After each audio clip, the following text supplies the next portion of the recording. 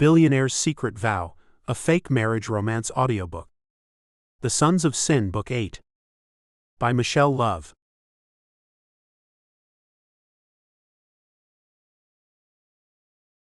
Blurb. She was my fight, now she's my forbidden vow.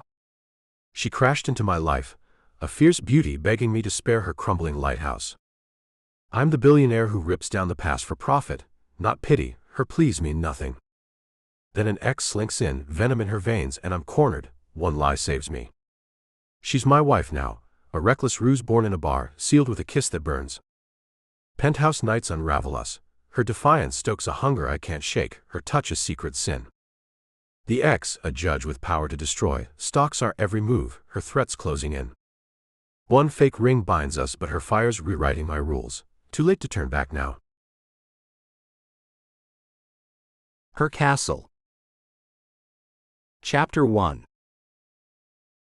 Elizabeth. The stairway shakes a little as my grandfather lumbers up the swirling staircase in the middle of the old lighthouse. I follow closely behind him, a little afraid of the darkness inside the old building. His flashlight bobs with each step, making odd shadows dance across the peeling white-painted walls. They moved this thing in yesterday, Elizabeth? I thought you might like to see the inside of one of these things. It's pretty dark, I say. I can't really see anything. Wait till we get all the way up and we can look down, he says as he huffs and puffs with the long climb we're making. Then you'll see how neat this old building is. My grandfather has headed up the conservation committee in our small town of Chesapeake City, Rhode Island, for as long as I can remember. The city is full of old buildings he's petitioned to make into historical places.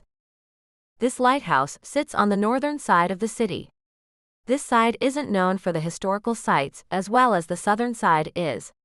My grandfather expects a fight about making this lighthouse a historical monument and getting government protection for it. Being this lighthouse was moved here, I think I'm in for a fight, Elizabeth. It might be a long one, and I hope you'll take over the fight when I can't anymore. He stops to catch his breath as he's begun to wheeze. My grandfather has had asthma forever. Lately, his color has been getting worse, and he is paler than usual. It has me worried about him. For the first time in my memory, I think he may be getting too old to fight for the things he loves so much. I'll be happy to take over the fight, Gramps, I say as I wait behind him. The wheezing stops just as suddenly as it began, and he forges ahead again. Great. I knew I could count on you to keep up my work. You can always count on me, Gramps. Always, I say as we make it to the top step and onto a flat surface. He points the flashlight down, and it lights up what seems to be a living area. Down there is a kitchen and dining area, a living area, and one bedroom and bathroom. A really cozy little setup. If this place was refurbished, it'd make a very nice, quaint place for a couple. Maybe newlyweds or an older couple. During the day, the view from up here is amazing. I can't wait to show it to you in the morning as the sun rises. A couple of sleeping bags are laid out on the floor, and a lantern is in between them. Gramps lights it up and turns off his flashlight. You made the trip up by yourself today while I was at school, Gramps? I ask as I climb into the sleeping bag. He nods and eases his large body down to sit on top of his. I did. There's a picnic dinner in that basket over there. What do you say to grab us a couple of those ham sandwiches and a couple of sodas? I say yes, sir. Taking the basket, I get the things he's asked for and hand him a sandwich and a soda bob. Grape, right, Gramps? His smile answers me. I know his favorite pop is grape. Gramps and I have slumber parties all the time. I'm my parents' only kid, and I think he feels sorry for me. He and my grandmother had 5 kids and all of his other kids, my aunts and uncles, have large families. I think he feels I've been shortchanged by my parents. A loud siren rings out, making me jump. I shake my head as I sit up in my bed. It's my alarm. It was all a dream. My heart is pounding as I try to come back to reality. Gramps is gone. He died a year ago. I don't understand why I keep having these very vivid dreams from when I was a little girl.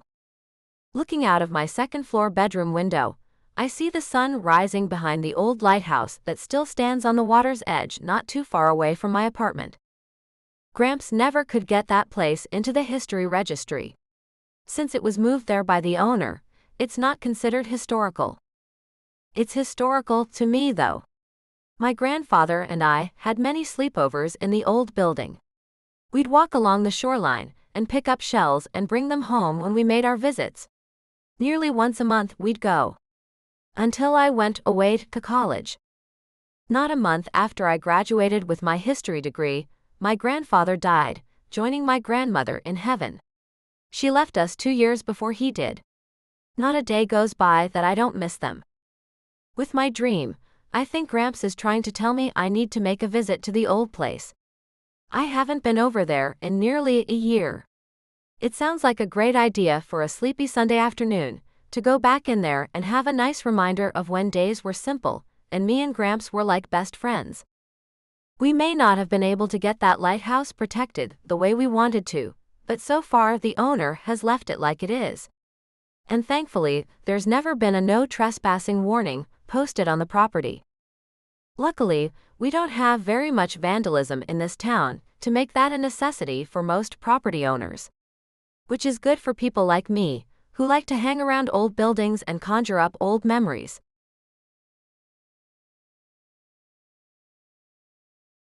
Chapter 2. Zane. I want it boarded up and fenced off today, Troy. I don't want to wait for Monday. I plan on selling that thing, and I don't want any more damage to it than it already has. Hell, I may have to bulldoze the old thing, but until I can get down there to see it for myself and make a decision, then I want it secured. Vandals can trash an old thing like that in no time, I say as I look out the window of my Plaza Hotel penthouse in New York City at the dawning day. But it's Sunday, boss. I don't think I can rally any of my men to do that today, he whines. I do not pay you to whine at me, Troy. I suppose if you have to fly down there to do it, then that's what you have to do. It's not like you don't make enough money to do that. And you can take my private jet if that's what you have to do. Hell, take the wife with you. Make a day of it. It's supposed to be beautiful in that quaint Rhode Island town.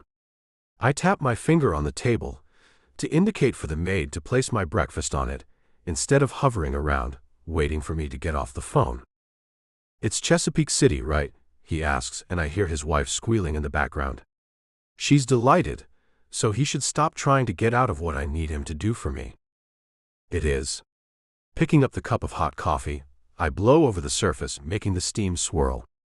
The lighthouse on the property may be a piece of crap, but I don't know that for certain.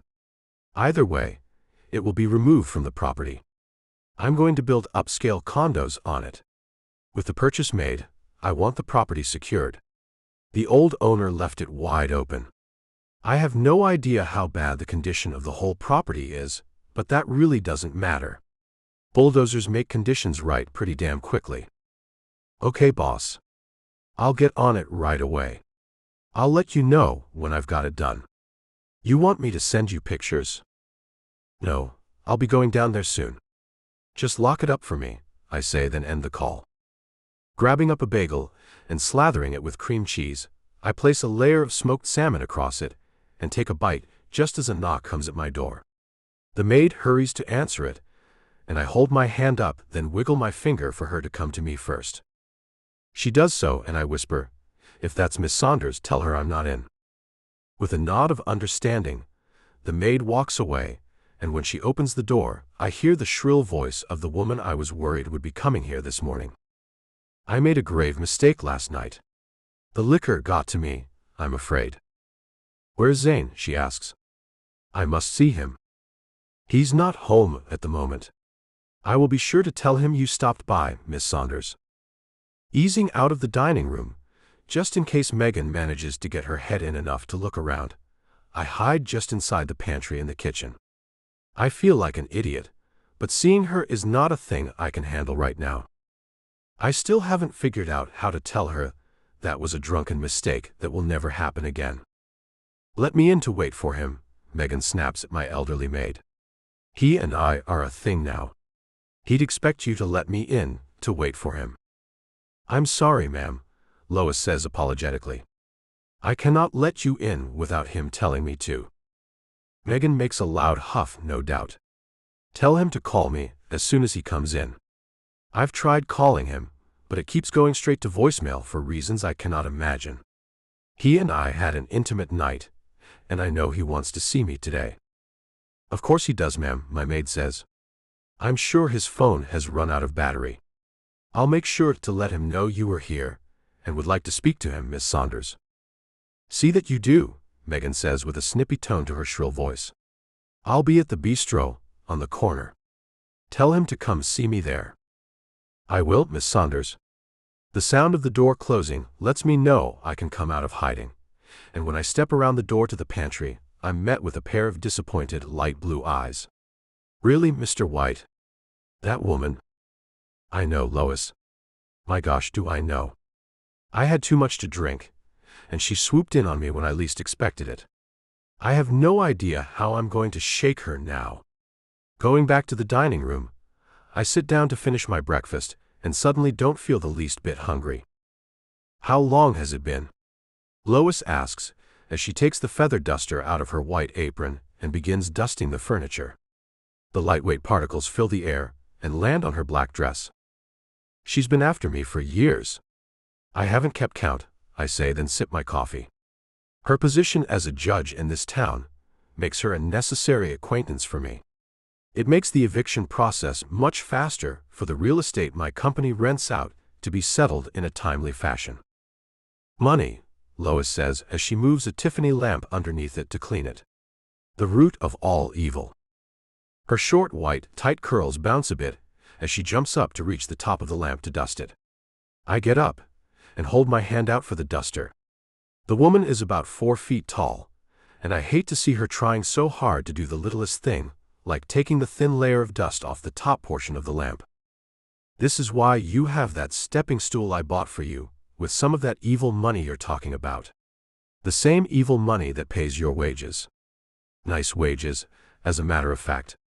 I hand her the duster back, after freeing the expensive lamp of the dust it had accumulated since yesterday's dusting. A nod precedes her words. I'm only saying that you don't have to make the judge your bedfellow to get justice, Mr. White. There is more than one judge in this city. Megan Saunders is not the only one, you know. And she's an aggressive piece of female. You've really put your foot in it this time. I know that. I do. I think a trip out of town might be the thing to get her to forget about me. I say, as I pick up my phone to check out some exotic destination to hide from her at. I doubt that would work. She's been waiting for you for quite some time. And now that you've given her a taste, well, I doubt she'll be easy to get rid of. Like a bad smell, you know. With a groan, I go and fall onto the expensive leather sofa in the living area and throw my arm over my eyes. What am I going to do about her, Lois? If you were married already, she could never have gotten to you in the first place. How long are you planning on waiting to find a wife? You're 35, for goodness sake. Most men have entire families by your age. Most men don't have the demanding job I have either. It's not easy accumulating the wealth I have, Lois. It takes lots of time, energy, and attention. Women take that too. I don't have enough for both. Shame then, she says as her feather duster kicks up some more particles into the air that float past her nose, making her sneeze. Bless you. And it is a shame. But I don't know what I can do about that.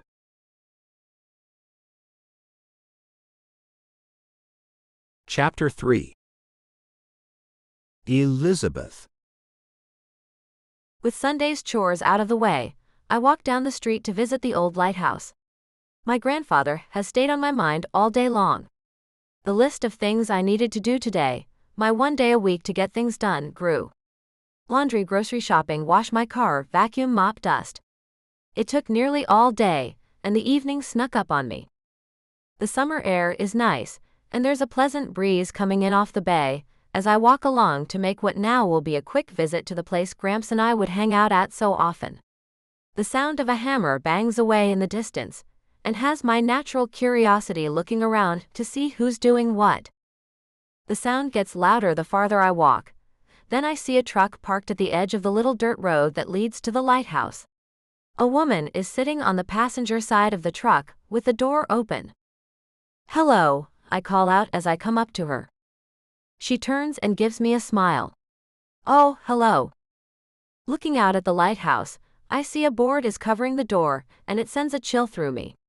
A man walks around from behind it, and comes our way with a hammer in his hand.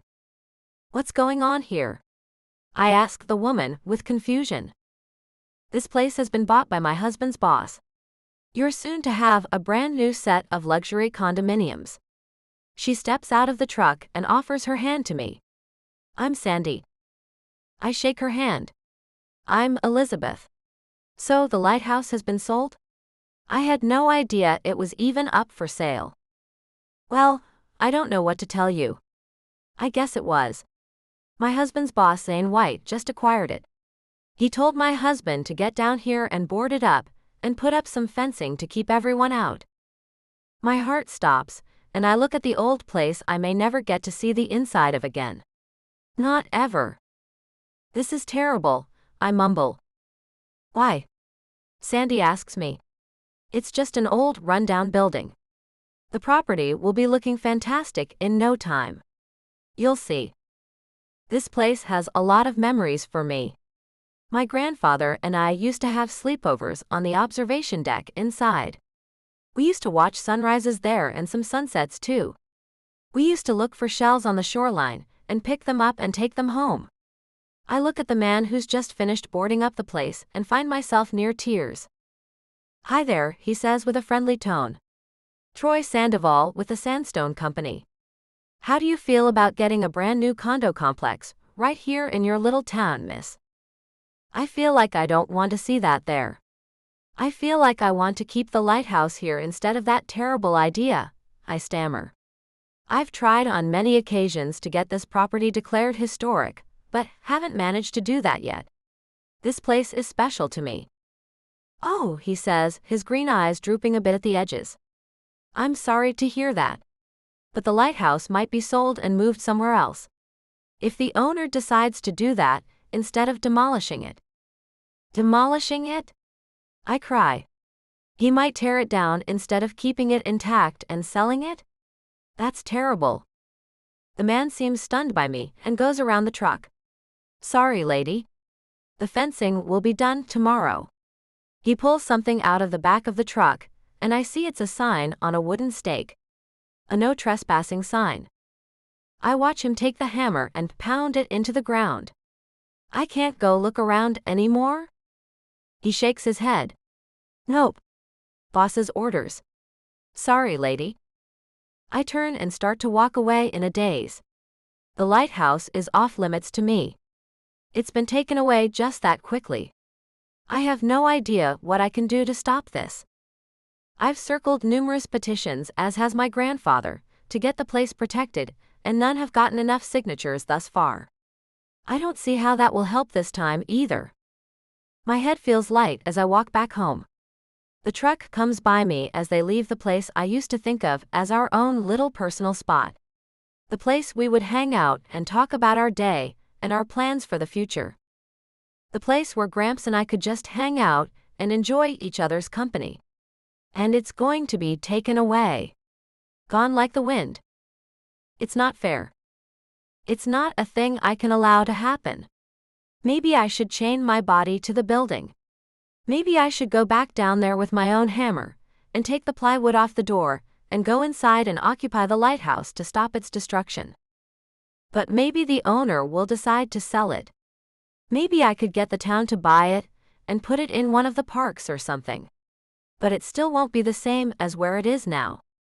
On the bay, where you can look out over the water and watch the birds flying around. We watched a storm come in once. I was afraid, and Gramps showed me how the storm was a necessary part of our ecosystem. The lightning that filled the sky and made me jump was explained as he told me it brought nutrients to the ground that help things to grow thick, tall, and strong. Every day that next week, we went back to the lighthouse, and he pointed out the new growth the rain and lightning had made to the area surrounding the lighthouse. I remember being amazed that something that looked so destructive really wasn't at all. The wind blew away trash, debris, and old leaves, leaving the area clean. The rain washed away bird poop that had accumulated all over the shoreline, where birds would stand and wait for little things to get close to the edge of the water for them to grab and eat. The whole thing was mind-blowing to me and made me have a new respect and better understanding of nature. All because I was able to sit in the top of that lighthouse and look out the windows that surrounded the observation deck and watch the whole thing happen. Now I'll never be able to do that again. I'll never be able to take my kids, if I ever have any, up there so they can witness the things I have. I'll never be able to walk my dog, if I ever get one, up the swirling staircase to get some much-needed exercise. None of it. And it's all because of some fool who wants to tear down a piece of history to put up some damn condos, which we have way too many of anyway. I don't know if I can just sit by and accept that.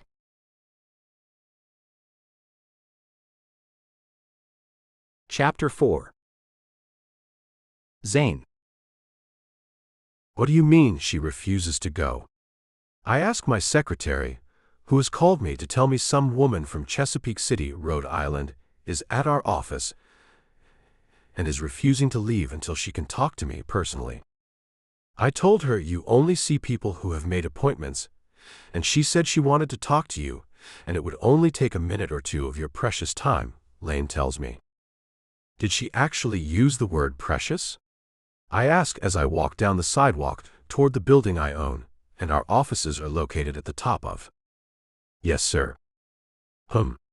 I wonder who this piece of work thinks she is.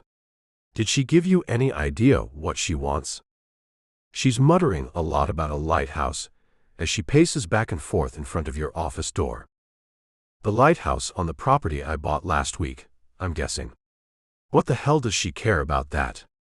I ask as I turn to the right and head up the sidewalk that will take me in the back entrance, so I can take the private elevator up that goes directly into my office. That way, I don't have to come in contact with the woman who has plans to bother me with such a mundane thing as an old building that was never hers. Yes, that lighthouse, Mr. White. I don't think you own any other lighthouse, sir. Cocking my head to the side with my secretary's curt remark, I choose to blow it off. The woman pacing around the reception area must be working her nerves, as she's never spoken to me like that before. I'm coming up, but don't tell her that, I say as I use my key to get into my elevator. What's this trick's name? Elizabeth Cook. Lane's voice changes to a whisper. And she is a feisty one, I can tell you that much. She has a very determined look on her face, sir. Few people are as determined as I can be. Tell me, what color is her hair? Blonde. Light or dark? I ask, as I look up to see I've barely made it to the 5th floor. I'll have to have maintenance check out this elevator, it's going much too slow. A darker color, you know, kind of like a golden color, skirting on the edge of brown, she says. Short, long? I ask. Long past her shoulders, she answers me. Pretty, ugly, fat, short, tall, tell me about her. I watch the elevator slow to a crawl, and get the feeling my ride on it will not take me all the way up. To be honest, I have to say she's beautiful, sir. Pretty dark green eyes, tall but not too tall, you know. Curvy, not rail thin. A real beautiful woman, but let me tell you, she has this look on her face like she means business. I don't know exactly what it is she wants, as she said she's only going to tell you that, but get ready to give it to her. We both know when it comes to business, I don't give in. The elevator stopped completely, and luckily I was on the 11th floor, and it didn't stop in between floors. Call maintenance, and have them see what is wrong with my personal elevator. It just completely crapped out on me. Now, I have to come in through the front. Don't greet me by my name when I come in. Call me by some other name, and buzz me into my office. Act like I'm there with an appointment with me, instead of me being me. I smile as I walk out of the elevator with my quick thinking. I can sidestep this broad for an eternity if I want to. Why bother with a conversation with her? I'm not about to give into whatever she's wanting from me anyway. Getting into another elevator, I end the call and place the cell phone into the inside pocket of my suit. It's a new Saint Laurent wool number in black, and pretty expensive, but she'll never know that if she's from Rhode Island. 2 and 2 won't be put together by the poor hick of a female. A tremor of emotion I hardly ever get runs through me as the elevator doors open when we stop on the top floor. Fear. For a second, I wonder if the bloodhound Megan Saunders is lurking about. I've managed to evade her quite effectively since my mistake. I had to take one phone call. I told her I was sorry about everything. I never meant to use her, and it would never happen again. She replied that it would happen again, and I needed to understand she's out for more than a one-night stand. She wants me to be the father of her children, the yin to her yang, the groom to her bride. She's a very open book, that woman. The amount of people in the elevator makes it impossible to ease out of it and take in my surroundings for her. Megan is thin and could be hiding behind the slimmest of furnishings. A small tree limb moves in one of the planters near the office door. I hesitate, then realize it was just the wind caused by a large man passing by it. Relief is expressed with a loud sigh, and I realize my hands are balled into fists. Shaking off my anxiety, I open the door and step inside the office. Looking back, I close the door behind me as Lane says, "Good afternoon, Mr. Dungaripore. You can go right into Mr. White's office. He's waiting for you." A smile moves over my lips with her over-the-top, made-up last name. I give her a nod as I hear another woman say, "I thought you said he wasn't here." A hand touches my arm and I freeze. "Please, Mr. Dunga, Mr. Dung." "Oh, for Pete's sake. What was your name again, sir?" "I'm so sorry, I didn't get the whole thing when she said it." Without looking at her, as her voice is soft, sweet, amazing, and sensual without her realizing it, I look at Lane and give her a look that says I can't remember the entire made-up, ridiculous name she came up with either. "This is Mr. Dungaripore." "Poor." Lane's face turns red. "Dungaripore. And you can't bother him, miss. He has important business to see to." Lane gets up and comes to pry the woman's hand off my arm. "Please, sir, please," she begs me as her grip tightens. "I only need a minute with him. I just have to ask. Please." I try not to look at the woman who's begging me, and holding my arm, and sending some amazing feelings through me with her touch and the sound of her sweet voice. Something takes me over, and I can't help it. I turn to look at her. She's a nice height, maybe 5'8" or 9. The top of her head comes to my chin. Her dark green eyes look kind, and are framed with not overly mascaraed lashes. Her lips are stained pink, and her bottom lip is plump. Her cheekbones are high and rose-colored. Her hair hangs around her face, framing it with golden hues. "Hey," I say like some kind of a dork. "Hello, sir." She lets my arm go and steps back, making her below-the-knee-length royal blue dress move like fluid around her calves. With her hand extended, she introduces herself. "I am Elizabeth Cook. I'm from Chesapeake City, Rhode Island, and I really need to talk to Mr. White. If I could borrow only a couple of minutes from your meeting, I'd be so grateful, you have no idea." Well, damn. Now, what do I do?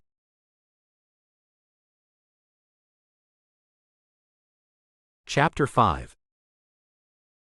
Elizabeth. The man in front of me is the most handsome man I've ever seen in real life.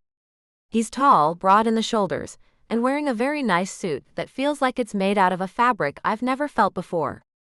His eyes are a mixture of greens and browns, a hazel color I've never seen quite the same before. His smile is nice. Not soft, not hard, just nice, really nice. Too bad his last name is so jacked up. "So what do you say, Mr. Dungapoo?" I ask. "White," he says. Feeling confused by his answer, I frowned as I asked, "Huh?" The secretary who was tugging at me stops and walks back to her seat behind the large reception desk. "I knew it," she mumbles. The attractive man takes the hand I was holding out to shake his, and turns it over. As he brings it to his lips, which are the nicest color of caramel, I watch them touch the top of my hand and my knees go very weak. His other hand moves through his dark hair that's just long enough to lose your fingers in when they go through it. It looks soft as silk, and I bet it smells great too. "I was trying to avoid you, Miss Cook. I am Zane White. The man you've been looking for." His voice is deep and flows like satin when he speaks. "The man I've been looking for," I repeat. And maybe he is that man. With my weak knees, my right ankle twists a bit, and my high heel makes me fall a little. His strong arm is right there to stop me. "Oops," he says with a laugh. His arm goes around my waist to hold me up, and he looks over his shoulder at the secretary. "Hold my calls, will you, Lane?" "Of course, sir," she says as she pulls her glasses down and looks at him over them and shakes her head. He smells so expensive he should charge women to breathe in his scent. I can't even explain the smell, as it has to be things I've never even heard of before. The best way to describe it is money. Tons and tons of it. Because that's what it would take to get this perfect mixture of pleasure and fantasy rolled into one smell.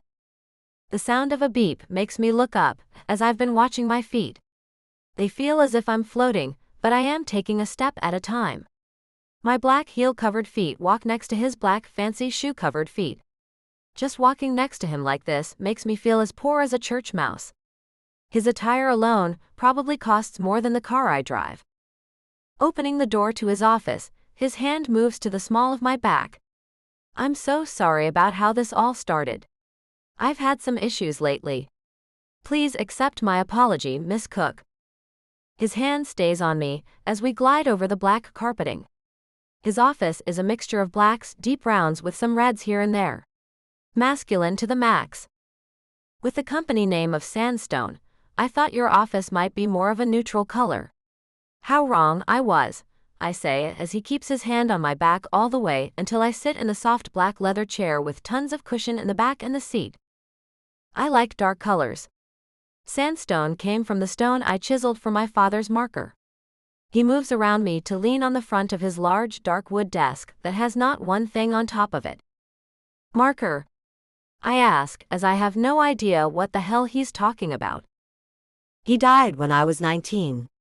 He had cancer. His eyes stay on mine and show no sign of pain in them at all, which is amazing to me as he talks about his dead daddy. "I'm so sorry," I say. "I certainly didn't mean to bring up anything so hurtful." He shakes his head a little, unbuttons the 2 buttons on his black suit jacket and then leans back, using his hands to hold himself up. I can see the muscles of a 6 or 8 pack of abs bulging under the white button-down shirt. My mouth waters. That was a very long time ago. No reason to be sorry. He repositions himself to stretch out his long as hell legs that swell as his upper thighs give the fabric of the pants a workout. I swallow hard as I watch them ripple a little. "You work out?" His smile beams radiantly. "Yes." "Do you?" I shake my head. "No, sir. I mean, I walk a lot. All the time, actually. But I detest exercise. It's boring to me. You know, too repetitious. I prefer walking and taking in the sights over going to gyms. Rhode Island offers you a lot of outdoor time, doesn't it? You look fresh. Sun-kissed," he says as his eyes roam over me. I feel very odd with his gaze, and try to recall why the hell I'm here. Here with this gorgeous man who's looking at me with such an expression I can't recall any other man ever looking at me with. "The lighthouse on the property you purchased. It's special to me," I blurt out like a person with no social skills whatsoever. I might as well be Frankenstein with all the diplomacy I used to say those words. "How so?" he asks as his arms cross over that wide chest of his. It makes his biceps knot, and the heat that's been building inside of me goes 2 degrees higher. 5 more and I most likely will spontaneously combust. My grandfather took me there when I was a kid. I watched a thunderstorm once from it. I stop myself as my words are coming out all choppy, and I just can't think straight with the way he's looking at me, and smelling so great and looking so damn fine it ought to be illegal. How'd you get so rich? Oh damn. The way he moves is like a cat. He leans forward and when his hand touches my chin I shiver. I work very hard, Miss Cook. Hard, now that's a word I would definitely use to describe this man. I bet he does everything very hard.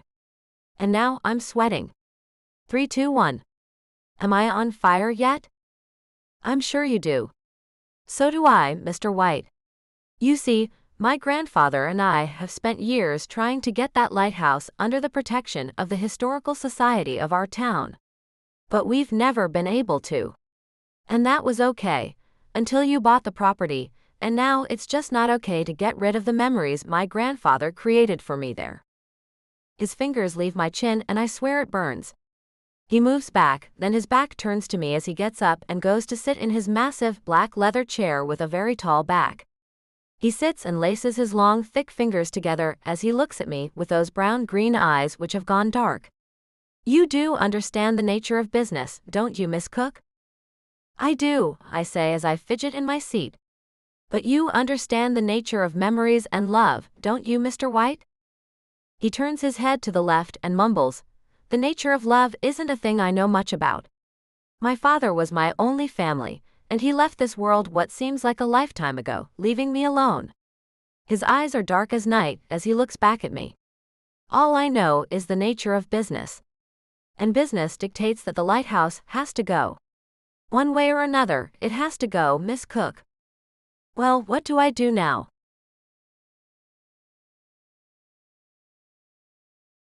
Chapter 6. Zayn. Her mouth hangs the slightest bit ajar, as she looks at me, then past me, then back at me again. Now there's a glimmer in her green eyes, and she narrows them a little as she says, "Would you sell the lighthouse to the city, or better yet, donate it? I mean, if you'd pay to have it demolished, then why not give it away? Why would the city want it?"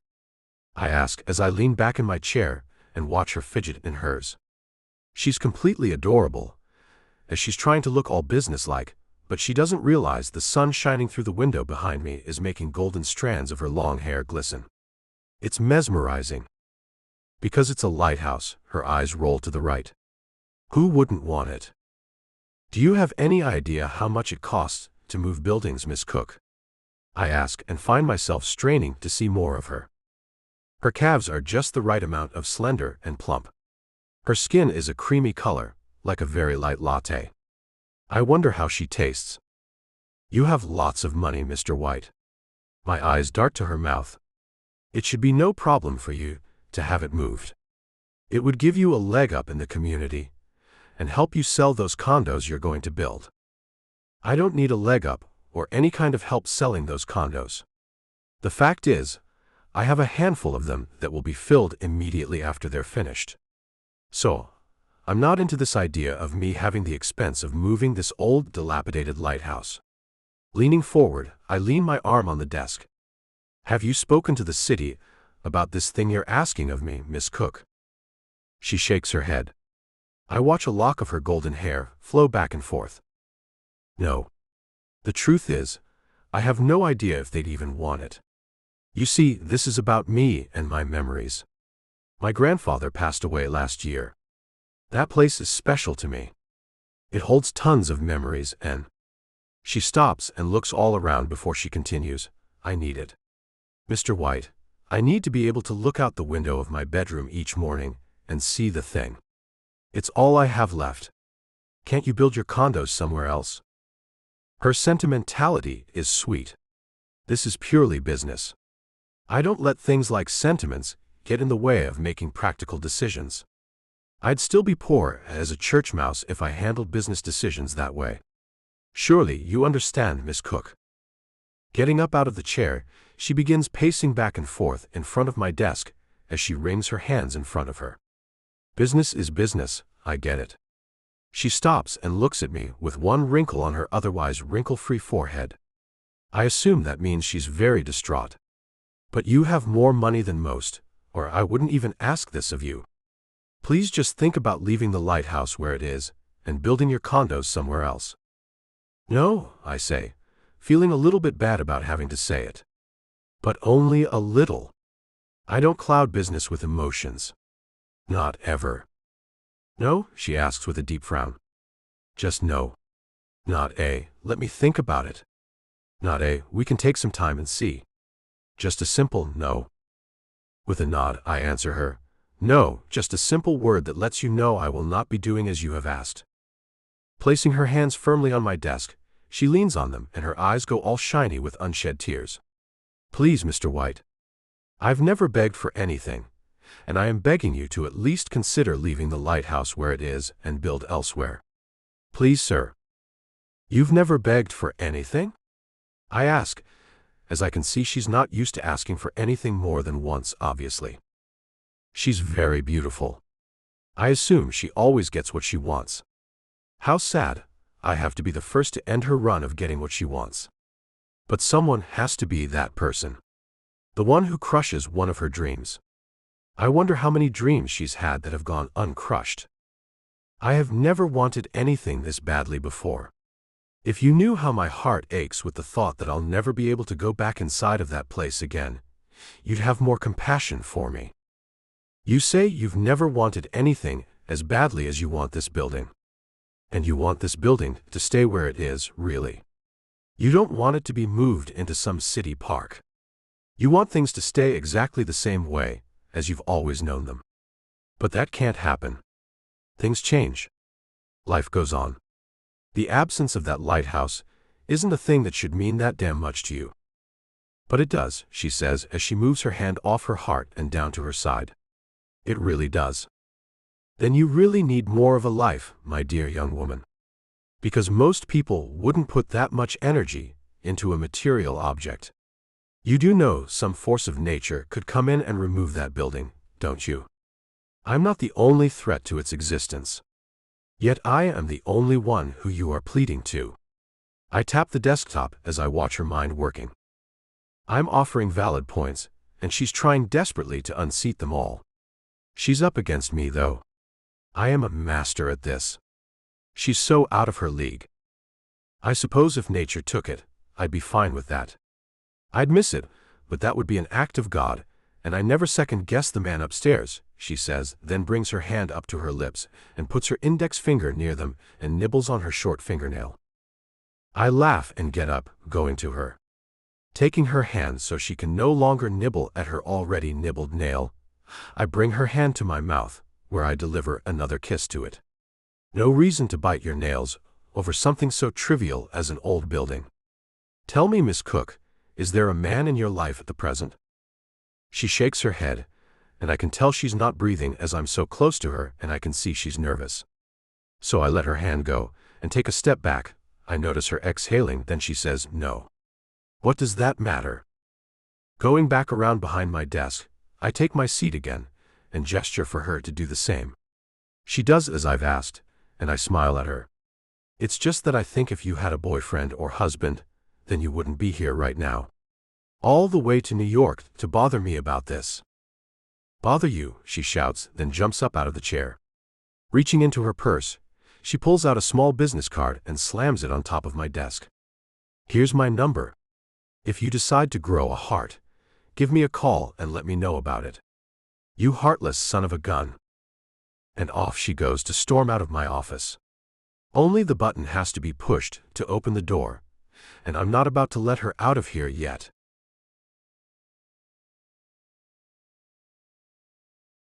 Chapter 7. Elizabeth. Grabbing the doorknob, I try to twist it but it's not moving.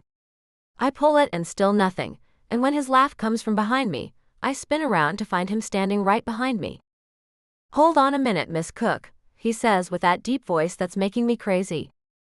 His tall, lean body is merely an inch from mine, and I can feel the heat of his breath on my face as he leans into me. I press my hands against his wide and awesomely hard chest. What the hell are you doing? His laugh is so deep I can feel it in his chest. I'm showing you how the doorknob doesn't work the way you thought it did. See? He turns me around with his other hand, and I can feel his body against my back. His mouth is near my ear, moving my hair with his words. See, it doesn't move. I have to push a button under my desk to get it to open. Won't you please come back and sit down so we can finish our conversation? I don't want you to leave mad. I'd like to make things a bit better for you if you'd let me. I'm shaking with anger and I think a little frustration as well. I wait to turn around until he steps back, then I turn and find his hand at the small of my back, gently pushing me to go back and sit down on the comfortable chair in front of his desk. He goes back behind his desk and opens a drawer. When his hand comes back out of it, there are several things he lays out in front of me. One is the keycard to a hotel room I see. Another is one of his business cards, and his signature is at the bottom of it. The third thing looks like a credit card, but instead of Visa or MasterCard, it has his name across the bottom, and at the top, it has the words Plaza Hotel. I want you to take my personal private jet back home, he says as his finger moves the business card forward. You can give this to my pilot at the airport, and he'll take you back to Chesapeake City. But not until tomorrow. For tonight, I'd like you to be my guest at the Plaza Hotel. Here is the key to a room I keep there. You can simply leave it on the table in the room when you leave. I can't, I say, but he holds his hand up to stop me, so I shut my mouth and watch him move his fingers to the last item on his desk, the credit card thing. This is my VIP card for the Plaza Hotel. You can use it at any of the bars and restaurants in the hotel. Feel free to use it all you want, it's all on me. I don't want us to part company with you absolutely hating me, Miss Cook. Looking at him, I see his eyes are more green than brown right now, and he does seem to want to get along. And maybe I should be trying to do that, more so than begging and pleading for him to see things my way. I have a room for the night. Thank you anyway, I say as I lean forward and push the hotel keycard back to him. The room comes with breakfast, and since I'm not hungry, I won't be dining at the hotel either. I push the credit card back toward him.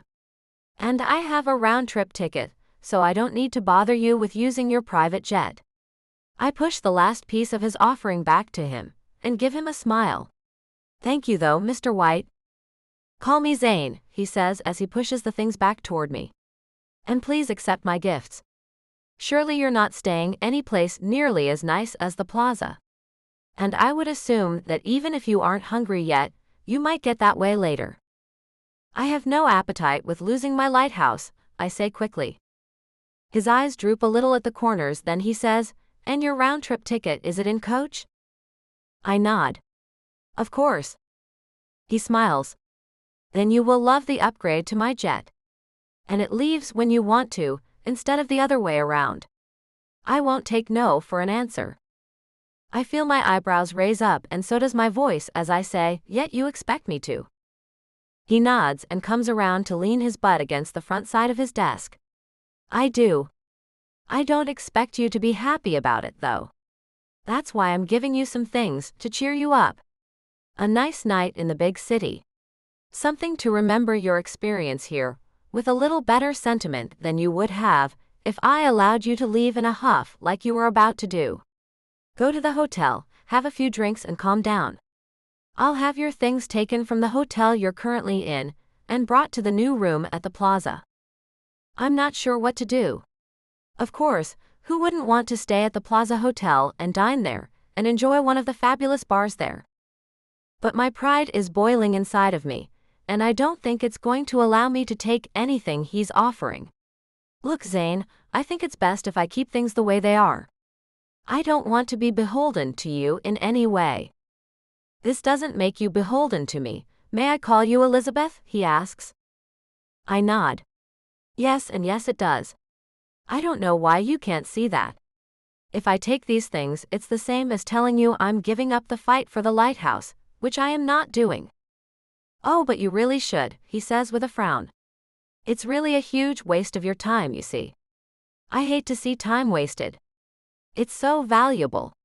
Surely you have other things you need to do. What is it you do for a living? And now I feel stupid, because I hate for anyone to know how I've yet to find employment with my history degree. I still have the same job I had when I was still in college. and I do not want to tell this man what it is. Stuff, I say, then turn 3 shades of red. Stuff, he asks, then his hand is on my chin, lifting my face up so I have to look at him. Crap.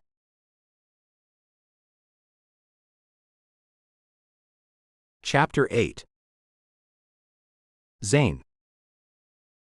With an answer like, stuff, when asked what it is a person does, of course, I have to know more. The way her eyes look everywhere but at me has me thinking the absolute worst. Is this beautiful woman a prostitute, or something terrible like that? Okay, I'm a waitress at a very small cafe. There, she says, easing my rising anxiety, as I was just about to go into superhero mode and help her out of that life if that was the case. Why do you act so embarrassed by that, Elizabeth? I ask as I release her chin and lean back on the desk again. I have a degree in history. I should be doing more with my life, but I haven't yet. Gramps died, and it's halted something inside of me, I guess. I'm not proud of how I've been treading water in the same position for some time now. Time to move on then. Don't you see that? It's as plain as the cute little nose on your face, I say. She smiles shyly and touches her nose as she goes a nice shade of pink. She doesn't say anything about my compliment, but I know I've surprised her. To be honest, I'm surprising myself. And I hope I get a shot at her this evening, after she's had a few drinks and has settled down. My reasons for letting her stay at the hotel I live at the top of isn't purely for her benefit. I have my motives too. She's quite a little spitfire, and I'd like to see just how loud I can make her purr for me. I make a mental note to have my personal assistant buy her a nice outfit for tonight, and have it, along with a note, delivered to her room. I think a nice invitation to dine with me will suffice. There I can turn on the charm, and she'll be putty in my hands before too long. She does like my appearance anyway. I can read her expression like a book. I wish it was that easy to move on. Gramps was more than merely a grandpa to me. Her eyes go all misty and she shakes her head. Anyway, I should be going. I know you're a busy man. She stands up and I shove the cards into her hand. Take them. I mean it. Who knows, you might be seeing me around the plaza. I have a penthouse there, I tell her, as I walk behind the desk to push the button to open the door. She puts the things into her purse. What's the room number? A sigh of relief comes out of me with her question. This means she'll be there, and now I feel very optimistic about a night alone with her. When you get to the hotel, give the desk clerk the key and they'll let you know which room they'll set it to. The door opens quietly, and I walk back around to see her out. My hand goes to the small of her back where it seems to fit perfectly, and I can't wait to see what else fits me too. Okay, Zane, she giggles. This is not at all what I expected when I made plans to come here. But please don't be mad when I try to get that lighthouse put on the historical registry and stop your plan. I laugh, as she hasn't been able to do it up until now, so her chances are slim at best. As long as you promise not to be mad at me when I get my lawyers to get it thrown out. She looks at me from under thick lashes and has a faint smile on her lips. Okay, fair enough. Bye. Thank you. As she walks away, I watch her until she's to the other door. Bye, I shout, making her and my secretary look at me. Elizabeth waves at me, then goes out the door. I stand in the doorway to my office, looking at the closed door until I hear, "Oh my gosh. You gave it to her." I look at my secretary, who has pulled her glasses off and is staring at me with her mouth open. I laugh and turn around to go back into my office. Of course I didn't. Don't be stupid. I am going to give her something, though. I won't be taking no for an answer about that either.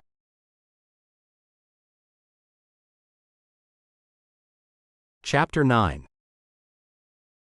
Elizabeth. I'm not completely sure how this all happened. I was supposed to be leaving here with the lighthouse intact, and instead I'm leaving here with nothing. Things did not go the way I wanted them to. Yet I feel kind of great anyway, maybe because there's this slight chance of seeing Zane White again. I doubt it though. I'm sure he was just saying he might see me to be nice. He's so gorgeous, I'm sure he has to beat the women off with a stick. Climbing into the back of a cab, I start to tell the cab driver where to go when my cell rings. Hello? I ask as I hold up one finger to get the cabbie to hang on a sec. Yes, this is Lane, Mr. White's secretary. He wants to know where to send his assistant to get your things to take them to the plaza. My, he is efficient. I look at the cabbie. To the Plaza Hotel, please. He nods and takes off like a rocket. I suppose that 2 seconds he had to wait for my answer cost him money. By the way, he's hauling ass. Turning my attention back to the woman waiting on the phone, I say, the New World Hotel is where my things can be picked up from. I'll give them a call to let them know. Thank you, Miss Cook. And Mr. White said to ask you what your favorite perfume is. I don't have one, I answer her. Why would he ask that? I'm not sure, miss. Maybe he wanted to buy you some, she says. Do you think he plans on seeing me tonight? I ask as I grip the seat and tense up. I would suppose so. I have no idea, really. Then I hear a man say in the background, have scarlet roses sent to her too. It sounded a lot like the deep, sensual voice of Zane White, but he's most likely not talking about me. Yes, sir, Lane says. Then I hear him say, do you think she liked me, Lane? Shush, I hear her hiss at him. Sir, I have Miss Cook on the line, getting her hotel information. Heck. I hear him say and have to cover my mouth so I don't laugh out loud. Pretending I didn't hear a thing, I say, will that be all, Lane? Yes. Have a good evening, Miss Cook. We here at the Sandstone Company hope you enjoy your stay in New York. If you need anything at all, please feel free to call our office while you're in town. Good day. Good day, I say as the call ends and we pull up in front of the fancy hotel. Thank you. I pull out 2 20s and hand them to the driver. Thank you, he says. Enjoy your stay. I feel like a princess as I get out of the car with the help of a doorman. Welcome to the Plaza Hotel, ma'am. Thank you, I say as I make my way inside the enormous building. Valets are hustling around the large open area as I step inside. It's like a little city in here. Making my way to the massive front desk, I feel as if I'm walking on air. There's an enchanted feeling in the air inside this place. Like anything can happen, magical. A nice young woman looks at me as I approach the part of the desk she's taking care of. Hello, welcome to the Plaza Hotel. What can I do for you? I pull the key out of my purse and hand it to her. Zane White sent me. With a swipe of the keycard, she types something into her computer, and then hands the card back to me as she points to a set of elevators. You'll take that bank of elevators to the 12th floor. Your suite number is 1212. Have a nice evening, Miss Cook. I didn't tell her my name, so she took me by surprise when she used it. You know my name? Of course, she says with a perfect smile. Mr. White called a little while ago. Your things will be taken to your room as soon as they come in. Walking away, I feel like I'm in a dream. A glorious dream that I don't think I want to wake up from. Then it hits me. Have I sold out the Lighthouse for one night in a fancy hotel?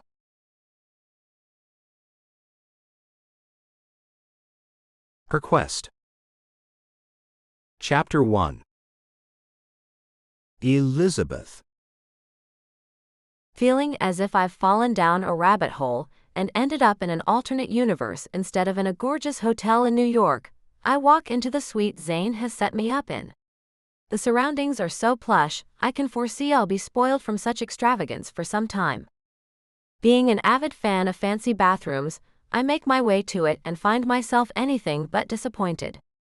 A deep jetted tub is the centerpiece of the large room. A stand-up, beautifully tiled shower is in one corner. The toilet is even artistically designed. This feels so unreal.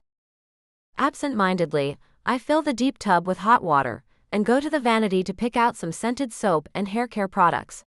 A nice hot bubbling bath will be a good way to ease my mind, I think. My clothes aren't here yet, but there are two very fluffy white robes hanging on hooks on the back of the door, so I can dress in one of those when I get out. Opening the cap of one of the shampoo bottles, I find a lavender and mint scent, and it sends chills through me. It has to be more expensive than any shampoo I've ever used, and I'm dying to see how it makes my hair feel. Closing the bathroom door, I slip out of my clothes and place them neatly on the counter near the sink. Everything is so pretty and organized, I can't bear to toss them on the floor like I do at home. Climbing into the tub, I settle back and immediately feel tons of tension leave my body. My feet already feel better. Being a waitress has them aching almost constantly. Thinking about my job, I reach over and pick up my phone I left on the edge of the large tub. I need to call and make sure Tanya can take my shift tomorrow. With a swipe, I call her and find her giggling when she answers her phone. "Hey you. Guess what I'm doing?" I hear a loud noise in the background. It reminds me of something. "Oh my Liz, are you doing what I think you are doing?" "Gosh no. Freak." I shriek at her. "I'm in one of those jacuzzi tubs." "Guess where?" I have no idea, so you just tell me," she says as I hear a man talking in the background. "I'm in a suite at the Plaza Hotel, Tanya." "Why? How?" "No way," she says, then erupts into giggles. "Stop tickling me, Bob." "Oh, I see you're over at his place," I say as I really don't like her on-again, off-again boy toy Bob. "I am, and since you're in that fancy hotel, I guess things went well with that man about the lighthouse you have your heart set on." "Well, no. He wouldn't budge on that topic. But he did set me up for the night in this hotel, and he did set me up to take his private jet back home, and he also gave me this card that'll get me food and drinks in the hotel." "Sold out, did you?" she asks, and I can hear the smirk on her lips. "No. Sounds like he threw money at you, and you dove to pick it up and turned your back on the real reason you're there, Liz." "Well, now I'm really pissed at myself because even Tanya can see that I've been bought, and she's pretty dense. I'll be back later tomorrow, is the reason I'm calling you. Do you think you can take my shift and I'll make it up to you next week? I'll even do a double for you, or whatever you want. I just need you to do that for me tomorrow, please."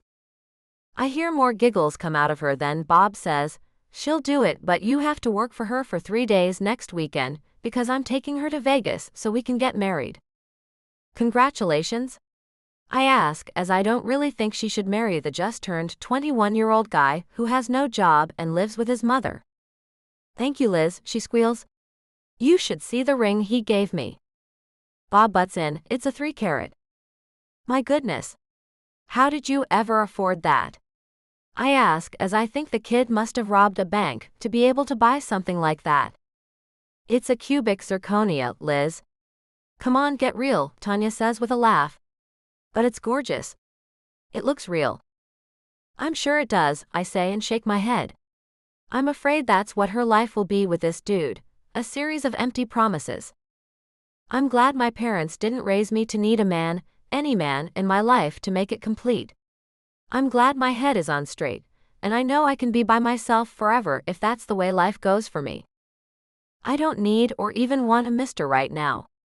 I'm holding out for the man. The man who ignites me with a simple smile, touch, kiss. The man who can make me feel special with only one word. I've had a few go-nowhere boyfriends, and the time that was wasted on those relationships I'd love to have back. So with the knowledge that I will no longer waste my time with men who don't tempt me with their touch, I feel whole with just myself. No man need apply. "Okay, so it's settled," I say. "You work tomorrow for me and I'll work all next weekend for you, so you can go make a huge mistake. I mean, get married." The way they both laugh has my stomach tightening. "One day you two will find love, Miss Non-Believer," Bob says, then the call is ended as he must have taken the phone away from Tanya and she's giggling again. Well, I'm not looking for love, so screw you, Bob and Tanya.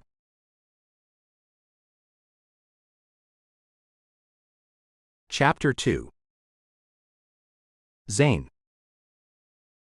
On the card, please write this. "Please join me for dinner and drinks this evening, and then write my phone number down," I tell the florist. "Yes, Mr. White." So this is an order for 24 scarlet roses delivered in a Waterford crystal vase to a Miss Elizabeth Cook in room 1212 of the Plaza Hotel, correct? Yes, see that she gets them soon, I say, then end the call. I have no idea why I feel so giddy. I don't get giddy. Ever. But I'm feeling it today, after meeting her. It's been only a couple of hours since she left my office, and I still see her lingering around my office as if she's really here. It's insane. I hope like hell she lets me have a nice long taste of her so I can get her out of my system. I can't possibly keep thinking about her, and how soft her skin must feel, and how her body would feel mashed beneath my chest. I'll never get any work done. Even now, I've had 2 phone calls about some kind of business thing, and I have no idea what either call was about. Looking at my notepad in the top drawer of my desk, I see where I've only doodled as I listened to what the people on the other end of the line had to say. No, I can't keep on like this. I'll go broke. My phone beeps with a text, and I look to find a picture of a dress my personal assistant has sent to me. It's a chiffon knee-length dress in a deep burgundy color. And behind it, still hanging on the rack, I see the dress I want to see Elizabeth in. So I tap in, get the one behind you. The short black dress, and find some heels to match it. Make them a name brand, nothing cheap. And let the salesperson help you with finding a nice necklace and earrings to go with it. It's been forever since I bought any woman anything. I was 25 when I last loved a woman enough to buy her things. When that relationship crumbled due to my neglect, I vowed not to dabble in love anymore. I don't have the time for it. Being a lifelong bachelor who occasionally finds time to have mind-blowing intimacy with random women is perfect for me. No reason to try to complicate my life with the needs of a woman. I simply do not have that kind of time. An idea pops into my head, and I pick up the phone again and call the plaza. My personal concierge, Tristan, answers. Mr. White, how nice to hear from you. What can I do for you today, sir? I have a woman staying in 1212. I'd like to have a stylist sent to her room. Give her a haircut and style, even a color if the stylist sees fit. Spare no expense. And have her makeup done too. Amani and Petty, of course. Paint her nails a dark shade of red. I want her lips to match her nails. Do you think you can get all of that done in the matter of a couple of hours, Tristan? For you, of course. I'll get right on it. A small team of 3 should suffice. Ending the call, I get up and go look out the window of my office. The cars look like ants from up this high. My brain is a mess, and I hate feeling like this. I just keep thinking about the adorable woman who came into my office and set me on fire. This doesn't happen to me. My intercom buzzes at me, so I go back and press the button. Yes, Lane. You have an irate female on line 1, Mr. White. Great, I say, and push the button to answer the woman I think must be Megan Saunders. Hello, Zane here, I say with a stern tone to hopefully take charge of this conversation from the get-go. Zane, what makes you think you can send a team of makeover specialists to make me into whatever you think I need to look like? Oh, it's you, Elizabeth, I say with relief. I thought you might like the royal treatment. It's only for one day. And I'm not trying to make you into anything. I simply wanted to treat you. That's all. Let them do their magic on you. I promise you won't be disappointed. This is too much, Zane. Way too much, she says with a little whine to her sweet voice. Let me do this for you, Elizabeth. Please. I look out the window and lean my head against the cool glass. I have no idea why she's consuming my thoughts, but she is, and I need to immerse myself in this feeling so it'll go the hell away. My hair, makeup and nails, Zane, she asks. Why? Why not? I want to do this for you. And more is coming, so stop protesting right now. Let them do to you what they think is best, and go with it. Enjoy it. It's only for one day, anyway. Tomorrow, you'll be going back to your life in that little town, and this will all seem like a distant dream. So let it play out, won't you? Let me treat you like a princess for a day, I wait with my breath held for her response. I hope she'll just go along with this. I need her to go along with this. If she can agree to my terms for the night, then I might have the chance to resolve this situation and get back to my normal thought process. Fine, she says. But I just want you to know, I feel like I'm compromising myself. You haven't, I say with a chuckle. We both know you'll be doing all you can to save that old lighthouse. The fact is, I'm kind of enjoying the challenge. It's been a long time since anyone challenged me. And with that thought, I feel a surge of anticipation. The scene of Elizabeth has me thinking. I will be doing all I can, Zane. I'm not going to make this easy for you, just because you're going overboard here. Good. See you later then. What does that mean? She asks. I end the call, because she should soon get the flowers and the clothes and the jewelry, and she'll know what I mean by that then. I love leaving her with an air of mystery. Toying with her is very pleasing to me for some reason. Sitting at my desk, I close my eyes and lean my head back and envision spending time with her all night long. She has to agree. It would be a mistake on her part if she denies us both this opportunity. I wonder how she'll react. I bet I can make her react strongly. She has to want this too. I know she does. But she seems like a woman who doesn't give in easily. I'll just have to use a more direct approach to achieve my goals a lot more quickly than she's used to allowing. I need her out of my thoughts, and I need her out fast.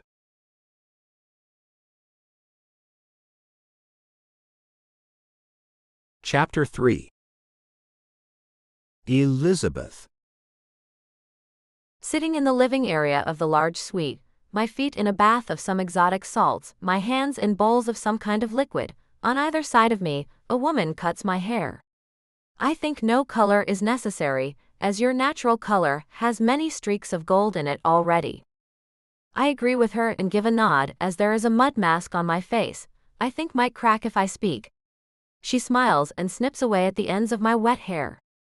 A knock at the door has the concierge, Tristan, going to answer it, and I see a man holding my suitcase and a black bag with a hanger coming out of the top of it.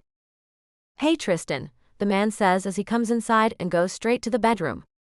Coming back, I see he has a little black dress in one hand and a pair of strappy black heels in the other.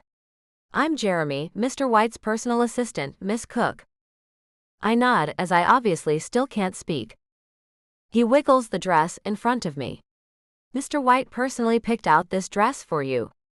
I have to tell you, he doesn't do this sort of thing. Like never. I nod again, and wonder if this is really all about getting me to chill about the lighthouse. It's over the top if it is. The stylist finishes with my haircut, and motions for everyone to go to the next stage of making me as close to beautiful as they can get me. Wash her face and let's move on to step 2, she says. One of the young men who has been working on massaging my calves as my feet soaked, takes out one foot at a time and dries it off. Then the other guy who was taking care of making sure the mud on my face was working as it should, takes my hand and off he leads me to the bathroom to take this off my face, I suppose. The mud falls off my face in clumps, as he takes a brown washcloth and gently washes it away over the bathroom sink. I see my face in the mirror, and see no difference at all. What a waste of money. Back he leads me to the little chair they brought in with small tables attached to each side, and I see the lady who cut my hair has her gadgets all ready to dry it and style it.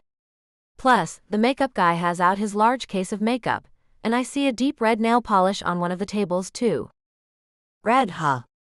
I ask as I sit down. The guy holding my hand answers, Mr. White said to use that color. He was specific about it. The other guy pulls out a lip gloss of the same shade and holds it up to the bottle of nail polish. Your lips are to match this, he says. Now I'm feeling kind of prickly, as he's treating me like his personal doll. Another knock comes to the door, and Tristan answers it. A man with a gorgeous vase full of the reddest roses I've ever seen comes in and gives me a smile. Miss Cook, I have a note for you. He places the vase down on the table and comes to me with a white envelope. Here you go. I take it and open it to find a nice card, and inside of it is an invitation to join Zayn for dinner and drinks. He's finally asking me out on a date. I have to say I saw this coming, I say with a laugh. Would someone hand me my cell phone so I can tell him I accept his offer? Tristan picks up my phone and brings it to me. You really are one lucky woman, Miss Cook. I nod and feel like none of these people really get it. This man wants no more from me than for me to drop my pursuit of the lighthouse. I call the number on the card and it rings 3 times before he answers. Hey. Hey yourself, I say. You must have finally gotten the flowers, he says with a laugh. I've been waiting for your call. With all this you're having done to me, I'd think you would have seen fit to make the date first. You seem to be doing things ass backward. And that's not at all like me. So will you be joining me for dinner then? He asks as if he doesn't know what my answer will be. Of course I will. What time should I expect you? I hear him let out a sigh. Surely he couldn't really believe I'd say no to him after he's done all of this. 8, he asks. Will that work for you? Being that I have nothing on my very busy schedule, I think 8 will work for me. Can I expect you to pick me up at my room? You can, he says. See you then. I'll be the handsome man in a tux. I laugh a little. I'll be the gorgeous woman in a tiny black dress some Neanderthal bought me earlier today. His laugh makes my heart pound. It's so deep and sensual, and I don't know what I'm going to do if this man makes a move on me. See you then, Elizabeth. I hand the phone back to Tristan, who's smiling from ear to ear. He shakes his head as he sits it back down. Never have I seen him do this. It's amazing. It's only for today, I say as the manicure guy takes my hand and begins the process of painting my nails. The lady begins blow-drying my hair and drowns everything else out. My mind moves to a place somewhere in the near future of tonight.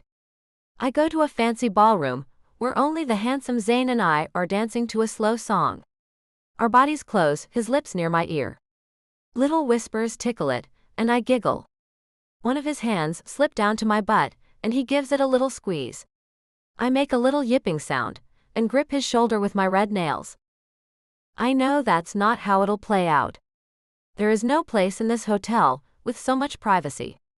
People are everywhere. But it's a nice thought. I do wonder how tonight will play out. I wonder if he thinks I'm going to sleep with him after he's done all of this. I know most men would expect that. I'm not that woman though. I don't have meaningless encounters. Not anymore anyway. That's not what I'm about. No, there will be no intimacy. No matter how gorgeous and smooth the man is, I will not become another notch on his bedpost. I'm sure he can get another woman to climb into his bed. One who doesn't have any shame. But I can let myself have an enjoyable evening with him. I can eat things I've never eaten. Drink expensive wines I'll never have the chance to again. Tonight can be the one time I get to experience life like the rich do. But I won't be experiencing Zane White. And he won't be experiencing me.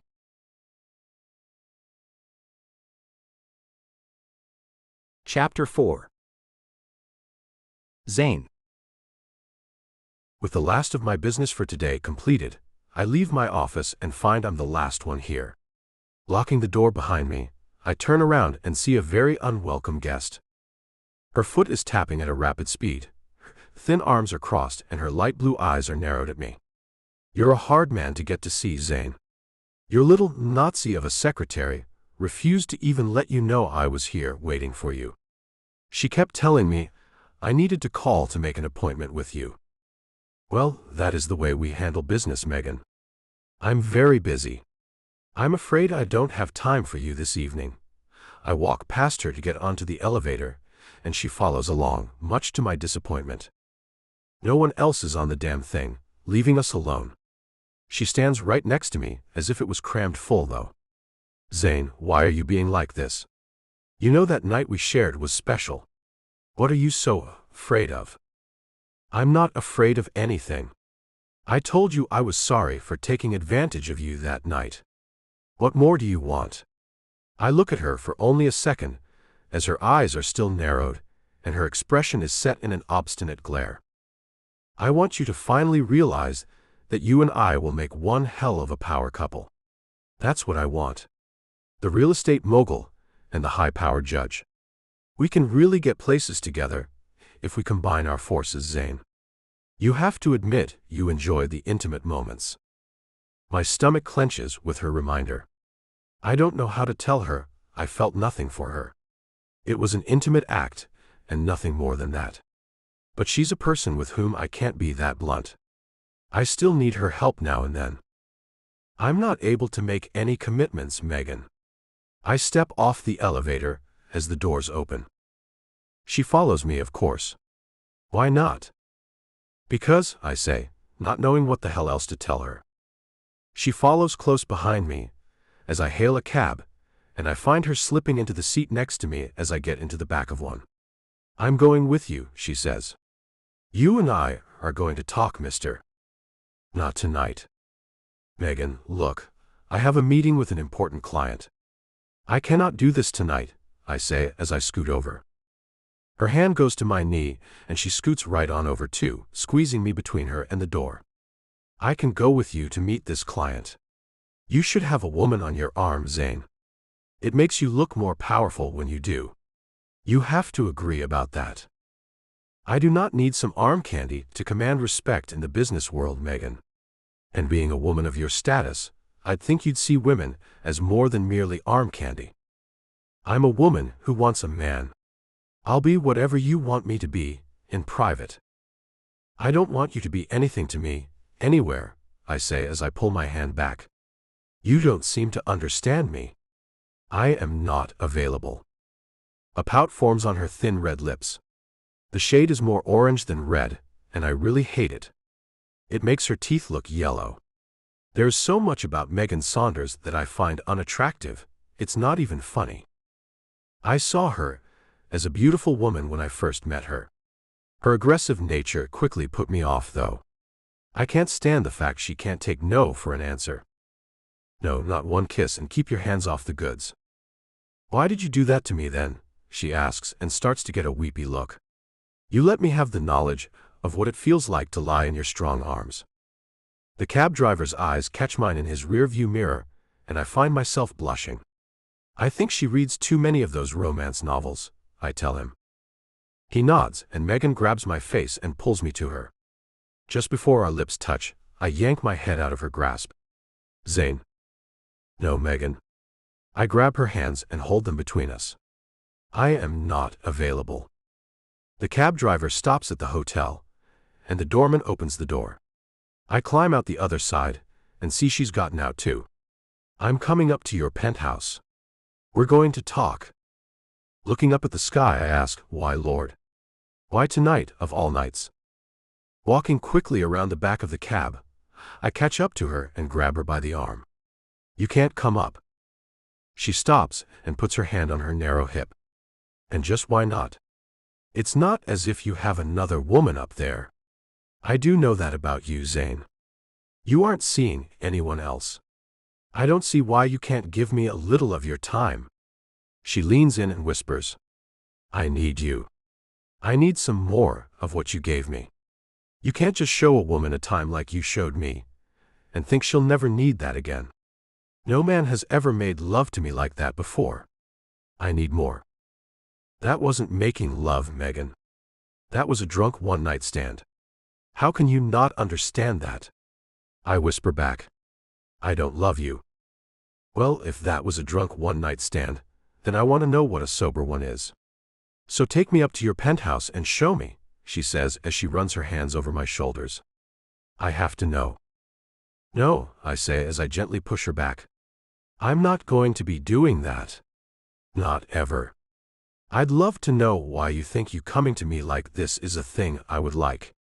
I'm not a man who likes to be pursued.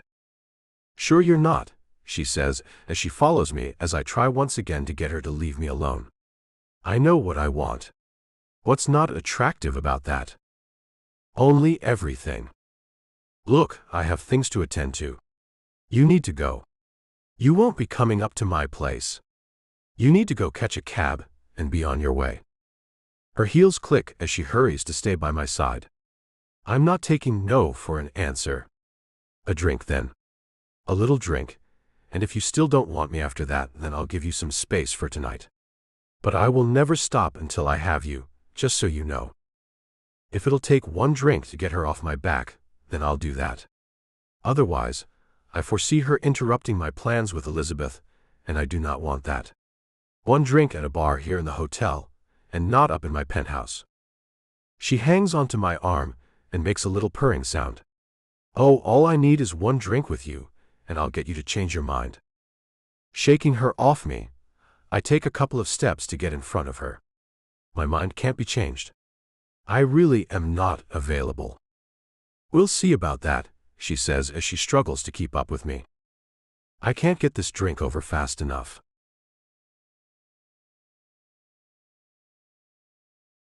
Chapter 5.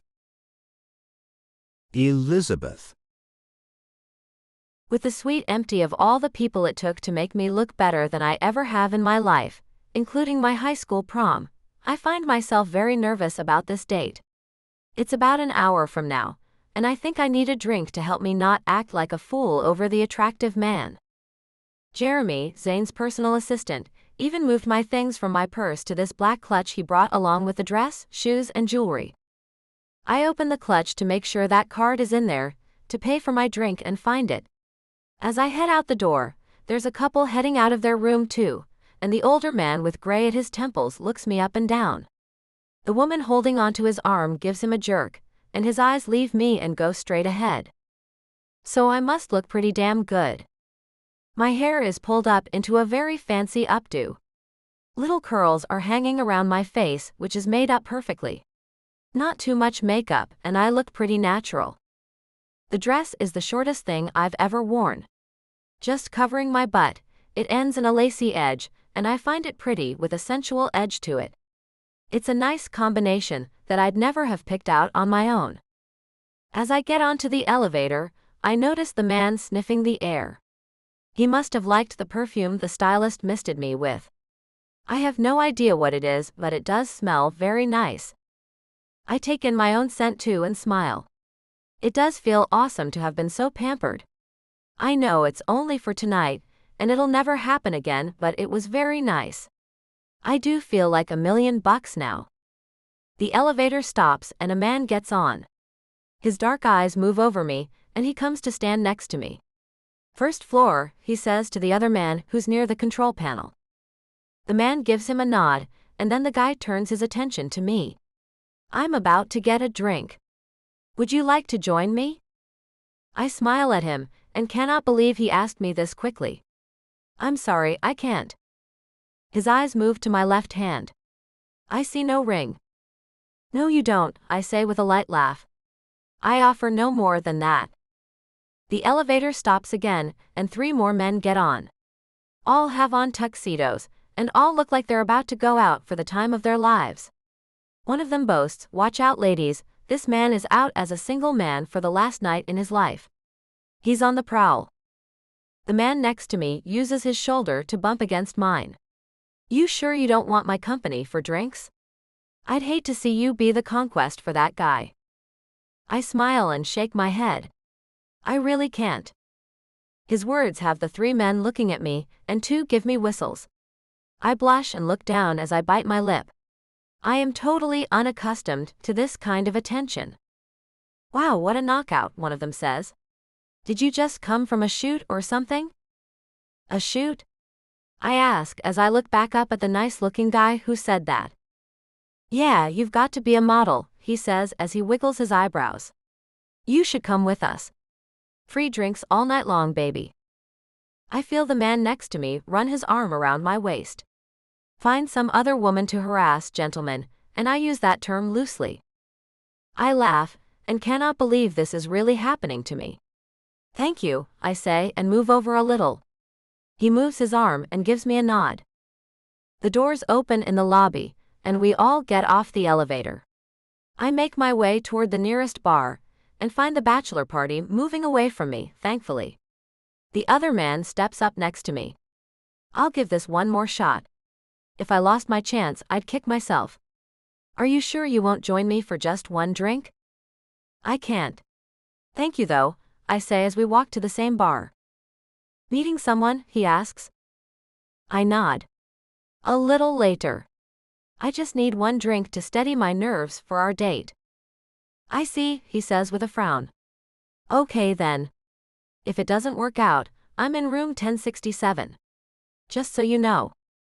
I laugh and walk toward a small corner table and call out over my shoulder as he heads toward the bar, I'll keep that in mind. Name's Brock, he calls out to me. What's yours? Elizabeth, I say and sit down. He nods my way. See you around, I hope. A waitress comes to me and places a white napkin on the dark mahogany table in front of me. Hello, would you like to see a wine list this evening? I need something pretty stout. Do you have any recommendations? I ask. Stout?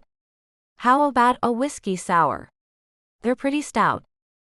I give her a nod, and off she goes to retrieve my much-needed drink. As I look around at the fancy bar, I see several sets of male eyes on me. Never have I commanded this much attention in my life. It's pretty amazing, and I hope I remember this time always.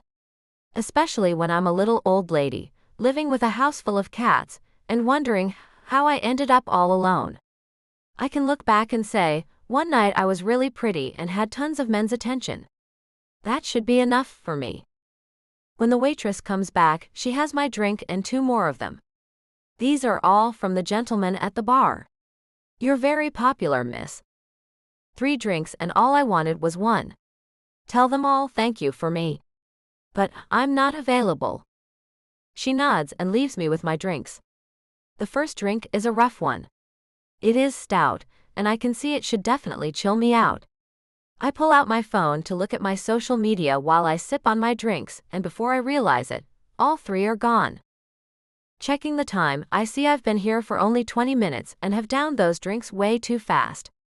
When the waitress comes back with a new drink, I hold up my hand. Whoa. You can leave that on the table, but I think I need a glass of water. Or better yet, a cola. I need something to counteract that alcohol. I have a date I don't want to be drunk for.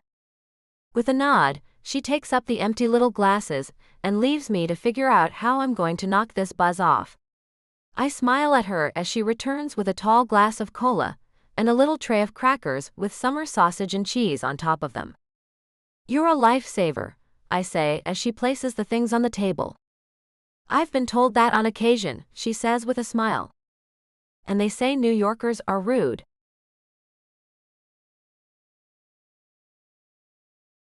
Chapter 6. Zane. Going into the first bar, I see Megan is hot on my heels. 1 drink, I say as we go inside. My heart stops when I see Elizabeth sitting alone at a small table, talking to the waitress.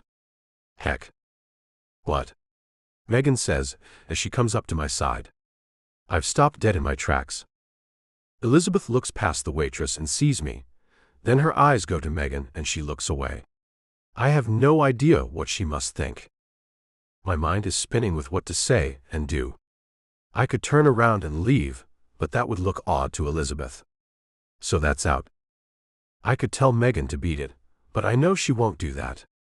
I could turn tail and run away from them both, but that's not me. As my wheels spin, one by one they stop spinning and start to work together. I might be able to use this unique situation to get Megan Saunders off my back once and for all. Little clicks are made in my head as the whole thing comes together in my mind. Maybe Elizabeth will work with me on this. She seems like the type of woman who can see a situation for what it is. I can see by the way she's looking at me again. There are some questions in those bright green eyes, and she's wearing a smirking grin. A grin that tells me she thinks I've been busted, but I'm about to blow her mind, I think. Turning to look at Megan, I smile. Good. There's someone here you should meet, Megan. The reason I keep telling you I'm unavailable. The waitress walks away, and I walk up to Elizabeth's table, Megan at my side.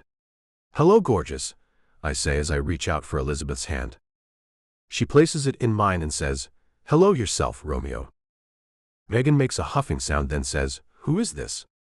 Looking into Elizabeth's eyes, as I try to get her to understand what I'm about to do, I give her a wink, and then say, This is Elizabeth, my wife. A gasp is heard from beside me, then I feel a hand on my arm. The hell you say, comes Megan's response. The smile that crosses Elizabeth's pretty red lips has my heart pounding. She looks away from me and over at Megan. I'm his wife. And you are. Megan looks more pale than usual. No. Elizabeth nods. Yes. She scoots over, and I sit next to her, fingering the diamond necklace. I say, It looks lovely on you. I hope you like it. I couldn't resist getting it for you this afternoon. I kiss her cheek, and she clears her throat a bit. Okay, I'm not going to push her too far. How could you not tell me this, Zane? Megan asks as she slides into the booth across from us, her eyes on Elizabeth. Looking into Elizabeth's shining eyes, I answer, We haven't told anyone yet. We were married in Vegas only a couple of nights ago. How long have you two known each other? She asks as she stares at us. Before I can say anything, Elizabeth answers, A little over a month. But when you know, you know. We couldn't wait, and ran off to Vegas on his private jet and tied the knot. Let me see your ring, Megan says with doubt-filled words. Again, Elizabeth beats me to an explanation. We're using my grandparents' wedding set. It was my wish, and Zane is a master at giving me what I wish for. The rings are at the jeweler, being fitted for us. I see, Megan says as she leans back against the seat. I just don't know why you wouldn't have told me this, Zane. I didn't think you'd believe me, I say as I run my finger over one perfectly formed nail, painted the deep red I asked for. Pulling Elizabeth's hand up, I kiss it again. The color looks amazing on you. Thanks for doing them this way for me. Playing along, Elizabeth says, Well, when my man asked me to paint my nails his favorite shade of red, I get right on that. It's what a good wife does. She turns her head to look at Megan. Don't you agree? Huh? Megan asks as she stares at her. Oh yes. Certainly. So where did you two meet? In her little hometown of Chesapeake City, Rhode Island, I say, as I run my arm around her shoulders and pull her close to me. She does fit me so perfectly. She's a conservationist. I was trying to get him not to tear down a little lighthouse that's special only to me, really. And this man and I fought over it for a while, Elizabeth tells her. Another huff comes out of Megan's mouth, then she says, I'm surprised you married him after that. This man never gives in. Then Elizabeth pulls her head back to look into my eyes, and I see something there that scares me a little. Her lips part and she says, But he did give in. He gave me the lighthouse and the property it stands on as a wedding present. The little flirt. You did not. Megan says. Tell me she's lying, Zane. I shake my head and kiss her cheek again, then say, No, she's not a liar. It's obvious Elizabeth thinks she's just one, but she's got to do more than this little amount of time pretending to be my wife if she thinks I'm going to give her that lighthouse. Megan seems stumped for the first time ever, and I wish I'd have thought about doing this a long time ago. But then I remember I had no woman to play this part. So, you live in his penthouse with him now? She asks Elizabeth. Yes, of course. She runs her hand over my cheek. He's the sweetest man I've ever met. Living with him is like a dream come true. She turns her eyes to Megan. And just why are you with my husband, may I ask? I look at Megan too, waiting for her answer. Which she readily gives. I didn't know he'd gotten married. You see, he and I are romantic partners. Slowly, Elizabeth turns her face to me. Is this so? Were, and only one time. I've apologized for my mistake to her for making a drunken decision, I say, and kiss the tip of her nose. Wait, Megan says, then seems to be thinking. That was only a week ago. That would mean it was merely days before you two got married. Ha. My body goes tense with what the hell to say to that.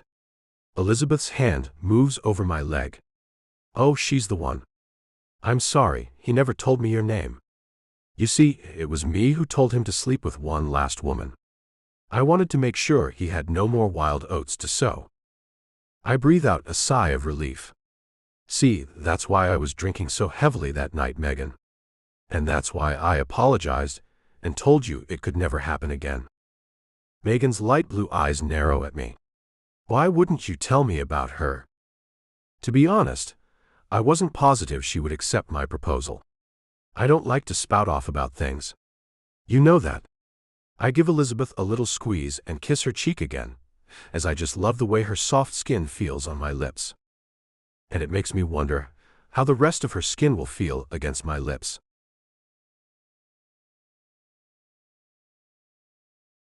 Chapter 7.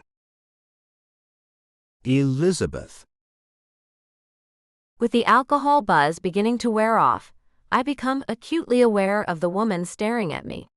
So you aren't mad that he and I made love only days before you married him? She asks me. You know you can have the marriage annulled, right? Why would I do that? I ask her as Zane's fingers move back and forth over my bare shoulder. It sends little pulses of electricity through me, and I find it more stimulating than any other touch I've ever had. But he's just using me to get this woman to leave him alone. She's pretty. I don't see why he wants rid of her, but he certainly does want rid of her, if he's going to this extreme of telling her we're married. Why, she asks with a frown.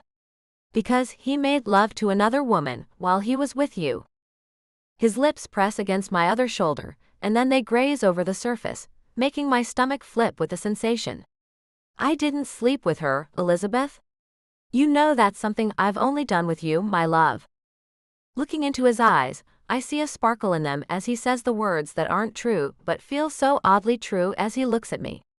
Running my hand along his broad shoulder, I pull his face close to mine. Are you sure? We were intimate, the other woman says adamantly.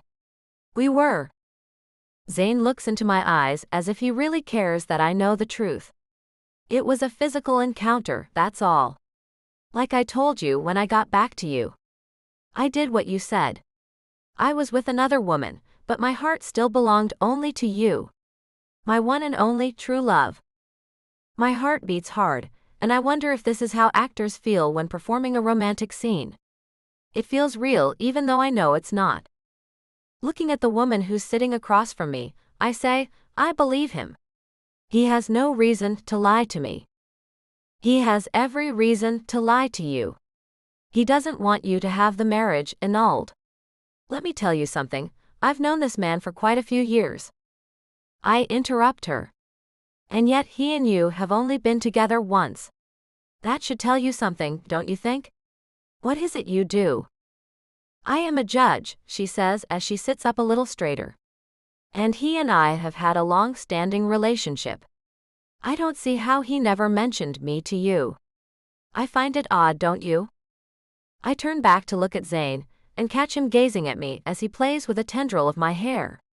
Your hair looks pretty. They did such a nice job. Our reservations for dinner are very soon. We should go up to our penthouse, so I can change, baby. A tremor runs through me, as I have no idea if he means for me to go up to his place or not. But I just nod my head and say, of course. Looking back at the woman who says she's a judge but exhibits no actions to prove she actually is one, I nod and slide out of the seat as Zane takes my hand and pulls me along with him. So that's it, she says as she gets up and follows us. Zane's hand goes to the small of my back just like he did when I was in his office, and it makes my knees weak. The alcohol, the heels, along with his touch, have me leaning into him. I catch him smiling as his arm wraps around me. He looks over his shoulder at the woman trailing along behind us. Yes, that's it. So you understand things now, right? Her shrill voice stops me as she says, no. I don't understand a thing, Zane White. I'll get to the bottom of this. Something isn't right here and I'll find out everything. Just you wait. Her threat pisses me off for some unknown reason, and I spin around and find myself face to face with her. Listen to me, lady, this is my husband now. No matter what you thought you two had, it's over. Done. Got me? She looks a little afraid, but apparently not afraid enough as she narrows her eyes. Have fun while you can, you little gold digger. I'll make him see the light. You're nothing, and I'll prove to him that you only want him for his money. Drawing my hand back to slap her, I find it being held and turn back to see Zane holding it. She's a judge, baby. You can't hit her. Oh yeah. Thanks, babe, I say and steady myself. I have no idea why I'm feeling so possessive of this man, but I am for some odd reason. I should never become an actress. I take the role way too seriously. She wouldn't have done it anyway, the skinny coward says. If you try to bother my man again, you'll see, I say and turn back to Zane. He wraps his arm back around me, and we go up to an elevator, as the woman walks to the front doors. She looks back at us one last time, and I can't help but shoot her my sentiments. Zane looks at me and takes my hand that's flipping her off and holds it. His lips touch the side of my head. Down, girl. My blood is boiling, and I know it has to be the alcohol. I don't act like this. We walk to an elevator where he uses a key for us to get into it, and in we go. Just as the doors close, he looks at me and makes an animal-like growl. You can be pissed at me for this later. I look at him in confusion, then find his body close to mine against the wall. My arms move instinctively. This is sudden and so not expected, but it feels wonderful. The sound of the elevator stopping on the top floor, his floor with his penthouse on it, the one where we'll be alone, has me feeling excited. I look into his eyes, which have gone intense. Whoa, I guess we got carried away, huh? Who's pretending, he says, then his mouth is back on mine and he kisses me again. What is happening here? I ask. Not sure. But I'm about to tell my maid a huge lie. She's not a good liar, so we have to tell her we're married too, or she'll never be able to speak to Megan again, he says. Are you okay with this? His hands move over my shoulders as he looks at me with concern in his eyes. What is this, Zane? This is a huge lie. I'll make it up to you. Don't worry. Funny. That makes me mad, not worried.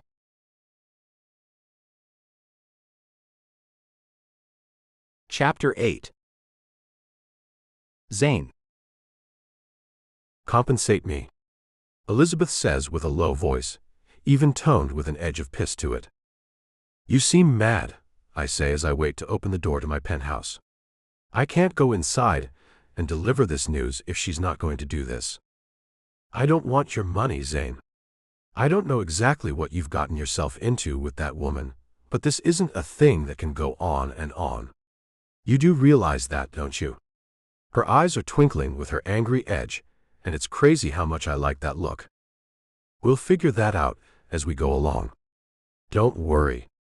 And you said you're just a waitress. You don't have anything making it necessary for you to get back home, do you? A cat, perhaps? I ask as I search her eyes again.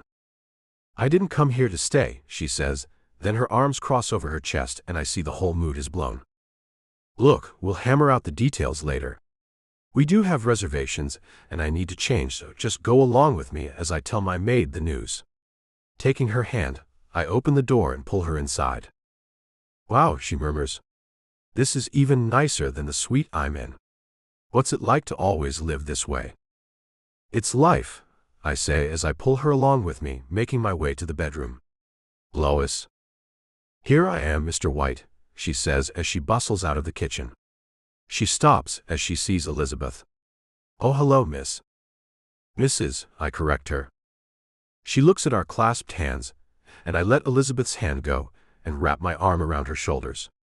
Lois's eyes go wide as I do, and she says, Mrs. what? Mrs. White, I say, and watch her expression go from surprised to confused. Thoroughly confused. She and I were married in Vegas a couple of days ago. During your days off. She just came in from her hometown. This is my wife, Elizabeth. It's nice to meet you, Lois, Elizabeth says as she extends her hand. Lois shakes it and looks back and forth at us, then her face splits into a smile. You're joking. Is it April Fool's? She shakes her head. No, it's not April, it's July.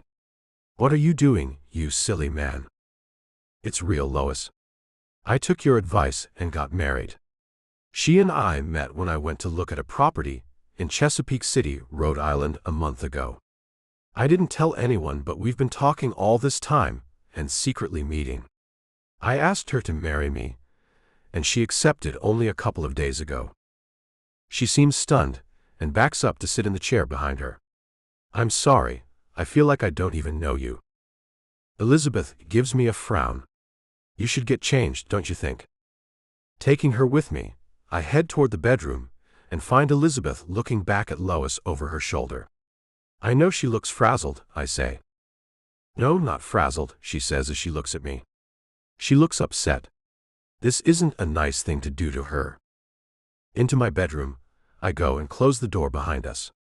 Taking advantage of the closed door and her back near it, I press myself against her and take a loose curl and twirl it around my finger. Don't worry about her. So where were we? Pressing my lips to hers, I feel the same strange feeling zip through my body. It's an electric heat I've never felt before, and I don't know if I can stop kissing her. Her hands move up my back, and then she holds my shoulders, pulling me even closer to her. One foot runs up the back of my leg, and I moan. I'm not like that. I don't know what's gotten into me. The way she's kissing me back has me thinking she feels this too. I pull back and find her eyes closed and her breathing hard. Tell me you feel this too, Elizabeth. Her eyes open and shimmer as she asks, what is it you feel? Liquid heat moving through me like lightning, I say in a vague attempt to explain how she's making me feel. She nods. Yes, pretty much the same thing. What is this? The most attraction I've ever felt for anyone in my life, I say and kiss her again. Her finger to my lips stops me. You should change and we should go eat. I had 3 drinks already, and I think maybe I'm plastered and just don't realize it yet. Letting her go, I turn away from her. Her thinking she's only into me because she's drunk pisses me off. You aren't plastered, Elizabeth. Damn. Well, I can't explain it any other way. This is happening too fast. Can't you see that? I mean, this whole thing is way too fast. I'm not even a woman you should be with. I'm a nobody, and you're stinking rich for heaven's sake. I'm the one who's going to get hurt here. You need to rein this in, Zane. Me? I ask as I pull my shirt off. Then I see her eyes on my body. Her mouth hangs loose, then she licks her lips and moves her hands up her body. She can't stop looking at me, and I'm loving it. You work out, huh? Yes. Don't you remember us talking about that earlier today? I ask, then laugh. Would you like to feel them? I flex my pecs, then my abs, and watch her lean back on the door. I shouldn't, she says, and then her eyes move to mine. I'm not that kind of a woman. Not right away, anyway. Get dressed, you're very distracting.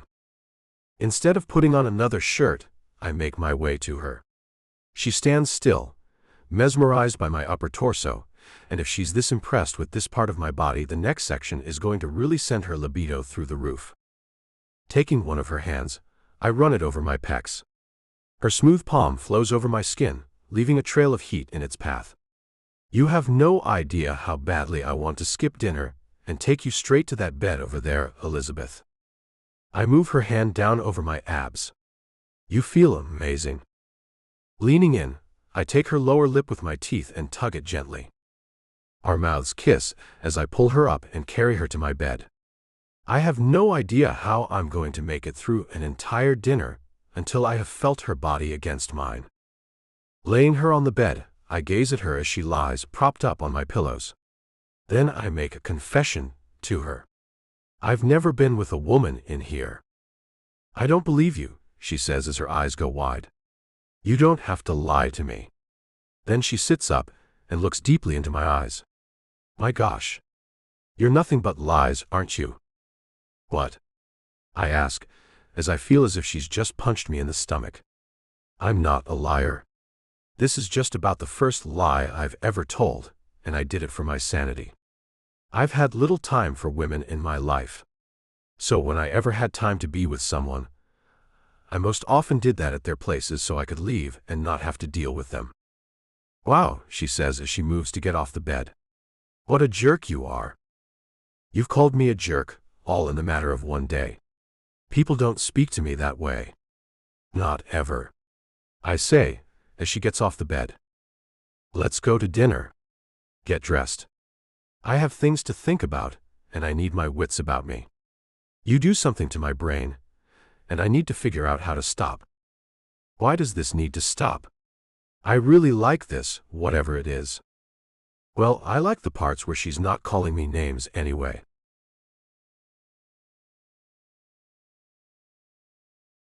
Her vengeance. Chapter 1. Elizabeth. Let's go to dinner. Get dressed. I have things to think about, and I need my wits about me. You do something to my brain, I need to figure out how to stop. I say to him as I walk to the bathroom attached to his bedroom to fix my makeup and hair. His pawing has surely messed up somewhat. Looking at my reflection in the bathroom mirror, I see they used some stout products on both my hair and face, as neither is messed up in the least. Then Zane's hulking body moves in behind me, wearing only his underwear. I need a quick shower. Care to give me a hand, honey? Looking at him through the mirror, I shoot the finger at him. You aren't going to get to me, Zane White. I'm not that kind of a woman. I have to have real feelings for a man before I go that far with him. Sorry. Looks like you might have picked the wrong fake wife, darling. His fingers move inside the waistband of his dark blue underwear, and I spin around to leave the bathroom before I see more than I'm ready for. Moving past him, he chuckles as I cover my eyes and flee from him and what I'm sure is one hell of a male appendage. You're missing out, he calls out after me, as I go into his bedroom and grab the television remote to turn it on and give my brain a break from thinking about the gorgeous man. Zane White is a magnificent-looking man. He's tall and handsome to the point I think he's prettier than I am. His muscles have muscles. All that said, I don't know the man at all yet, and he's insane if he thinks his sweet kiss that sends chills and heat through me simultaneously is going to get me in his bed, panting for him to make me his. I'm just not that shallow. While I wait though, I also start to get hungry. I haven't eaten anything all day, except 2 of those cracker things that nice waitress gave me a little while ago in the bar. The alcohol has all but burned off with the steamy kisses Zane's laid on me. My lips still tingle and my heart is sputtering, but I'm a woman with strong moral fiber. I can hold on to the gift that is mine to give. And I'm not about to give it to some man who may or may not be a humongous liar, who will only leave me hurting like I never have before. Zane's too cool, too classy, too rich, and I'm positive he's too good a romantic partner for it not to hurt when he gets tired of me, or this act or whatever might happen. There's a feeling with him I've never gotten with anyone before, but that alone is just not enough to go hog wild with him. The sound of the bathroom door opening has me turning back to see him without me even thinking about it. I notice him wearing a white towel around his waist while drying his dark hair with another one. The scent that comes with him is distinctly masculine. A warm, inviting scent fills the air and it makes me smile. You sure you won't join me in relaxing instead of dinner? He asks with a grin. I'm sure. And hurry up. I'm about to starve to death over here. I turn back to the TV and try to calm my thoughts. The man is very fit. My goodness.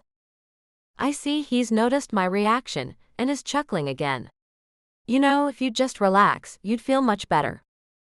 I keep my back to him, as I know the man is getting dressed with me right here in the same room, and he wants me to notice him. But I'm not going to give him that satisfaction, so I stare at the television. Zane, I'm sure women give in to you right away all the time, and I'm not trashing them or their slutty ways, but I'm not that way. I'm protective of my heart, and all the things that go along with it. I hope I can count on you to act like a gentleman this evening, and stop this harassment. A black shoe moves in next to me, and I move my eyes up his leg slowly so I don't catch him tucking himself in or something like that. Harassment, he asks. Is that what you felt when I kissed you, harassed? The smile on his handsome face lets me know he thinks there is no way I found that harassing in the least. I'm struck dumb, as I really don't know what to say to that. Did I enjoy those kisses? Well, yes, of course. Who wouldn't completely love a sensuous kiss? As my eyes go all the way up, I see he's fully dressed and turning away from me to go back into the bathroom. You should come up with a different word to describe what you feel when I kiss you, Elizabeth. Harassed is far from being close to the word to describe it. Why do I feel like a little mouse he's toying with? You're very full of yourself, I say as I get off the end of the bed I seem to have sat down on, as I stared a hole into the television, but for the life of me can't recall a single image I've seen on it. The only image I can recall is his face looking at me, and grinning with a sensual grin that made me think bad thoughts. Those are very bad thoughts. With his hair brushed neatly, he comes out of the bathroom and offers me his arm as he strolls up to me. Let's go get you something to eat, wife. A good husband always makes sure his wife is well fed. I'm not a pet, and I'm also not your wife. So when we're not around your maid or that other woman, you can drop the act. I take his arm and kind of hate that it makes me feel kind of safe and cared for. Damn great smelling, great looking, a very attractive man.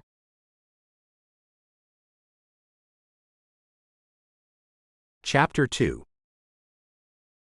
Zayn. Elizabeth isn't exactly jumping through hoops for me, like most women do. I kind of hate it. The maitre d' is leading us to our table. We arrived 10 minutes late for the reservation. Watching Elizabeth's eyes roam all over the Rose Club, one of the plaza's best restaurants, I feel delight spreading through me with a warm sensation as she seems very impressed. This place is amazing, she whispers to me as if it's a big secret. It's nice. There are nicer ones. Maybe one evening, if you're very good, I'll take you to another one. I chuckle as I move my hand from the small of her back, around to rest it on her hip. I love the roundness of it, and wish like hell she'd give up this hard-to-get thing she's got going on. Her head turns to look at my hand, and she sighs. I think you're the one who needs to be good, Zane. I am good, I whisper in her ear, then blow a puff of air behind it. You should let me show you. Her body tenses for only a second, then she moves away from me as we've reached our table, and she's made her way quickly into her chair. How comfortable, she says as she wiggles her butt on the cushioned chair.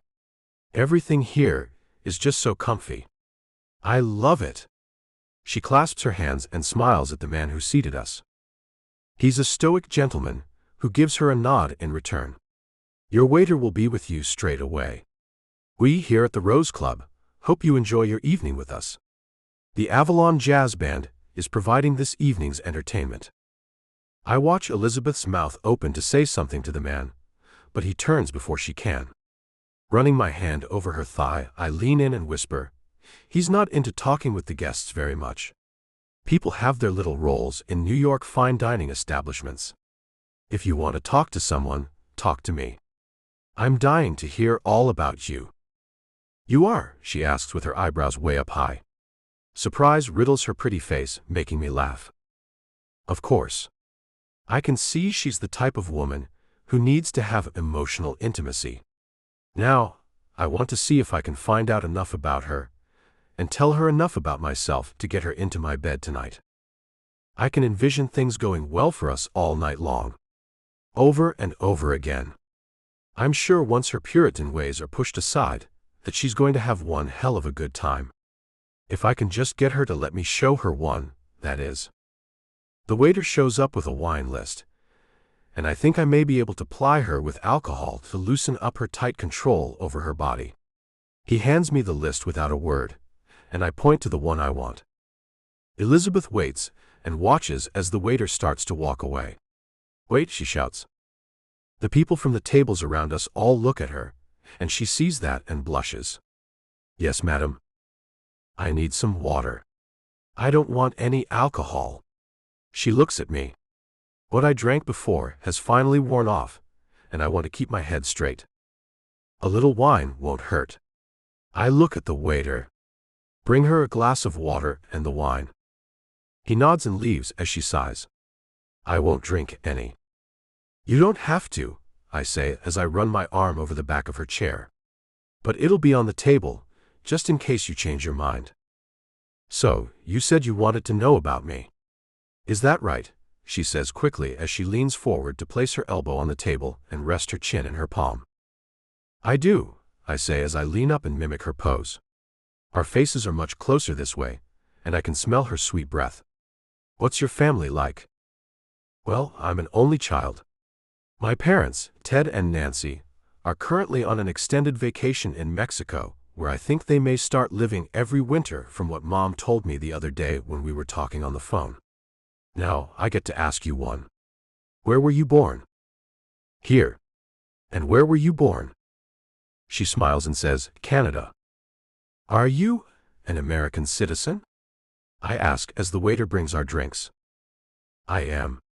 It was an accident. I was born while my parents were roaming around Canada. They went through the process of making sure I was made into an American. She looks at the waiter, who's waiting patiently for her to stop talking. What's good to eat here? I'm starving. It's all very good, madam. I assure you anything you order will be above par, he tells her. She cocks her head to the side, then looks at me. Order for me, hubby. I'd love to, I say, and love that she called me that. 2 of the lobster dinners, please. With a nod, he asks, a caviar service to start things off. I look at Elizabeth, who has her nose wrinkled. No, just the lobsters, please. With a nod, he leaves us alone again, and I settle back in my chair to look at her. What about the rest of your family? I ask. I know your grandfather has passed on, but what about anyone else? I'm an only child, but I come from a massive family. My mother has 4 siblings. 2 uncles and 2 aunts. With them all married, and all have more than 1 kid, the family gatherings we have are enormous. Most are done outdoors, there are so many of us. Do they all live around Chesapeake City? She smiles and leans back in her chair. Most of them do, but a few have strayed off to other places in the U.S. I like where I grew up. I really can't imagine living anywhere else. I see. I look around at the people near us, and all are quite obviously New Yorkers. Though I've had her all fixed up, Elizabeth still stands out. Her face is fresh, her skin is tanned, her attitude is normal. Delightfully normal. What about you, Zane? She asks, then sips her water. Have you always lived here? I have. To be honest, I've never thought about living anywhere else. I've traveled extensively, but I have to confess that it was all for business. I haven't looked at any place with the eyes of anything other than a businessman. She frowns and reaches out for my hand. Zayn, that's sad. I'm a very busy man. Moving my hand from under hers, I cover hers with mine. Maybe a little too busy. What would you say to going with me to a child's birthday party I was not going to attend this weekend? Why weren't you going to go? I've wanted to buy a toy company from this elderly man who owns it and has no heirs for the last few years. He wouldn't sell it to me because I'm not married and have no kids. He thinks it's a fundamental thing in the toy industry. He's hosting this little boy's birthday at his estate in the Hamptons. Every month, he throws a birthday party for children who come from poor families. What a nice thing to do, she says and gets a dreamy little smile. Some people can be so nice. Yes, they can. So you'll join me then. Showing up with a wife and talking about having a family soon should make him think more about me and accept my offer to buy his company. I don't know if I like that, she says, shaking her head. No, I know I don't like that. To get an aggressive woman off your back is one thing. Lying for your financial gain is quite another. No. No, I won't go with you. So many morals this chick has. Chapter 3. Elizabeth. You certainly have your opinions about right and wrong, don't you? Zane asks me as he picks up the deep red glass of wine, pulling it up to his plump lips. It's taking everything I have to keep my mind straight with this man. And his idea of fooling yet another person about being married has me worried. Zane, you've said you aren't much of a liar, but this is already the third person you want to tell this particular lie to. You have to realize that has me seeing red flags about you. I'd also like to know one more thing. How long do you think you can get away with this lie about being married? His eyes glaze over as he looks up instead of at me. I really am not a liar. I don't know what made me tell that lie, except for desperation to be rid of that woman once and for all. He looks at me, and I see confusion in his expression. It's you, Elizabeth. You've triggered some things in me that have never been triggered before. That's not good then. We may be very bad for each other, Zane. I find myself wanting some wine now, with the revelation this might never go anywhere. Not that I had any intentions of hooking up with this man at all, but with the fake marriage and the obvious attraction we have, it seemed like we might have something here. The weight of his hand on mine as I reach for the wine bottle makes me look at him, and I find his expression has gone soft. My mother died when I was a baby. Dad raised me on his own. His mother helped some, but she passed away when I was 5. Maybe I have some kind of a mental block where women are concerned. I keep them in a separate place in my life, and always have. When I saw you walking away from me in my office today, my heart stopped. For the first time in my life, everything inside of me called out for a woman. You. Why do you think that is? Your mother died when you were a baby? I ask as I take his face in my hands. Oh, Zane. Kissing his cheek, I find myself feeling so much sympathy for this man. He seems like he's a tough man with a ton of ambition and nothing can stop him, but he's broken just like the rest of us. He takes my hands. Don't feel sorry for me. There are others who've had it much worse than me. I turned out okay. You did, I say, noting how his hands are still holding mine between us. How old are you? 35, he says. You? I'm 10 years younger than that. And I'm not worldly at all. I'm not a girl who's been around the block. I've had a few boyfriends, and all of those little relationships fizzled out on their own. How about you? Placing our clasped hands in his lap, he looks at them as he runs his thumbs over the top of mine. 10 years ago, I was with a woman for only 1 year. I cared for her. She cared about me. She was from a wealthy family, but she wasn't spoiled like so many of those rich women are. She was nice. And I gave her very little of my time. My neglect was what caused that breakup. I never tried again. Maybe you should give her a call, I say, and the words make my heart sting a bit as I really don't want him to, but my heart says that's the right thing for him to do. She's married with 3 kids now. She's happy. I didn't love her anyway. If I had, I'd have made time for her. I can see that now. His eyes move up to mine, and I see a glimmer in them. I want you to stick around, and I'm willing to make you a deal. You want me to stick around? I ask. How? I can't afford to live in New York. You'd live with me. You'd keep on acting like we're married, and you'd help me learn how to live with a woman and make time for one. I don't want to train you, Zane, I say as I throw my hands up in the air with his stupid idea. No. That's not what I'm about. I'm not a gold digger, and I'm not a user of men. That's why you're perfect for this. And you talk to me in a way no one else does. You call me out, and I need that. He takes my hands and holds them up, then kisses the knuckles of each hand. And I want you to be around. I can't explain why, I just do. So please think about it.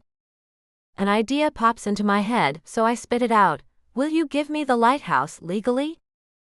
I tell you what, he says with a grin and a twinkle in his eye. You come with me to that birthday party, and I'll draw up a contract to give you the property and the lighthouse. Plus, I'll renovate it for you too. Now we're talking. I give him a nod, pull my hands away from his, and grab the wine. I need a drink now with all this. My head is spinning, and I need something to turn it the other way. I don't know what I've just agreed to. You've agreed to live with me, be my pretend wife, and teach me how to make a relationship work. After a nice long drink of the sweet wine, I put the long-stemmed glass back down. Wow, that's quite a lot I've taken on, isn't it? Especially since I have no idea how to make a relationship work. His shoulder bumps mine, and his mouth touches my ear. Maybe we can help one another learn some things. I bet he could teach me plenty. Then the sleeping arrangements slap me in the brain. I'm not having sleeping with you. Ever? He asks with wide eyes. Well, we'll see about that. But intimacy isn't part of this deal. Okay. I'm not a tramp. I take another drink and look at him over the rim of the glass. I'd never take you like that anyway. I'm coming to respect you, Elizabeth. I have an extra bedroom. But we'll have to act as if you sleep in my room, so we'll keep all of your things in my room. The maid goes home every night, so she'll never know where you're sleeping. But that means you'll have to make your own bed and keep that room looking as if it's untouched. Wow, I say as I think about that. You mean do what I do with my room now? I laugh at him, and he smiles back at me. Or you could just sleep with me. I think I'd like that even better, he says with a wink. I think I would too, but that's moving way too fast and we're already putting the horse before the cart too much as it is. He holds out his glass and I clink mine to his. The deal is set. Now to see how this thing will work out.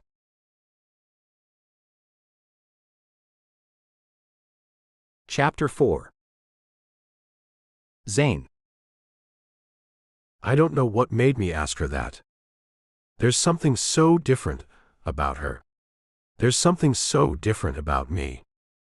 I keep glancing at her as we eat our lobster dinners. An excitement is simmering just below the surface, and I have no real idea why that is. Elizabeth is a beautiful woman in appearance, and she seems to have an inner beauty to her as well. I know that I don't know the woman yet. Not really. But there's a transparency about her that has me thinking I do know her somehow.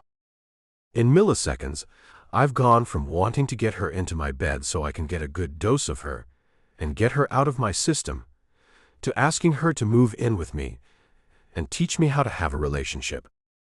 I'm playing it here, and I am not sure how things are going to end up. I do want her in my bed. I'm not about to stop trying to get that going.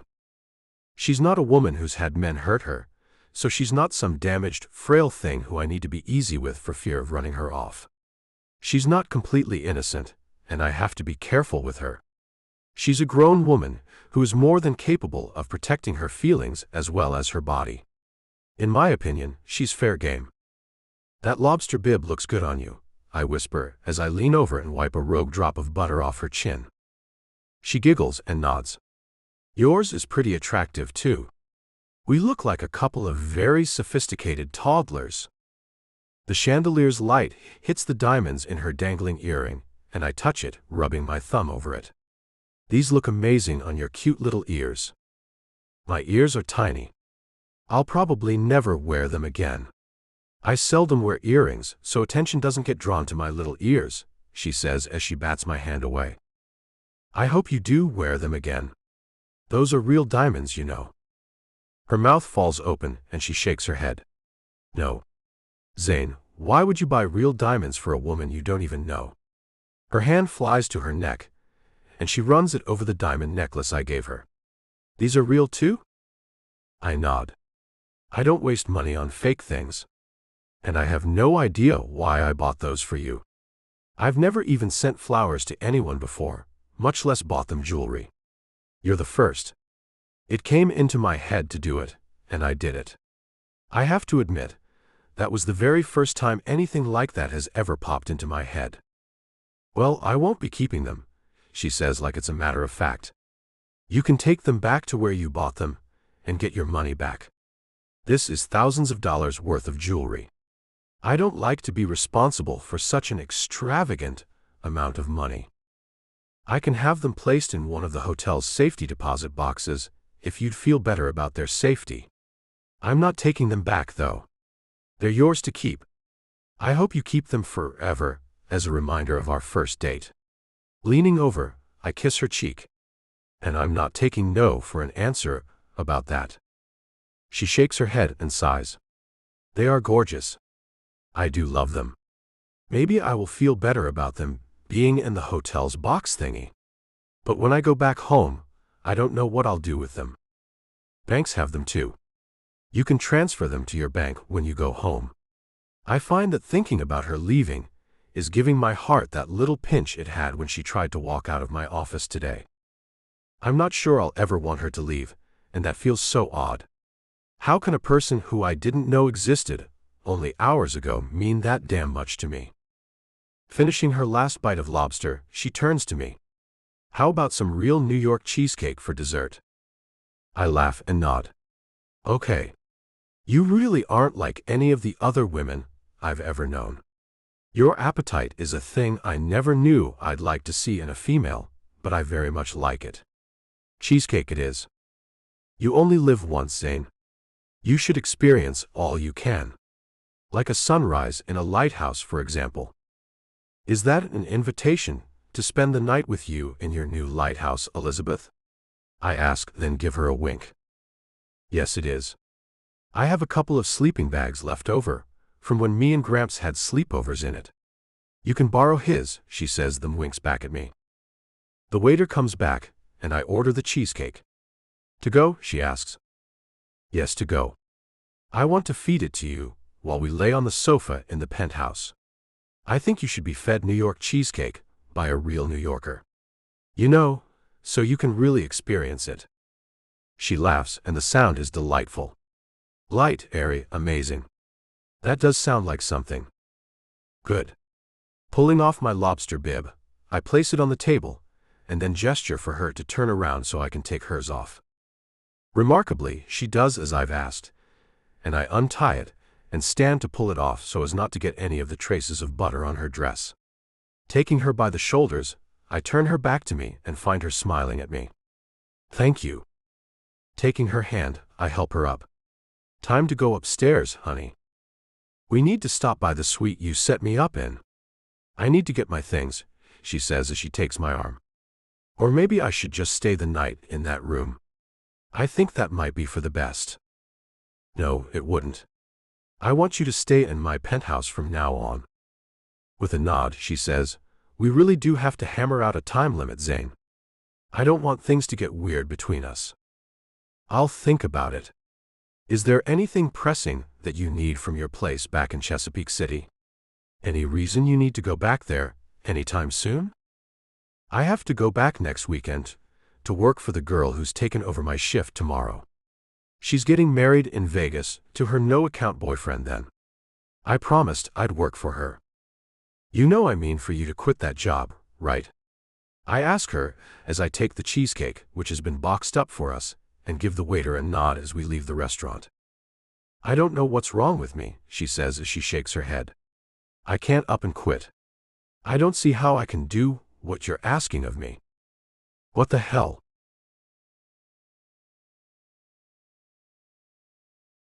Chapter 5. Elizabeth. I don't know what I've been thinking. This man's presence turns my brain into mashed potatoes. You're acting as if a job as a waitress is some big thing you can't possibly up and quit. That's insane, Elizabeth. Of course, you can quit it. They can get along fine without you. I, on the other hand, need you around. Getting into the elevator, I turn to look at Zane, and I know it's his good looks that have me making stupid decisions. But the lighthouse is a big part of that too. I suppose I could look at this thing he's asking me to do as a job that's paying for the lighthouse. You did say that you'd be renovating the lighthouse too, right? I ask as I watch him closely. The entire property as well, he says with a nod. Perhaps you could see this as your job. Playing a role. Like an actress. I could do that. But the fact is I'm not one, and my feelings are very real. Distinguishing between real and fake is not a thing I've been trained to do. Perhaps acting lessons can be thrown into our little deal then. Moving his body close to mine until he has my back to the wall, he whispers, I think you act like you and I have a real thing already. No need for lessons. My heart is pounding, a thing he points out as he runs one hand right over it as he looks into my eyes. These types of emotions are so real. I need to learn how to do the things actors do while maintaining reality. The reality is, this isn't real. I don't love you, you don't love me, and I have to find a way to keep my heart protected. His hand moves from just over my heart up to cup the back of my neck. I promise not to hurt you. His lips touch mine and I nearly fall apart. I both love and hate how his kiss does this to me. I'm putty in the man's hands with one kiss. One sinfully sweet kiss. The elevator stops. His mouth leaves mine. I'm breathing like a woman who has just run a marathon, as he takes my hand and leads me out the door. Come, Elizabeth. Your dessert is waiting. With floating steps, I stay at his side. Then I realize we're on his floor, not the one where my things are. You forgot to stop at my room. I'll have your things brought to the penthouse. He stops in front of his door and produces a key and hands it to me. Here, this is yours now. Taking it, I feel as if something has shifted. It's starting to feel more real. Not as dreamlike as it has felt. I am going to live for an undetermined amount of time with this gorgeous man as his pretend wife in this magnificent place. I use the key to unlock the door, and just as we get inside, he sweeps me up into his arms and closes the door behind us while somehow placing the box of dessert on the small table beside the door. His mouth is on mine, taking me away again before I know it, and my arms are running around his neck.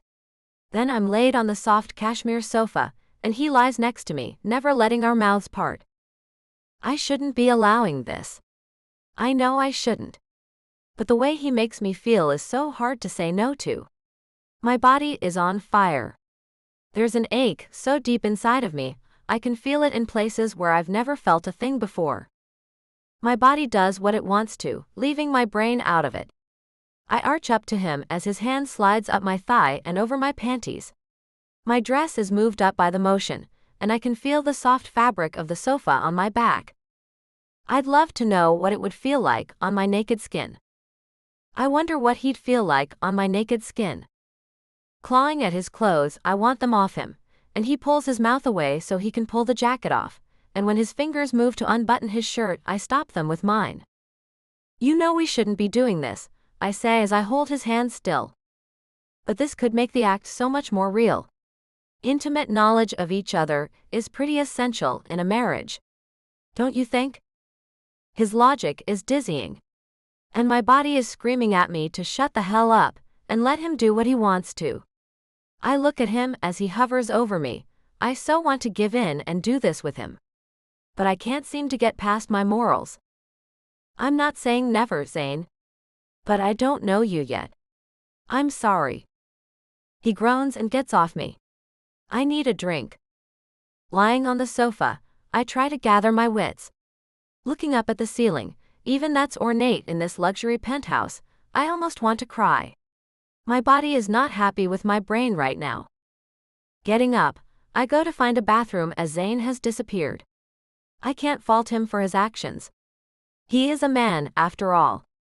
I do like kissing him as much as he seems to like kissing me, but we have to slow down.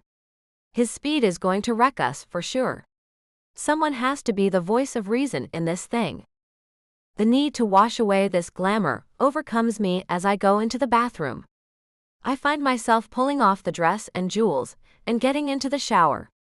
Away, I wash the phony face and hair. Away, I wash the heat he brought out in me. Away, I wash the thoughts about giving in to my libido.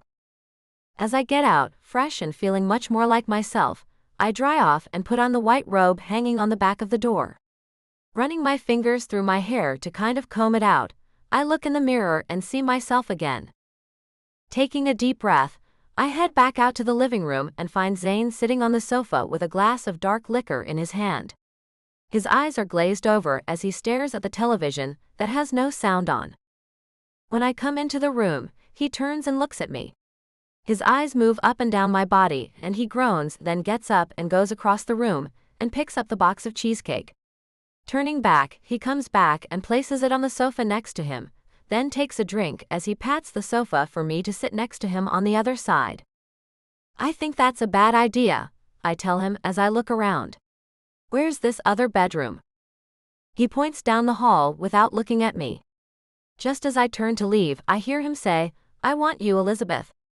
I want all of you. I'm not a man who does this sort of thing. I don't buy women presents.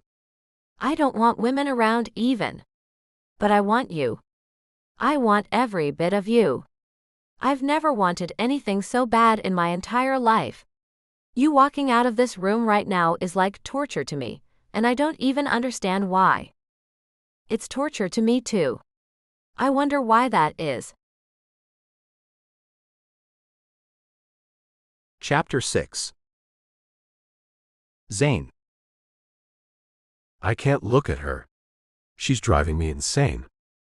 One would think that her taking a shower, washing away the makeup, and leaving her hair in a damp mess would have my want for her diminishing somewhat. But it did exactly the opposite of that.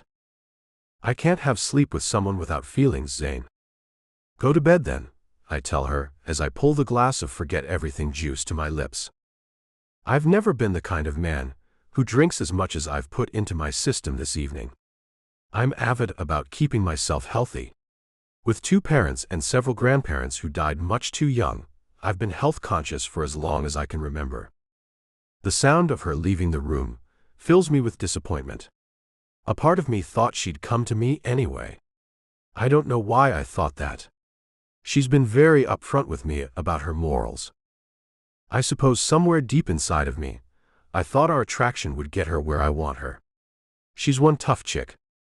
There's no doubt in my mind she wants me just as bad as I want her, but she has some serious self-control I didn't realize I was lacking. Funny, all that this woman is showing me about myself. Placing the glass that's half empty on the side table, I decide my words sounded mean and I get up, grabbing the cheesecake, and head to the guest room. I have no idea if she'll even let me in, but I have to try.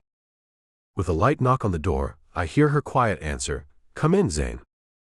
With a shy smile, I enter the bedroom I've only come into a handful of times and find her in the bed with the blanket pulled up to cover herself, and I realize, with the robe thrown over the chair, that she's totally naked as I've forgotten to get her things brought here. "I'll call to have your things brought right away, Elizabeth." That was rude of me. Picking up the phone on the table next to the bed, I make the call that gets her things coming to her. "Thank you," she says. Her eyes are on the box in my hand. "You brought the cake." Gesturing to the bed, I ask, "May I sit down and help you eat this?" I promise to behave myself. Her smile lets me know she's going to allow me to share the cheesecake with her, and I take a seat on the bed facing her. Opening the box, I take in the smell, then hold the box under her nose. Smells delicious," she says. The waiter put a tiny fork inside the box, so I take a small chunk and put it to her lips. She takes the bite, and her eyes go wide as she chews it up. "Pretty damn good, isn't it?" I ask. She nods and reaches out for the little fork. I hand it to her, and she stabs the moist, creamy goodness and holds it out for me to take a bite. I do, and look at her as I eat it. She has no idea what she's doing to me. Not an inkling. But my aggressive behavior is very hypocritical. I have to rein it in. I'm being so much like Megan Saunders, it's not even funny. I'm not quite ready to throw the words, "I want to marry you for real," out to Elizabeth at this moment, but nearly all the rest I've been doing.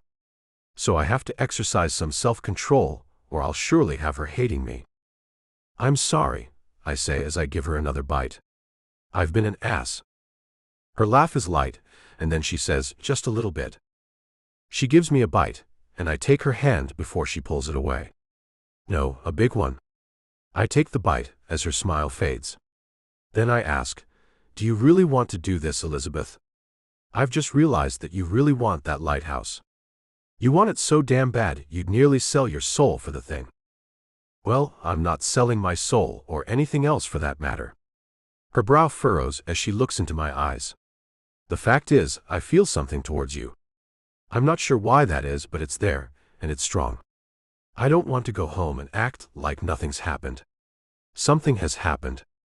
I don't know what it is, though.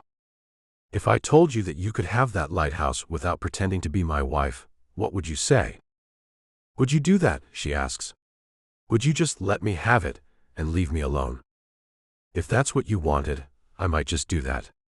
But I really don't want to leave you alone. But if you want me to, I will. My heart is screeching at me not to give her this chance to walk away from me. My mind, however, knows it's the right thing to do. Her smile gives me no indication of what her answer will be. Then she shakes her head. No, I don't want you to just give it to me. I made a deal with you, and you do seem to need a viable reason for that woman to leave you alone. I'll keep up my end of the deal. Good.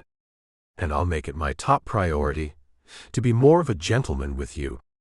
But just so you know, you can give me the thumbs up anytime you want, and I'll show you just how great I can make you feel. A blush covers her cheeks, and she looks down. I know you can make me feel more than I've ever felt. I can see that already. Then she looks at me, and I see more depth behind those green eyes than I've ever seen in any eyes I've ever looked into before. But to be in love with you is a thing I think will make it even better. I've never been in love, I tell her. I'm not going to lie to you about it either. I'm not sure I know how to love. I give her a wink. But I know how to make you very happy, that's for sure. Her laugh fills my ears and sends joy to my heart. I bet you can. She hits my arm lightly. Let's just get to know each other, Zane. We can see where that leads us. Okay. I nod, and the door buzzer tells me that her things have arrived. Let me go get your things. I'll be back. Leaving the cheesecake with her, I look over my shoulder. And save me one more bite of that, please. She nods as I head out of her room and feel kind of lighthearted. I'm still frustrated, but not as much as I was. It would be great to get to have her, but I can wait. I just hope she doesn't make me wait until we find love, because that may never come.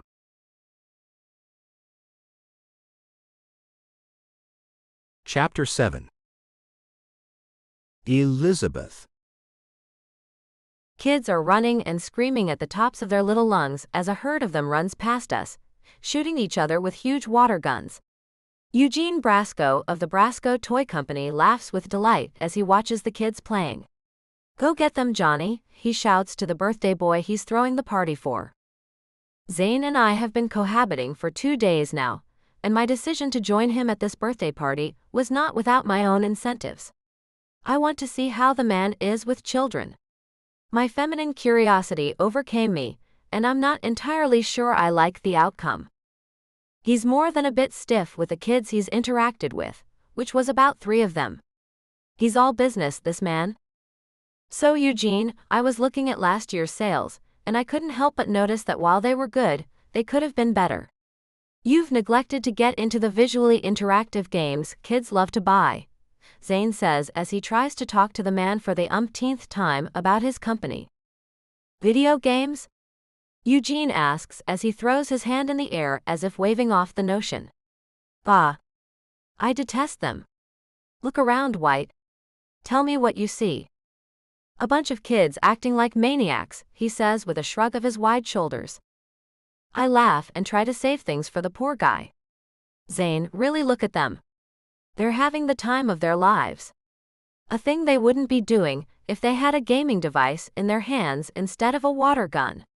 Really look, babe. Getting out of the tall patio chair, I go to his side and take his hand in mine. A hand that now has a gold band on it. He got us a set to make things more legit. Eugene nods as he says, now she knows what my vision is. Good choice in making her your wife, White. Very good choice. Zane looks at me with a smile on his face and kisses my cheek. Yes, she was a very good choice. I love you, baby. I love you too, baby. Now look at those kids. I take him by the chin and turn his face to look at the kids who are all having fun. Look past the insanity that seems to be happening out there and find one kid's face to zoom in on and tell me what you see. He looks around for a minute, then says, "Ah, that little boy is smiling like he's just won the lottery or something. It's kind of cute." Those smiles are what make my life worthwhile, Eugene says. I was married to the love of my life. My one and only. She and I wanted to have kids so badly. But that just wasn't on the cards for us. She and I started this company with our combined ideas. When she lay on her deathbed, she made me promise that this company, a thing we consider as dear as any child of our own, would be placed in the right hands. Hands that knew how to make kids happy. Zane's eyes go to mine in an attempt to ask for more of my help. It's funny how I can read him so easily. Zane's never been around kids much. But I think with some more immersion into the depths of the little angels, he could learn what makes them tick. I know you aren't really considering him right now, Mr. Brasco, but you really should. He's a very caring man, though he's not accustomed to showing it. I look into Zane's eyes and find him staring back into mine with unsaid gratitude as Eugene says, "It's very beautiful what you two have. I will consider him, if you were to come along with him, Mrs. White." Zane's eyes go wide and he smiles and then looks at Eugene. "You would. She'd definitely be a part of this venture. I can't think of anyone who'd make a better partner in this type of company. She holds a degree in history. I bet she could use some of her knowledge to come up with new spins on old toys." His enthusiasm is catching as Eugene sits up and seems very interested all of a sudden as he looks at me. "A history major? Why didn't you say so?" "Oh, that was my favorite subject when I was back in school. I loved reading about the various wars back then. Do you have any interest in developing toys, my dear?" The idea of coming up with toys has never crossed my mind, but my husband wants this company very badly, so I nod. I loved playing with them when I was a kid. I didn't spend a lot of time in front of a television when I was growing up. My grandfather gave me this little set that I used to collect bugs and learn about them. That was my favorite one. "Oh, I know what you're talking about," Eugene says with a laugh and a gleam in his eye. This man simply loves toys. "You played with bugs?" Zane asks as he frowns at me. "Played? No," I say as I take his hand, pulling him up to come with me. "I studied them, then let them go. Come on, I want to show you what it feels like to let that inner little kid free. Teach him." Eugene calls out to us. "Show him what it's like to really live." As I tug him along behind me, he seems reluctant to go with me. "I don't want to get wet." "I don't want to hear you saying things like that. Who doesn't like a good water gunfight?" Grabbing two guns off a picnic table, I hand one to him and point mine right at his face. "Not in the..." He has to shut up because of course I shot him in the face. "You're so going to get it. This means war." I scream and turn to run, and find my back cold with the water from his gun. When the kids find a couple of adults playing, they all come at us. A few of them are screaming, "Us against them." "Oh no." I screamed and slowed my running to turn to Zane. "Looks like we have to team up, or they'll take us down, partner." He nods, and we turn to face the 10 or so kids who are coming at us with their water guns blazing. "On my mark, Elizabeth. 3, 2, 1. Fire." We let loose and blast the front line, and 3 of the little kids fall back with screams of laughter. "Serpentine." I scream as they converge on us. Zane and I break into a run, crisscrossing each other to avoid their shots while shooting back at them as we run backward. A loud buzzer rings out and Eugene uses a bullhorn to make an announcement. Cake is now being served by the swimming pool. And just like that, the war is over and every kid runs for the cake, leaving Zane and I to catch our breath. Standing there, holding our guns, breathing like rabid dogs, I find him more attractive than I ever have. "That was fun," he says, then turns to look at me. "Thanks." His smile is lopsided. One piece of his hair has been pushed up haphazardly. His white button-down with the sleeves rolled up a quarter is wet and clinging to his mountainous pectorals, and my mouth is watering for him. So I do what any woman would do when she feels so giddy and thrilled by a gorgeous man. I spray him in the face with my water gun and run away screaming as he chases me.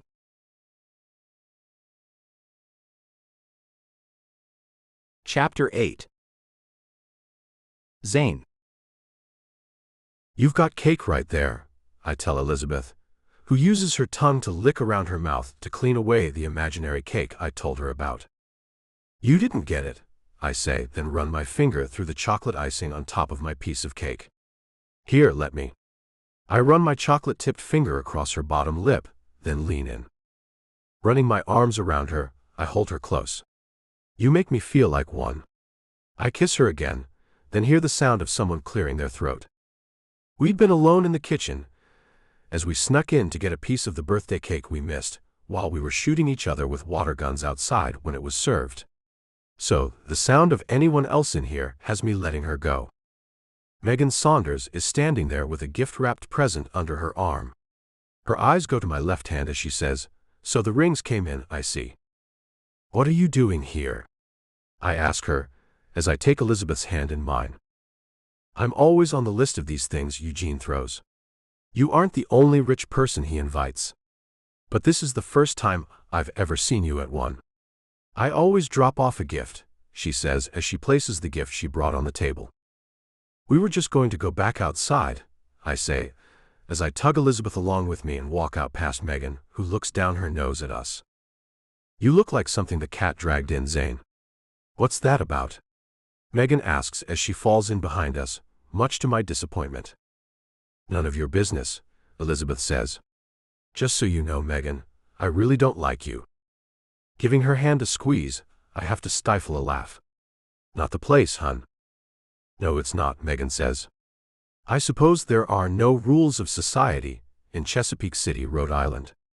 In New York, we have rules to keep us a step above the animals. You need to teach her, Zane, or she'll never fit in. Fit into what? Eugene says as we approach him. Megan takes over as she gives him an over-the-top greeting. Eugene, darling, how have you been? She gives him an air kiss next to his cheek and stands back. Somehow, she's managed to get on the other side of me, and she's standing too close. Stepping over a bit, I nudge Elizabeth to take a step over too, and she does as Eugene watches our odd behavior. I've been well, Judge. I can't recall the last time I actually saw you at one of these things. I always find a gift from you, but I haven't seen you here before. Megan's eyes cut to me, and she leaned in to whisper. I'm here for a specific reason. Can I take a moment of your time to speak to you in private? Of course, he says as he gets up and the two walk away, and I see her cutting her eyes back at me. I'm a little worried, I tell Elizabeth. She knows I've wanted his company. I don't know what she could say to stop him thinking about you, she says. Me neither. I watch them go into the house. A shudder runs through me. I see no good coming out of this. I think we should leave, Elizabeth says. When he comes back out, we'll say our goodbyes, and we should get out of here. I hate being around her. She kind of has this evil vibe going on. Yeah. I run my arm around her and kiss the side of her head. We'll do that. I can't stop watching the door Eugene and Megan went into, and when he comes back out alone, I'm relieved to see she's no longer with him, but his frown has me worried. When he points at me and wiggles his finger, I know this isn't good. Taking Elizabeth with me, I make my way to him and follow him back into the house. Just as we get inside the door, he spins around and I see his red face. Is this a real marriage, or a thing you're doing to get my company? What? I say with a very high voice. Elizabeth takes over. Did that woman tell you something? She told me you two have to be pulling some kind of a scam. She told me Zane, and she had a relationship up until just a few days before your supposed marriage in Vegas. She's concerned that you've made this whole thing up merely to get your claws into my company. She said you've talked to her on many occasions about wanting it. She also told me that you planned on selling it once I'm dead and gone. Is this true? No, I say, and fight the urge to run out to grab that coward and knock her into next week. She's jealous and vengeful is her problem. And we never had a relationship. So you two didn't have physical relations only days before you said you married this woman here, he asks. They did, but I was partly to blame for that, Elizabeth says. I was afraid he hadn't sown all of his wild oats, but I told him he needed to get that all out of his system. He didn't want to, and he apologized to her for using her that way. I don't like this kinky lifestyle you seem to have. You two looked like a normal couple. But once she told me all she did, well, I can't see you that way any longer. There will be no deal. Not with you. I don't even want to be your friend any longer, White. You can leave my home now. I feel as if the wind's been knocked out of me. Eugene, this isn't what she said it was. Elizabeth tugs at my hand. Come on, babe. Hopefully, time will show him the truth. It was nice to meet you, Mr. Brasco. I do hope you change your mind about us, and don't let that woman ruin things. She's not a good person, sir. I hope you come to see that sooner rather than later. Allowing Elizabeth to lead me out, I can't stop the anger from flowing through me. I want to take that woman's life, I say between clenched teeth. Once we get to the car and get inside, Elizabeth looks at me with sad eyes. Lying is a dangerous thing, Zane. Maybe you should rethink this whole thing. Maybe you should come clean. Her hair is damp and clinging to her forehead. Her shirt is still damp and hanging off her shoulder. She looks a mess, but she's a beautiful mess, and the thought of coming clean and ending this is not a thing I want to do. Give me a year, Elizabeth. Taking her hand, I lift it and leave a kiss on top of it. If you left me now, I honestly don't know what I'd do. With time she'll stop, I think. Then if you want to end this or I do, then we can. We can say we got a divorce. But I need you. I need you to help me now, more than ever. If she's going to come after me like this, there's no telling how else she'll try to punish me. Why can't you stand up to her, Zane? She asks me with a frown. Just stand up to her. Tell her you don't like her. Tell her you did lie about our marriage, because you had no idea how else to let her know you want nothing to do with her like that. Just tell her the truth. I could do that. I know I could. But then there would be nothing holding Elizabeth here with me. And I don't want her to go. And I don't quite understand why I feel this way. But I do.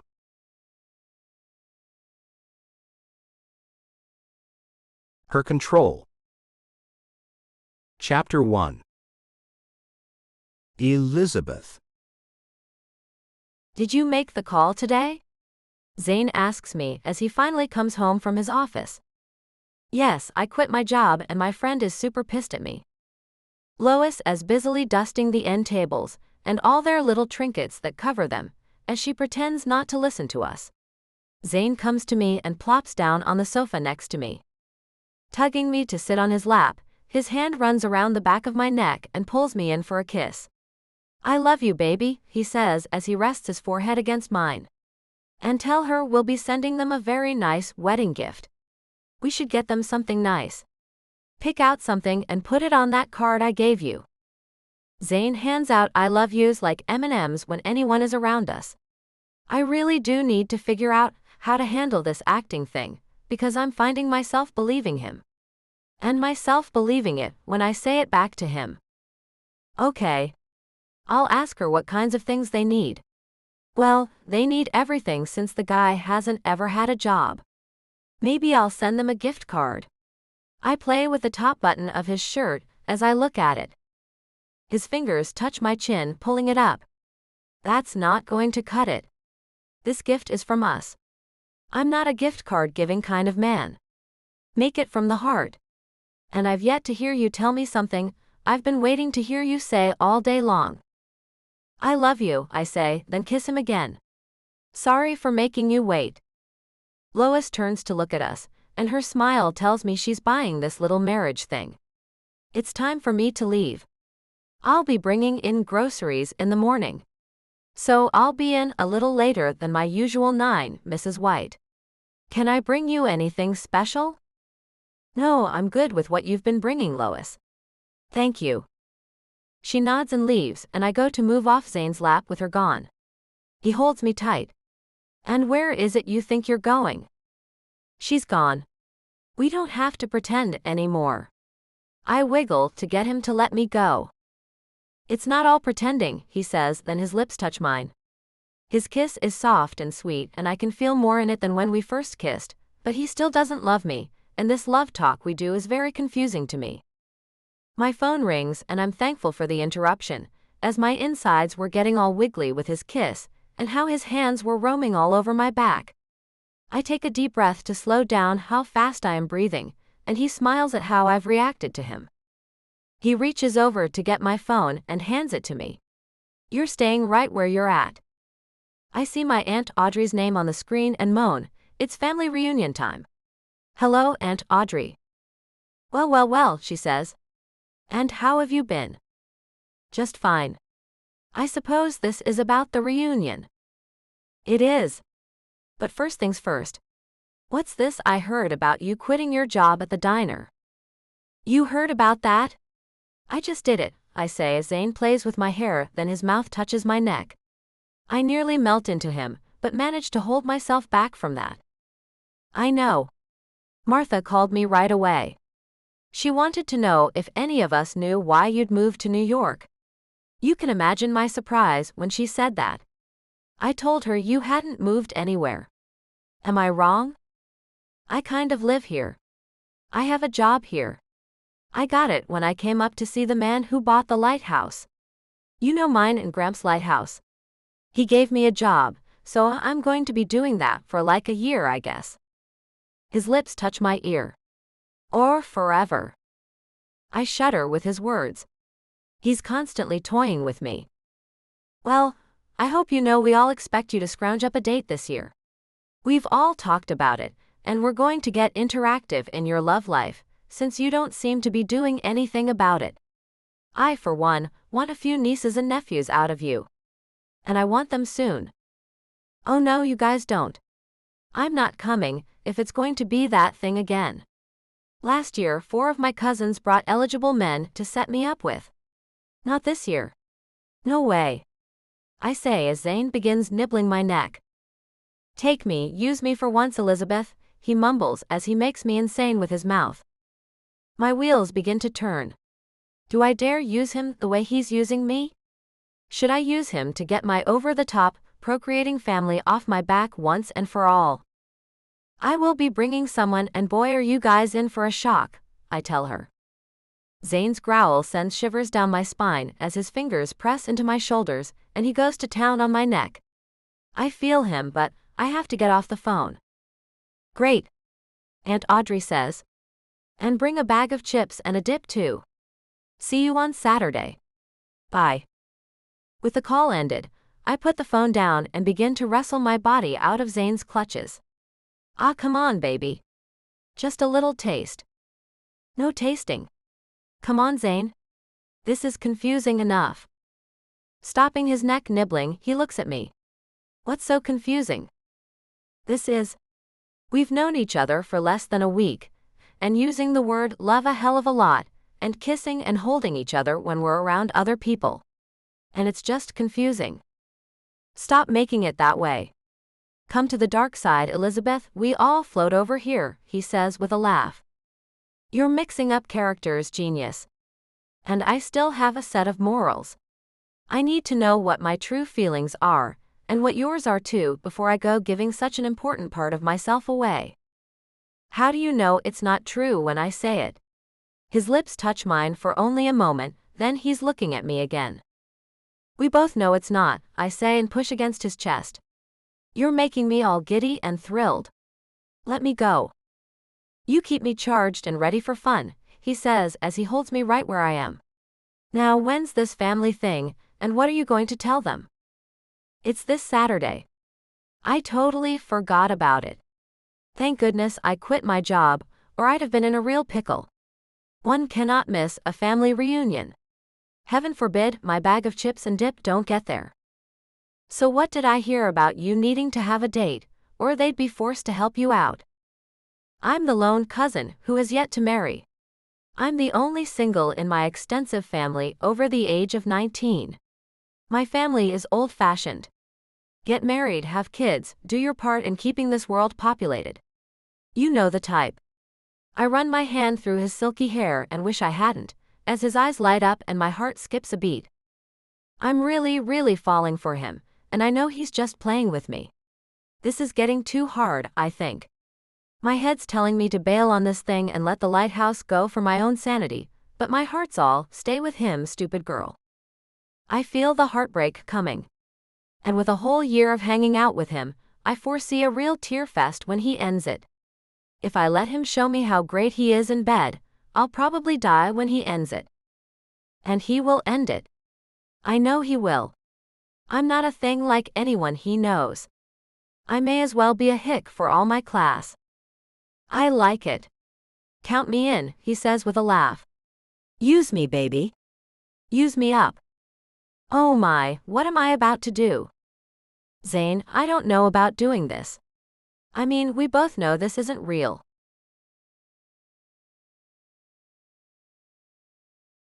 Chapter 2.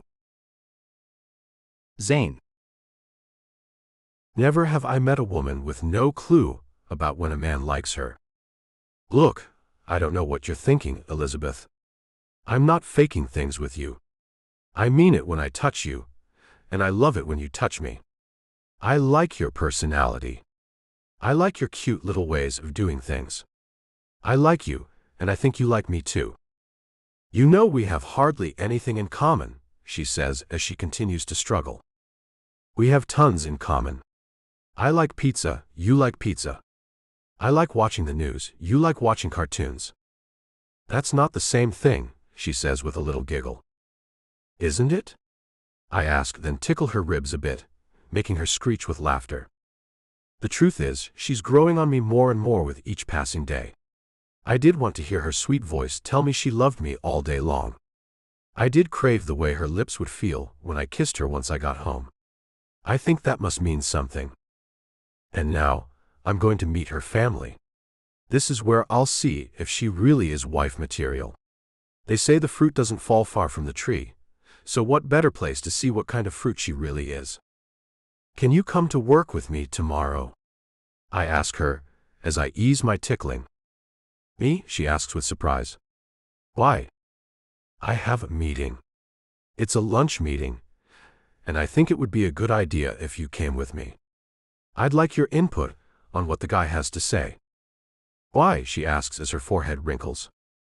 Because I value your opinion.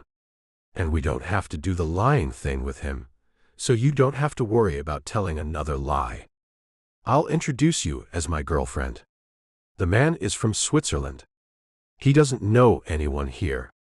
I'm thinking about buying this resort from him, and I'd like you to see what it's all about and give me your opinion. So what do you say? Join me. Your girlfriend? She asks. I kiss her again, before I answer. You are that, aren't you? Ah, she says. That's sweet. Do you think if that awful Megan woman had never told that lie, then our date would have escalated to this point on its own, Zane? I'd like to think it would have. I did like you from the very first moment I saw you. She blushes and looks down. You did not. I take her chin and make her look at me. I did too. But to be honest, you were on my mind all day and most of the next day. I was thinking things like, wow, what a woman. Wow, she's hot. Wow. You know, things like that. Want to know what I think now? She nods and watches me, waiting for my answer. I dig deep into my heart for the truth. I think things like, I wonder what she did all day without me around. I wonder what she'd like to eat for dinner. I wonder if she's happy right now. I wonder if she'll let me jump her bones tonight. You know, those kinds of things. I see there's still that intimate factor, she says with a laugh. Always an intimate factor with you, my sweet. Always. All you have to do is snap those fingers, and I can be ready for anything. Just remember, I'm always available to get to the next step. Her voice is shaky as she asks, so this might go longer than a year. If you want it to, and I do too, then it will go on as long as we want it to, I tell her, then kiss her cheek. I mean it. I like you. I like you a lot. She smiles and leans in to kiss me. Her mouth is supple against mine, and I think I'm getting closer to gaining her trust. And I know I'm gaining more and more real feelings for her all the time. I let her do all the work, and find her getting a bit more frisky as she does. Her hands move over my shoulders and up my back, then into my hair as her body moves in closer to mine, and her mouth gets warmer as her hunger for me seems to be growing. Maybe I've been going about this all wrong. Maybe I need to settle back a bit and let her come on to me. I may have accidentally stumbled onto something here. One of her hands travels down my arm until she gets to my hand, which loosely touches her waist. Then she's holding it and is moving it up until I feel her. My patience is over as I move her and react. Finally. Chapter 3. Elizabeth. He likes me. He said he likes me, which is more real than this love he's had to say before. I know I like him. I might even be very close to loving him. I have no idea, really, as I've never been in love before. I do know I've never felt for any of those other guys what I feel for Zayn. It's more than just a physical attraction. Even while I'm lying in my bed in the guest bedroom, I find myself wondering if he's sleeping okay. I find myself wondering about him all day long too. He fills my mind, and now that he's said he values my opinion and is willing to go to a family reunion with me, well, I can't seem to help myself. He's moved me onto my back and has taken over, and I'm letting him. I want him to. I need him to. It's only 2 days short of being with him for a week. That shouldn't put me into trashy tramp status. I don't think so, anyway. When he called me his girlfriend, it did more for me than I could have ever imagined a single word could do for me. I'm his real girlfriend. Not just a pretend wife, but a real girlfriend. My body is shaking with the need to feel him even more than I am now. When his kiss eases and his mouth moves to my neck, I gasp out, "Take me to your bed." "Yes," he says, then he's off me and picking me up into his arms, and the look on his face is priceless. "Oh baby, you don't know how happy you've made me. But I'm about to show you, and make you just as happy as I am." Gosh, please let him have real feelings for me. He looks into my eyes as he carries me to his bedroom, then kicks the door closed behind us. "Are you sure about this, Elizabeth? I don't want you to feel pressured by me. I really don't. I don't feel pressured. I just feel a huge need to be with you. I trust you, Zayn." His gaze is soft as he looks into my eyes. "You can trust me, Elizabeth. I promise I will never intentionally hurt you." Easing me to lie on his bed, he props my head up on a mountain of pillows. "You have too much clothes on, don't you think?" I ask him. With a grin, he nods and starts unbuttoning his shirt. He does that backward like he does a lot of things, starting from the bottom and going to the top. My eyes are drawn to him. He makes some little movements as he gets out of his shoes, then his socks, and steps out of the pile of clothing. "Eyes up here, Elizabeth," he says as he adjusts his clothing. When my eyes meet his, I find him looking so much more serious, with not even a hint of a smile. Then his arms move, and I feel a change, and I want to look, but his eyes are holding mine. Then he steps forward and covers my eyes with his hand. "What the hell?" "Shush." I hear him opening a drawer, and then something soft covers my eyes. "I think you might be more comfortable with this on." The blindfold is put on me and I feel kind of unsure, but go with it anyway. "I don't think this is fair." "It's not," he says, and it's about to become more so. His mouth touches mine as he begins a kiss, and I feel his hands moving down my arms until he reaches my hands, then he holds them down. I hear some rattling, and then feel something soft go around my wrists. Then his kiss ends and my brain starts working again. "Are you trying to scare me?" "You'll have to wait and see," he whispers, then touches the place just behind my ear. "You're trying very hard to make this memorable, aren't you?" I ask with a nervous laugh. "You will remember this time, Elizabeth? I am going to make sure of that." His touch grazes over my neck, and all the way down to the top of my t-shirt. He's yet to remove my clothing, and I wonder about his intentions. His touch takes the top of my shirt, and I feel his hands take the bottom, and then I feel it tighten. I hear a tearing sound. My stomach tenses as his hands move over it after my shirt is open. Do you trust me? Kind of, I say. You're going to feel something different. I hear him take something out of the drawer again, and feel a sensation of something touching me. It moves down slow and easy. Is that something sharp? Do you think it is? He asks. I do. Either that or you've changed. Could be either one. You are changing me. The sensation moves, then it's gone. Damn it, I can't believe. I hear the clanking of him setting something down. My legs are the only things I can move, and I pull my knees up and press my feet to the bed as I move. It's been 2 years since I've been close to someone, so this isn't fresh in my mind, but this is by far the best anyone has ever made me feel.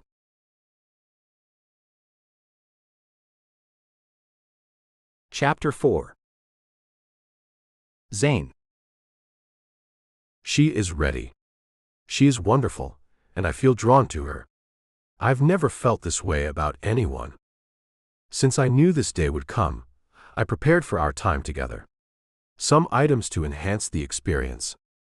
When this first started, I thought it would be a brief encounter, but as I've spent time with her and gotten to know her, I realized it was more than that. Elizabeth is multifaceted. She can be charming, kind, and witty. I wanted to create a memorable experience for her. I wanted to take her on a journey she's never going to forget. So far, her reactions are what I hoped for. Her breathing is quickening as I hold her close. She keeps herself covered. I intend to spend time with her. Taking a step back, I look at her. These are mine, I whisper. She responds. So I hold her close and she moves closer. Yours. They're yours. That's better. Her clothing has got to go, so I help her remove it. She responds and I continue. I see she's prepared. I move closer to her and she sighs. I move my hands and touch her. Starting, I touch her and she reacts. She is ready. I touch her and she responds. Then I hold her close. She's excited. I knew she was expressive. It's been a while, hasn't it? I ask. Yes, she says. And never like that. Good to know. I prepare and move closer. Get ready to enjoy this. I hold her close as she holds me. It's different, Zayn, she says. It's never been like that before. I don't want it to be over, and I'm already thinking about the next time. This isn't like me. I've never been so invested that I thought about what I was going to do next. Her eyes are shining as she looks up at me. Then her bottom lip starts to quiver, and she closes her eyes. I watch a tear fall over one cheek, and quickly kiss it away. What the hell, Elizabeth? I thought that was amazing. It was, she says with a quivering voice. So why the tears, baby? Because it was better than anything I've ever felt. Women make no sense.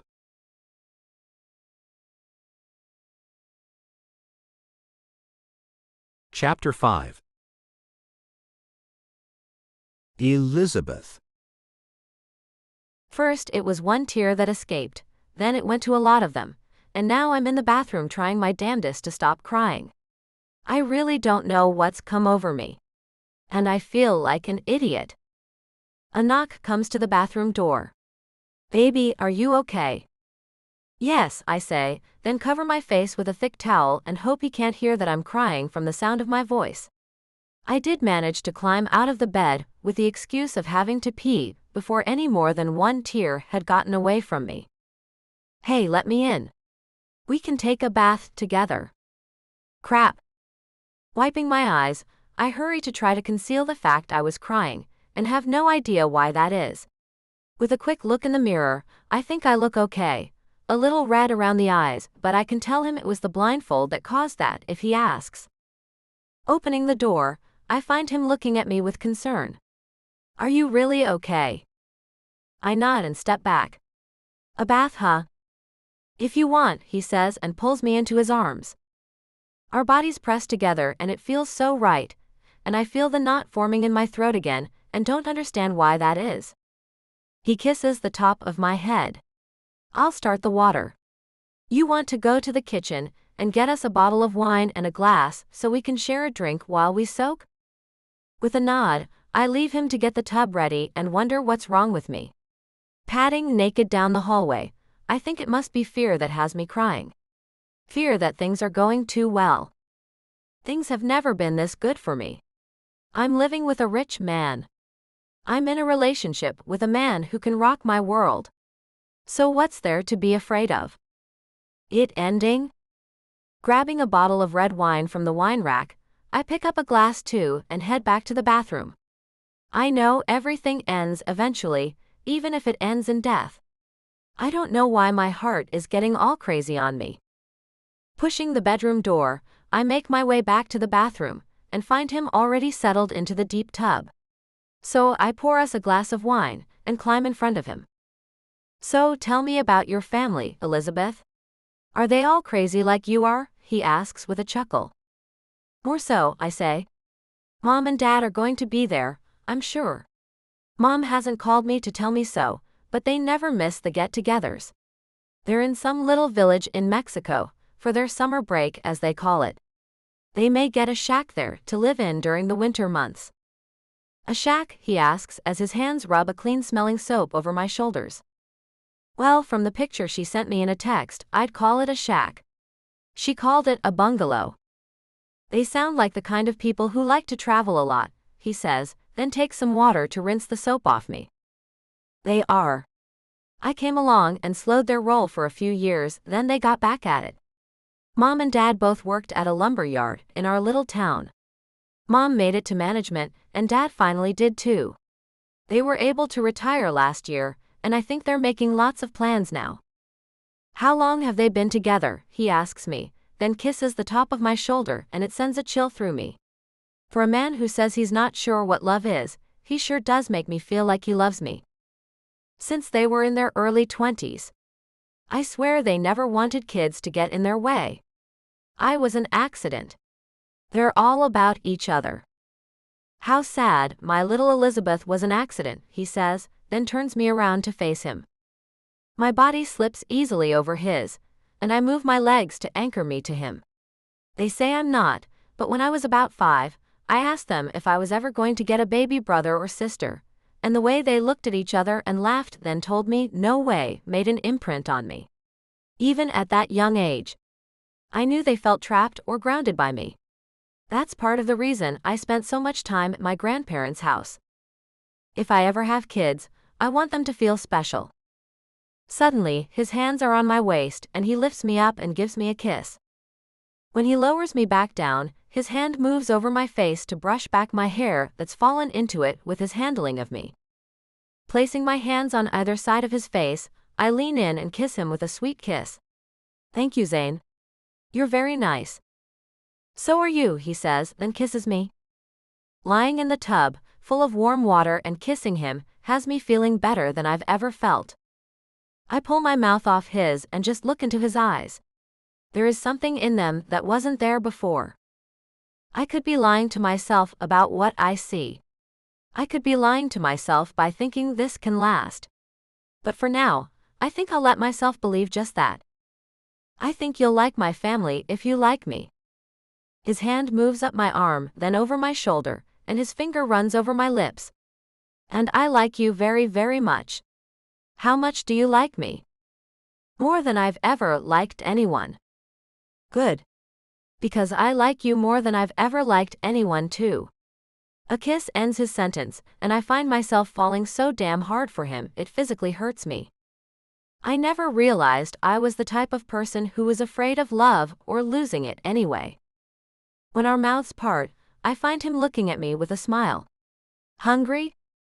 Starving, I say, as we've not eaten dinner yet. I'll have room service bring us something up. Steaks? And huge baked potatoes? I ask.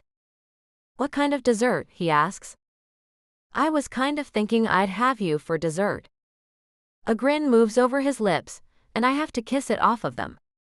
I like the way you think, baby. I knew once you had a taste of me, you'd only want more. You did. I ask. You were pretty sure of yourself. And by the way, if you have never had a woman in your bed, why did you have that drawer full of fun? For you. I just got that stuff yesterday. Sounds like you have big plans there, Romeo?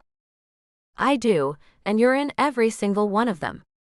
I'm in his plans. Chapter 6. Zane. We'd love to make a trip over to visit the place in person, I tell the man sitting across from us.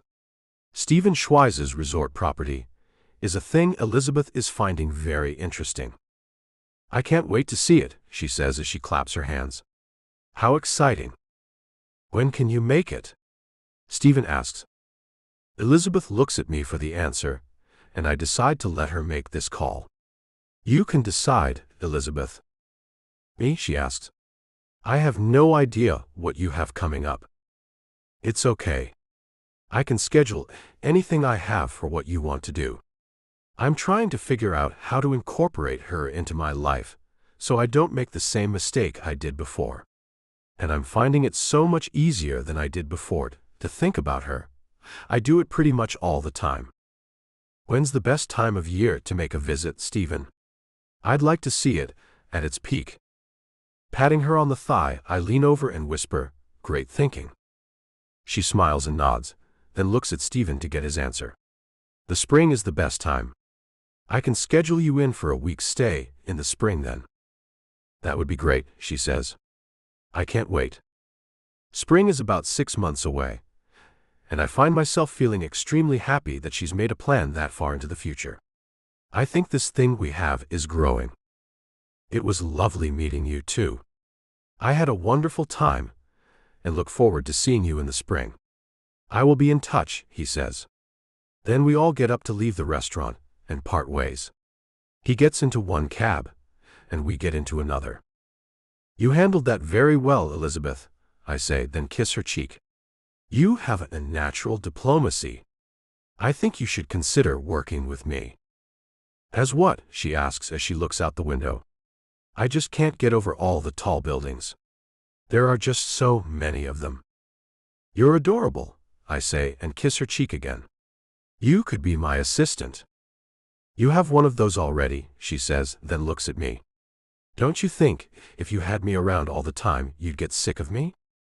Do you think you'd get sick of me if we're around each other all the time? I turn the question around on her. I'm not sure. I like being around you. Do you miss me when I'm gone off to work? I ask, as I fiddle with a lock of her hair. I do, she says, then smiles at me. I think we could try it out and see if we like it or if it makes us tired of each other. The truth is, I miss her like crazy when I have to leave her at home. I can't explain it, but I do, and I've been thinking very hard about how to get her to come along with me on my daily endeavors. I cleared the whole week next week so we can stay in your hometown. I want to check out the Lighthouse and get the renovations going. The look in her eyes makes my heart pound. They glisten, and then her arms are around me. Oh, Zayn. I have to laugh, then kiss the top of her head. We can stay at your place, if that's okay with you. Of course, she says as she lets me go. It's not a thing like this place, and you're sure to be disappointed. I kiss her lips to shut her up. I could be with you in a cave and not be disappointed. Her smile is like a beacon of light, and her cheeks flush with pink. Zayn, you're too sweet. I know. The cab stops at my office building, and we get out and head up to my office. So how will this all work, she asks. Do I get my own office? Why? You don't want to hang out in mine? I ask, as I wrap my arm around her and take her around the back to my private elevator, which was finally fixed yesterday. You really want me to hang out with you in your office all day long, Zayn? Sure, you can sit on my lap and take notes or something like that. Getting on the elevator, I notice her looking around at it. This is small, and you used a key. Is this only for your use, she asks. Yes, I say, then pull her to me. Ever been intimate in an elevator? No, she says with a giggle. But something tells me that might change for me in the near future. It just might. I don't like to give away my surprises. Speaking of which, I have something in my office I meant to bring home to you yesterday, but I forgot to. When the elevator stops and the door opens and she sees we're in my office, she looks at me with a confused expression. It comes right up to your office? Yes, I say as I lead her out of the small elevator and into my office. Why wouldn't you have used this to bypass me that day I came up here? She asks, as her mind seems to be going back to that day, less than a week ago. It broke down on me. I was trying to come up this way. But I suppose that was a blessing. If I hadn't seen you, none of this would have ever happened.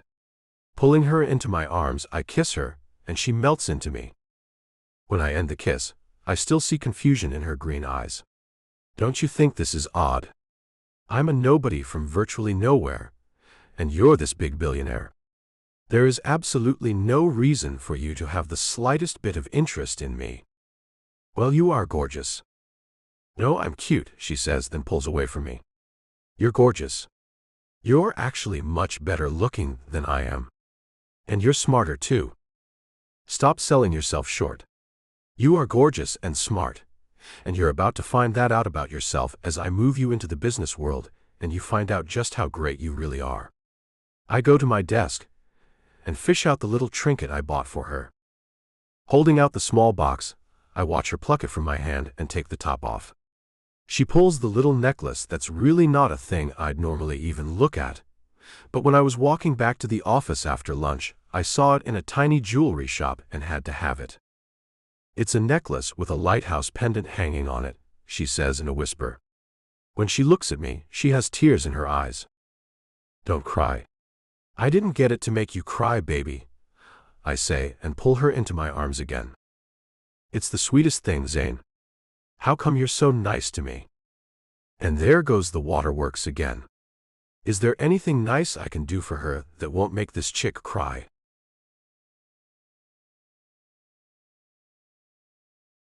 Chapter 7.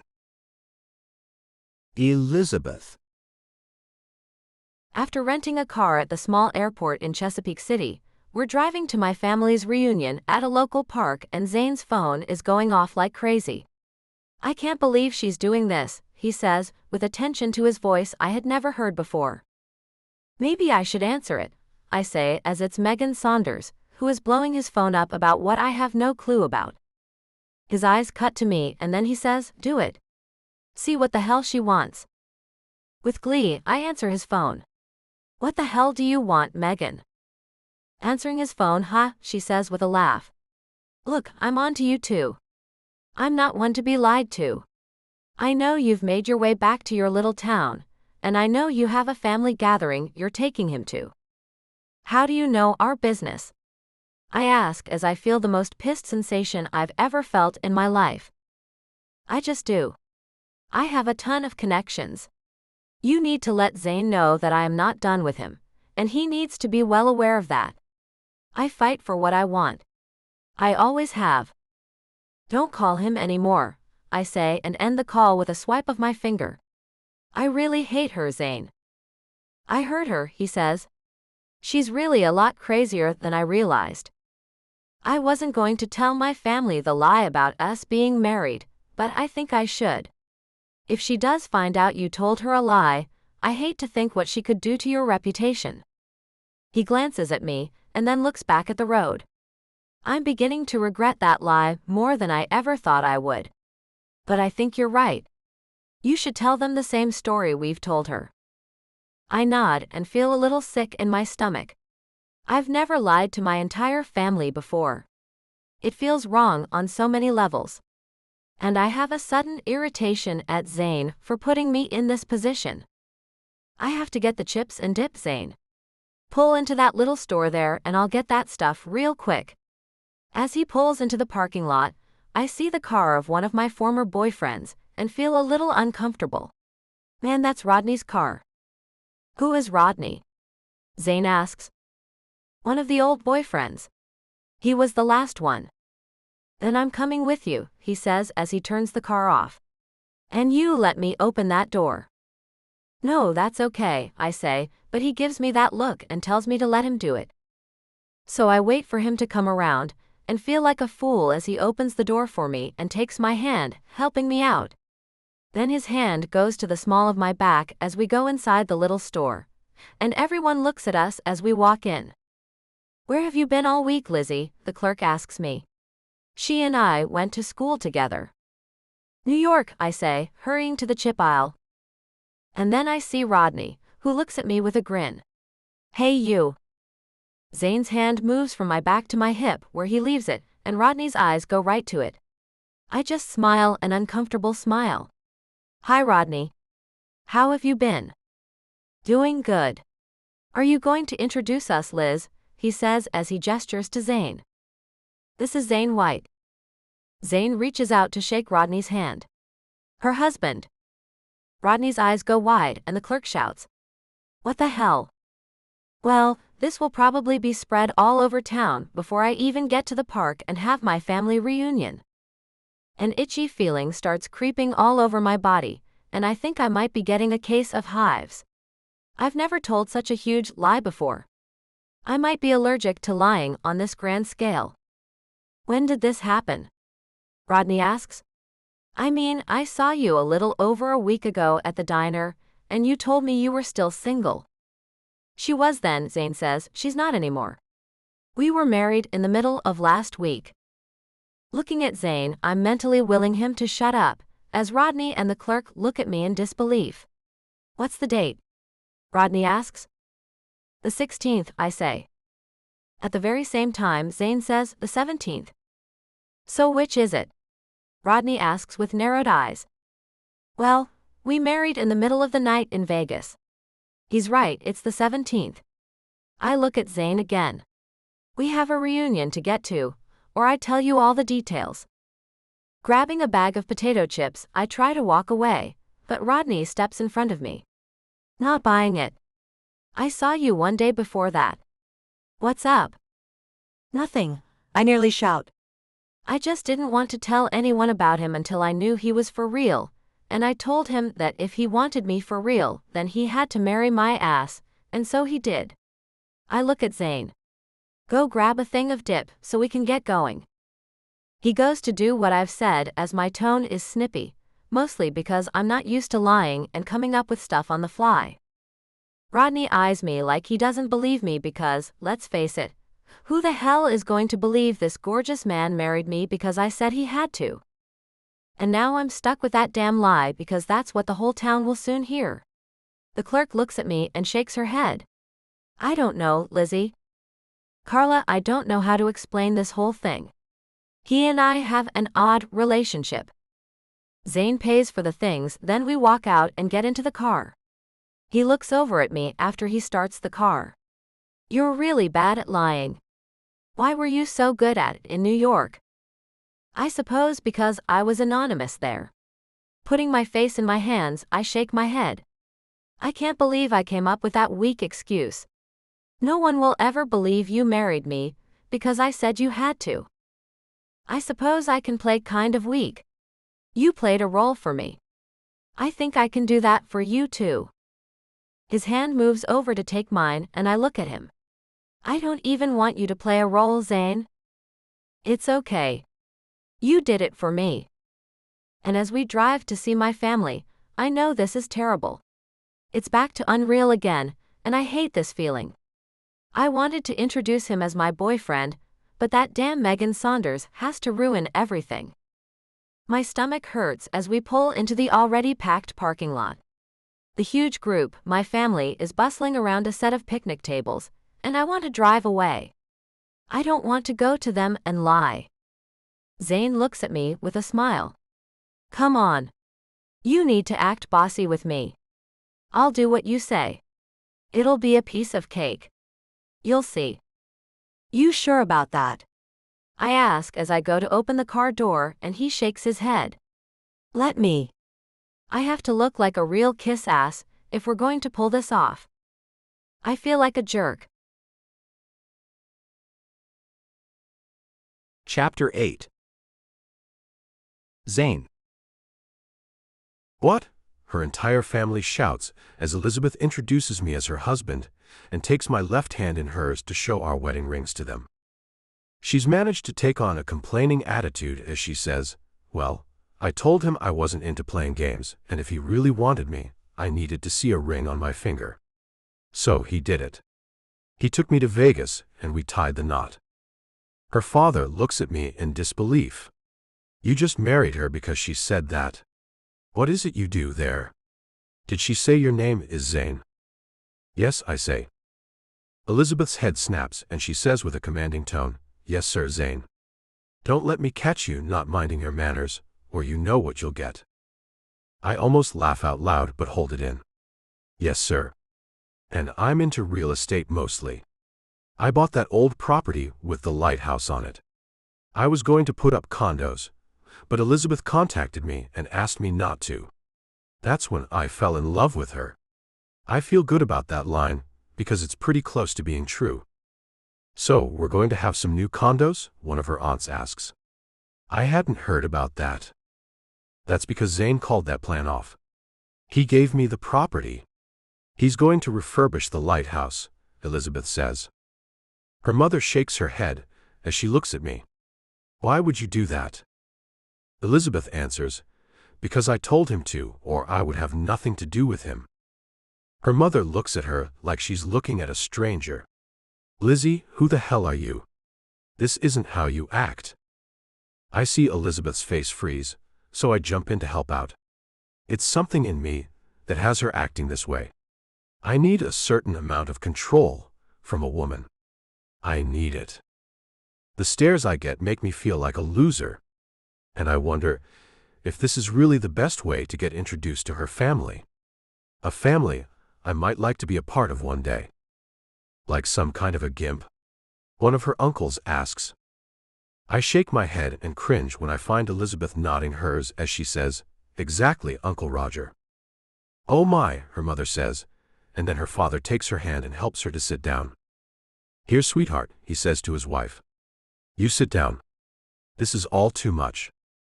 One of her cousins, who is wearing a tight mini dress, leans in close to Elizabeth and whispers, but not low enough. "I don't hear, you little flirt, you." Elizabeth gives her a grin, and then looks back at me. Some punch might be nice. I hurry to get her a glass of it, and find the entire family looking at me. This is so humiliating. I had no idea, when I told her we should lie about this to her family, that this would be how it went. And we have a week here. Well, you can bet I'm not going to be leaving the house much. Elizabeth. The day is moving at a turtle's pace, and I am hating how this is going. Everyone thinks I'm a jerk, and Zane's acting like a whipped boy. This is not the way I wanted my family to think of him, or me for that matter.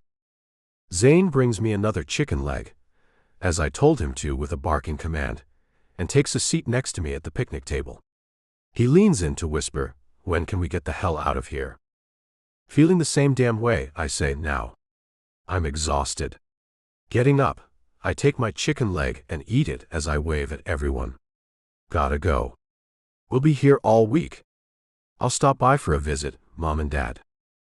Mom looks at me with a scowl on her face. "You do that, Missy. We have to talk." "Nice to meet you, Zane." My entire family waves at Zane and echoes my mother's sentiment as we walk away. Just as we get into the car, it starts. The tremor in my lower lip and the lump form in my throat. "Hurry," I tell him as he pulls out of the parking lot. I don't want them to see me crying. "Oh baby, don't cry. We'll figure this all out," he says as he hurries to turn the car around before I bust out. As soon as we get out of sight, I start wailing. My gosh, what have I become? The tears are pouring out of me, and I can't stop sobbing. His hand on my knee pats away as I cry and cry. "Baby, I don't know how to get to your house.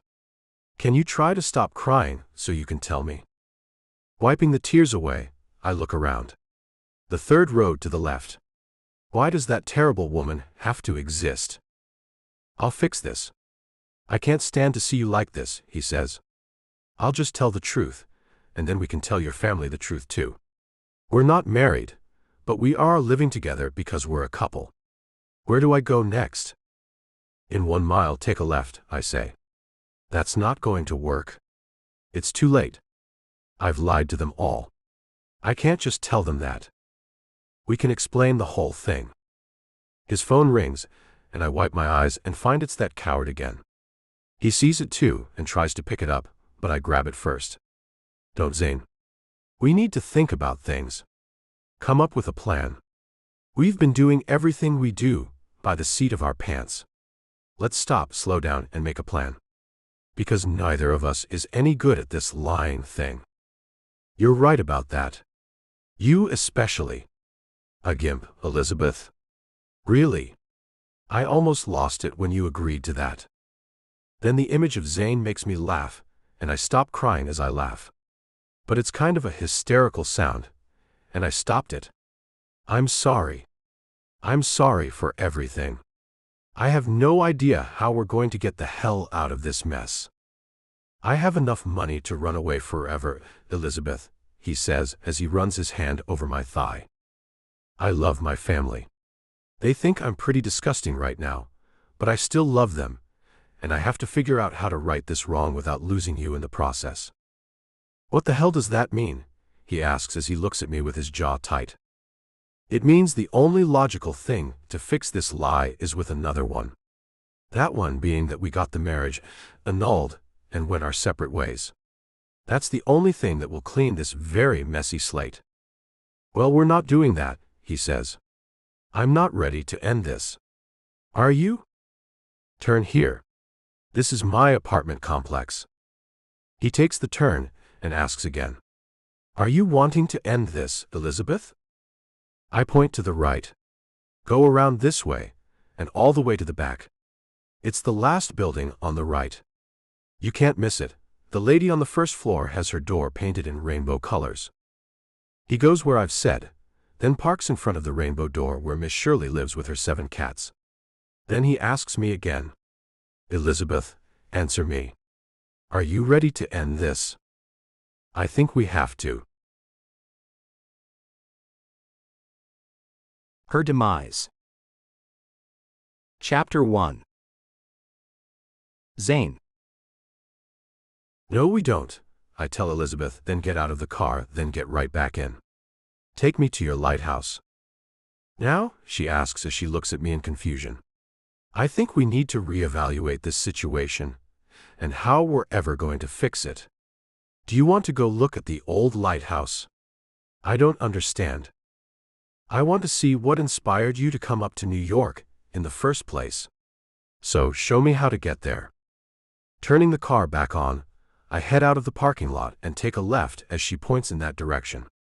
I'm not sure why I came up with this idea, but her saying something I don't want to hear has me trying anything to get off the subject of ending this thing we have.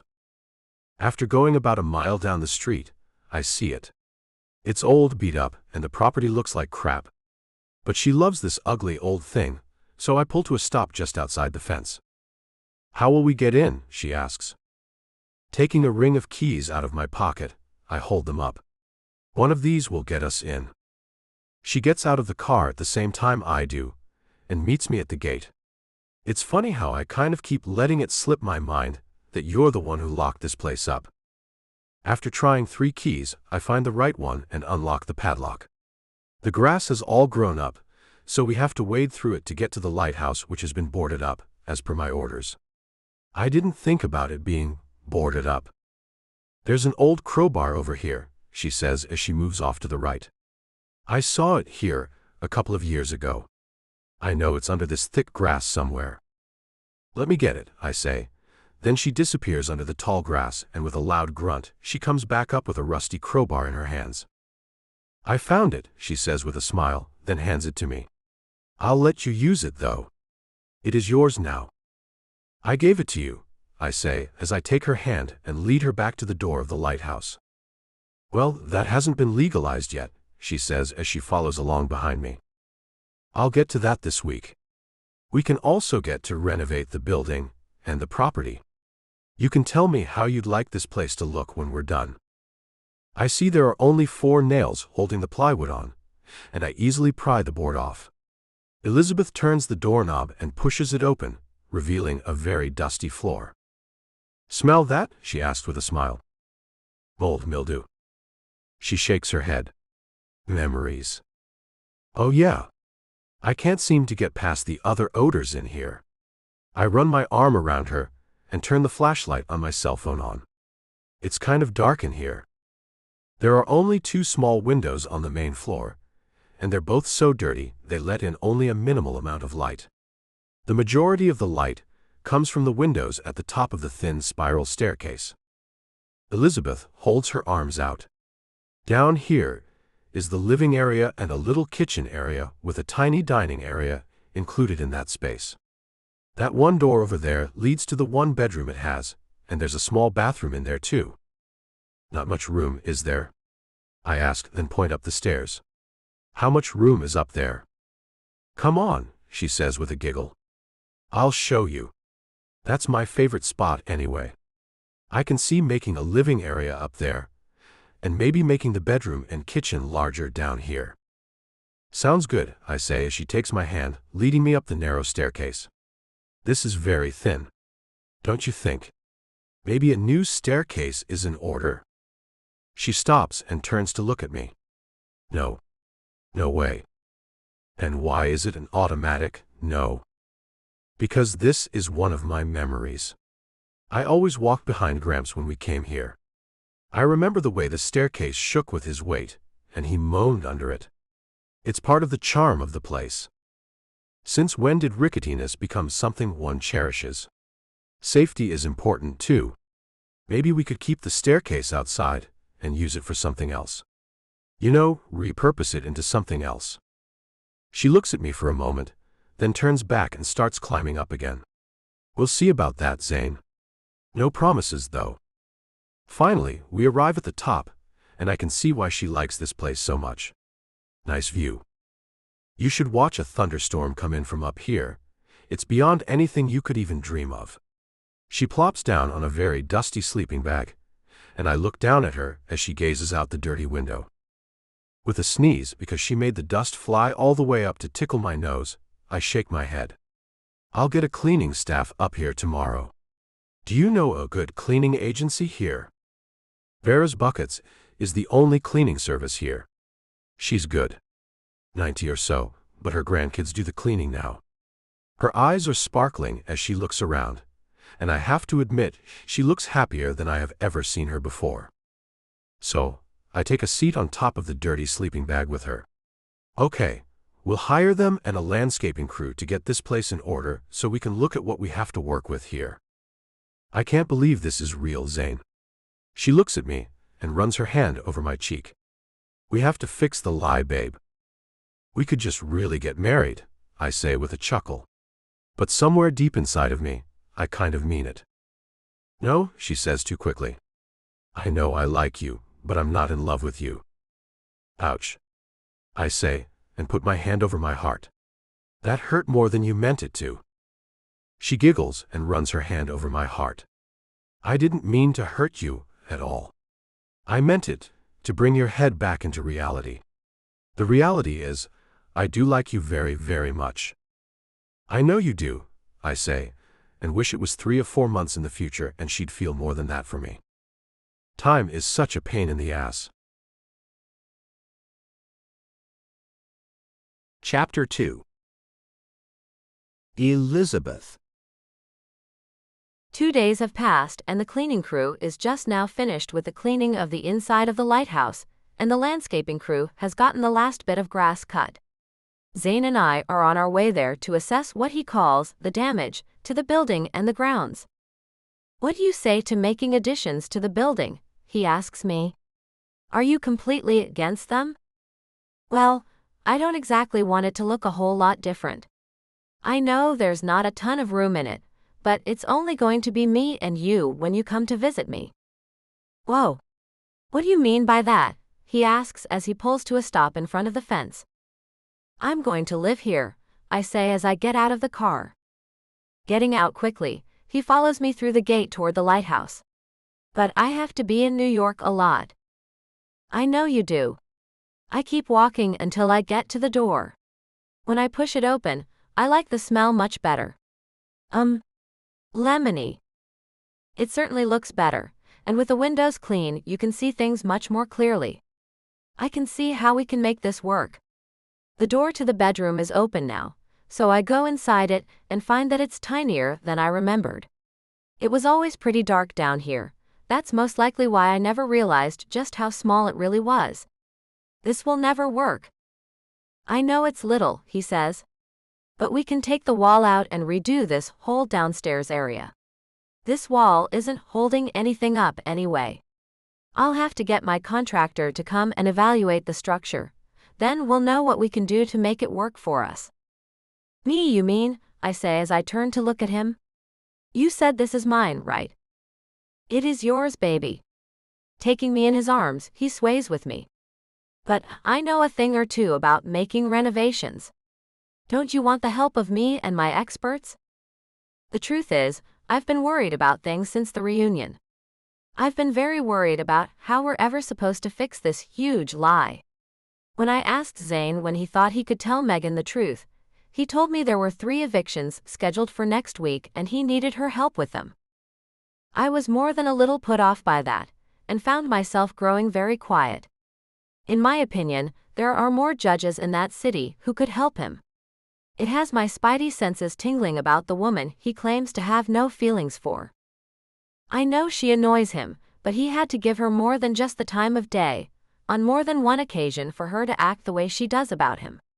I know he told me they slept together only once, and I do believe him, but there's something that he's just not telling me. I'm going to run out and get that picnic basket you packed and bring in that blanket too. We can eat our lunch on the observation deck, he says, then kisses the tip of my nose and lets me go, leaving me alone. Wandering around the small interior, I think about how it would feel to really live in this place. It's not a thing I've ever contemplated before. A creaking sound has me turning my head, and I see the staircase groaning under Zane's weight, as he's managed to slip back inside with a picnic basket and blanket. I'll get this all set up, then call you up when I'm ready for you, baby. Okay, I say and watch him go up the staircase until he disappears at the top. I could come to help. No, I want to surprise you with something. His voice echoes in the empty building as I go to close the door. The lighthouse is already looking better than it ever has since it was moved here, and I can foresee the place being very pretty, and not too far in the future either. Okay, you can come up, he shouts. As I go up the stairs, I can smell an apple smell, along with some cinnamon, and find several candles lit when I get to the top. The blanket is laid out on the floor, and the picnic basket is open. Very nice. He gets up and takes my hand, leading me to the blanket. Your lunch is served, madam. Taking a seat Indian style, Zane sits facing me, sitting the same way. This is sweet, don't you think?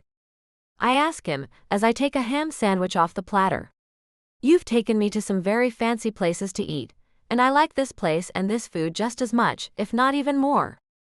His eyes settle on me and he sighs. You really do like the simple things so much more.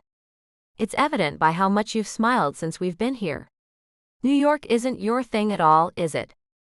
Not really, I confess. But I do like being with you. And I like being with you. But you really are dead set on staying here, aren't you? With a nod, I take a bite of the sandwich and watch his eyes droop a little. I'm sure you can stay in New York for the week, and come back here every weekend. You have the jet. I've become accustomed to holding you all night though. He takes my hand and pulls it to his heart. I've also become accustomed to seeing your pretty face every day. I want you with me. I want you to work with me. I want you around all the time. And I think that sounds kind of good, but staying here does too. Going back to work at the diner and living here, sleeping here every night. Now that sounds like heaven to me. I honestly didn't think by giving you this place and fixing it up, I'd be losing you. You aren't losing me, Zane. Now you're just being dramatic, I say with a sigh. You and I haven't been together long enough for some space between us to cause either of us much pain. If that's so, then why does my heart ache, he asks me as he flattens my palm against his chest. I can feel it pounding, and wonder why that is.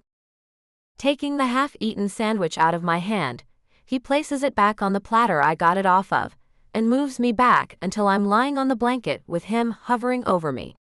His eyes search mine as he says, "I love you, Elizabeth Cook. Look me in the eyes and tell me that you do not love me." I open my mouth to tell him that I do not love him. Not yet. But nothing comes out. My heart is going 90 miles an hour as I try to form the words that refuse to come. What if I do love you, Zane? What would that change? Your last name for one thing. Your address for another. Does this mean he really does want to marry me? And do I really want to marry him? Chapter 3. Zayn. The sunshine coming in through the circle of windows has her golden blonde hair shining like a halo around her gorgeous face as she lies on the blanket beneath me. I can see the truth in her eyes. But she's yet to tell me what I want to hear come out of those plump, pink lips of hers. So I kiss them with a long and sweet kiss, then release her lips and look into her eyes again. Tell me the truth. I'm just uncertain if what I feel is love, Zayn. It's not been any amount of time since I met you. If you never felt my touch again, would you miss it? Of course, she says. But I don't know if that's love. If I could never feel your touch again, I can tell you without a doubt that I would miss it so much, I'm sure it would leave me permanently scarred. Do you really think so? I move closer to her. Leaning into her, I touch her neck and speak near her ear. I do. I care for you, Elizabeth. She sighs as I hold her close. Her hands move over my back and she whispers, "Love is a strong word." Her body moves as I move one hand along her side. It is. My feelings for you are very strong. How can you be so sure? She asks. I kiss her again until her breathing grows quicker. Then I end the kiss and look into her eyes. How can you be so sure you don't feel more than merely liking me? That's true. I do have more feelings for you than just liking you. Zayn, she whispers. Why do you think you care for me? I say, because I think about you as I fall asleep. You're the first thing I think about when I wake up. Your smile means more to me than anything has. That's why I think I care for you. It makes me happy when I see you happy too, she admits. So you care about my happiness, you say? Then you should care that I don't want us to stay apart. I want you to come with me each week to New York, and then on the weekends we can come here together. Her green eyes are thoughtful as she looks at me. Don't make me regret this, Zayn. With a shake of my head, I say, I will never make you regret caring for me, Elizabeth. That's a promise. Her hands move up my arms as I have them propped on either side of her, holding my upper body away from hers. Gentle touches begin on top of my shoulders, and then she's pulling me down to her slowly. I can't stop looking into those eyes as they change color from dark to light. The thoughtful look is replaced by one of hope. One of her feet touches the back of my leg as her lips part. Do you really think you and I can make this work, Zayn? We have done that already, I tell her, then kiss her. Her hands move over my back, and then I ease the kiss. I know she has every reason to be upset about how I made things so complicated with my lie. If I could turn back time, as the saying goes, I would. What's done is done, though, and we'll just have to figure things out as we go along. I need her to trust me. I need her to believe in me. I need her to care for me the way I care for her. I desperately want to believe you, Zayn. I desperately want you to, Elizabeth. Let the words go free, baby. You've been telling me you loved me from the first day we met. Why are you finding it so difficult now? Because now they're going to be true.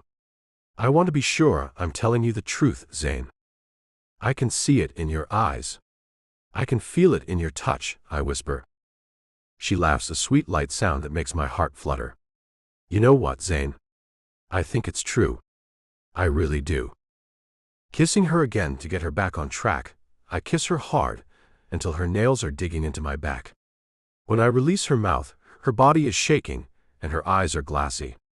Oh yeah. I do, Zayn. I do. I love you, for real. And that's all I needed to hear. I love you too.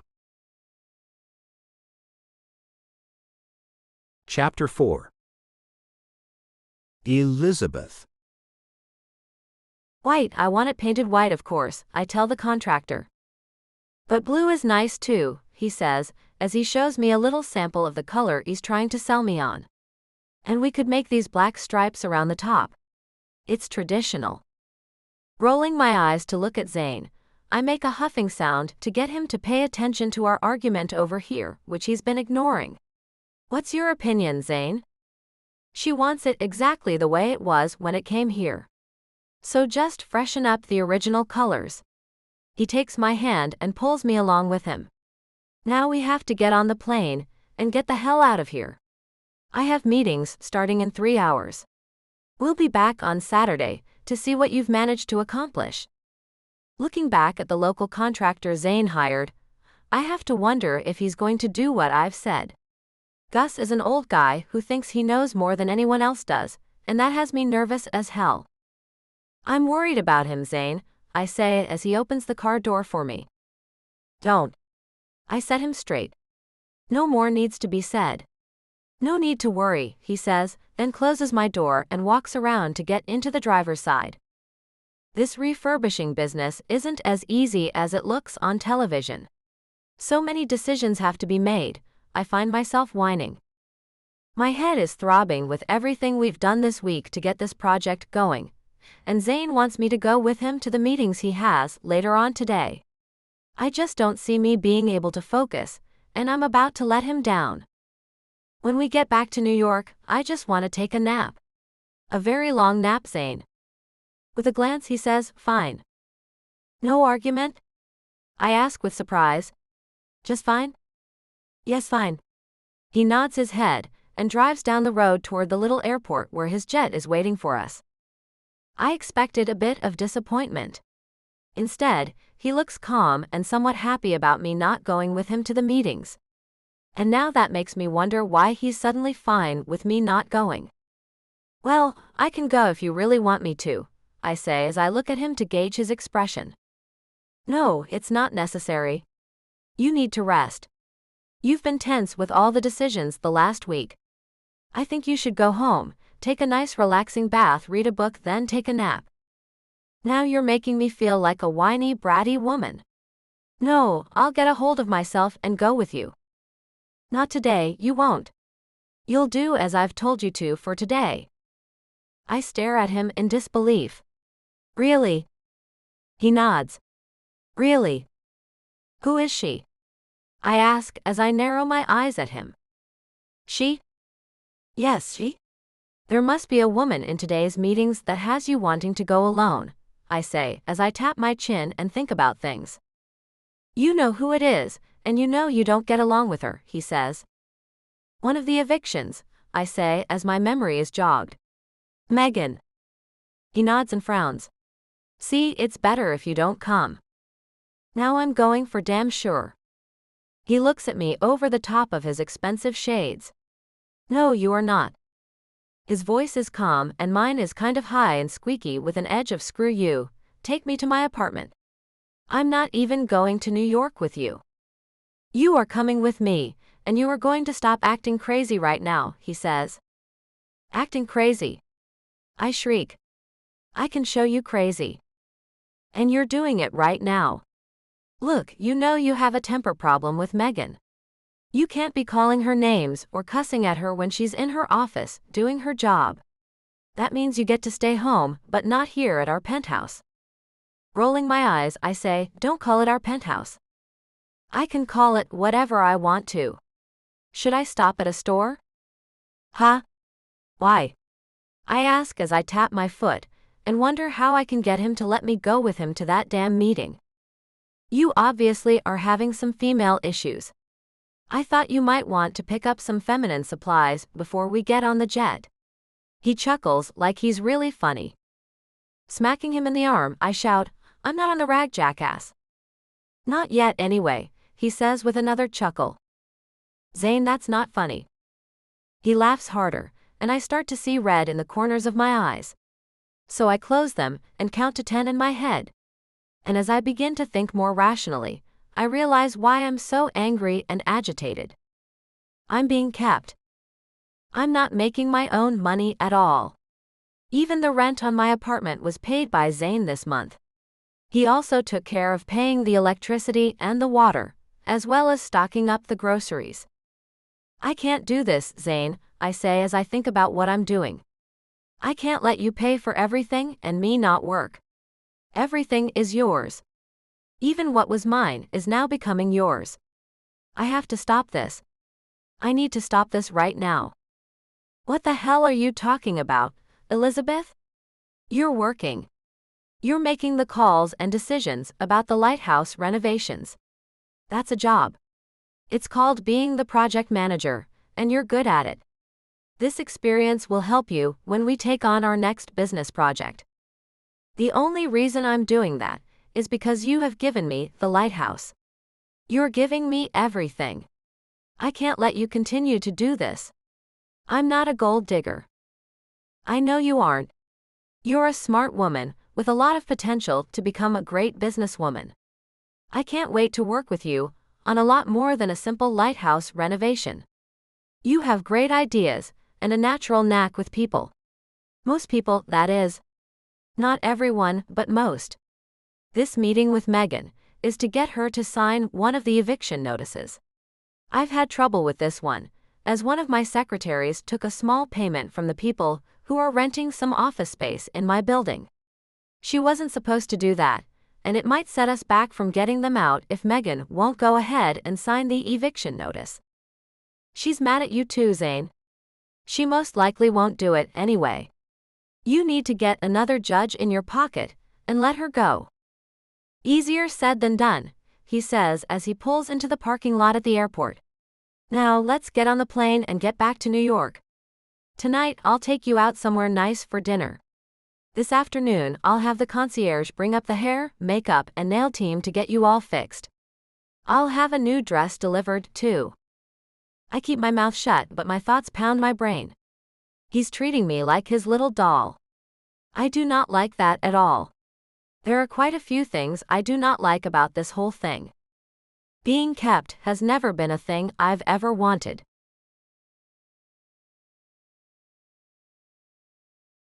Chapter 5. Zane. The jet ride from Chesapeake City, Rhode Island, to New York City takes less time to travel than it does once you get here and have to take a car to where you need to be. Sitting in the back of the cab, I can feel the tension radiating off Elizabeth, as she's kept very quiet most of the trip. After I change, I'll take off to handle today's business. I'm going to have to order you a massage, too. I kiss her on the forehead, and she pulls back and scowls at me. Can you just stop this pampering crap, Zane? She asks me very loudly. So loudly, it makes the female cab driver look at her through the rear-view mirror. I wish somebody would pamper me, she mumbles. Thankfully, Elizabeth wasn't paying attention, because in the current state she's in, she'd most likely say something mean to the poor woman.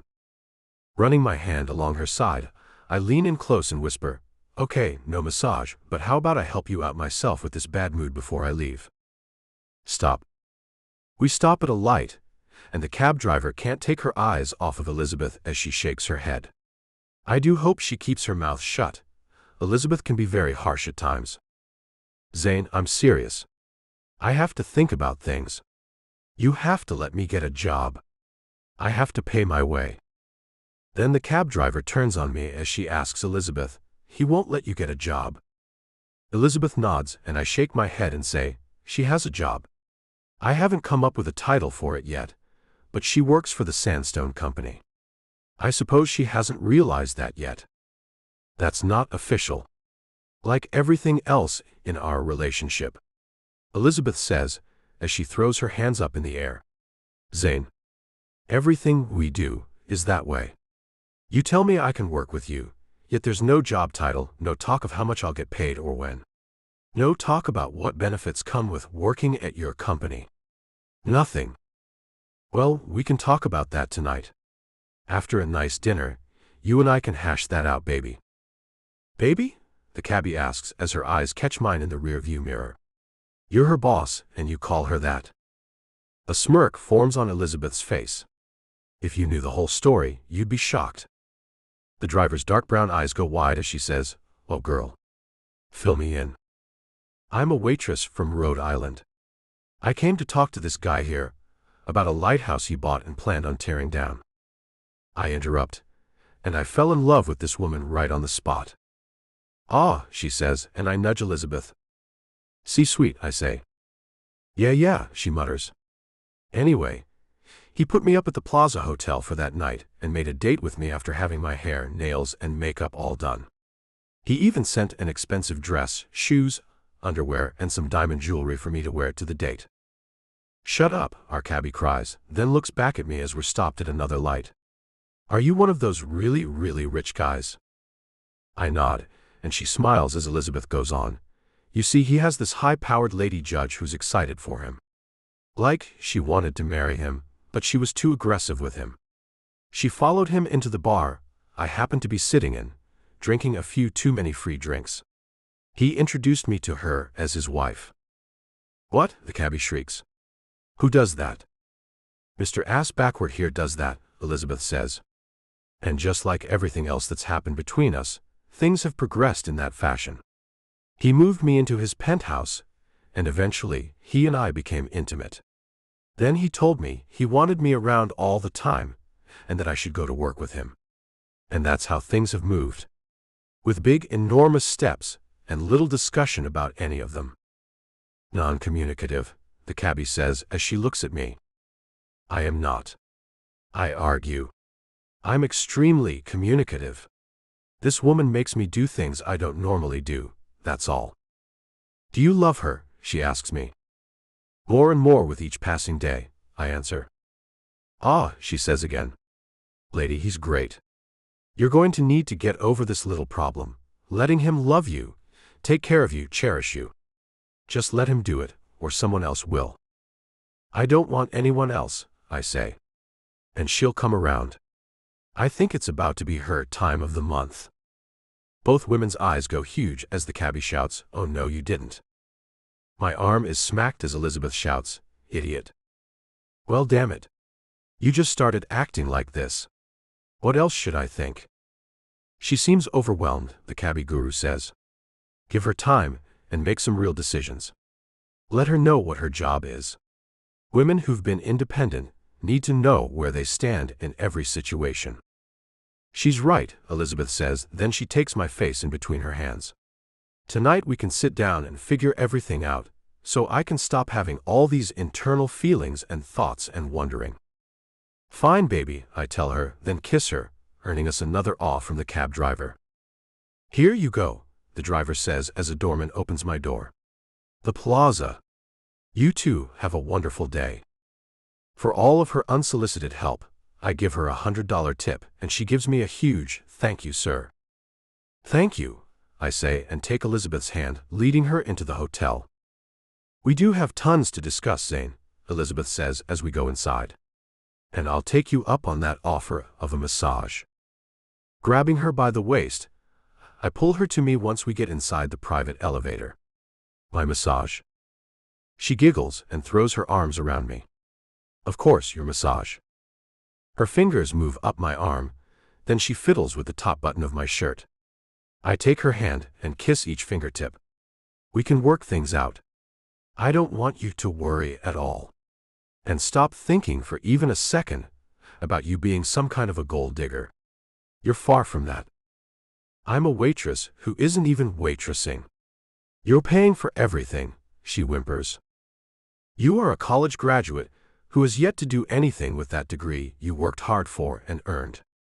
I'm merely giving you the opportunity to find something you want to do with it. No matter what it is. I just think by you working with me, you might just find your true calling. You really are like a knight in shining armor," she says just before I kiss her. "She's really like my angel sent from heaven."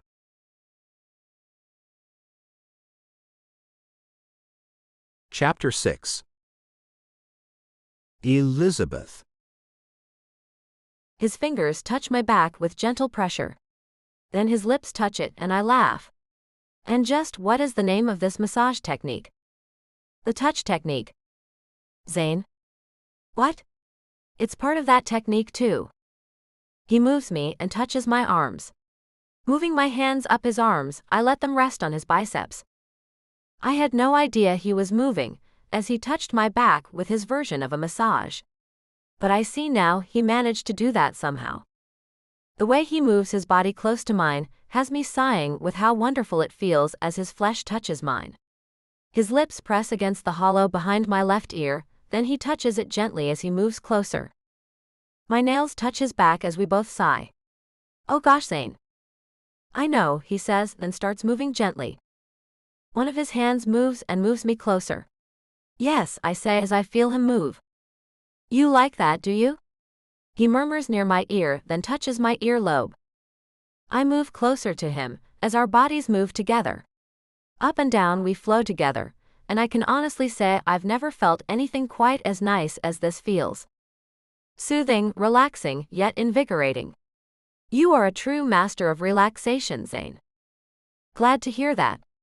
And just so you know, you can never request this from anyone else. Not ever.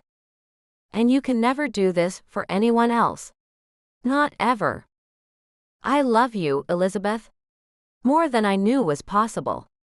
Running my hand over his forehead, I say, Zane, I'm finding more and more to love about you all the time. I'd do anything for you. His smile makes my heart flutter, and I laugh as he touches my neck. I like that thought, baby. Rolling over, he keeps me close to him as he looks up at me. I'm going to tell her the truth right after I get her to sign the paper for me. What? Do you think this is the right time to do that? I have to. I can't take this anymore. Then I'm going to visit Eugene and tell him the truth too. I can't lie any longer. I want what we have to be real to everyone. How do you think it'll go? I ask as I run my hands over his chest. I don't know, he says as he takes my hands in his and kisses each palm. But I want this thing we have to no longer be based on lies. I love you, and I want everyone to know that, without having the lie of a phony marriage clouding this beautiful thing. He makes a swift movement, then we're up, and I'm in his arms as he heads toward the bathroom. I run my arms around his neck and kiss his cheek. So, where is dinner, Romeo? I'll surprise you, he says and kisses my cheek. Now for a shower. Then I'm going to wrap you up in a fluffy robe, so you can be pampered for the rest of this afternoon. I'll dress and go take care of the last little bit of business I will ever have with Megan Saunders. Placing me on the cold, tiled floor, I hop over to the bath mat as he starts the shower. She's going to be tough, isn't she? She's aggressive and more than used to getting her way, but I'm much tougher. I've just been holding myself back because I thought I needed her help now and then. I'm so over that though. The only thing I know I need in my life and business now is you. I kiss him. He picks me up and takes me into the shower. The warm water falls over us, making me feel like we're in the summer rain instead of a shower inside of a fancy hotel penthouse. When our kiss ends, he looks at me, and I can see something in those eyes. They glisten as he turns me in his arms and holds me from behind, nuzzling my neck. I'm going to take care of you forever, baby. Let yourself be happy with me. I promise nothing bad will come of it. Only good will. You'll see. Together, we'll make things happen.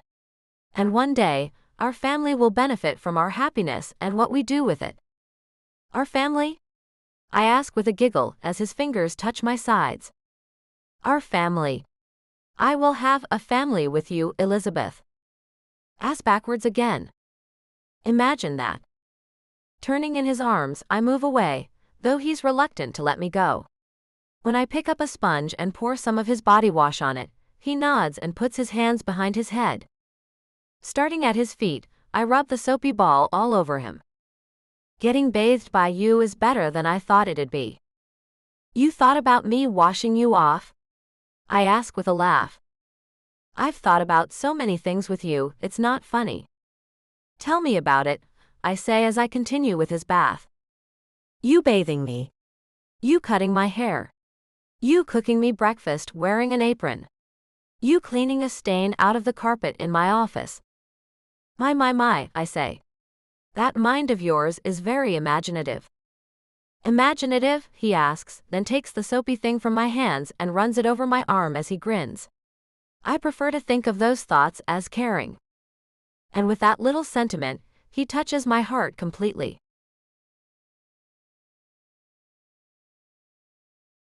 Chapter 7. Elizabeth. After a day of being completely pampered, I'm dressed and waiting for my man's return. Lois is gone for the day, and I'm sipping a glass of wine and reading on my Kindle. I don't recall a time I've ever been so relaxed.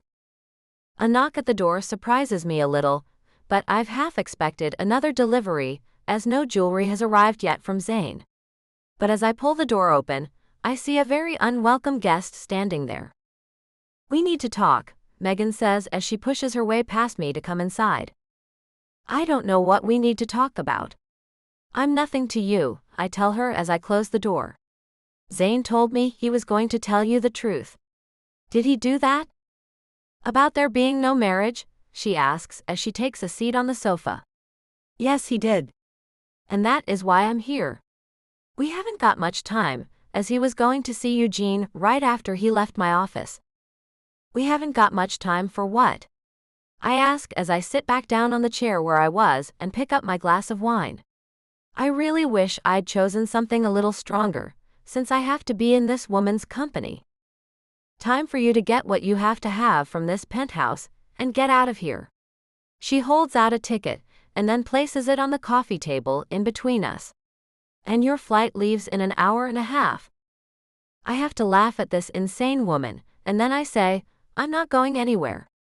Perhaps you should leave, Megan. I have enough dirt on Zane and his company to ruin him, Elizabeth. I have the ability to trump up documents and anything else I have to do to make sure Zane becomes anything but the man he is now. And I will do that if you don't leave. My mind stops, spins backward, and does a loop as I stare at this woman. You're a judge, Megan. Tell me why you'd put yourself in such a precarious position, just to ruin a man. You have to know I can go to the authorities and tell them about you blackmailing us, right? A smile creeps across her face. Darling, I am well known in this town. My word would be taken over yours quite easily. You see, I want Zane. I will get him. You can leave, and that will make sure nothing bad happens to the man, or you can stay, and I'll drag you both through the mud until you give up. But I will have him. Megan, even if I wasn't a factor. If he'd never met me, he still wouldn't get with you. He doesn't care for you.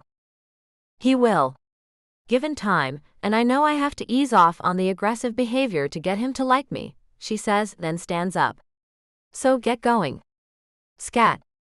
Scat? You have got to be kidding me.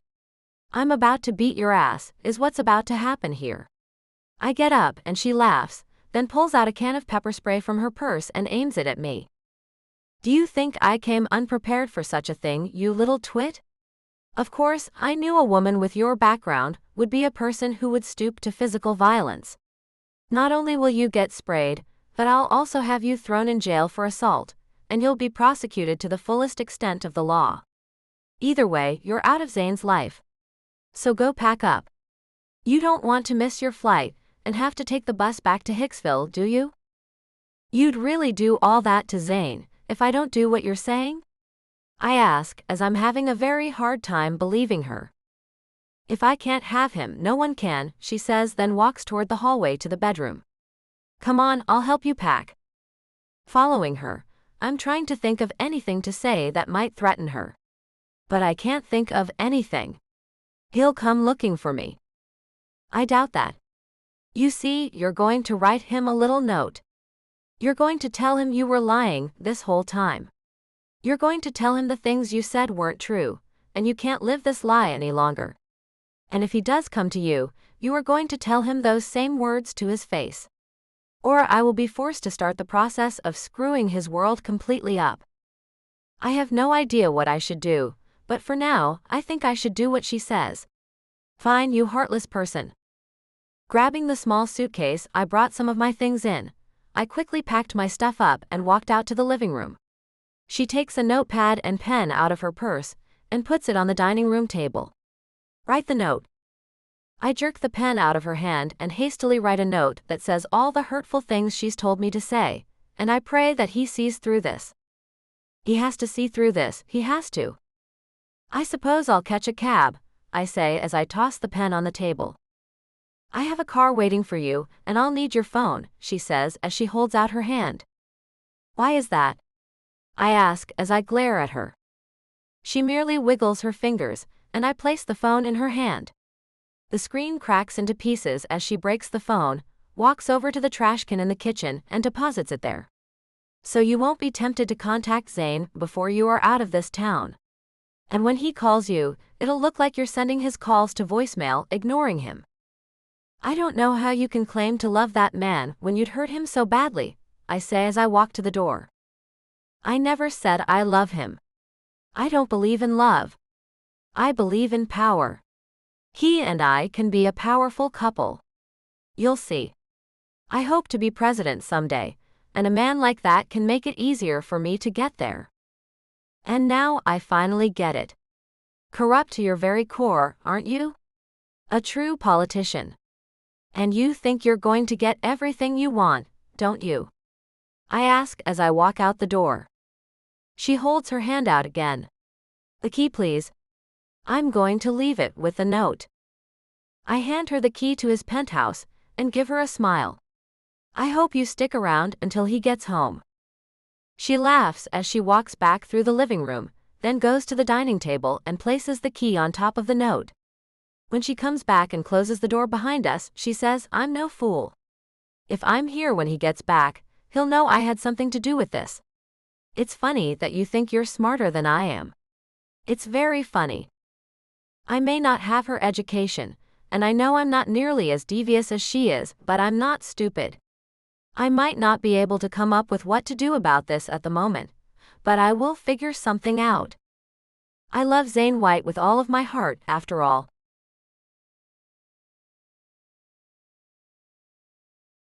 Chapter 8. Zayn. With a real engagement ring in my pocket, I open the door to the penthouse. Honey, I'm home. With no words coming back to greet me, I walk toward the bedroom where Elizabeth must be. But when I open the door, she's not in here either, and the bathroom door is wide open, and so is the closet door. Walking to the closet, I see some things are missing. Her things. Something isn't right here. Something is all wrong here.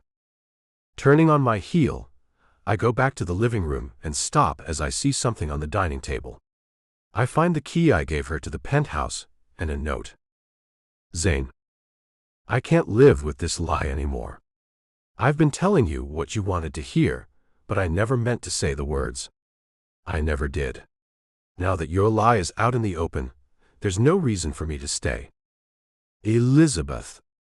Falling into the nearest chair, I think I'm as close to fainting as I've ever been. This cannot be real. The room is spinning. My eyes are burning. My stomach is twisting, and I think I might be having a stroke. I need a drink, I mumble to myself as I stumble to the kitchen to grab the first alcoholic beverage my eyes land on. My stomach lurches, and I take a couple of quick steps to the trash can in case I hurl. The bag inside is almost empty, and I spot some shards of black glass at the bottom. Swallowing the bile down, I reach in. It's her phone, I think. It's broken into pieces for some reason, and I pull all the pieces out and go to get a plastic bag to put them in. I have no idea if this means anything at all, but I feel like I should keep this for some reason. I stop by the table and pick up the note and the pen she must have written it with, and drop them into the bag too and zip it up. Taking the bag with me, I go back to the bedroom to see what she's taken now that I know she's gone. Still hanging on the side of the mirror is the little lighthouse necklace I gave her, and that thought alone confused me as hell. Does she think I'm taking the lighthouse back? I ask myself. Taking the necklace, I add it to the bag of things and then put it in my top dresser drawer. The sound of the doorbell has me sprinting to it, in the hope she's changed her mind. "Elizabeth," I pant out as I pull the door open. "No," Megan says with a laugh. "But I am looking for her." "Why?" I ask as I stand in the door, not letting her inside. "I want to bury the hatchet with her. Since you told me your big news this afternoon, I didn't want any more bad blood between us." "Did she go somewhere?" "Yes," I say, and take a step back so she can come inside. "Please come in." Megan comes inside, following me. "Something seems wrong, Zane." "What is it?" "She left me," I say, and I can't even believe the words that came out of my mouth. She left a note. It said she was lying to me about how she felt about me. But Megan, she wasn't lying. I could tell she meant what she said. "Oh, Zane," Megan says. "I'm so sorry." "No, don't be. I'm going to go to Chesapeake City to find her. I'm going to make her talk to me. I don't believe she doesn't love me. I know she loves me. There's no way anyone can fake that look she had in her eyes when she said she loved me." Megan takes my hand and pulls me to sit next to her on the sofa. "You need to take a seat and steady yourself. Let me grab you something to drink." She gets up and goes to the kitchen while my head feels like it might explode. I don't know how or why Elizabeth would do this to me. It makes no sense. None at all. Megan comes back in with a tall glass of dark liquid poured over some ice cubes. Placing it in my hand, she sits back down. I notice she's leaving room between us, a thing she has never done before. "Thank you, Megan. This is nice of you," I say, then take a long drink that burns like fire as it goes down my throat. "I came here this evening to apologize to you both for my previous behavior. It has come to my attention that I've been a bit aggressive in my pursuit of you. I never meant to be like that. Once I realized what I've been doing, I just couldn't get here fast enough to tell you how horrible I feel about how I've treated you. I do care about you, after all." "Thank you," I say again and take another drink. I think I need an intravenous line to get this into my system and help me to stop feeling so shocked. I see now this is a terrible time for me to be doing this. You told me things were going so well between you two that I never in a million years thought I'd come here and find this happening. Not in a million years. You two did look like you were in love. We did, didn't we? I ask as I take another drink. I hate to say this, but she was quite the actress. It just shows you not to take up with anyone quite so quickly. I mean, you didn't know her at all, and you moved her into your home the first night you'd met her. Things were bound to go wrong. Yeah, but I never thought they'd go this wrong. She and I may have looked like we were rushing things, but we really weren't. She slept in the guest room at first. We really did get to know each other and develop real feelings for one another before our relationship got physical. Well, you let her know you anyway. Seems she might have been hiding who she really was. Tell me how she was when you went to the family thing she took you to. That was a nightmare, I say as I recall that awkward day. We lied to them about our marriage too. I took on a role for that. A role I was not accustomed to at all. Megan's eyes go wide as she asks, "What did she make you do, Zane?" I offered. She didn't make me do anything. But I came off as being very compliant to her. I take another drink with that memory. You compliant? She asked with a laugh. Never. Yeah, well, I did do that. But it wasn't her fault. I look at Megan and realize it was all her fault. You know that was your doing, right? She looks down and nods. It was, and I'm sorry. She looks at me with tear-filled eyes. I've been a horrible person, Zane. A person I didn't know I could be. I came to apologize and try to make things right again. Your friendship means a lot to me. I wanted to let Elizabeth know how sorry I was, and if there was anything I could do to make up for that. Oh yeah. I ask as I feel kind of numb, and that feels a hell of a lot better than kind of about to have a stroke. But now she's gone, she says. Perhaps I was right about her though. I mean, she has left you telling you she lied to you. I suppose that's better found out now than later. I suppose so, but I have a feeling the real pain of her leaving and lying hasn't even begun to form in my heart yet. And I have no idea how I'll survive it when it does. His command. Chapter 1. Elizabeth. It's been 3 days since I left New York and I'm finally through crying. I think I must really love Zane, as I've hardly been able to sleep without being snuggled up with him each night. I've lost about 5 pounds as I haven't been able to eat at all. I've barely managed to drink a glass of water each day. It helped replenish my tears so I could continue crying. Now I'm on my way to the diner to beg for my job back. I'm praying the owner and my coworkers can forgive me for quitting without any notice. I don't know what I'll do if they don't hire me back. A horn honks at me as I walk along the sidewalk. When I look over, I see it's the old man, Gus, who's working on the lighthouse. "Hey Lizzie, that man of yours has been looking for you. He said you need to call him. And when are you gonna be able to come to check the progress we've been making on the lighthouse? That's not mine anymore. I don't know why he thinks I could keep it. And I can't call him. Tell him that, will you?" I ask as he shakes his head and pulls to the curb, parking and getting out. He walks to the back of his old sky blue truck and puts the tailgate down. "Get on over here and tell me what's going on." There's nothing to tell. "We broke up," I say as I try to keep walking. With one quick swipe, the man has my arm and tugs me to take a seat on the tailgate. "He said you left him. Now why would you do that?" "I had to," I tell him. I can feel the tears threatening me, and I blink a few times to get them under control. "This might not be any of my business," he says. "You're right. It's not," I tell him and try to get off the tailgate. His hand holding my arm stops me. "Well, I'm going to make it my business as you both are my bosses and I'm the one in the lurch here. Now tell me why you left him, leaving him a note that said you lied to him about your feelings." "It was something I had to do," I say as I have no idea what else to say to anyone. I can't go around telling anyone how Megan Saunders is blackmailing me.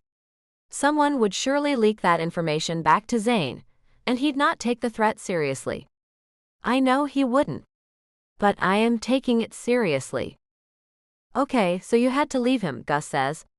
"He told me if I found you to tell you that you're still the project manager. He said to let you know you still work for his company." "I can't do that," I whine. "I have to forget about him." "You need to talk to the man. Now where's your daddy? Did he and your mama leave town again?" "Yes." I nod. "They left right after the reunion our family had.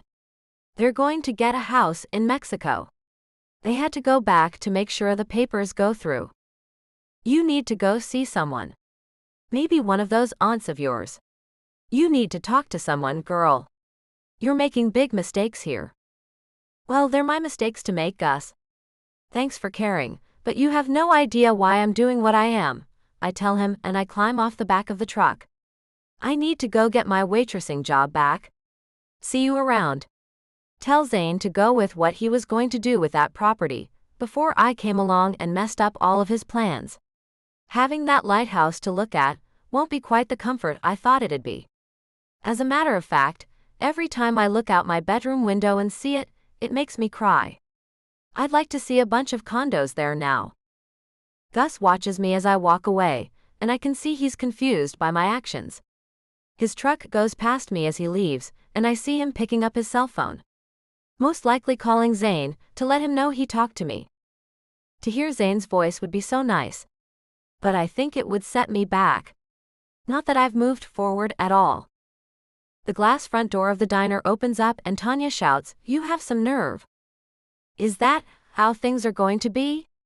I shout back at her. Should I even bother asking for my job back? "You want your job back? What happened to Moneybags?" she asks as I get to her. "I had to leave him. And we were never married. That was a lie I had to tell my family. Moving in front of her, I go inside the small diner to find the people I've worked with forever staring at me. The dishwasher Clive shakes his head as he says, "What the hell happened to you?" "Love happened to me," I say as I sit at the counter. "And it's kicking my ass." Tanya sits on the stool next to me and puts her hand on my shoulder. "Love isn't supposed to kick your ass, sugar." "So what's happened?" "A lot of stuff has happened. I can't tell anyone all of it. I think that's the hardest part. I have to keep this all to myself. It's for him that I left him. But I can't explain that, so please don't ask me to." "You know what, Liz?" Tanya asks me. "Did you know that Bob and I didn't get to go get married because of you?" "I'm sorry," I whine and put my head on the cool countertop. "I know that was selfish of me to quit like that." Tanya pulls me up by the shoulders to make me look at her. "Don't be sorry. I found out the day we were supposed to have gone to Vegas that he has another girl pregnant one town over. He wanted to hurry up and marry me, thinking that girl couldn't make him take responsibility for that baby if he was already married." "Idiot," I say. "I'm so sorry though." "Don't be sorry. You not taking my shifts was a blessing in disguise. I admit I cursed you up until that other news hit my ears. Then I changed that cursing into blessings for you. So get ready to give up this insane idea that you can't tell anyone the real reason you left that man you obviously love." Chapter 2. Zane. Why would she say she had to leave me, Gus? I ask, as the old contractor fills me in on a talk he had with Elizabeth. I don't know. I told her she needed to go talk to someone. She's not acting like herself at all. I've known her since she was knee-high to a grasshopper. She looks like hell too. My stomach does a flip, and my entire body aches with the sadness I feel. It's been 3 days since she took off, leaving me here all alone. 3 nights have passed with only bits of sleep here and there, as exhaustion creeps in occasionally and steals a few winks from my continuously working mind. I cannot imagine why she'd leave. And giving me no more explanation than she lied about her feelings. If she lied about them, then she shouldn't look like hell the way Gus is saying she does. What about the job, Gus? What did she say about that? I ask as I lean on my desk and feel another quick nap coming on rapidly. She says she's going back to work at the diner. She says she can't work for you. She says you should build those condos you were planning on building. The buzzer on the intercom startles me. Damn it. I'll call you later, Gus. Thanks. I press the button and hear my secretary, Lane, as she says, "Judge Saunders is here for your appointment, Mr. White." "Send her in," I say, and press the button under my desk to open the door. Megan is wearing a smart-looking tan suit, along with a bright smile. She holds up 2 cups. "I brought you a latte. I thought it might perk you up." "Thanks," I say as I go around the desk and take the coffee, then reach out to shake her hand. She moves though and hugs me. "You look like you need a hug more than a handshake, you poor man," she says.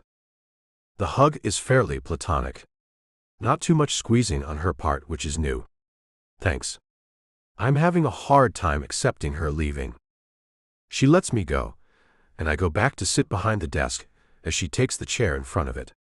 Crossing her long legs, she sips her drink. "Have you heard from the woman at all?"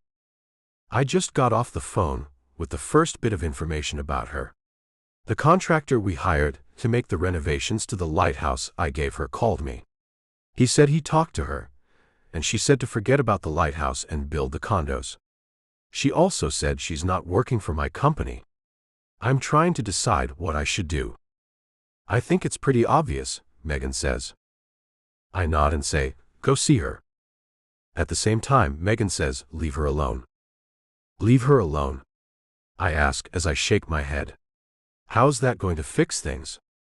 Leaning forward, Megan puts her elbows on my desk, laces her fingers together, and then leans her chin on them.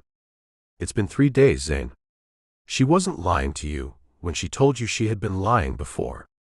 It's time you come to terms with the fact that she really was just toying with you or trying to get something out of you.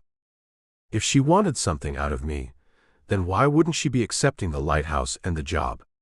I ask as I watch her eyes roaming around the room. She sits back and throws her hands up in the air. How should I know? I didn't know that woman, and obviously neither did you.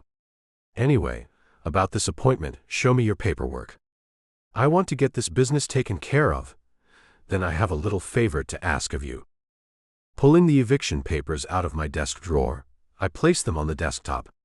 These are pretty straightforward. Taking the pen I've pulled out for her to use to sign them, she pulls the first page to her and signs it without even reading it. I trust you, Zane.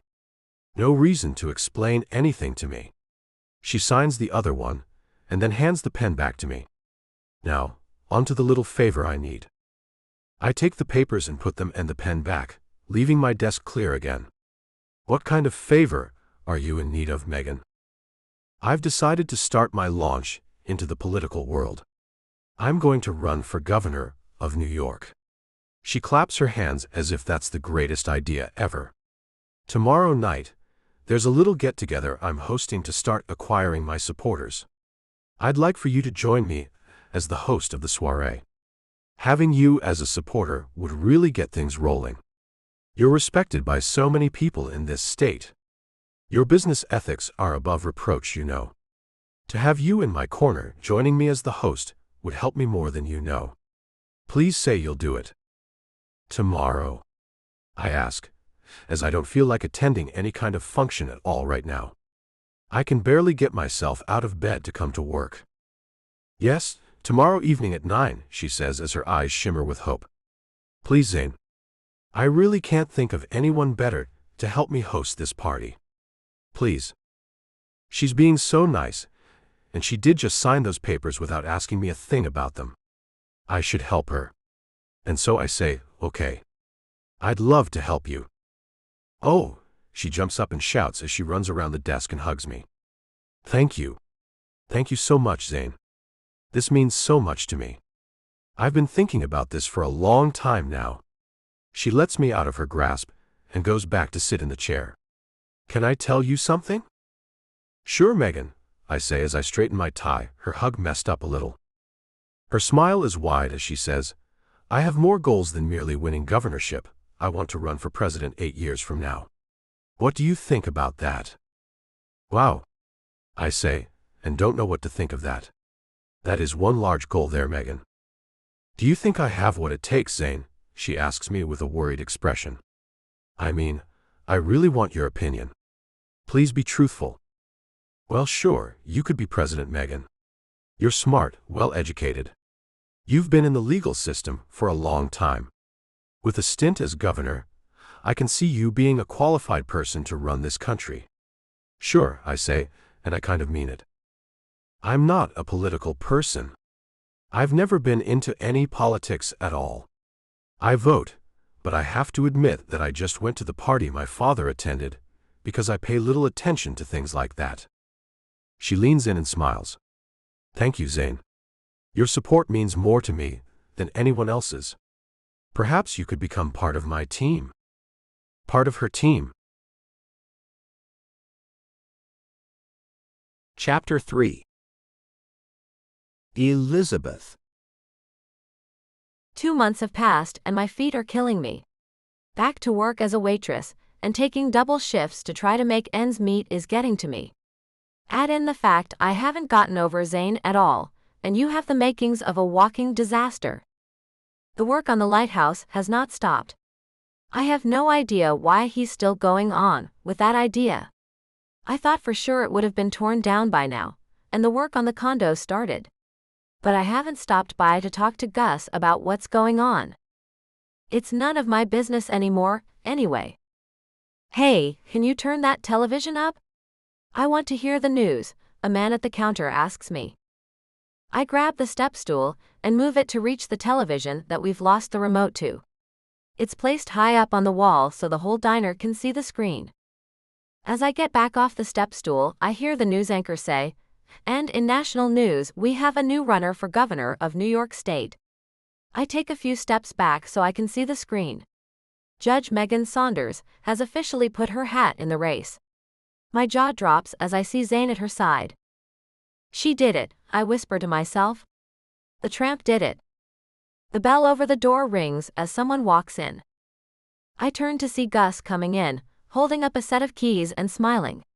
I have a present for you, Lizzie. Tell him to stick his present up his ass, I say, and run into the kitchen behind me. I can't breathe or think, my heart is pounding so hard. Tanya comes in behind me. What the hell is going on with you? He's with her. He's actually with that tramp. I never thought he'd be with her. Never. He who and what tramp? She asks me as she reaches out to pull me up as I've slid down the wall and am sitting on the floor. Zayn and Megan. She's the one who made me leave him, I blurt out. Then I look at Tanya, as I've told no one that. Her eyes are big as she says, "You have to tell him that, Liz. You have to let him know that." I shake my head as she pulls me up. I can't. She said she'll ruin him. I can't let that happen. So instead of letting him in on this, you're going to let her have him? She asks. That doesn't sound like you at all.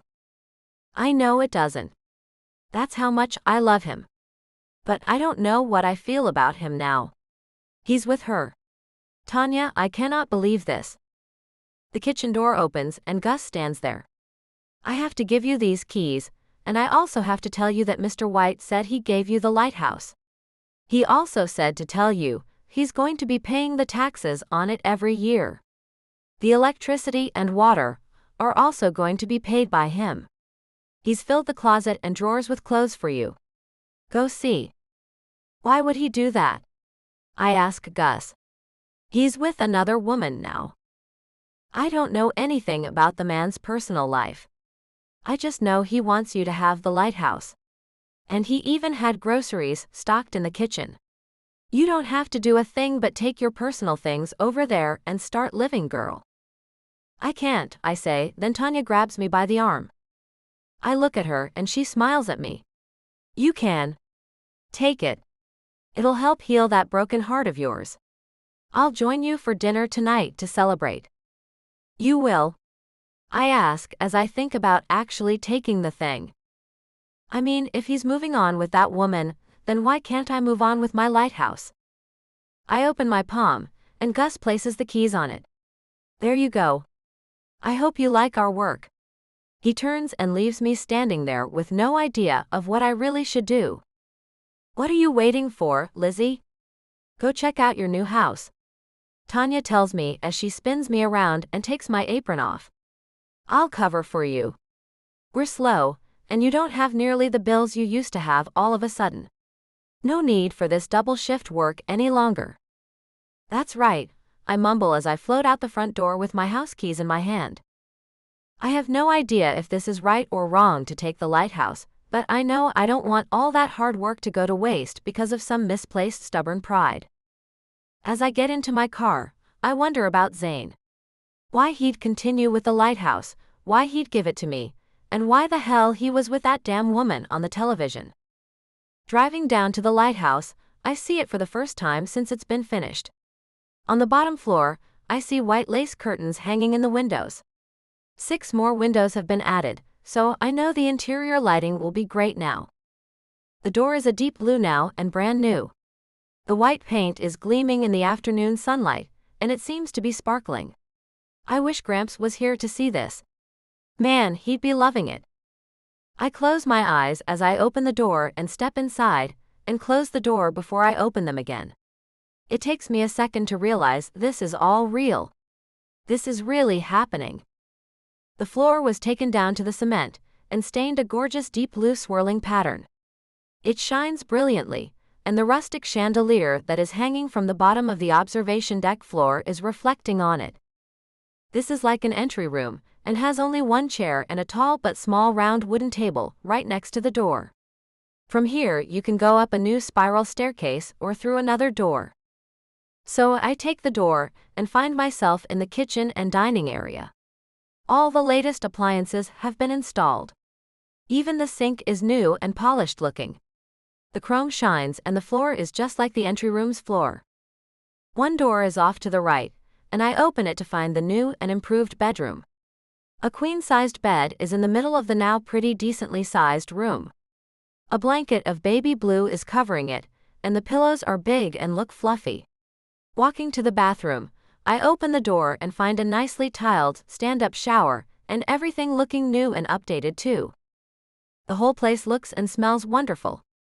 Better than I imagined it could. And now to go upstairs. I float through the house to get back to the stairs. It feels unreal to me, like a dream. The first step I take makes no sound, unlike the other staircase, the one Zane deemed unsafe. He might have been right, but this new staircase is gorgeous.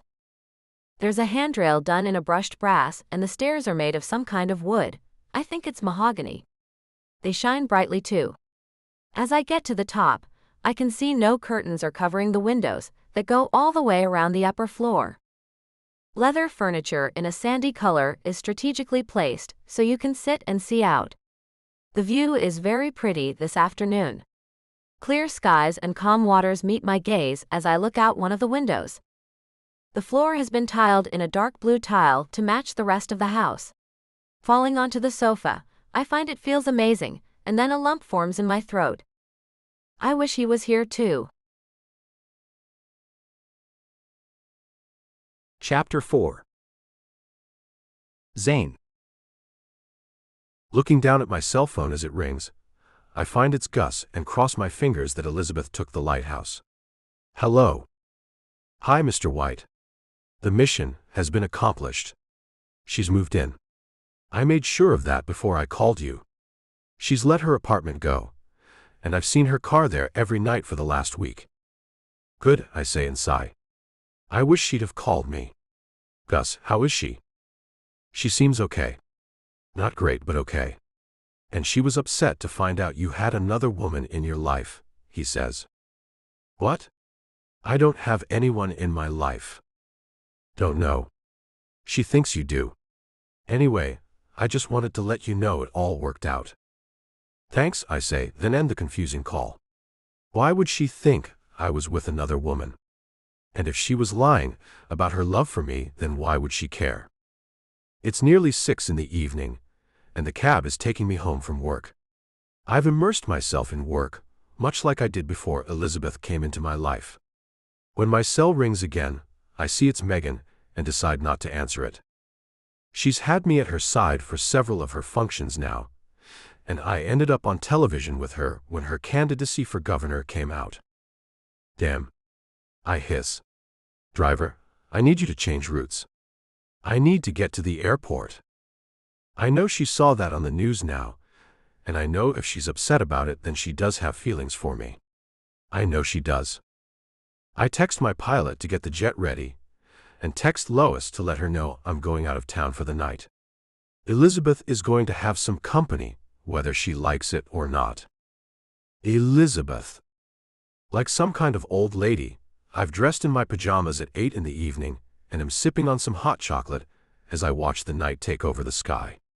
I've spent every single evening for the last week watching this scene, and it's never been the exact same one so far. I'm excited because the first cold front of the fall is coming in, and there are storms expected with its arrival. So I've brought a blanket up here, and am waiting for the first lightning to come. A twinkling sound fills the air that I've never heard before. It seems to be coming from the stairwell. Getting up, I put my mug on the side table and go to check out where the noise is coming from and why. It makes the sound again, and it leads me to a small box on the wall about halfway up the stairs. It goes off again, and I think it might be a doorbell. No one has come to visit who's used it before. I knew I had one. I just haven't pushed the button yet.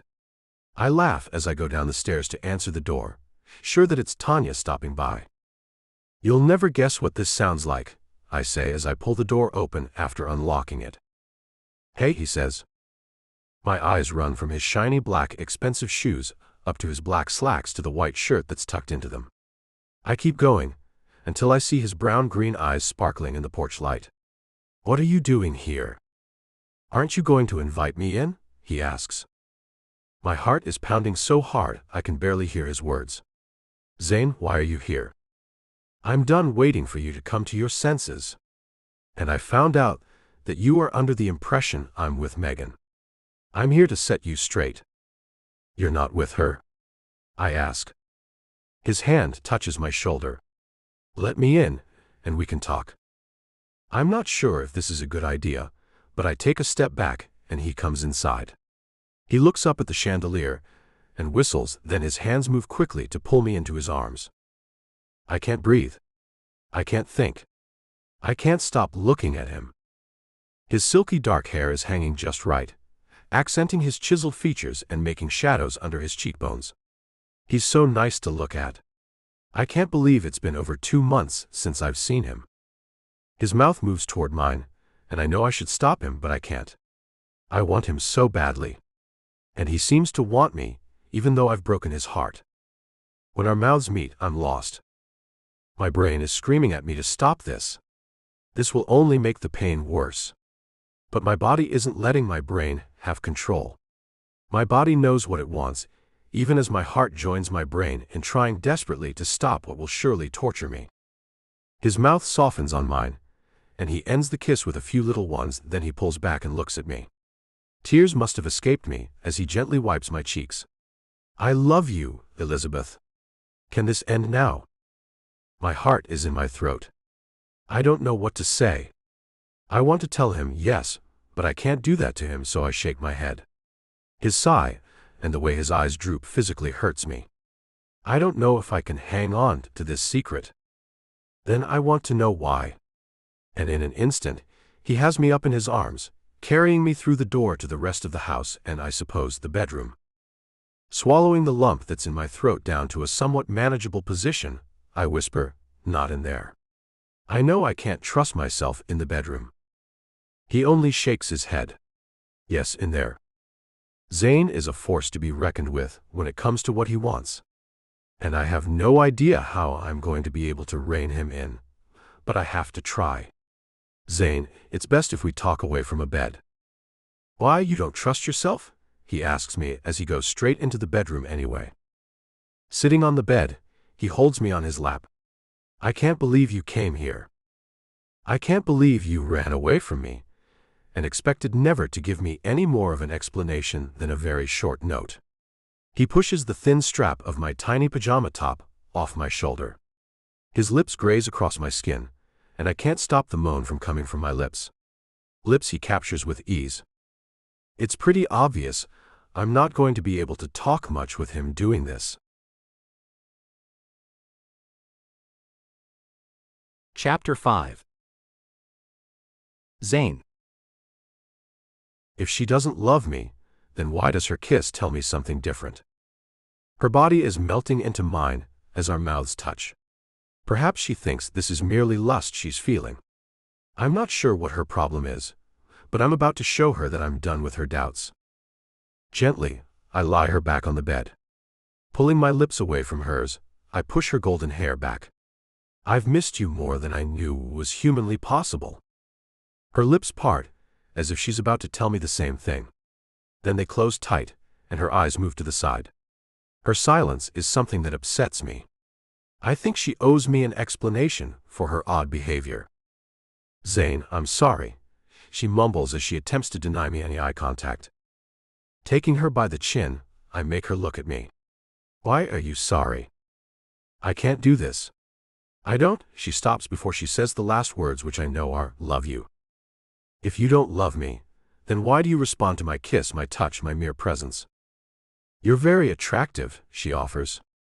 "Who wouldn't respond to you this way?" "Do you really think that every woman I've ever been with responds to me the exact way you do? Because that's not true. You and I connect like I've never connected with anyone else. And I'm not leaving. You have to." Her eyes go wide, and her hand goes to my chest. "Zane, you have to leave. You have to give up on me." "Well, I'm not going to do that. And why don't you tell me why I have to let you go?" I moved closer, nearly revealing her shoulder. "And I think we should have this discussion together." I've wanted to be close to you. You can't tell me you haven't felt the same. Her body moved and her hands touched my hair. Yeah, she wants this. I see she's wearing undergarments, and I move closer. Her eyes show a spark, and when I move back down, she moves closer. Just one more time, she whispers. That's what you think, I say with a laugh, then lie next to her, looking down at her. Let's not talk, she says, as her hand moves over my shoulder, pulling me to her. As our lips touch, I touch her and she moves closer. Her hand touches me. I move my mouth off hers and kiss my way up her neck as she asks me to move closer. Please, Zane, she whispers. With a touch to her neck, she reacts. Tell me what you know I have to hear, or this cannot happen. With a touch, I hear her. I feel something for you, Zane. I've always felt something for you. I know you have, I whisper in her ear. Then I roll off the bed, as she opens her eyes and looks unsure. On your knees. A smile flashes at me, and then she's on her knees and close to me. With one hand, I hold her, and the other I use to touch her. The sound she gives me lets me know she feels something, and I continue. She reacts, and puts her head into a pillow. Her insides are reacting. The way her entire body is moving lets me know she was never pretending. There's something deeper, and I will get to the bottom of it.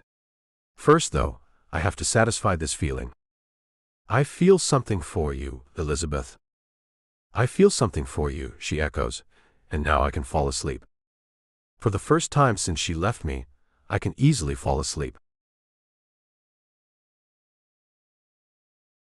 Chapter 6.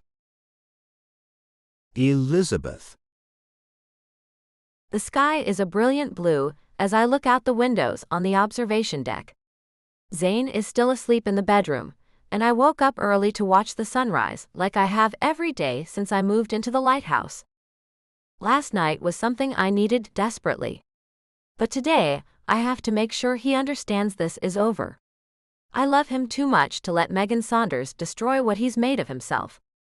I hope there's no need for there to be a fight. I did tell him that I loved him, and that was a huge mistake on my part. How great it would be if something just happened to Megan. Maybe there's a tornado somewhere in Kansas that could somehow pick up a house and drop it on her. I find myself smiling about the woman's demise, and that makes me a little unhappy. I don't think I've ever thought about someone's death making me happy. Damn woman. She has me going against all kinds of things in my head. My first real love, and she has me denying him. With no idea of what the hell I can do to stop her, I only know I have to protect Zane. The only way to protect him is to hurt him. Maybe I could fake my own death. That would help him. Not me so much, but he'd know then that what we have is over for good. My stomach hurts with the thought. I don't want it to be over. But things aren't up to me anymore. Everything is up to that tramp. And I wonder why Zane is helping her on the road to being governor. He's never spoken a word about politics to me. Hey, I hear him say and turn back to see him wearing nothing but a towel around his waist. You showered? I ask. I thought you'd have invited me to join you. I slept so damn hard, I had to use it to wake myself up. He flops down on the sofa next to me and throws his arm on the back of it. Then he pulls me to lie back on his chest. I do as he wants. No need to start this up with him looking so damn tired. You've had trouble sleeping or what? Yes, he says. His lips touch the top of my head. You have no idea what your leaving did to me. Like a knife to the heart, his words penetrate me. It was necessary. Can you tell me why? And please don't lie and say because you thought you didn't love me. We both know that's a lie. After last night and what I saw in your eyes, I know you love me. And now I'm stuck. I knew I'd never be able to hide the way I feel about him. My eyes are my weak spot. They convey every emotion I have to people. I'm an open book. Let me make you some breakfast, Zane. Turning me around, he pulls me to lie next to him. I'm only wearing a robe, as I grabbed it when I left the bedroom this morning. Let me take you to eat. Bad idea, I say and run my hand through his wet hair. Why? He grabs my wrist and then kisses my palm. We are back together, Elizabeth. That sounded like you telling me instead of asking me, I say with a little laugh. The thought flits through my head that this might be the start of an argument that I can fake and escalate into a breakup. I was telling you, he says with a chuckle. His arms tighten around me, squeezing me. Zane, damn it. You know I don't like to be told things, I shout and pull out of his arms. Getting off him and standing up, I see him looking at me with confusion. Okay, chill. I was kind of joking. Kind of? I ask as I tie my robe back up that he somehow managed to get undone without me noticing. Zane, you were serious. Admit it. Why do you look pissed with an edge of crazy to it, Elizabeth? He asks me as he sits up. I am pissed. I don't like you thinking that you control this thing we have. I'm an equal part of it, and I don't like being told we're back together. I still have some reasons why that's not a good idea. The hell with them, he says and gets up. He reaches out for me, but I take a step back. What the hell are you doing? I think we both know this will never work out. I'm quick-tempered and it would end up making you hate me, I say as I take another step back. He laughs and takes a step forward. Your temper doesn't scare me. I didn't say it scares you. I said it bothers you. Crossing my arms, I close myself off to him, and he notices as he looks at them. It actually doesn't bother me. I can handle you.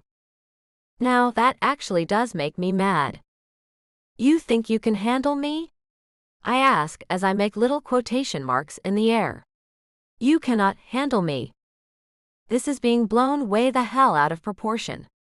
Let's get dressed and go have a nice breakfast and enjoy this lovely fall day.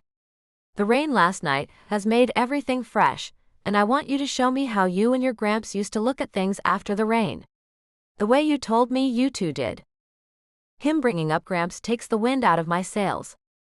It reminds me of something I've tried damn hard to forget. Today is the 2-year anniversary of the day he passed away. Zane's eyes go big, his arms around me, and his lips are pressing little kisses all over the top of my head. Oh baby. No wonder the agitated mood. I'm so sorry. You know what? I get it now. I know why you don't want to go out for breakfast. I'll make you something. My hand is taken by his and he pulls me down the stairs. Zane, we need to get things straight. Here's the only thing that's going to get straightened out for now. I'm going to run you a nice shower, and you will take that shower while I make you something fantastic to eat. Then you and I will take a walk, and I want you to point out the places you and your Gramps had special times at. I want you to spend this day remembering him, and I want to hear every funny or sad little story you have about the man. You do? I ask, feeling like a horrible person to be treating a man this good the way I'll have to, in order to save him from that awful woman. I do, he says as he pulls me into the bedroom and then the bathroom. I'm going to lay out your clothes, so you don't have to worry about picking anything out. Today is all about you and remembering the man you loved so much. The tears are threatening me, as he turns the water in the shower on. There you go, baby. You relax and take a shower while I do the rest. I love you. And then he's gone. I'm more than a little surprised that my naked body got no reaction out of him, and then it sinks in, just why that is. Then the tears fall like the water coming out of the shower head. It's because he really does love me, and he wants to be here for me while I remember my Gramps. He's amazing and wonderful, and I know I have to hurt him. But God help me, I don't want to. Chapter 7. Zane. This woman is going to be a real treat to grow old with. When she hits those menopausal years, I may have to keep her sedated until they're over. Okay, so don't tell you how much I like every sweet story you tell me about your Gramps. I get it now. I'll keep my comments to myself then, I say in response to her shouting at me to stop kissing her ass, which I am not doing by the way. Zane, how much more can you take of me? She asks as she falls to the wet ground near the shoreline. I know you're having some mourning issues. Trouble dealing with the loss of your Gramps. I can put up with quite a lot. From you, anyway. Taking her hand, I lift her back up and dust the wet sand off her bottom. It's lunchtime, and I called the market to have lobsters flown in from Maine. I'm going to attempt to cook them. You did say lobster dinners were a thing you and he did on your birthday. I thought it might be a great reminder to you. She comes along with me and kicks at the ground as she does. Zane, why are you so damn nice to me? I suppose it's because I love you.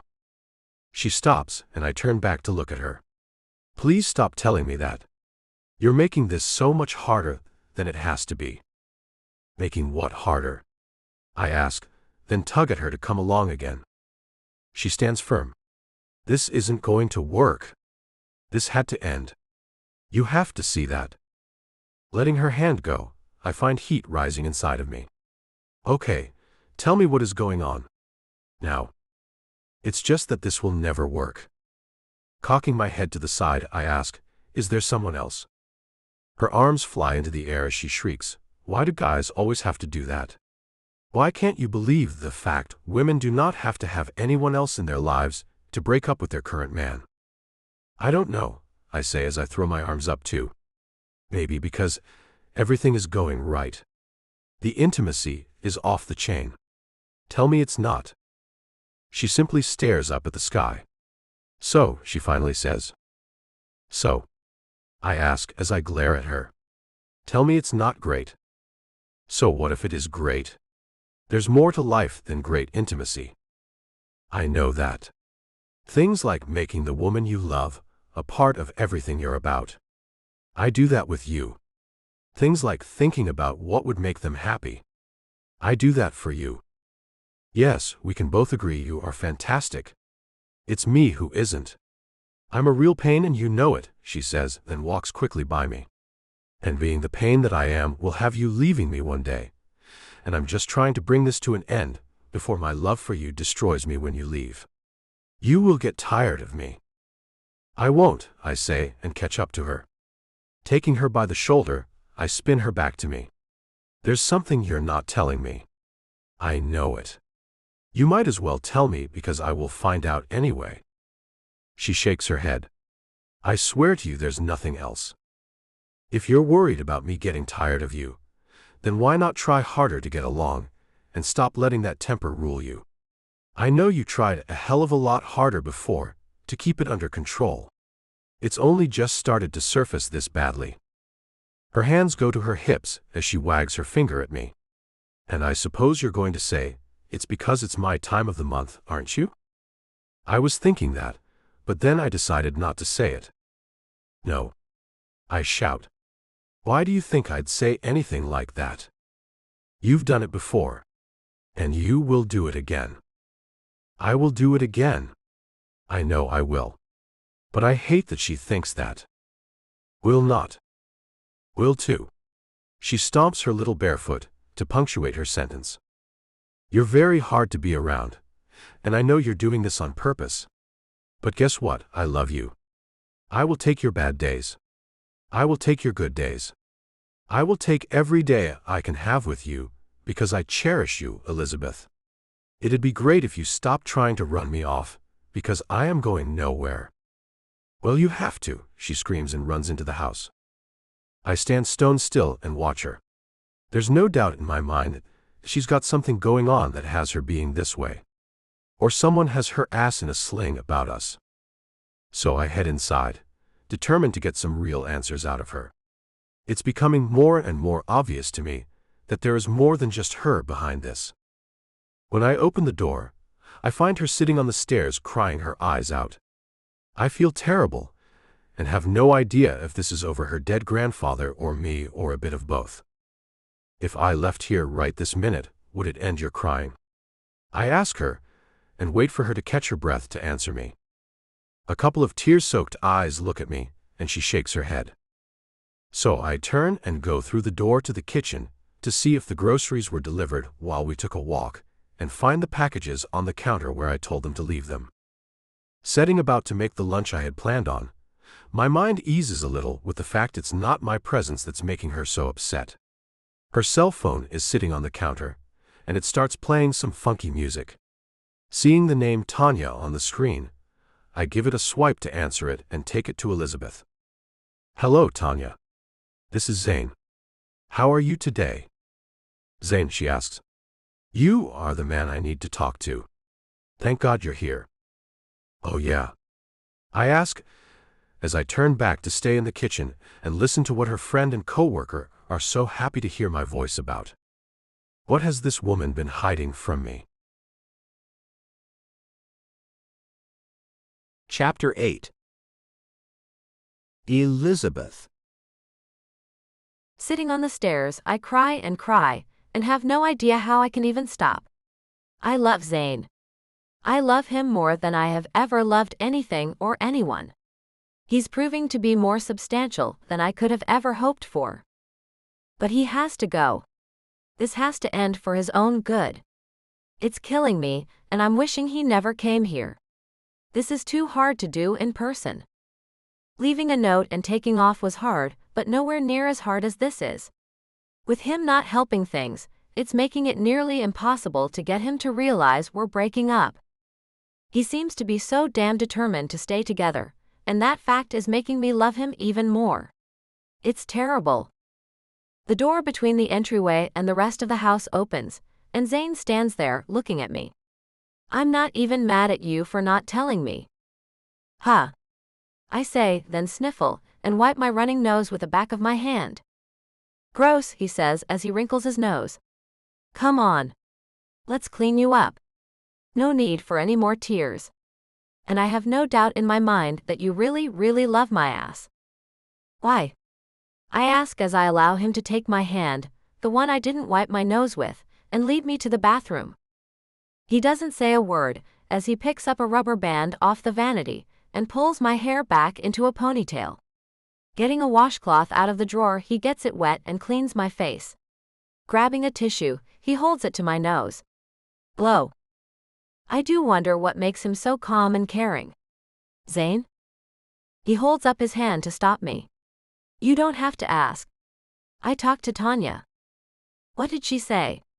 I ask as my legs go shaky, and I nearly fall back on the closed toilet seat. His strong arm steadies me, and he helps me sit on the small chair in front of the vanity instead. "She told me about Megan and her threats. I'm so sorry she did that to you." "Oh gosh," I say and feel the air leaving my lungs. "Oh gosh. You're not going to take her threat seriously, are you?" "I knew you wouldn't." "You have to, Zane. The only have-tos in this world are taxes and death. Everything else is voluntary. I am taking her threat seriously. Don't you worry about that. I'm not about to confront her. I am about to pull the rug out from under her, though. It's going to take me a little time to devise a plan, because I have to make sure it will work. Zane, I don't want you to lose what you've worked for. I am not worried about my money, baby. If I lost you, that is what would really hurt me. It took a toll on me when you left. I could lose everything I have, and it wouldn't hurt nearly as bad as that did. I'm sorry." "I am," I say as I start to cry again. The cool cloth runs over my eyes. "Shush. No more tears, Elizabeth. There is no reason to cry. I would never blame you for what you did. You did that to protect me. You hurt yourself to make sure I was safe. Now that is a hero in my eyes. And I will make it all up to you. It's me who is sorry. I brought all this down on you by lying, instead of standing up to the woman in the first place. But if you think you can do something to get her to change her mind, you're wrong. No, I'm not going to try to do that. I've seen her true colors now.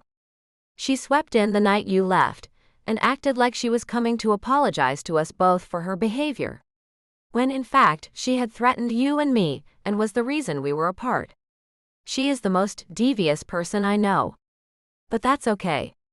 When threatened, I can have a devious side myself. What are you going to do, Zane? I ask as a chill moves through me. His eyes are dark with anger. An odd tension surrounds him, and I can see his mind is going in a dark direction. I'm not sure yet. A light brightens his eyes as he takes both of my hands. But you and I are going to be together. The night you left, I came home with an engagement ring in my pocket. I was going to ask you to marry me at dinner. Really? I ask and feel my bottom lip start to quiver. He nods. No more crying, baby. I nod and whisper, I'll try. Please do. I think there's been enough crying. That woman has to be stopped, and emotions like guilt or sadness will only slow our plans. I've racked my brain to find a way around her, but I've yet to come up with a single idea. Well, that's not entirely true. I did think her death would work to end this. Her death, huh? He asks as his eyes go glassy. He can't turn into a murderer over this. Zane. I suppose we should leave murder as a measure of last resort, I say, then try to lighten up the mood. So the lobsters are here. Let's go make lunch together, and let this soak into my head for a bit. Pulling her up from the chair, I wrap my arm around her shoulders and bring her in nice and tight. A kiss to the side of her head has me thinking about all the nights I went without her. All the days that have gone by without being able to talk to her, because Megan Saunders is a blackmailing piece of crap. When I saw you on television with her, I lost my mind, Elizabeth tells me as we get into the kitchen. I'm sure it was hard on you, I say, and I feel terrible she had to go through that at all. Megan asked me the very night you left to help her with her endeavors, I say as I take the large lobster pot off the top of the fridge. She wants to be president, Elizabeth says as she gets the sea salt out of the cabinet and joins me at the sink. She's got the makings of a very ineffective president. She'd fit right in up in Washington, wouldn't she? I ask with a chuckle. Filling the pot with water, Elizabeth pours in some salt. She had visions of you at her side through it all. Her first man, I suppose. I pick the heavy pot up and take it to the stove. Turning on the large gas burner, I say, I would never have married her. I really don't know what she was thinking. She asked me to attend things with her, which I did. There were a few occasions, and she acted so differently. Fake, Elizabeth says. I nod. Very. I thought it was odd that she wasn't being so aggressive, but I chalked it up to her finding a new thing to obsess over. The governorship. She told me she knew she'd have to cut back on her aggressive pursuit of you. She had planned to recalculate her moves, she tells me. I know you don't want me to apologize, but I am really sorry for hurting you. Taking her in my arms, I kiss her sweet lips and know we may have a hard road ahead of us where Megan Saunders is concerned, but the road to happiness with each other isn't hard at all. Easing the kiss, I say, I don't believe I've ever known a love so deep that would allow a person to hurt themselves to save the one they love. You are an amazing woman, Elizabeth Cook. I'm damn proud to call you mine. And once we get this squared away, I will make you my partner in life forever. I can't believe you still want me after all I've done to you, she says, making me furious at Megan for making her feel this way. I will get Megan Saunders and she will rue the day she messed with my life. That's a promise. His Revenge. Chapter 1. Zane. I begged and pleaded, and she still turned me down flat. I tell Megan, as she looks at me with a sympathetic expression on her lying face. Oh, Zane. How awful that must have been for you. You should never have gone. But I suppose you have that closure you were searching for now. She comes around her cluttered desk and puts her hand on my shoulder, making me itch to smack it away, but I don't. I have to make her feel secure that her plan is still in place.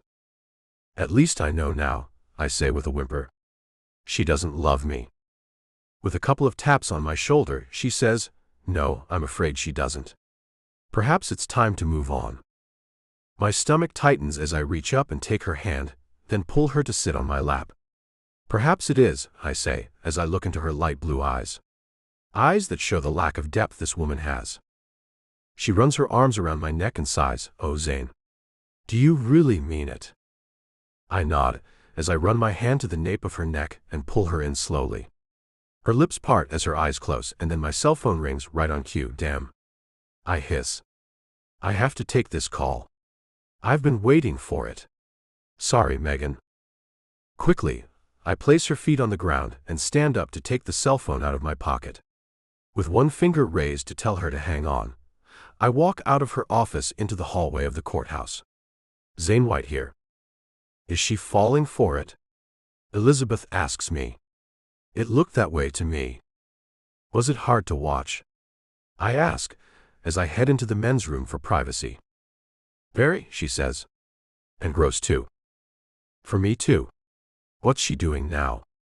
I ask, as Elizabeth is in the building across the street and looking into the window of Megan's office with binoculars.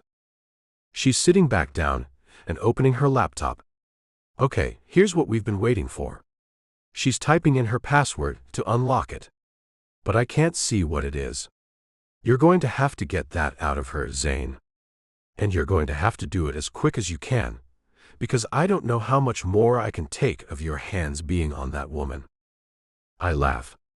Nor can I. Okay, what's she looking at on the computer? Adult entertainment, she says, making me laugh. Just kidding. She has a document pulled up.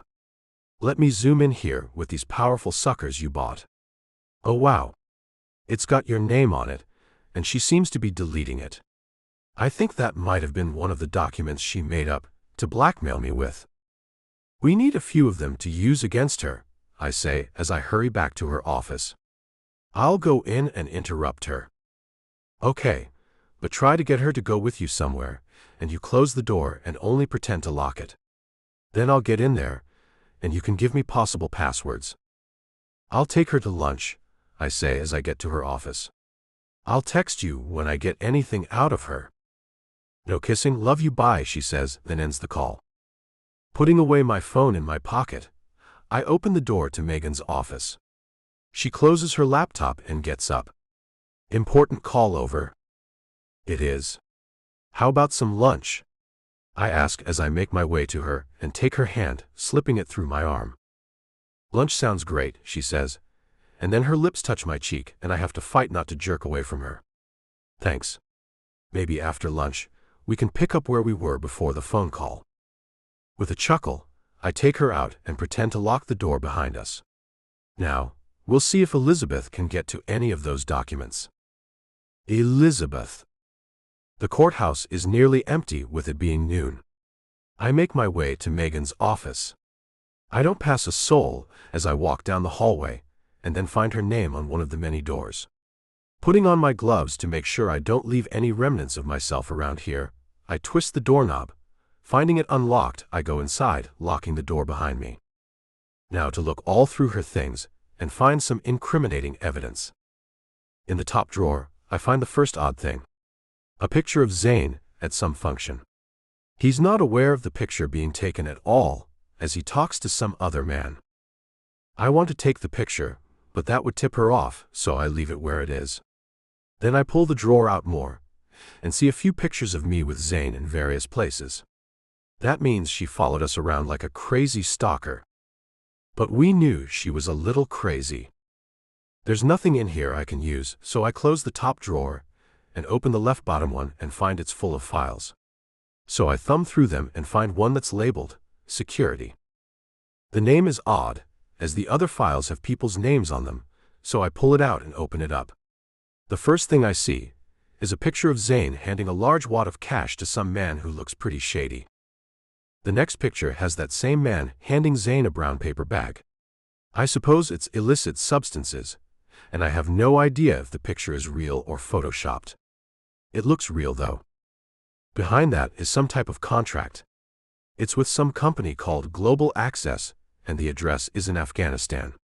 As I look the page over, I see words like arms and weapons of mass destruction, and see she's making up stuff about Zayn being involved in the war.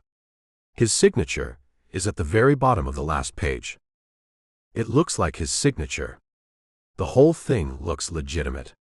Laying the photos and the contract out on the floor, I take pictures of them all, and then put them back the same way I found them. If she's going to go so far as to involve him in things that could put him in prison, or worse, then she's more unstable than I thought she was. How the hell are we going to stop her? Chapter 2. Zayn. So, how's the beef Wellington today? I ask Megan, as she takes the second bite of her lunch. Overcooked, but I'll manage, she says as the waiter looks on. Madam, I can get you something else, he tells her. The meat is red, not overcooked in the least bit. She just likes to complain. And that alone is enough for me to dislike her. No, she says as she waves him away. I'll eat this. He nods and walks away, leaving us alone, and me trying to figure out how to come up with a conversation that involves passwords. So, I got this new laptop the other day, and I had to come up with a password for it. I found myself stumped. You know how they say, not to use things people can easily guess. I've always used my birthday and initials, but was told that was not secure at all. No, it's not. I use a series of numbers and letters that make no sense, she says as she pushes the plate away from her. Under the table, I have my cell ready, and am waiting to tap into any information she gives me. Like what? The key is to use nothing that has anything to do with you. I'm the youngest of 3 girls, and I used to use the number 3 at the start of all my passwords. But when my oldest sister hacked into my email a few years ago, I got smart. She picks up the water glass and sips it as she eyes my plate. The salmon is pretty good, I say. Would you like a bite? She nods and leans forward with her lips parted. So I place a bite in her waiting mouth, and she moans like it's the best thing she's ever tasted in her life.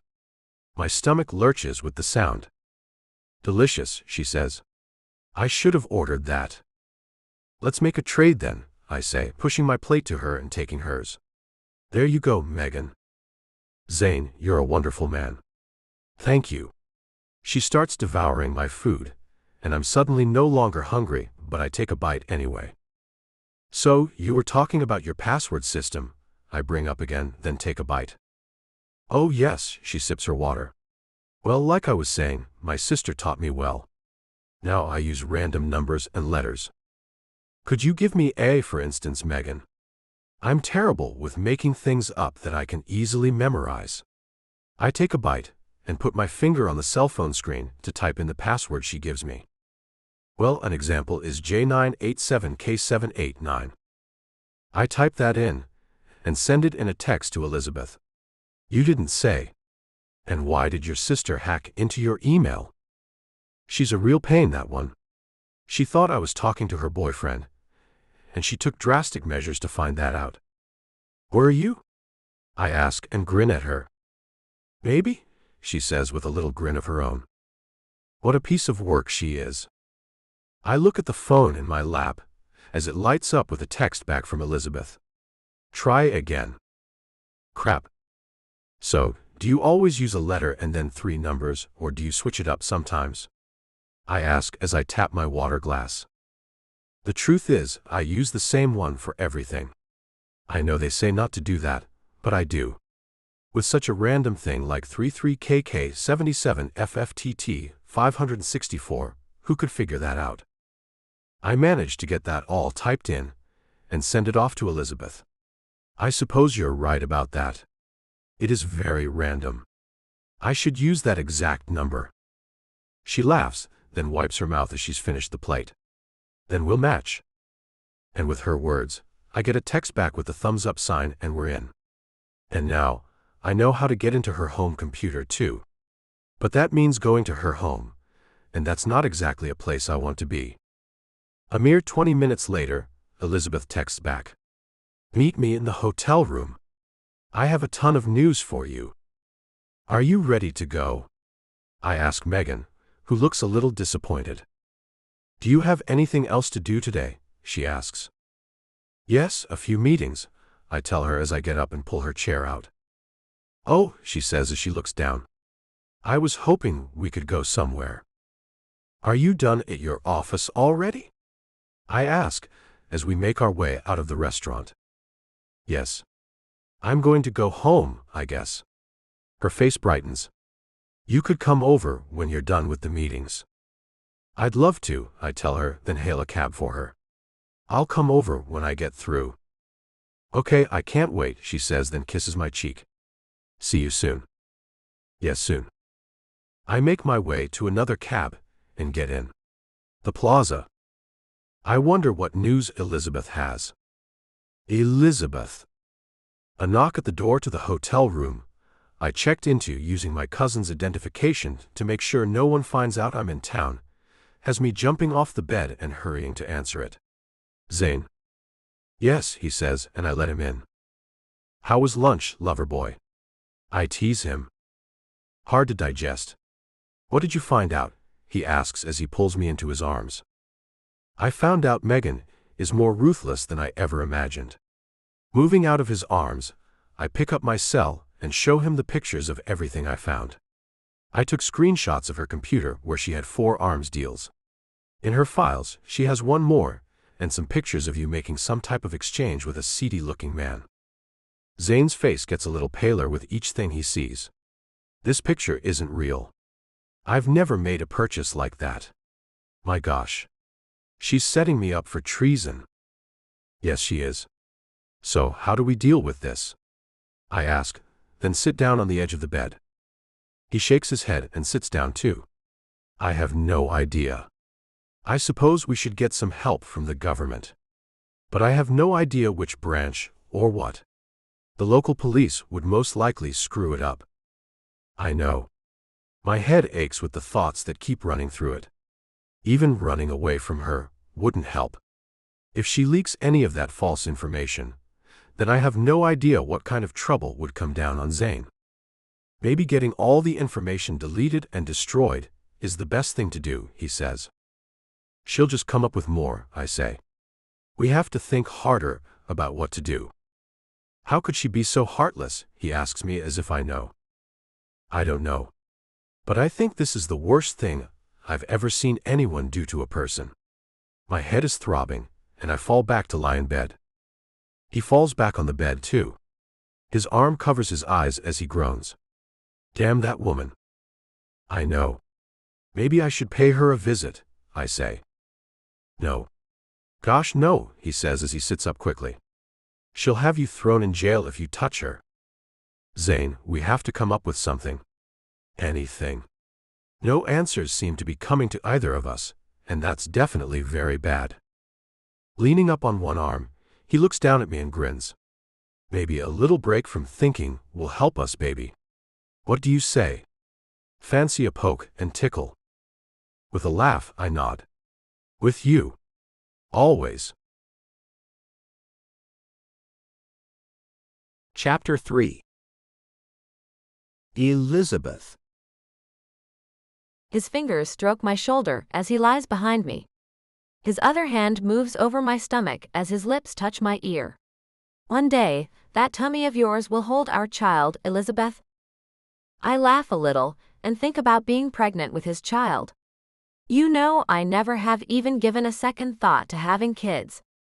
How many would you like? As many as you'll give me.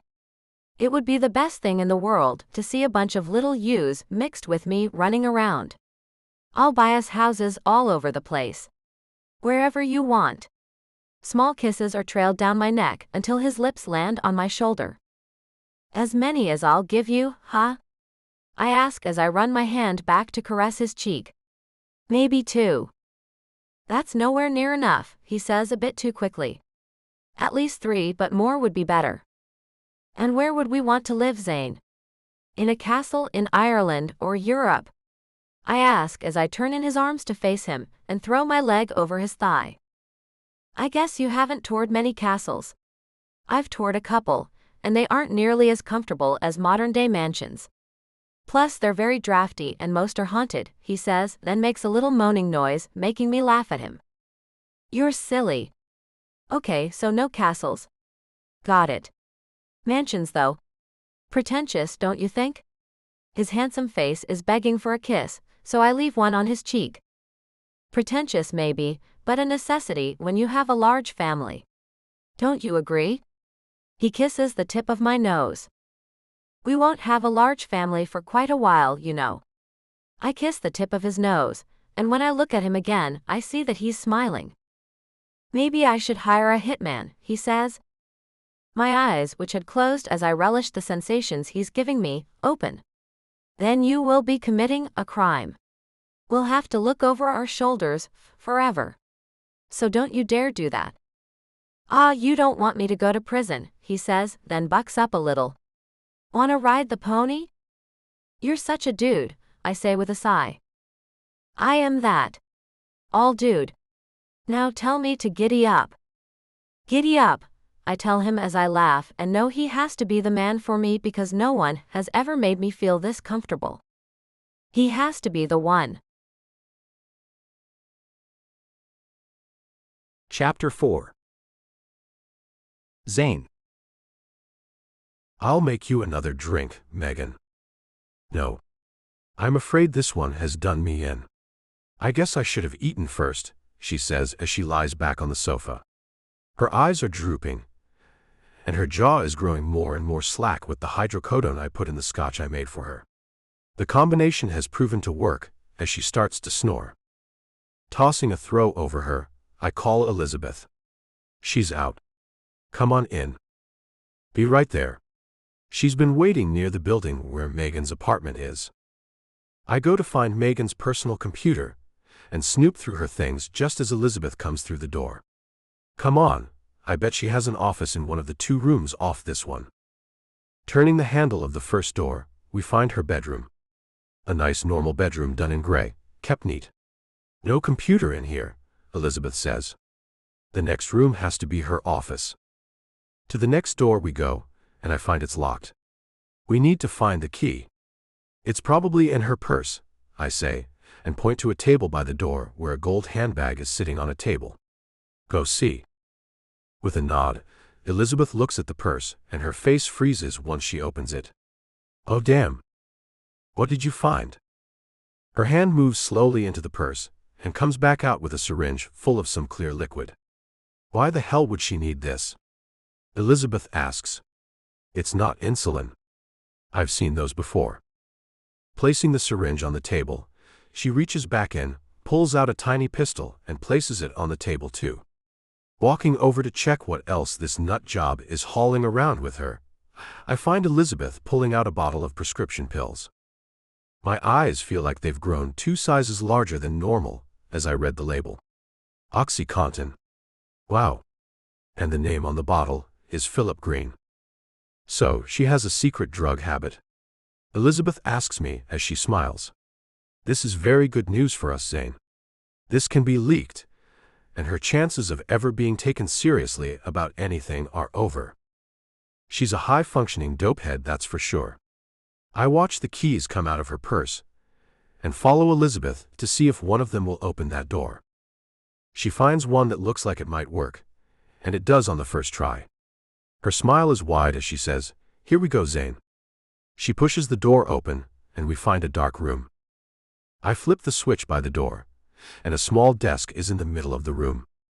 And there's my picture sitting on one end of it. As we get closer, we see papers strewn all over it, and Elizabeth picks one up. Scrawled on it is, Megan Saunders White, the first woman president. It's written about 15 times in shaky handwriting. Moving papers around, we find some bills that are past due, and a few letters from bill collectors. Seems her money is being used for other purposes, I say as I pull open her desk drawer. Right on top of a bunch of papers is a card with a phone number on it. Elizabeth arches one eyebrow. Should we use her phone to call it? I'll go grab it. Going back into the living room, I find Megan hasn't moved a muscle and is snoring. I pick up her phone and go back into her office where Elizabeth is logging onto her computer. Yep, like you said, it's the same password. And here are the same files she has on her office computer, too. I'm going to send them to your email. Dialing the number on the card, I find a machine answering. Your order will be delivered at 10 tomorrow morning. Goodbye. Looks like I just got her some kind of a delivery, I say, as I end the call. Use this phone to call the number. Elizabeth tells me as she pulls a cell phone out of the pocket of her jeans. It's one of those pay-as-you-go phones I bought under a fake name, so Megan couldn't track our calls to each other. I can get another one.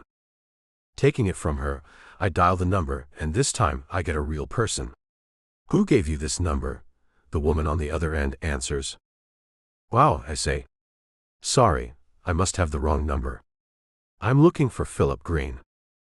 Who gave you this number? The woman demands. I found it. Do you know Philip Green? I ask, as Elizabeth stops clicking away on the computer and looks at me with worry in her pretty green eyes. Found it? She asks. I don't believe you. Tell me now. Who gave you this number? May I ask your name? I ask her.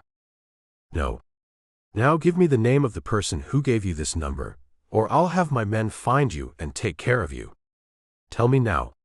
She screams like a damn Nazi. Megan Saunders, I say without thinking. Oh, okay. Why didn't you want to tell me that? Now we can talk business. What can we get for you? And what is your name?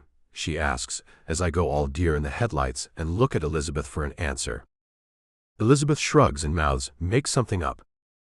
Dungareepoor, Dax Dungareepoor, I say as Elizabeth's face breaks into a smile.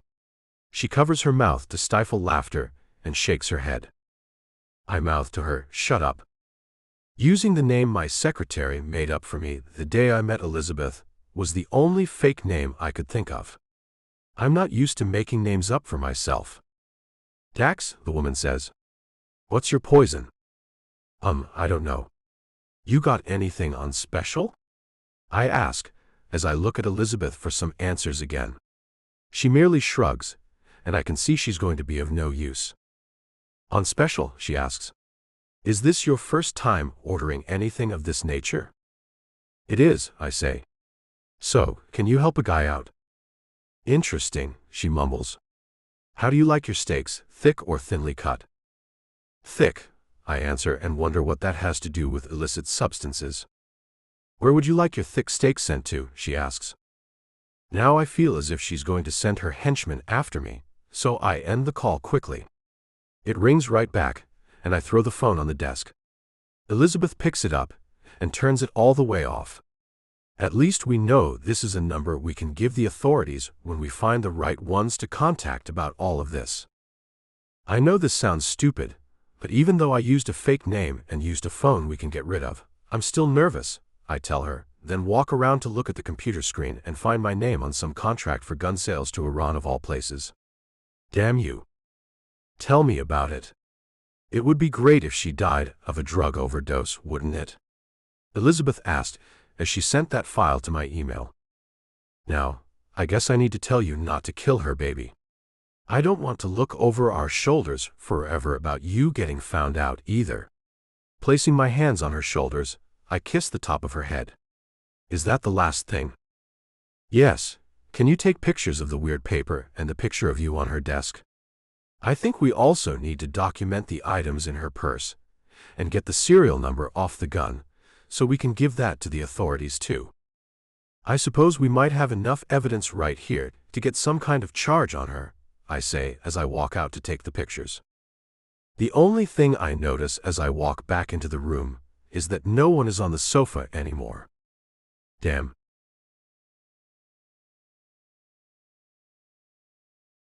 Chapter 5. Elizabeth. A flash of light accompanies a small bang, and Zane shouts, "Damn, Megan. It's me." Zane? What are you doing in my office? I hear Megan slur. She's still kind of out of it if she shot at Zane. She must not be seeing too well either. Zane reaches in to close the door and gives me a look that tells me to stay put. I'm not about to just sit here though. I turn the computer off and go over to the closet to hide in there, just in case she demands to come in here. As I open the closet door, I find more than I bargained for. It's full of guns. Illegal guns, I'm sure. I suppose she got them to help frame Zane. She really has been quick to stockpile all kinds of things to hurt him with since he and I got together. But I suppose with an in on the drug business, Guns run right along with that. Another soft bang rings out, and then I hear a thumping sound, and forget about my own safety as I run out of the room to make sure Zane is okay. As I push the door open, I see Zane standing over Megan's body. Oh damn. You killed her? No, he says as he holds up his hand with a needle in it. I injected whatever this is into her neck. She accidentally pulled the trigger again as I did. He turns his other side toward me, and I see a streak of red on his shirt. Zane? I shriek as I run to untuck his shirt and see the damage. Thank God. It's just a scratch. He exhales and looks relieved. Thank God. It burns like hell. Okay, we have to deal with this woman. Give me the syringe, and I'll wipe your fingerprints off it. We'll get hers on it and put her back on the sofa, I tell him as I hurry to the kitchen, sure I'll find a napkin or something in there to wipe away his prints. When I come back into the living room, I see he's placed her back on the sofa and is covering her up. He looks at me with a little fear in his eyes. What if I've given her an overdose? I shrug as I wipe his prints away, then take her right hand and place it on the syringe to get hers on it. Who really cares? Okay, there we go. I drop the thing on the floor the way it might happen if she'd actually done this to herself. Should I take the gun? He asks me as he goes to pick it up off the floor where she dropped it. No, I think you should put it back into her purse along with everything else. If she's used to doing illicit substances, I'm sure she's used to waking up without remembering what happened. He nods and puts everything back into her purse, then he goes to lock the office door. What should we do now? He asks me. Leave, I think. This isn't easy to figure out, I say as we walk to the door. Not at all. I feel as if I might have dug my own grave here, he says as he opens the door and we walk out. He locks the lock on the doorknob, and I can tell he's nervous. Zane, she takes that stuff on her own, so don't feel bad about it, I whisper as we leave her building. I don't feel bad at all. Not when I know what she's set up to do to me. But I do feel like I committed a crime, he whispers back. She was shooting at you. It was self-defense, I say as he hails a cab and we slip inside the back seat. The plaza, he tells the driver and puts his finger to his lips to let me know not to say anything else about this incident. The ride is made in silence. Pulling up to the hotel, a doorman opens the door, and we get out and go inside together. We ride the elevator up to my hotel room, and then go inside. Zane's hands start shaking as he turns to me and takes my hands. What have I done? Moving into his arms, I hold him tight and rock our bodies back and forth. It's going to be okay. I have an idea about getting her threats recorded. If she doesn't die from the amount of illicit substances in her system. I have no idea what was in that syringe. If she's found like that, she'll be taken to the hospital, and then the cops will be called, and her doorman will be asked who he saw her with last, and he'll tell them it was me. I stop him as I press my fingers to his lips. Zane, you have no idea if that will happen. She's a user, baby. Her body is most likely used to being assaulted by all kinds of illicit substances. I'm sure she'll wake up with a hangover type of feeling and think she did that to herself. If she calls you to ask what happened, just tell her she passed out and you left. He nods and hugs me tighter. I've never done anything like this before. I never want to do anything like this again. And once we have her taken care of, you never will. It's just a matter of time now, I tell him, but it seems to be doing no good. He's still shaking as he lets me go and turns away from me. I shouldn't have drugged her. I shouldn't have done things this way. It's going to screw me. I know it is. He lies on the bed, face down, muffling his words. If I have ruined things for us, I'll never forgive myself. Don't say that. I try to reassure him, as I go to sit on the bed and rub his back. Even if she dies, you won't be prosecuted. All you have to do is say you saw her take the hydrocodone pill with a glass of scotch, and a little later, she plunged that needle into her neck, freaking you out, and you left as she passed out on the sofa. He rolls over on one side and looks at me with a furrowed brow. And when I'm asked why I didn't call the paramedics or the cops, I say what? You say that she confessed to you about her drug use, so you thought she was doing things she'd always done, and weren't afraid of her overdosing herself. And that once you found that out about her, you were not going to see her again. I run my hand over his wrinkled forehead and then place a kiss on it. It'll work. I'm sure the police hear things like that all the time with drug addicts. You might be right. But I'm still nervous. He runs his hand over my shoulder to pull me down to lie in front of him. Let's just hold each other for a while. I need to calm myself down. That he does. Chapter 6. Zane. My phone ringing wakes me up. We must have fallen asleep with all our clothes on top of the blanket on the bed in Elizabeth's hotel room. I roll over to get the phone out of my pocket and see it's Megan. Thank God, I say as I sit up and answer the phone. Elizabeth groans and rolls over, still asleep. Megan. Hey, what the hell happened? She asks with a slurred voice. I feel terrible. You took something, Megan. I had no idea you were into taking illicit substances, I say, as I feel relieved she's alive, and am back to feeling pure hatred for her and what she's planning to do to me if she ever finds out about me and Elizabeth. Illicit substances, she asks as if she has no clue what I'm talking about. You can save the act, Megan. You took some pill when I gave you a glass of scotch, then you took something out of your purse, including a gun. And when I argued with you about shooting up with the needle you pulled out, you shot at me twice. One of the bullets grazed my side. No way, she shouts. Yes, Megan. After you knocked yourself out by injecting whatever that was in the needle, you passed out, and I went into your office to investigate just how you might be procuring these illicit substances. I found a number on your desk. You were in my office, she interrupts me. What did you see? The things that was in there. Anyway, I called the number from your phone, and you'll be getting a delivery of whatever you set up for delivery at 10 this morning. I had no idea you were into such crap. You and I are done, I tell her, and see Elizabeth sitting up and stretching. Zane, you don't understand. Those illicit substances are prescribed, she argues. I need them for migraines. Oh yeah? I ask. Then why is the name on the bottle of your prescribed medicine not your name, Megan? Her voice trembles as she answers my question. Well, I ran out of mine and I had to get them from a friend of mine is all. You wouldn't dump me because I have a medical problem, would you, Zane? You seem to have an answer for everything, Megan Saunders White. What the hell are you doing with a picture of me and writing your name like that? Zane, you know I've been after you for a while now. Don't make it sound so weird, she says, then laughs. I've made it no secret I want you. But you do have secrets, Megan. Too many of them, I say, and wait to see if she decides to threaten me with extortion too. Zane, don't do this to me, she begs. I can't deal with drug users, Megan. I'll stop. For you, I'll stop. Even though my head will ache, I'll stop for you. Now, what do I say? Elizabeth leans over and whispers, tell her to give you some time to think about it.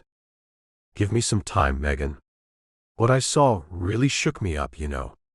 I need some time, and I think you need some help, I tell her. Zane, please. Her plea comes out in choked words as she begins to cry. Please, Zane. You haven't even given me a real chance yet.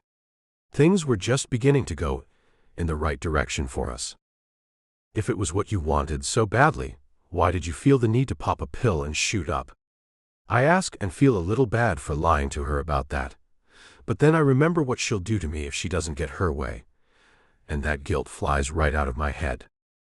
I don't know why I did that. I don't remember doing that at all. All I remember is you and I drinking a glass of scotch and then nothing. My mind is a complete blank after that. Well, that's what doing illicit substances does to you. But since you're such an avid user, I'd guess you're very used to that, Megan. I'm sorry, she cries into the phone. Please forgive me.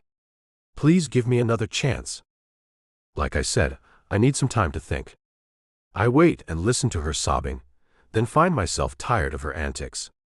Goodbye, Megan. Zane, wait. I don't wait. I end the call and look at Elizabeth. Now what? I ask her. Now it's my turn, she says. This is the perfect time for me to get her to come at me with all the ammunition she has rigged up against you, and get that all recorded so you can use it to get a conviction. This feels dangerous to me. I'm afraid she might physically hurt you, I say as I take her in my arms and pull her back down to lay with me while I hold her tight. I don't think she'll do that. Not when she still thinks she has a chance in hell with you. But we have to make sure we get her face on camera as she tells me what she'll do to ruin you. So where should I meet her? Let me think on that for a minute, I say, then pull her face up by her chin and kiss her. I'm just so damn happy she didn't die from an overdose. I'm about to jump out of my skin. She laughs and kisses me again, then says, me too. That would have been very messy. My cell rings again, and I see it's Megan, and sit up to take the call to see what the hell she has to say now. What? I answer. You called that number off another phone, and told them I gave it to you, didn't you, Zane? Or should I say Dax, she asks. I did. So what? I say, with an air of authority. So what? So you do realize that was a drug dealer, right? She asks me. And I find it nearly laughable that she'd call to confront me about calling her a drug dealer. Yes. And guess what, Megan? You're digging yourself a very nice grave if you think I'm going to let you make me feel bad about calling that number. You've gotten me into a bit of trouble, and I have to give them some money now to make up for giving out that number, which they now have to change and alert all of their clients. It's a damn large process, and they're making me pay for their time, she says with an incredible amount of anger in her voice. Are you asking me to give you the money? I'm telling you I need that money, or I'll give them your real name and address, and they'll come get it from you. You won't want that, Zane. I can promise you that, she threatens me. Wow, you are a piece of work, Megan. You certainly hide this side of yourself very well. How much is it they want? $30,000. Elizabeth hears the amount, and her eyes go big. I smile at her, then say, by when? In 1 hour, she says.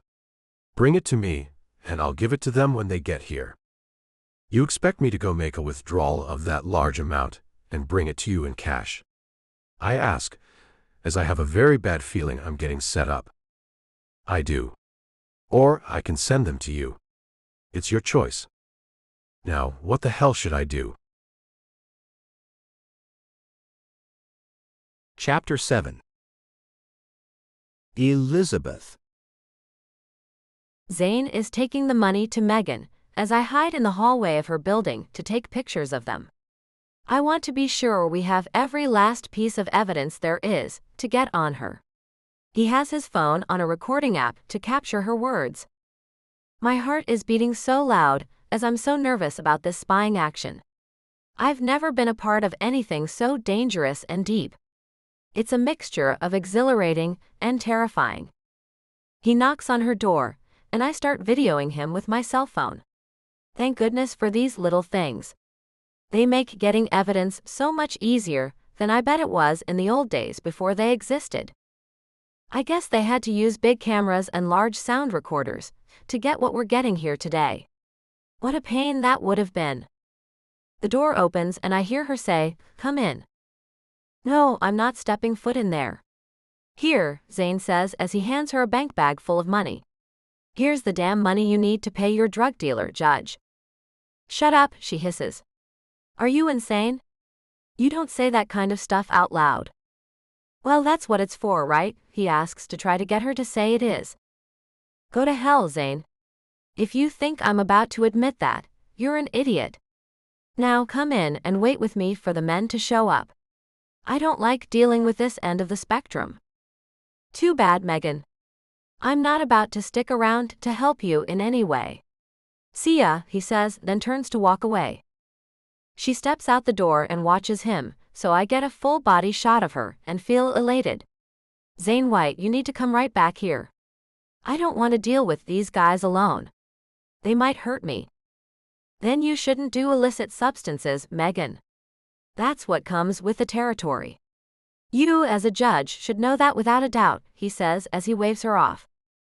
She spins around and goes back inside, and I stop the video and turn to leave. But just as I put the phone down, I see two burly men pass Zane as he walks down the hallway. Zane turns around and looks at me after they pass him and gives me a thumbs up sign. I start the video back up and record their action. We might as well get this little piece of action too while we're at it. One of them knocks and Megan answers the door and lets them in. It's not great footage, but it's something. I end the recording and turn to go in the opposite direction Zane went in. Taking a different elevator down, we meet in front of the building. His smile is huge as he picks me up in his arms, kisses me, and then places my feet back on the ground. I think we have some great stuff here, baby.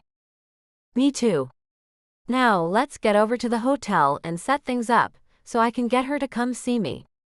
I have a feeling she's going to be pretty strung out, from the effects of the illicit substances and her nervousness with those drug men.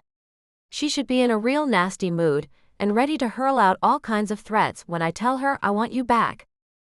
Walking hand in hand, we make our way over to a cafe near her apartment building to have lunch. I did some research, and I think taking this evidence to a detective is our best bet. I asked around a little, and found out there was a highly respected man in the department. Detective Lang should be the best man to trust this information with. With a bit of relief, I say, I hope so. We need major help with someone in her position as a judge. Yes, we do. He opens the door of the small cafe, and we go inside and take a seat near the window. The waitress takes our order of a couple of sandwiches and waters, then, just as she turns to leave us, we see the two men walk inside who were at Megan's apartment. Zane taps the back of my hand and runs his finger over his lips to tell me not to say a word as the men take the table behind him. Discreetly, he pulls his phone out of his jacket pocket and begins recording their conversation. Both men are mountainous in stature, like a couple of linebackers or something. One has shorter dark hair than the other, and he's facing my direction. His dark eyes catch mine for only a moment, then I look down. When I glance back up, he smiles at me and then leans in to say something to his friend. Pretty blonde behind you, Pete. So, the other man says. This city is full of them. The waitress comes to take their order and calls them by name. Hey Tanner, Pete, the usual? After the one named Tanner smacks her on the ass, he says, yep. She giggles and leaves them, and I watch her go, then look back and find him winking at me. I blush and look down. I don't think all this eye contact is a good thing. Our order comes and we eat in silence, hoping to catch them in some kind of conversation we can use. But neither of them is giving anything away, as they talk about football and some fight that was on television the other night. I find it useless, so I nod at Zane when we've finished. I'm done, honey. Are you ready to go? He nods, then stops the recording and puts his phone away. I'll go pay the bill, he says. We have to walk past their table to get to the cashier's station. I'm right in front of Zane when we walk past them, and the guy named Tanner reaches out and grabs Zane by the arm. Haven't I seen you before? He asks Zane. Zane chuckles. I'm not sure. I'm really good with faces, and I think I just saw you in an apartment building a little while ago. Do you know Judge Saunders? I look at the other guy, named Pete, and he gets up.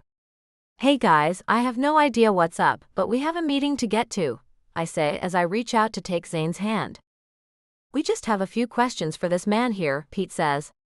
You see, the woman we just saw said a man had just left her apartment before we showed up. A man we may need to talk to.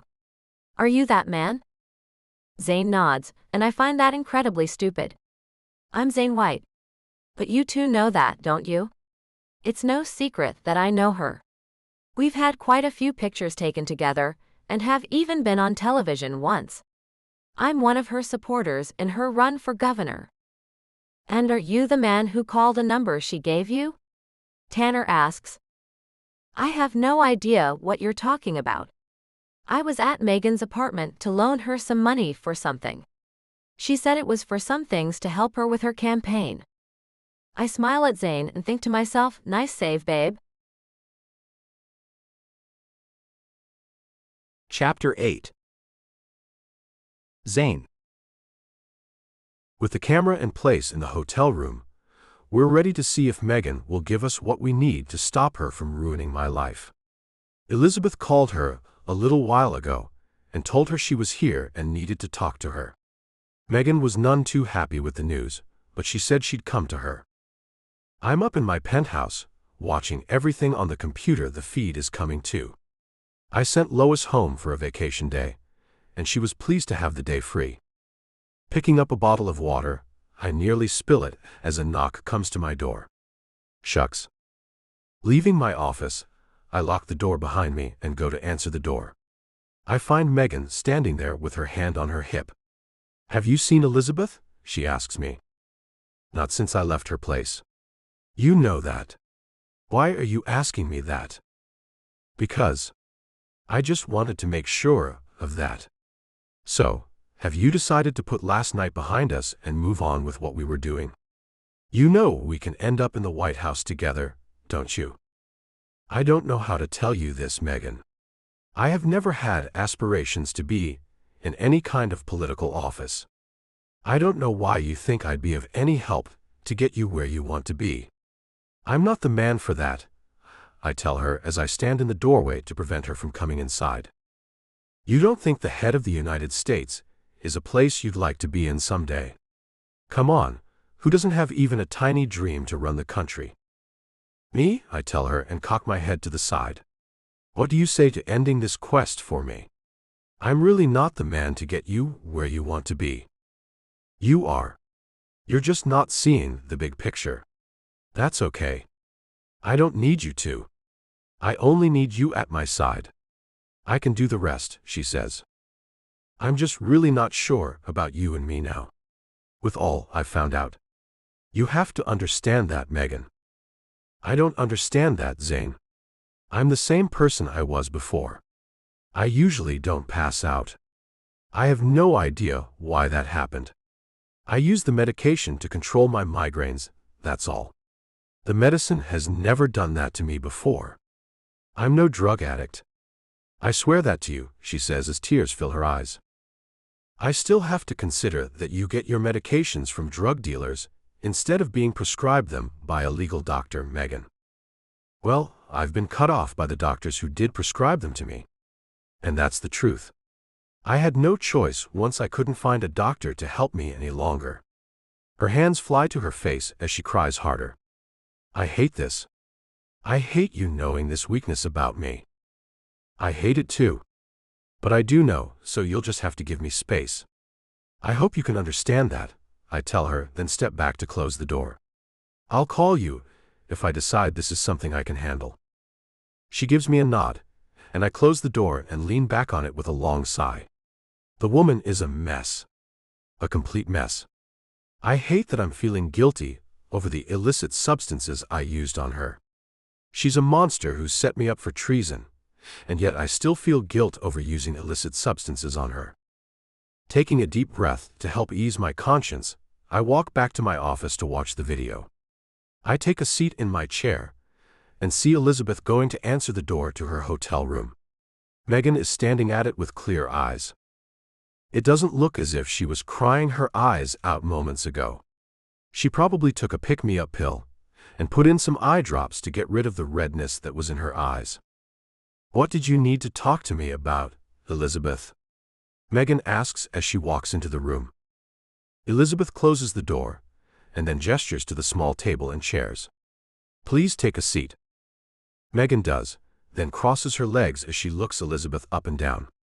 You've lost some weight. Good for you. Yeah, well, being blackmailed to leave the man I love tends to make my appetite non-existent. So I'm here to beg you to stop this. Zane came to see me, and I upheld the end of the deal. I told him I didn't love him, and he broke down. It nearly killed me to hurt him like that. But it would have taken everything away from him if you hadn't, Megan says with a cold tone. I sit up and find myself furious at her. She is the most selfish woman I've ever encountered. I want to know what it will take to get you to stop setting him up for treason. I have to have him in my life. Neither he nor I can take it, Elizabeth says. You can't have him. Megan uncrosses her legs and leans up to look Elizabeth in her eyes. He's very close to where I want him. I actually laugh out loud at her stupid remark. She's delusional. You sure about that? Elizabeth asks, then stands up. Because he told me you and he had a platonic relationship. That doesn't matter. He told me he was ready to move on, and he wants me now. Megan gets up too and glares at Elizabeth. Her finger wags in Elizabeth's face. You listen to me, you useless tramp. That man is way out of your league. He's destined for greatness, and I'll be damned if you stop that. He already is great, Elizabeth says as she takes the finger Megan is waving in her face. The action makes me tense as they're too close, and I can see some slapping might happen soon. End this blackmailing scheme, Megan. I will not end it. If you do so much as to try to talk to him, I will send the information I have to the authorities. He'll be picked up and hauled away in minutes with what I have on him, Megan says, then steps away from Elizabeth. I don't want to do that to him, but I will. His choice is me and only me. Don't take it personally.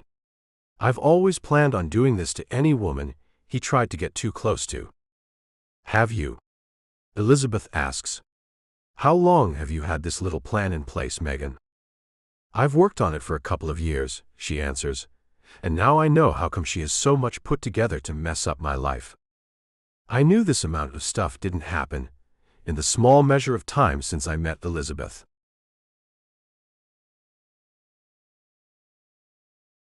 His pursuit. Chapter 1. Elizabeth. He loves me, Megan. If you insist on pursuing this, I'm afraid I'll have no choice but to go to the authorities. You don't want that. I know you don't. You have this budding political career to consider, I tell her, to try to get her to stop this insanity. Without Zane, it'll take me much longer to get that career going. And I'm not afraid of you going to the authorities. No one will ever believe you. I'm afraid you have no choice but to leave Zane White alone if you really love him, Megan says, then goes to sit back down. It would be a shame for the man to be sent to prison. Don't you agree? My eyes migrate toward the hidden camera, hidden in the vase on the small table by the door. I think we have all we need, and it's time to call the detective Zane found out about it. I wink, then say, it would be a damn shame for that to happen.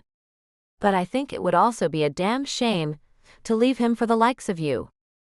But you will. Or those things I have on him will find themselves in the hands of the media, which will lead to an investigation on him, and then we'll both lose him forever. I have everything I need to make that happen. It's taken me hours and hours to make up the documents, forge his signature, and buy a few things to plant in his home if it comes to that. I've worked hard to make sure I have all my bases covered. And with that confession, I have all I need, I think. I make my way to the door and open it, gesturing for her to leave. I have much to think about then, don't I? Megan gets up to leave and stops as she gets in front of me. Do us all a favor, and leave this town without contacting him. I know you are in the same hotel he lives in, so you should leave sooner rather than later. If he sees you, it'll stir things up in him again, and I just managed to get him settled down from the heartbreak his visit to you gave him. Like I said, I'll think about this whole thing. I'm not happy right now with any of this, and I was hoping you would come to your senses about things, I say, giving her one more chance to do the right thing. I won't stop this. I've planned this for a long time. Your pleas are falling on deaf ears. With a nod, I close the door as she leaves. Then I walk up to the hidden camera. Time to make that call, baby. My cell rings and it's Zane. Hi, did you catch all that? I did. I think you gave her a lot of opportunities to stop this, and that should look good on our part. Time to let the authorities deal with her, he says. I'll be down once I'm sure she's out of the building. I'm going to call the concierge, Tristan, to let me know when she's gone. Okay, see you soon, I say and end the call, then go to pour myself a glass of wine. I had a small amount of hope she'd stop this. It actually hurts me to do this to another human being, even though she has plans to destroy the man I love. It's not as easy as one would think to hand a person over to the authorities, taking away their career, their respect, and their freedom. A heavy weight is on my shoulders, with the responsibility for ending things for her. If she'd just come to realize she isn't invincible, I think this wouldn't have to happen. She thinks her word will trump mine, but she has no idea of the evidence we have on her. Perhaps it's unfair not to tell her about that fact. I don't know. All I know is that I finally feel I have the upper hand, and that feels both good and bad. I'm not the type of person who hurts others. A knock at the door has me going to it, and Zane will wait there when I open it. His arms go around me as he comes inside, closing the door behind him. As he looks into my eyes, I know he sees my dilemma. I know, baby. I'm fighting guilt too. I suppose when you have a good heart, it's not as easy to hurt people even if they have a bad heart. But we're doing the right thing. The detective is on his way to talk to us here in your room. I nod and rest my head on his wide chest. I feel so torn. She deserves everything she gets, and I know that. But I can't help feeling bad about bringing this all down on her. I hope that detective can tell me how to shake off this heavy, guilty feeling. Can you imagine a person like her being governor, or worse, president? He asks me in an attempt to cheer me up, I guess. His arms are tightly wrapped around me as he sways back and forth with me.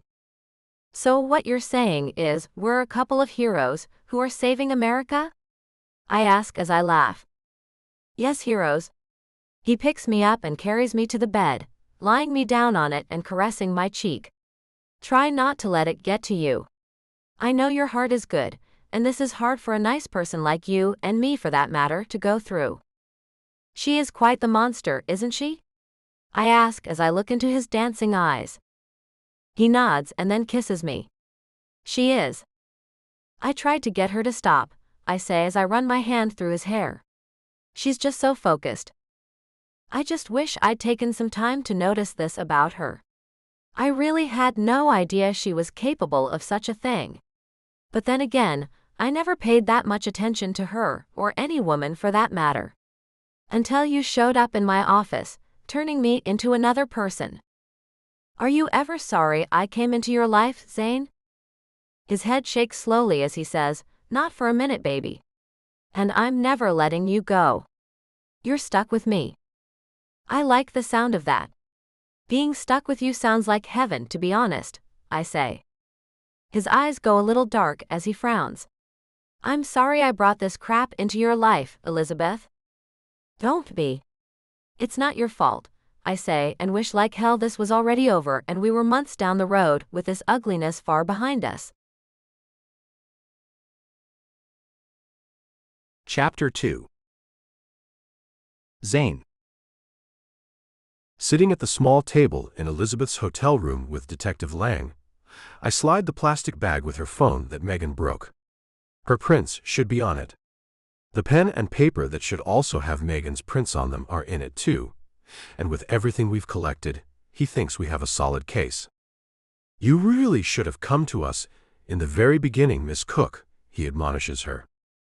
She looks down and messes with the hem of her skirt. I know that now. I just didn't know what to do. Most people don't, he says. So what do we do next? I ask, as I take Elizabeth's hand to stop her nervous fidgeting. Wait. Don't let her in on a thing. Keep your distance. Maybe go down to Chesapeake City for a while. We don't need you to be around to do our job. I'll have a warrant by this afternoon to search her apartment before she has time to get rid of anything. Thanks to you two and your detective work, we'll easily be able to get into her computers and phone. I smile and pat Elizabeth on the back. See, it's all working out. She nods and looks at the detective. Why do I feel so awful, Detective Lang? People who would never do a thing like this often have a hard time taking action against those who have it in them to do things like this to people. It's a normal reaction to having a good set of morals and a conscience. If you didn't feel anything, then that would be cause for concern, he tells her. That's a relief, she says and squeezes my hand. I'm normal. The detective and I laugh, and I kiss her cheek. Why would you think any other way? Pink stains her cheeks as she blushes. I just feel like I should feel more vengeful. She's trying to get you put into prison, after all. Some kind of hate should be flowing through me, and all that's really moving inside of me is a sadness that things have to go this way. You're a very sweet woman, the detective says. I'm going to get out of here and get this thing going in full swing. Like I said, it'd be best if you got out of here for a while. She'll be picked up and booked, but she may have someone who will bail her out. I'm pretty sure she'll find it in herself to be vengeful. I agree, I say. I think a little impromptu vacation is in order. You have our numbers if you need to ask us anything. You have everything we managed to scrape together anyway, I say, then walk him to the door. With a nod, he leaves us alone, and I look at Elizabeth with a smile on my face. She gets up and comes to me with her arms spread wide open. I need a hug. Holding her, I feel her body shaking, and know she's taking it hard that things had to come to this. You're so damn good, baby. Now I want you to stop all this and tell me where you've always dreamt of going. Oh, you do have a passport, don't you? No, she whines. But I've always wanted to go to Hawaii. So I won't need one there.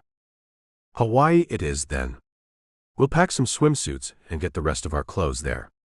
My cell rings, and I take it out of my pocket to find Megan's name glaring at me.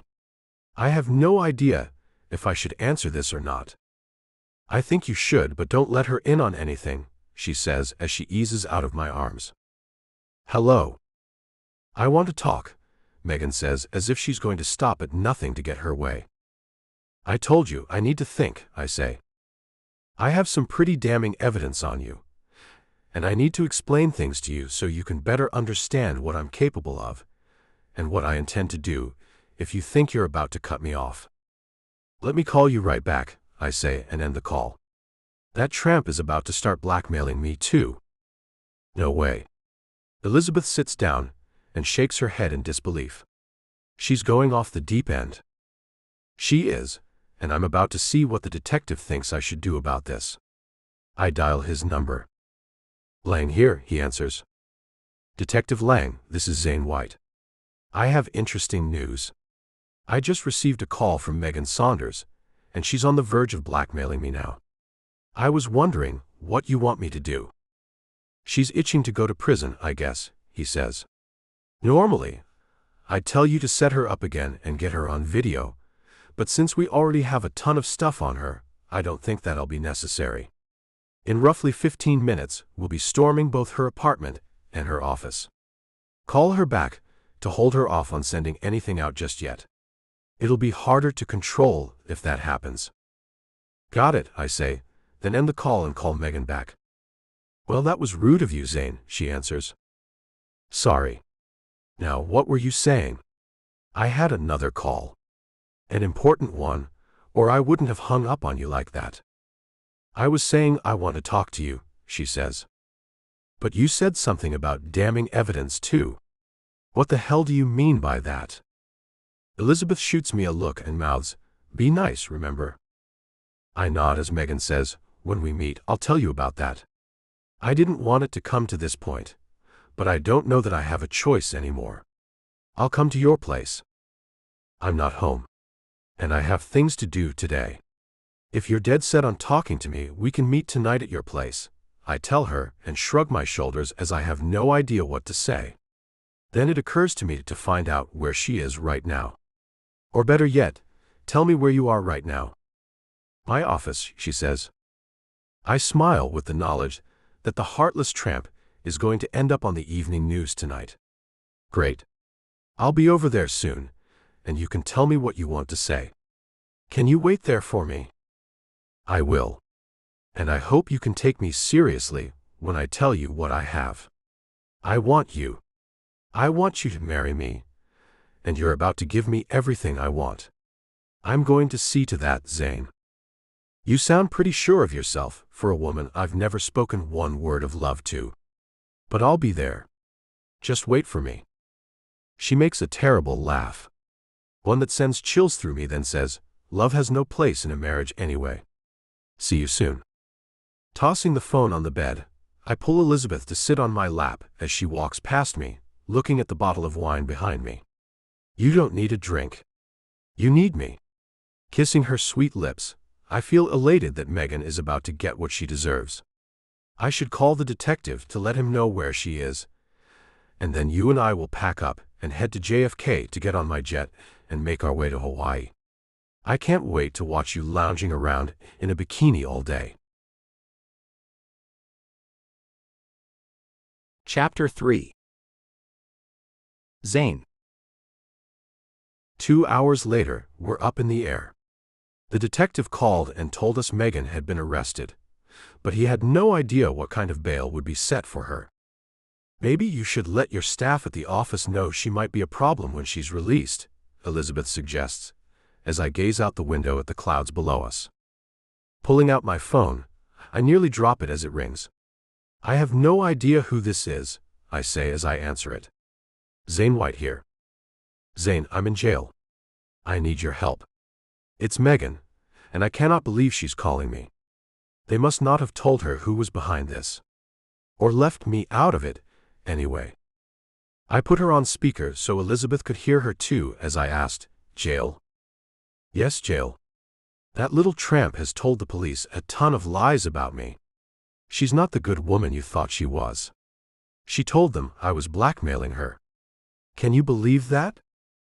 I want to laugh as this woman is truly nuts, but I don't. I can't believe that. And I can't help you get out of jail either. I'm sure one of my fellow judges will set a bail that's not terribly high. But I don't have much money. I need your help. I don't want anyone else to know about this embarrassing matter. Can't you find some time in that busy schedule of yours to help me out? I'll see what I can do, I say, so she thinks I'll help her and won't go trying to find someone else to do it. She knows quite a few people with enough money to bail her out. And what did Elizabeth say you were blackmailing her with? Oh, it's unimportant. But it's her word against mine. I have no worries about that, she says, and I can see the detective gave her very little information about what they have on her. I hate that the police are going through my things, but I have nothing to hide. So, can I call you when I know what my bail is? Yes, I say, and can't believe how stupid this woman is. I'll be expecting your call. Thank you. Bye. Looking at Elizabeth, we both break into laughter. She's as nutty as they come. Elizabeth says, how in the hell can she think they won't find anything? Her closet at home is full of guns, which I have a feeling are all unregistered. Both of her computers have files with evidence on them, and she sounds more than confident that her bail will be low, and that she will be free soon. Wow, she's a loony bird, I say, then laugh. But then I think about what Elizabeth said about Megan doing something to retaliate. She'll be told more soon, and then she'll be furious.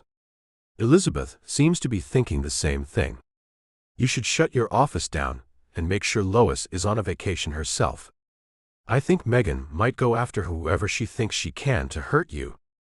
I start texting Lane to get the office closed up. I wonder how long I should keep the office closed. Maybe put them on alert until we find out how much the bail is. She may not be able to get out, Elizabeth says, and I agree. I'll do that, and have them prepared to close up shop for maybe a couple of weeks. With her connections in the gun and drug world, I put nothing past the woman. She could take a bomb to my office or home. Wow, Elizabeth says. I suppose she might just go that far. You should probably tell that to the detective. With a swipe of my finger, I'm calling him to see what other measures I need to take. Lang here. Detective Lang, it's Zane White. I wanted to let you know Megan Saunders called me to ask for help with the bail money. She has no idea of my involvement in this. No, we didn't tell her much.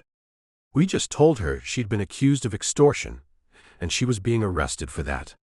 When we tried to question her, she used the Fifth Amendment and said her lawyer would be talking to us on her behalf. She's no fool when it comes to legal matters. I'm sure you were aware of that. Acutely, I say. I also wanted to tell you, I'm afraid of her retaliating against me once she has been told I'm a part of this. My staff may be in danger if she does manage to get bailed out. I can make sure the judge who comes to magistrate her is told everything and has shown plenty of evidence against her.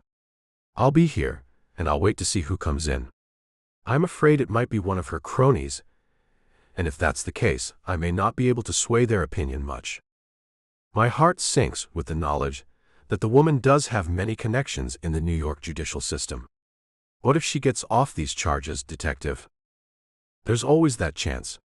We'll have to wait and see what happens, he says. Oh, I see Judge Cantrell coming in now. I'll call you back.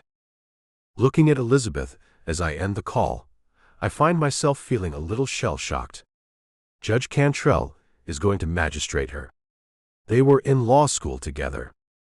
That's not good, is it? She asks me with wide eyes. I shake my head. I don't think it's good at all.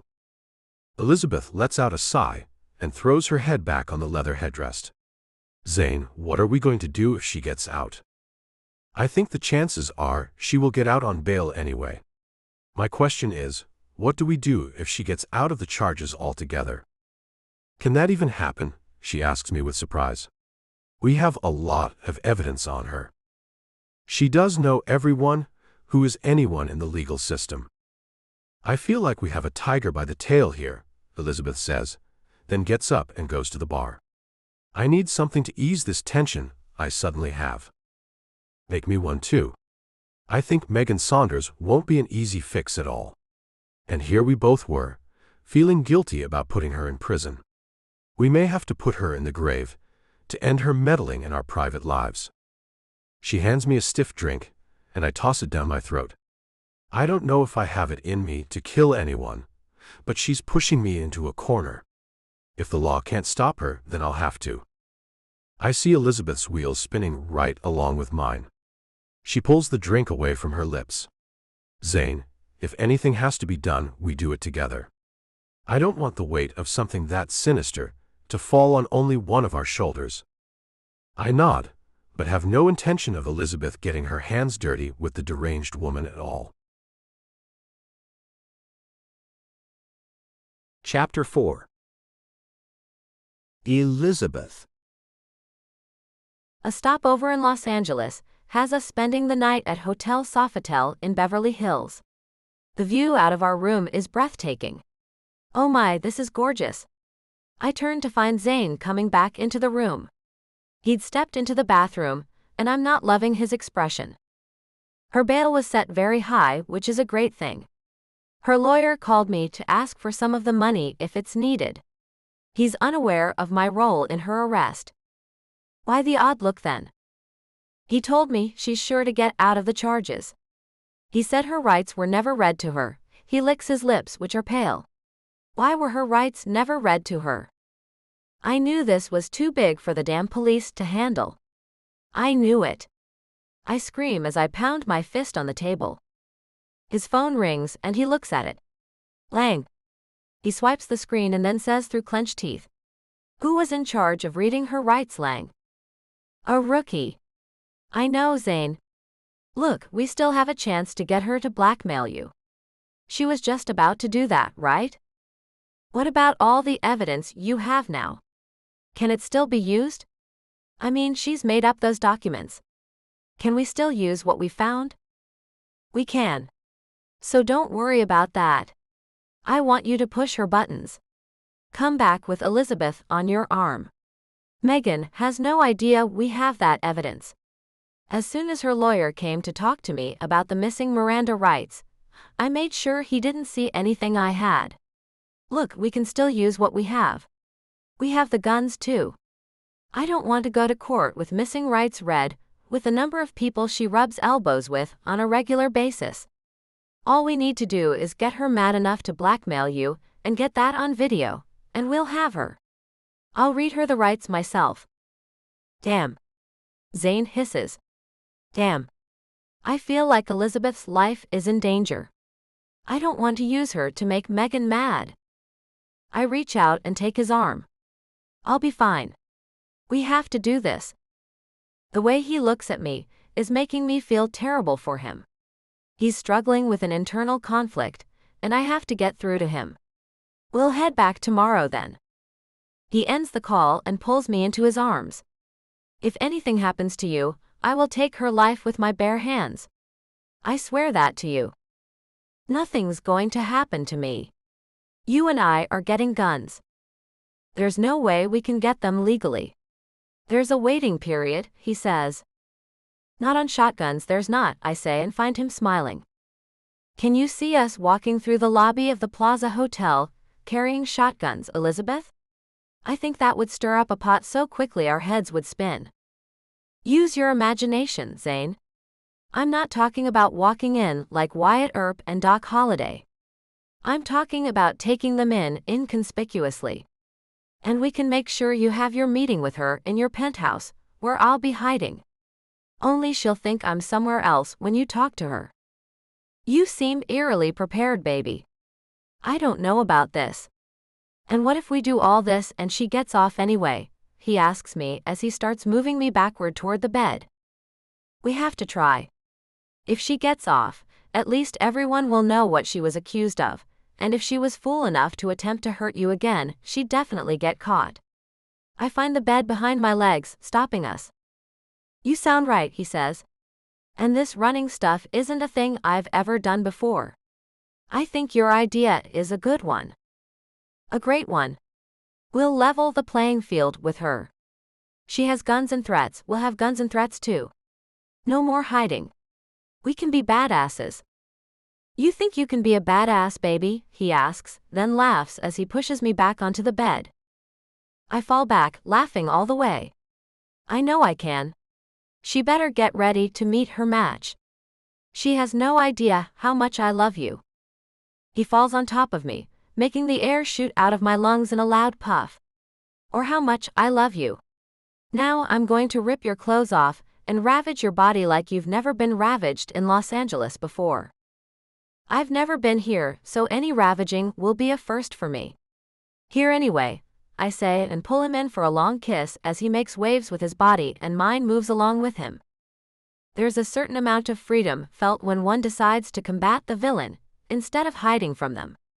And she's about to be madder than she's ever been, I'd guess. Not only am I going to be right there on the arm of the man she wants, but she's going to know I turned her in. I can't wait to see her face when she sees us together. I'll have to remember to take a picture of that.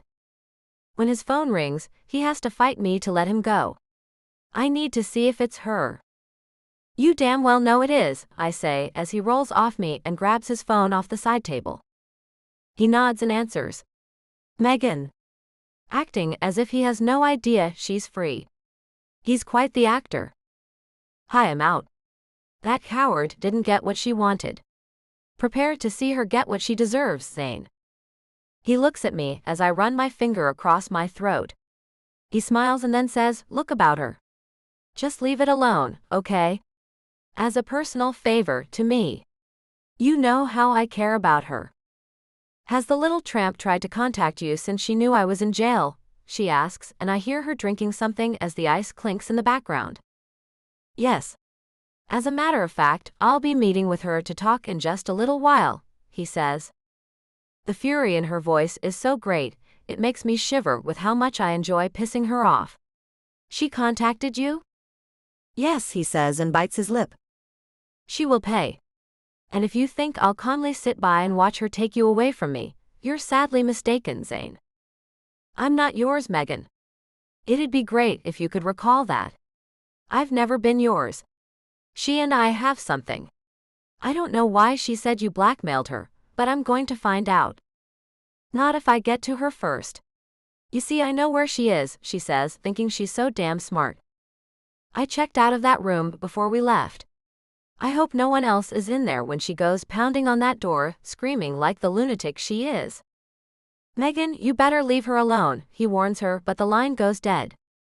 Guess she's not listening to you, I say, then pull my dress off over my head and he pounces on me. Chapter 5. Zayn. There's a certain intensity in facing an enemy together. My feelings are heightened as I help Elizabeth. Her excitement is evident. Her hands are moving as she touches me. I see she's feeling as I am. I help her. Pushing her, I look at her. She gazes at me with bright eyes. My gaze moves over her. Her breathing is deep. Her anticipation is clear. I move closer. I have no doubts she feels a strong connection. I kiss her. Our closeness increases. The feeling fills the room. Us, she and I. We will overcome this together. I have a feeling that as long as I have Elizabeth at my side, anything can be achieved. I am yours, she agrees. Forever. I care for you, Elizabeth. She pulls my face up and holds it between her hands as she looks into my eyes. I care for you, and no one will ever get in the way of that again. Not ever. I nod in agreement. Not ever. Her lips press to mine, and then she moves my face back again. We will stop her. Together, we will make that happen. No more running and hiding. We are standing and fighting. We are fighting, I say, then roll over and pull her to lie on my chest as I run my hand through her hair. And one day soon, this will all be behind us and we can start our journey together. Pulling her head up off my chest, she looks at me. I think we already have Zayn. I mean really together. The ring, the name, the whole commitment, I say, then kiss her lips. A little feeling escapes me. Some men make actual proposals, Zayn, she says with a giggle. I'm quite obviously not some men. I think you know that by now. I take a lock of her hair and rub it over my cheek. I love the softness of it. I hope all our girls have your hair. And all our boys have your chiseled features, she says, then runs her fingertips along my jawline. I can see it all in her eyes. The future is right there. So close. So damn close. How I wish it was a few months in the future, and this crap was behind us. I wish we were on our way to our honeymoon, instead of going back to New York in the morning to try to tempt Megan into threatening me with blackmail. My hand moves down her side and over her stomach, and I find myself wishing it was already filled with our first child. I've always rushed things with her. I know I have. I've never been a man who did anything like that. I'm the kind of man who takes his time in everything I do. I'm that man who used to say that Rome wasn't built in a day, all the time. And now look at me. I'm sprinting toward the altar with this woman, like a man with his tail on fire. What has happened to me? Her breathing has become shallow, and her body is still. She's fast asleep already with how much energy we've just used up, and I'm right behind her. Another thing I've always had trouble with is sleeping. She's cured that. I have a feeling this woman could cure whatever ails me. She is a miracle. She is my miracle. Chapter 6. Elizabeth. It's lunchtime when we get back to the Plaza Hotel in New York. The place is a mess of people, and I find the difference in each coast quite amazing. Los Angeles is more laid back than New York could ever be. People are always rushing here. I suppose because it takes so long to get anywhere, eating up time like a monster. The concierge, Tristan, makes his way to us and snaps at a bellhop who grabs a luggage trolley and comes toward us. Zane bought 2 shotguns, and we have them in hanging garment bags so they're not looking anything like guns at all. The cabbie gave us a look though. I thought it was kind of funny. Can you take these things to my penthouse? Zane asks him. We're going to get some lunch. With a nod, Tristan takes the bellhop and hurries away. He's a nice man, I comment as I watch him go. He's good at his job, Zane says as he takes my hand and tucks it into the crook of his arm. As we walk toward the bank of elevators that will take us to the restaurant he wants to eat lunch at, we see Megan stepping off one of them. At first, she doesn't see us in the sea of people in the hotel lobby. I nudge Zane. Look who's here.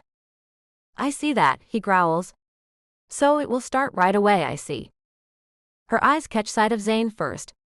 She smiles and waves, then her jaw drops as she sees me tucked into his side. A glare replaces the smile, and I smile and wave back at her.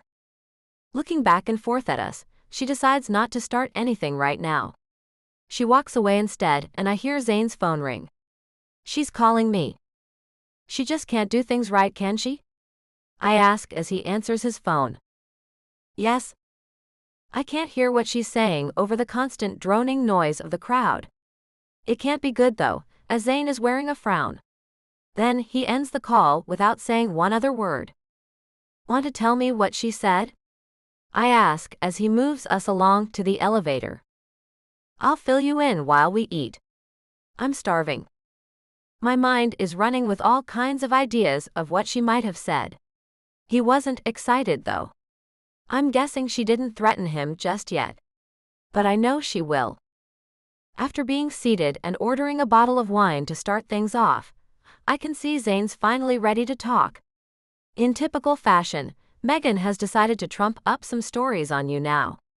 Apparently, you had some pretty wild times in college, you little scamp. Did I now? I ask as I laugh. The waiter brings the red wine as we both order steaks and lets Zane sample it.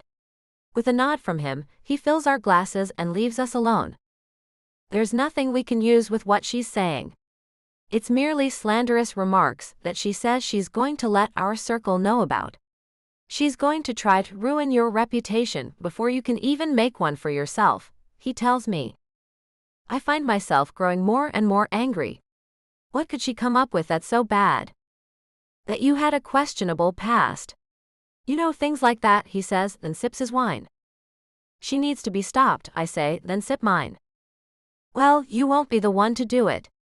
You and I are staying in line with the law where she's concerned. Now, if she starts something in my penthouse and we feel threatened, then our protection will help us out with that, and we will be well within our rights if we're protecting ourselves.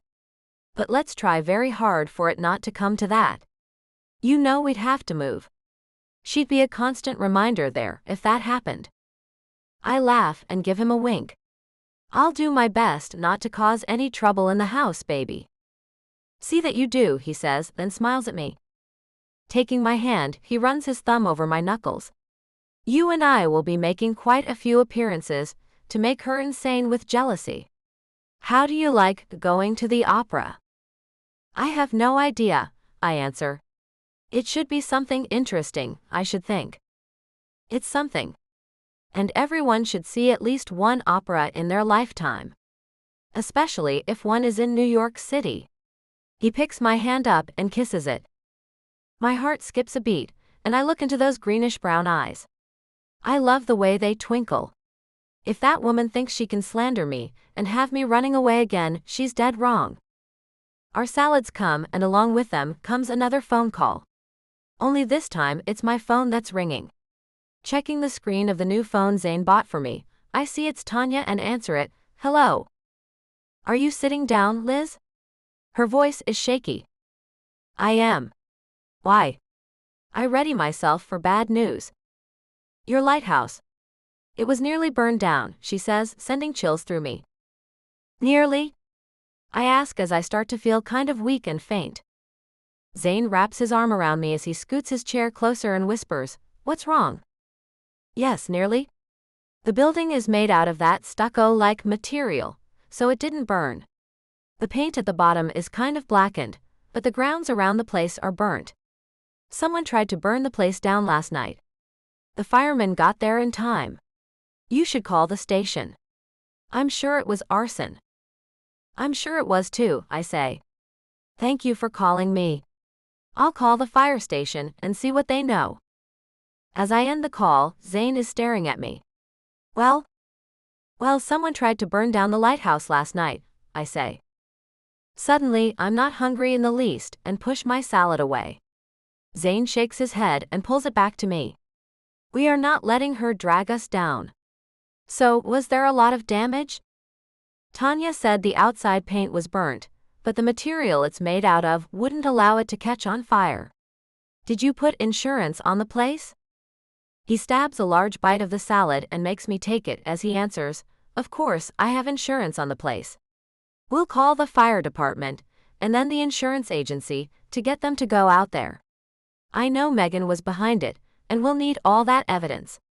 She's really digging herself a deep hole, isn't she? She is. And now I'm worried about just how far she'll go. I take another bite of salad, as he has it at my lips, and is refusing to let my lack of appetite stop me from eating. He really is a great guy. You don't need to worry. You and I will stay together constantly, until she's really put away. I'm not taking any chances with you. He leaves a kiss on my cheek. Then I hear her voice coming from behind us. How sweet is this? May I join you too? I have something I'd like to say to you both. Now what? Chapter 7. Zane. Not getting her way is taking a toll on Megan, as her hair is pulled into a tight ponytail instead of her usual curled hairstyle. Her complexion is ruddy and her lips look dry. She keeps shifting her eyes, and I'm pretty sure she's on some kind of drug. You look strung out, I tell her as she takes a seat without being asked to. You would too, if you'd been through the ringer because of someone's lies, she says as she glares at Elizabeth. A laugh comes out of Elizabeth. Lies, Megan? We both know there were no lies. Except for the ones you've told. A stripper, druggie with abortions in her past. Really? You may not know me. These people in this town may not know me. But the people I grew up with do, and I have a town full of them who can attest to my past. You really are grasping at straws. And you are going to be sorry if you think you're going to stay with this man. I will fight for him. I've explained this to you before. I don't know why you aren't taking me seriously. You should before things really get bad for you, Megan says, and I feel the urge to let her know she's out of line. Megan, I don't want anything to do with you. Not a damn thing. Doesn't that mean anything at all to you? I ask her. The waiter brings another glass for her, and I shake my head as he approaches from behind her. He turns around quickly but stops as Megan says, You don't know what's good for you, Zane. I do. I know what's best for you. This tramp isn't, I am. End of story. The waiter comes to our table and asks, Is everything all right here? Do I need to alert security? Megan eyes me. Does he? Are you afraid of me, Zane? Shaking my head, I say, No. I can deal with her on my own. For the first time that I can remember, I am going to face the challenge that is Megan Saunders. I'm going to face her head on, and we will see how she takes this change in me. Deal with me? She asks with a laugh. The waiter gives me a nod and walks away as I say, Yes, I will deal with you. There was a fire in Chesapeake City, Rhode Island last night. You will be investigated about it. Just to let you know. Me? She asks as her hand flies to her small chest. I was here in New York. What on earth would I have to do in that tiny town? Burn my house down, Elizabeth says. If you think I'm ever going to run away because of your threats again, you have another thing coming. We're done being pushed around by you. I haven't got to where I am, or will get where I'm going, if I let little twerps like you get in my way. I have great expectations. What do you have? Megan asks Elizabeth, as she looks down her nose at her. Elizabeth takes my hand, which is resting on the table near my glass of wine, and holds it up. Him. I watch red fill Megan's face, and if steam comes out of her ears, it will not surprise me in the least. I will change that. No, you won't, I tell her. I love this woman right here. She is the one I will make a life with. Megan's eyes go so narrow I can barely see them as she says, It's pretty hard to make a life with a corpse, Zane. Oh good. A death threat, I say and give her a smile. What else do you have in your arsenal, Megan? I have connections, she says. My hands will never get dirty. Yeah, I know about your connections with the mafia, Elizabeth says. Do you think I'm the only one who knows about that? Megan's glare moves to Elizabeth. What the hell are you talking about? I told her about finding that number you had and your drug use, I say, taking her attention back to me. You two think you're dealing with someone who you are not. I have more power in my pinky than either of you can imagine. Yet you still sit there and act as if I'm not a thing to worry over. You are both wrong. I get what I want. I want Zayn White. I will get Zayn White. She reaches across the table, picks up Elizabeth's wine glass and downs the contents. We sit and watch her. I have to wonder just how far this woman will go to get me. And why? Megan, you do have a lot of power. You do have noble goals. Why not find yourself a man with similar ambitions? Why not forget about me? I'm a man who is never going to love you. I will never give in to you. There is nothing you can do about that. Bet there is, she says, then gets up. I want to meet with you alone, Zayn. You owe me that much. I don't owe you a damn thing. But I will meet with you. Not completely alone, though. In my office tomorrow afternoon, I tell her. With a shake of her head, she says, no, not there. I want this to be between you and me. I want no one else to know what I'm going to tell you. It's safer for us both that way. How about my apartment tomorrow night? I'm never going to your apartment again, Megan. I guess you don't recall getting messed up and shooting me. Your place is definitely out, I say, and take Elizabeth's hand under the table. I give it a squeeze, and she gets my hint. How about you meet him at his penthouse? I can go out for a while, to give you two the privacy you think you need. Maybe he can talk some sense into you. I know I couldn't, Elizabeth says. You wouldn't be jealous? Megan asks in surprise. Not of you, Elizabeth says, then laughs. You've ruined yourself in his eyes. I hope you can see that, and stop this nonsense before someone gets hurt. I hope one of you can stop this nonsense before someone gets hurt. I don't stop. I don't give up on anything. I never have, and it's done well for me. I'm not about to stop the way I do things just because a little bimbo came into the picture, she says, then gets up. I'll need at least an hour of his time. What time should I come over? 8 in the evening, I say, then see our main course coming. See you then. She nods and leaves us, finally. I wait for her to get out of earshot, then whisper, seems she's going to fall into our trap, baby. A lot sooner than I thought she would. She's really on the edge, Zayn. She's very dangerous right now. I can see it in her crazy-ass eyes. We're going to have to play this out a lot differently than we were thinking about doing it. We can't put anything past her. Am I supposed to be afraid of a woman? Chapter 8. Elizabeth. The light over Zane's desk in his home office is the only light in the room. It completely illuminates the area around the desk and spotlights Megan Saunders as she sits on the other side of the large oak desk. I can see everything from one of the laptops the video is being fed to. Detective Lang and several other officers are in the guest bedroom, watching the feed on another one.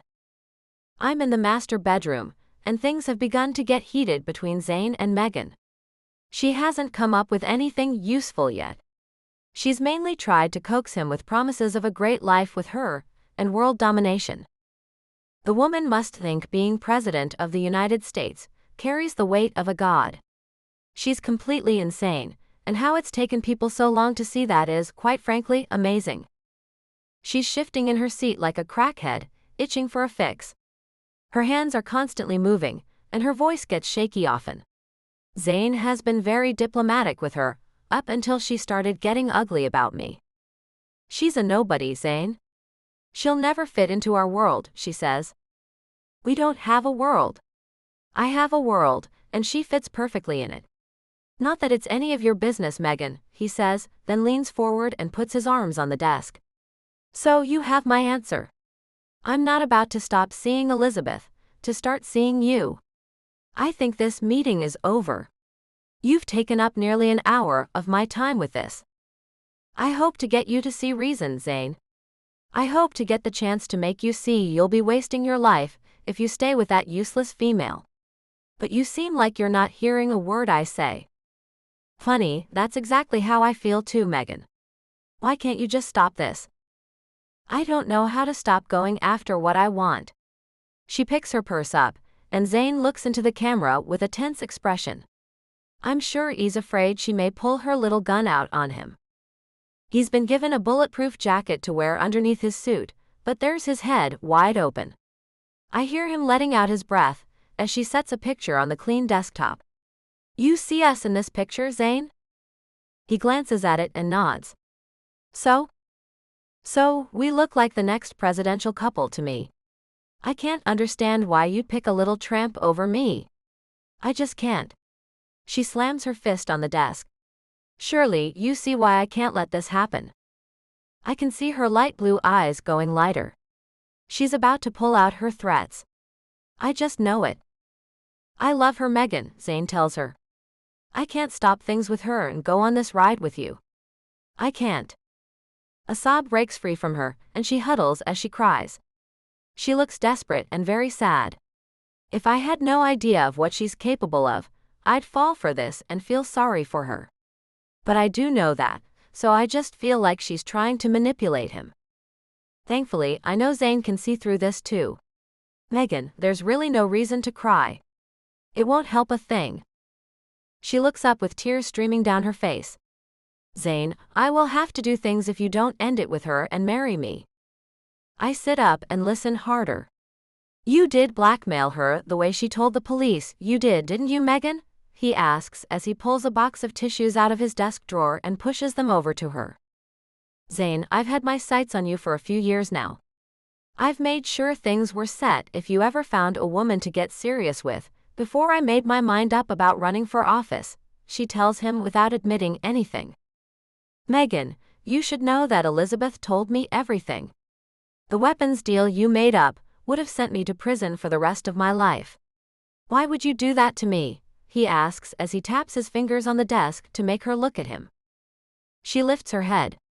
Her eyes meet his as she says, I'd rather see you alone in prison than happy with another woman. And with that knowledge, you expect me to still want anything to do with you, much less marry you? He asks as he shakes his head. You have to see how insane that is. Insanity is just another word to describe a driven person. Anyone who wants something so badly they'd move heaven and earth to make it happen is driven. Some may see it as insane, I see it as driven. All the risk takers in this world are the people who make things happen. I don't agree with you, he tells her. I'd like us to end things with no one getting hurt. I'd like you to maybe go see a psychiatrist and get some help. But I will never want anything else to do with you. No matter what. Can you understand that? I can understand that just fine, she says as she wipes the tears off her face. I can't accept it though. So here's the deal. I've gotten very good at writing your signature. He interrupts her, you mean forging my signature? She ignores his comment. I've also managed to get my hands on one of your checkbooks. She reaches into her purse and pulls out a piece of paper, then pushes it toward him.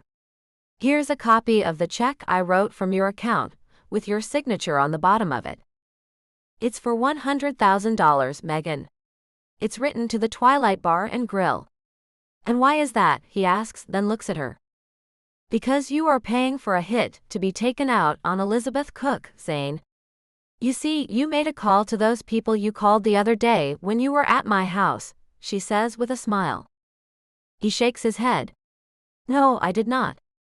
Oh, but you did. Or maybe I used a device to make my voice sound like a man's. Anyway, you asked for the hit, and you sent them the check, and now your precious little woman is being sought after by the mafia. Call it off, he tells her. Call it off now. Oh, I can't do that. You see, it wasn't me who ordered it. It was you, Zane. You ordered it, and you will have to cancel it.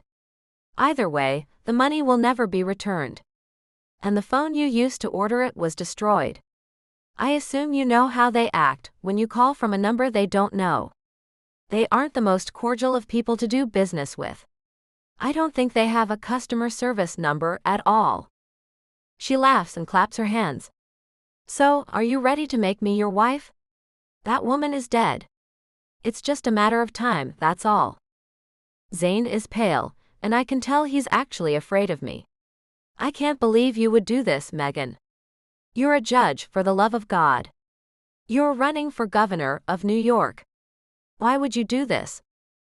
Because I want you. I've told you that a million times.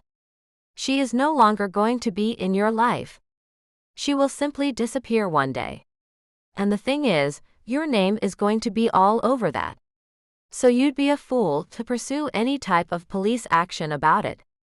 It will only end up with you going to prison. I just wanted to give you the heads up about that. So you think you've won, he says as his head hangs. I know I have. She produces one more paper and pushes it toward him. Here's the marriage license, Zane. Now this one is a little bit trickier.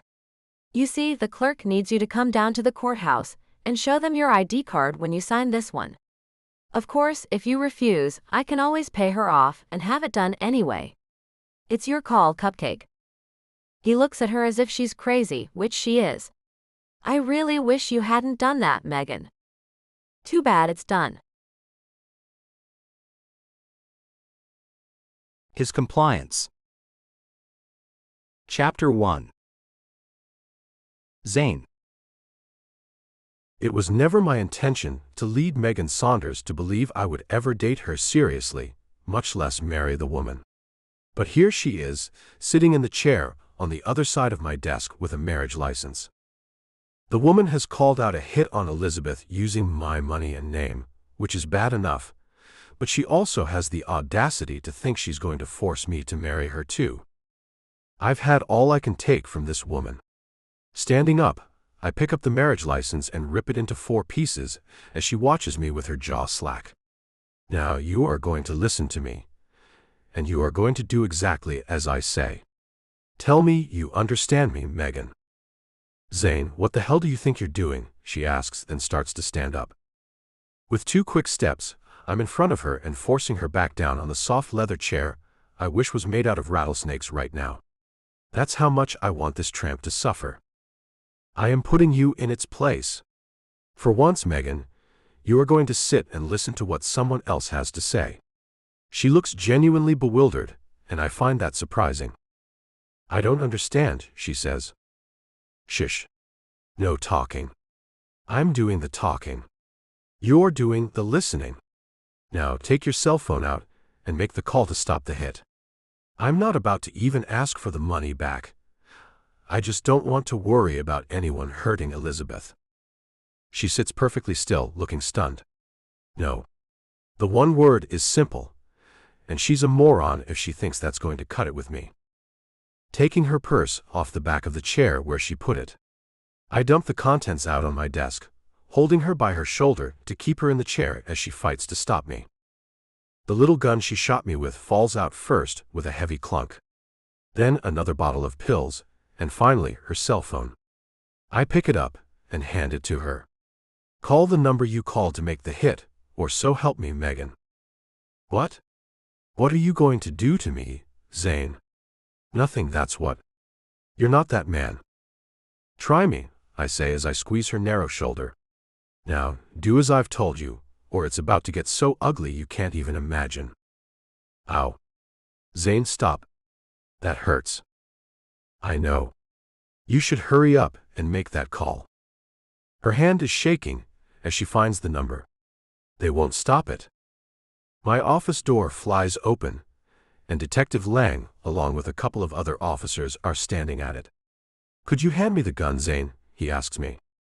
I toss it to him and keep my hand on Megan's shoulder as she shrieks at the top of her lungs. What the hell is going on? You have the right to remain silent, Lang says, beginning to read her the rights that were forgotten the last time she was arrested. The officers step forward, one picks her up, and the other cuffs her hands behind her back as Lang finishes up her rights. A sweet face looms in the hallway.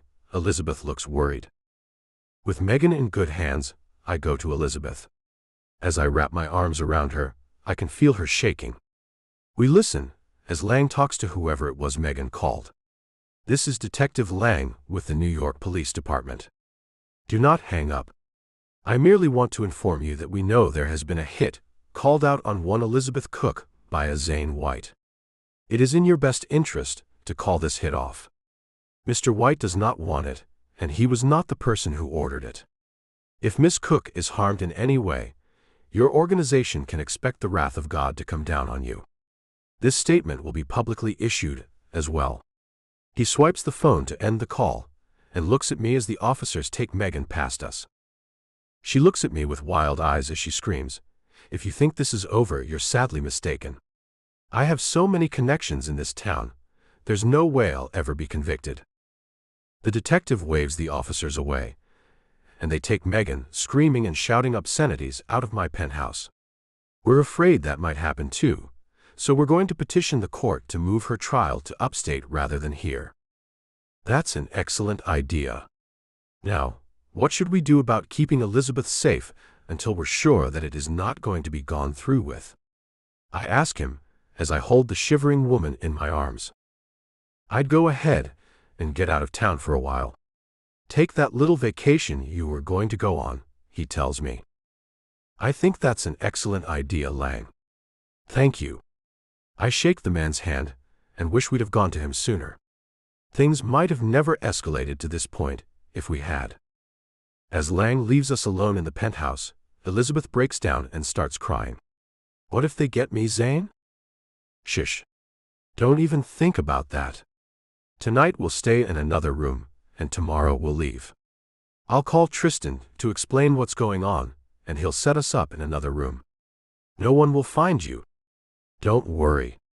And soon, whoever was going to do the hit will be informed not to. I'm sure.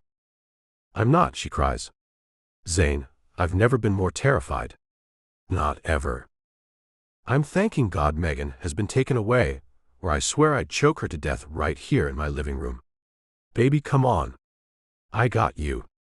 Don't you trust me? I do. I'm just in shock right now. My life has never been threatened. You see, this is like a nightmare to me. I used to have this recurring nightmare that someone was stalking me.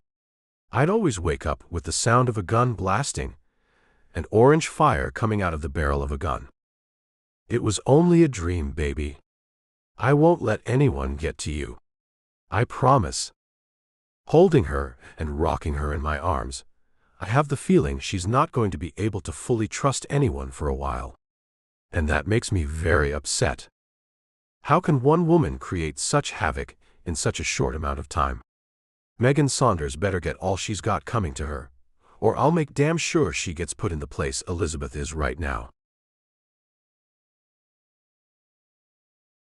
Chapter 2. Elizabeth. My insides are like gelatin, oozing around and making me feel sick. Fear is coursing through my veins like a poison. I told Zayn only a fraction of the nightmare I've had since I was a little girl. My grandfather told me once when I woke up screaming during one of our overnight stays in the Lighthouse that the nightmares might have some truth to it, but in other ways than what I perceived them to be. I had no idea what he was talking about at the time. I thought he was trying to get me to face my fears or something, in hope that the nightmares would stop. After I started college, they went away. I haven't had one since I was 18. With this news, the nightmare is as vivid as if I have just had it. The smell of vanilla on the gentle breeze is how it always started. The kind of smell that's meant to soothe you, but it brings out the opposite reaction in me since I've learned to associate it with death. It was always so dark that I never knew where I was at. I never could understand where it was happening. It was dark, and there was a limited number of places for me to hide in. Each time I woke up to the loud sound of the blast, I felt as if I had narrowly escaped death. I'd wake up covered in sweat and panting as if I'd run a mile. My heart would take forever to regain its normal beat. Zane helps me put on a hooded jacket, and he dons one too, as Tristan leads us down the hallway to the service elevator to go to another suite in the hotel. In the morning, a press conference has been scheduled. Detective Lang informed me on his way out, Tristan tells us as we hurry to get to the elevator. I can stay with Miss Cook, and have several of our security guards stay too while you go to the conference. It's best if you make a statement, rather than relying on any cop to do it for you. I have a cousin who dabbles in the underworld here. He's the one who told me to tell you that, when I called to ask the best way to handle such a thing. You really go above and beyond for your residents here, Tristan, Zane says. It's more than appreciated, and there will be a nice tip for you no one needs to know about. No tip necessary, Mr. White. Miss Cook is a wonderful person. It would devastate so many of us here if anything were to happen to her, Tristan says, making me feel special. Thank you, Tristan, I say and smile at him. I feel safe in your hands. With a nod, he takes his key, and we get into the small elevator, which is not meant for guests. The ride down to the 3rd floor takes a little while. When it stops, Tristan walks out first as Zane waits with me. After he looks back and forth, he motions for us to come out, and takes us to the door right next to the elevator. In here, he says as he opens the door. Slipping inside of the spacious suite, I see he's placed a large fruit basket, wine and cheeses, and even brought in a full minibar for us. Tristan, this is way beyond what I expected. Thank you, I say as I push the hood off my head. I'm going to personally bring up dinner for you two.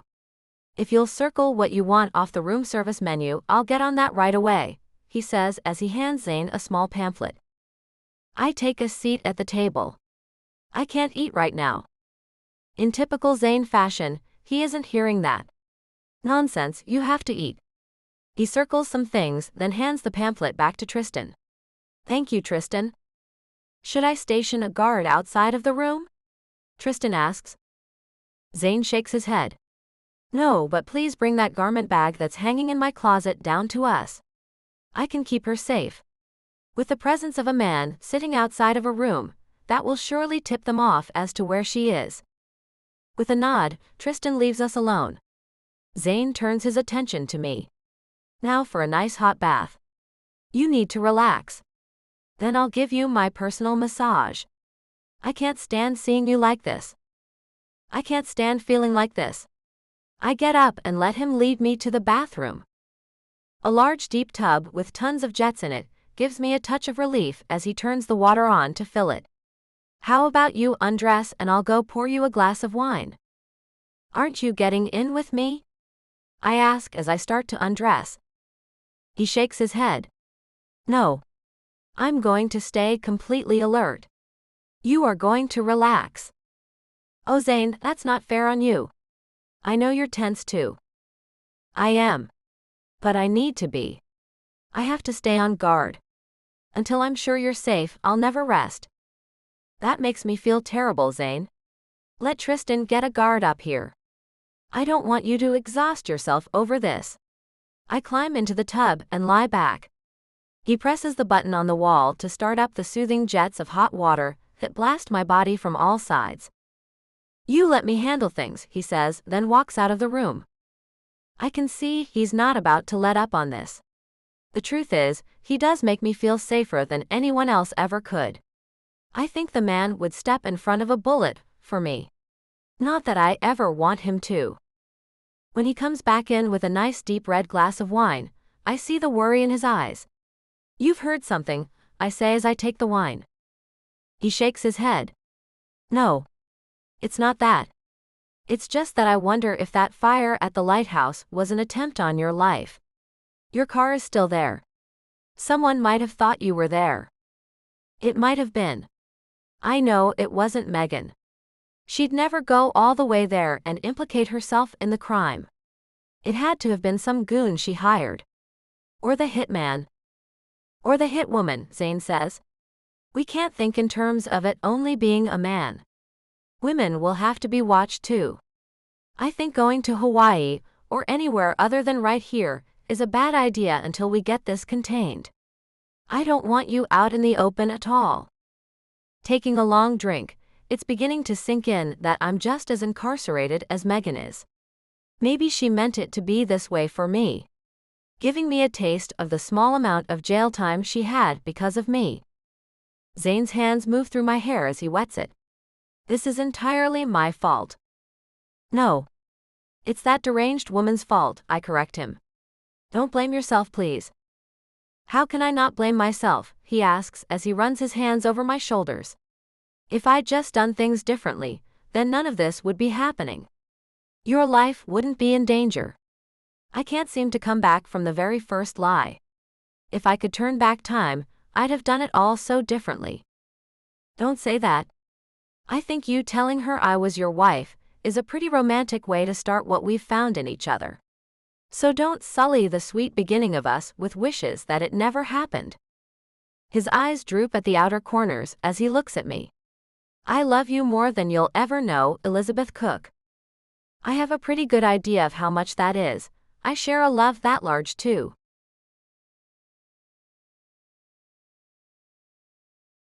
Chapter 3.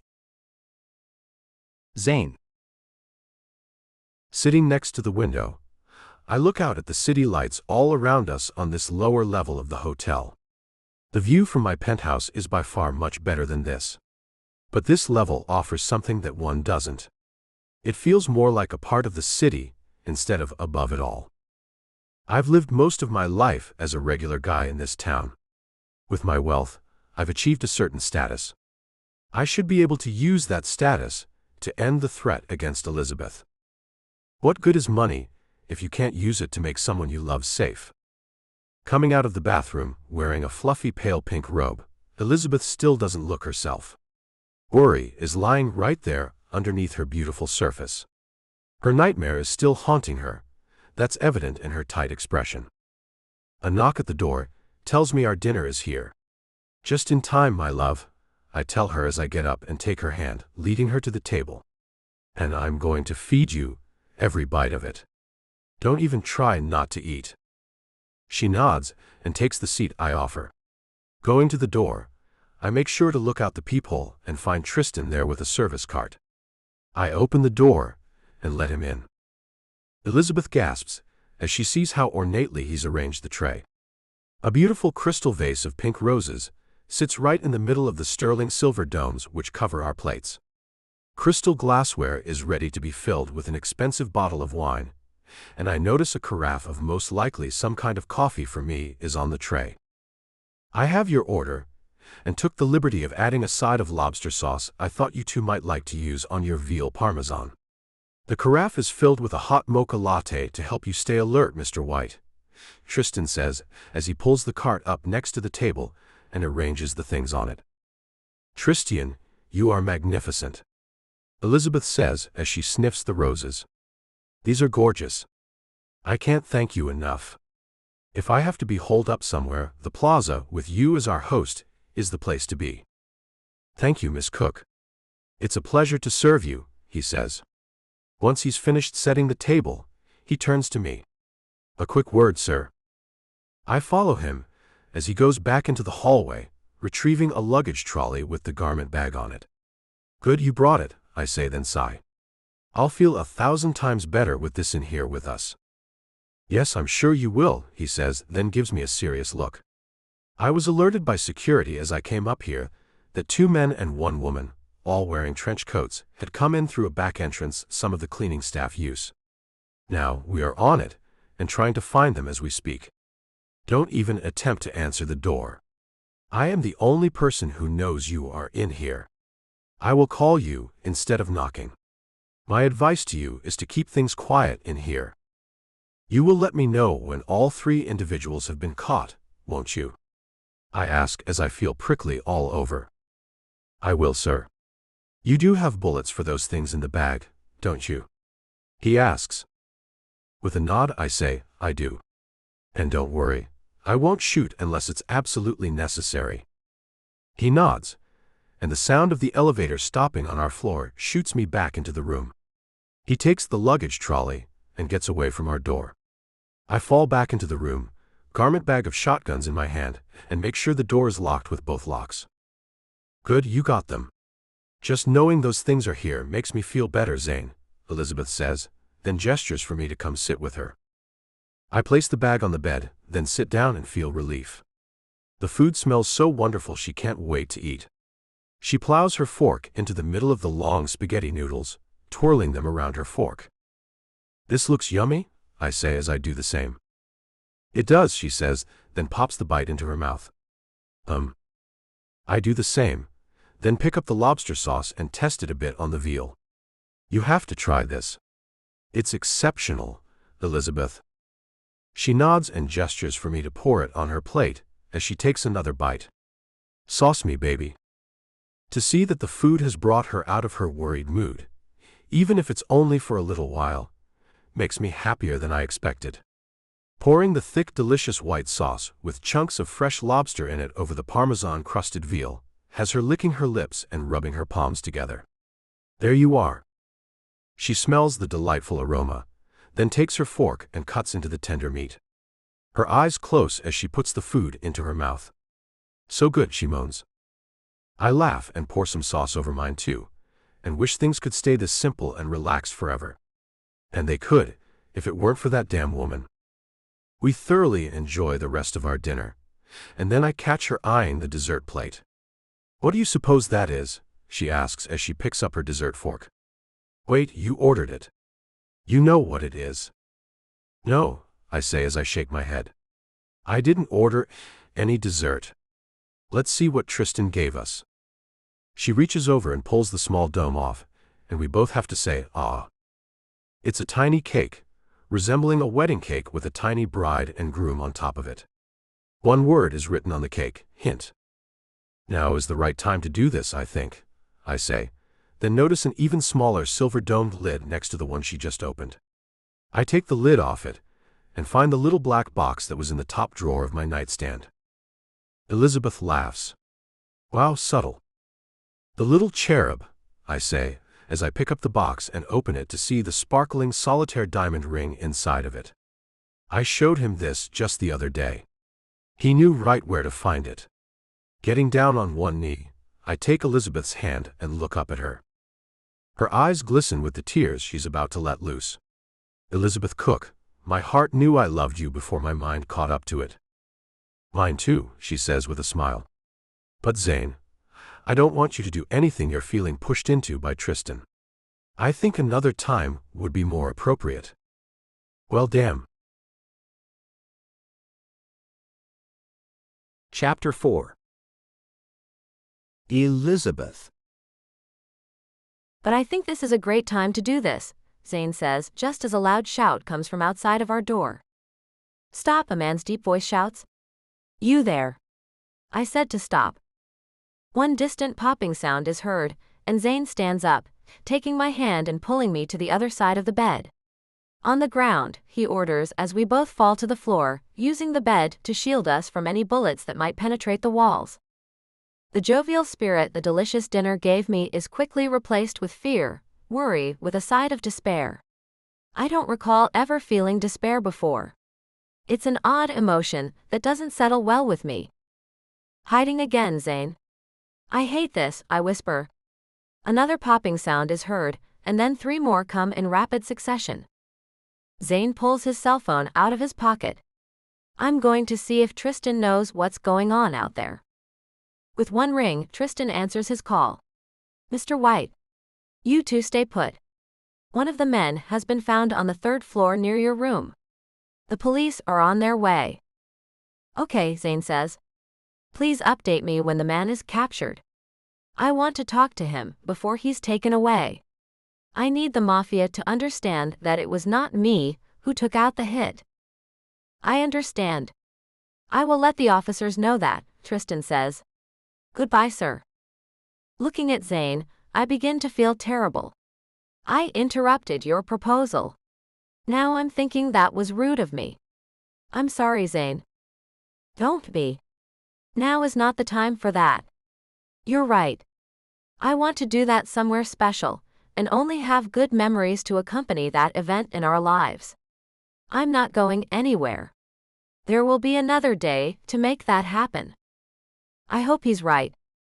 With no more shots or noise coming from the hallway, it has me wondering if the man has gotten away. It's awfully quiet out there. It is. He may have made it to the elevator or the stairs. These aren't people who are new to this kind of thing. I'm sure they're all quite practiced at this. We're both lying on our stomachs, facing the bed. He turns over and pulls me with him, sitting us both up and leaning back against the bed. I lean my head on his shoulder and whine, I need to get out of this robe and put some real clothes on. If someone busts through that door, I'd like to feel more prepared than I am. First, no one is about to bust through that door. No one knows you're in here. And very soon, I'm going to give you a massage to ease the tension you're having. So don't worry about being prepared for anything other than a good night's rest, baby. Taking a lock of my hair, he rubs it on his cheek as he gazes at me with reassuring eyes. How I wish it was possible for me to actually have a good night's sleep. But there's just no way. I love you, I tell him and run my hand around to cup the back of his head and pull his lips to mine. His kiss made me feel relaxed. Our closeness was wonderful, and I found myself feeling happy as our kiss deepened. I found myself moving closer to him. I placed my hands on his shoulders, moving closer. Nothing but he and I were on my mind now. He moved. His eyes looked at me as he moved closer. I closed my eyes as his touch made me react. Shush, baby. We don't want anyone to hear us, he whispered. His voice was wonderful, but I reminded him. Shush. No noise, remember? When he opened his eyes, they were bright, and he nodded. Then his hands moved me on the bed. He moved closer. Closing my eyes, I imagined us together. The lights low, the sound of people nearby as he held me close. Of course, the bed was comfortable, but the feeling was still there. I wanted to react so badly, it was difficult to hold it in. As my body reacted, I thought about the danger. And with what this man could make me feel, the last thing I wanted to do was be in danger. We have to stop them.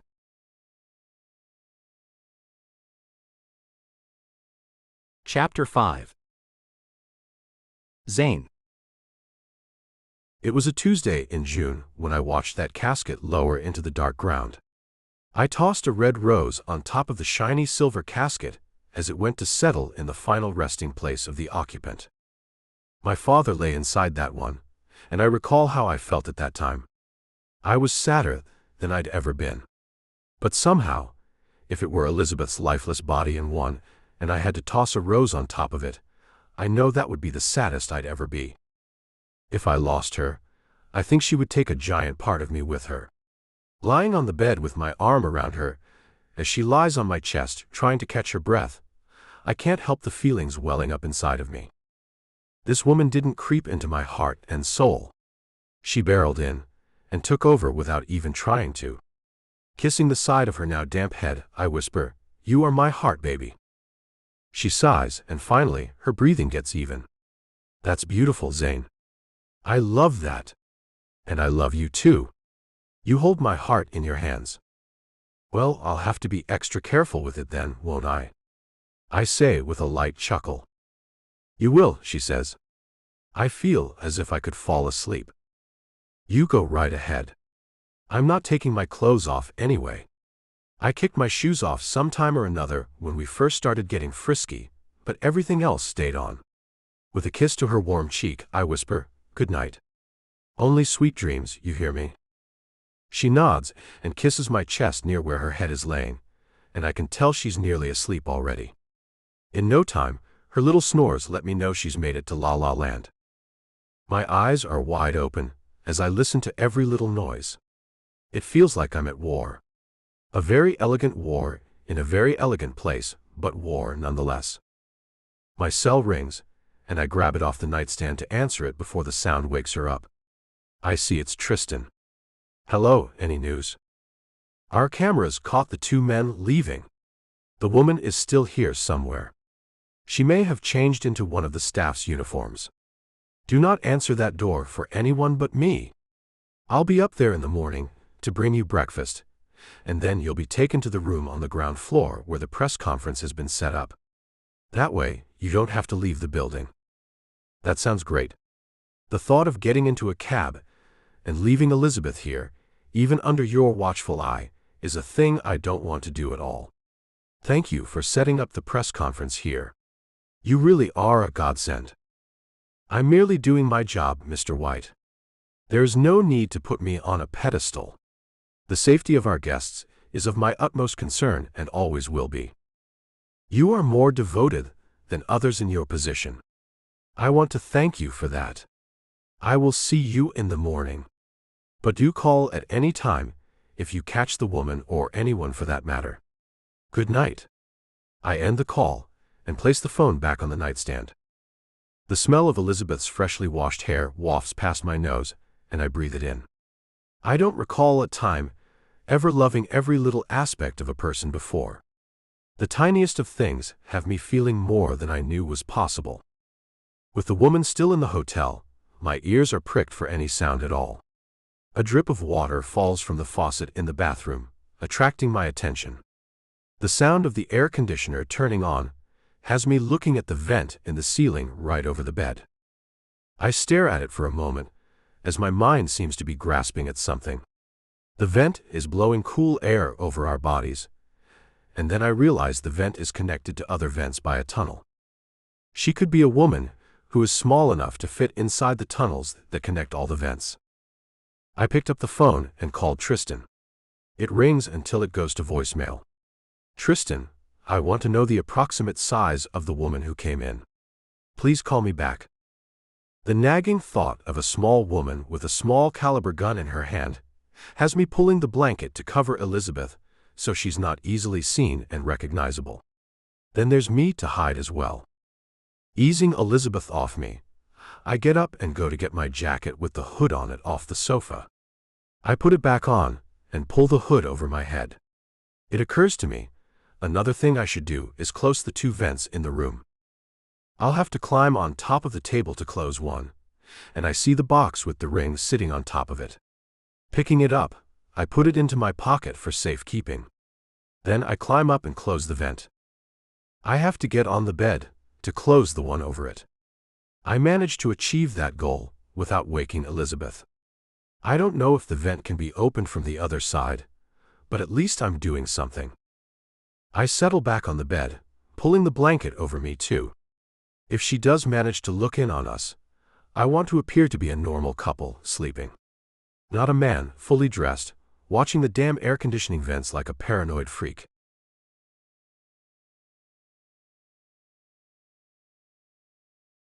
Chapter 6. Elizabeth.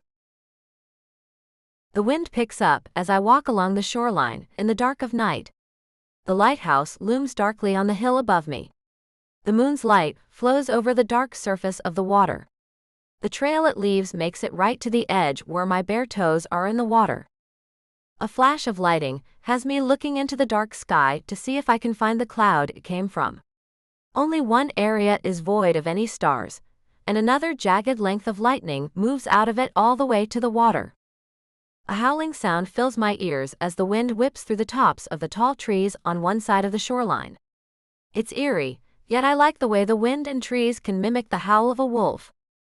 Making my way back to the safety of the lighthouse, I find I'm suddenly in a hallway. The moon is gone. There is only darkness, and I have no idea where I am. Is anyone there? I shout. My voice echoes off the walls. I cannot see the walls, but instinct tells me they are there. So is a ceiling. I hear the sound of creaking coming from above me. Walking slowly so I don't trip or step on something with my bare feet, I move forward and begin to whistle to calm myself. The sound is soft, and I notice I can still hear the wind whipping around outside of wherever I am. Turn back, I hear floating on the wind. It has to be my imagination.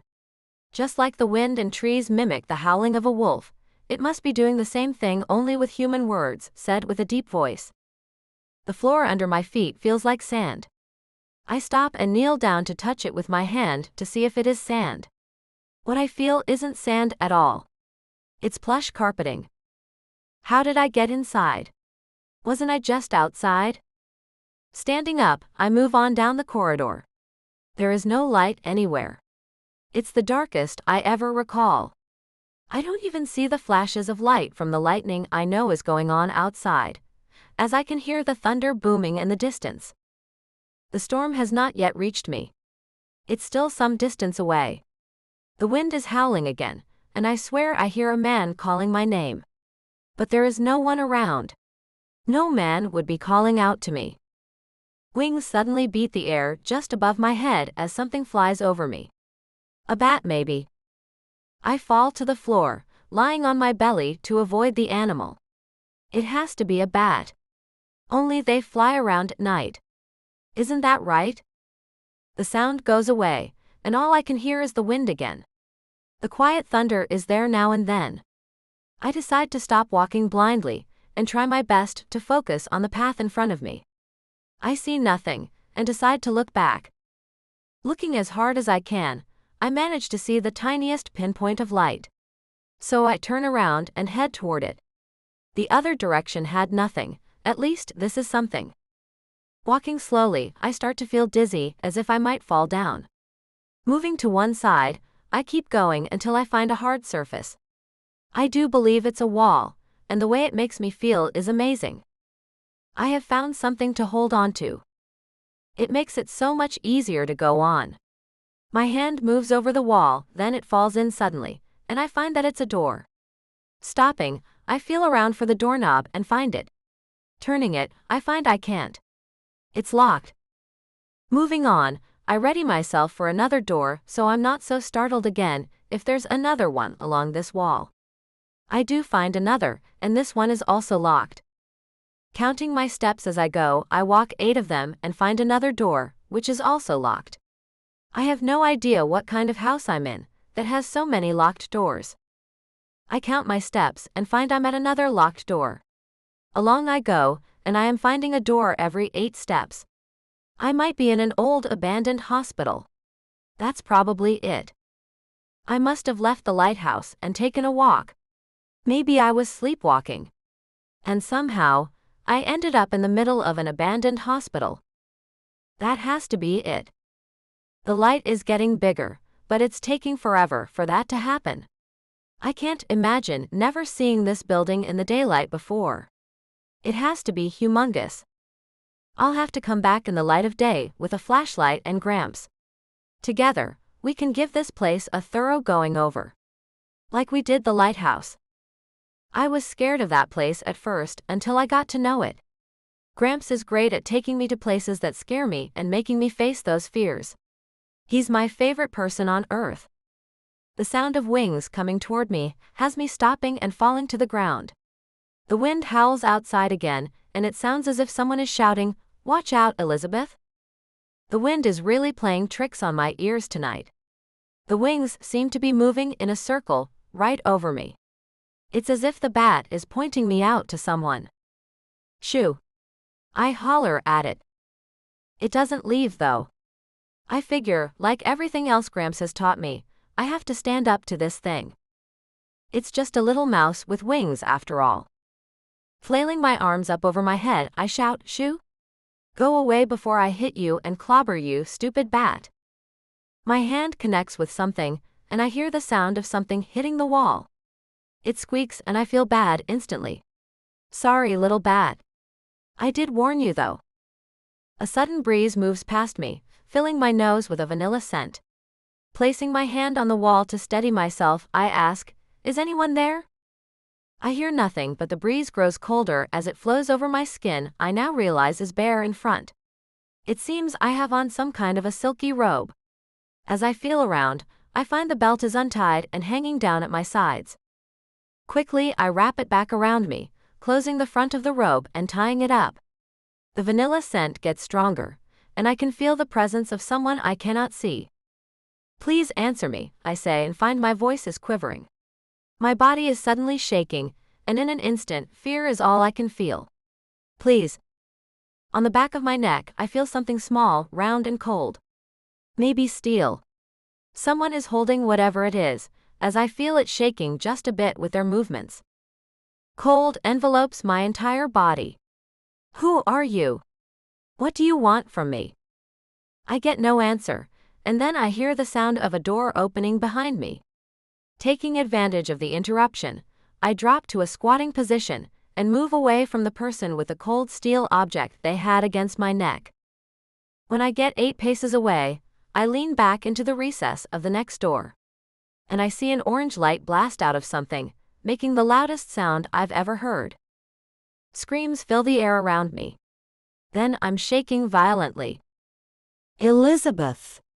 Elizabeth. You have to be quiet. Please, baby. Who's there?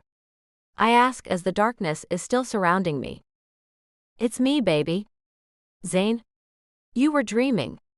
You woke up screaming. You have to be quiet. Zane, oh yeah. I blink and shake my head. Why is it dark in here? The power has gone out. There's a storm that's come in. I guess it knocked out a transformer. The power's out all over. See out the window? It's all dark out there. The power has gone out. There's a storm raging outside. And I am in a hotel. I am in a hotel. A place with one long corridor with many doors along it. I am in a place that also has people who want to kill me in it. Zane, I whisper as I tug the silky robe around me. This is it, baby. This is my nightmare. Damn. It's coming true.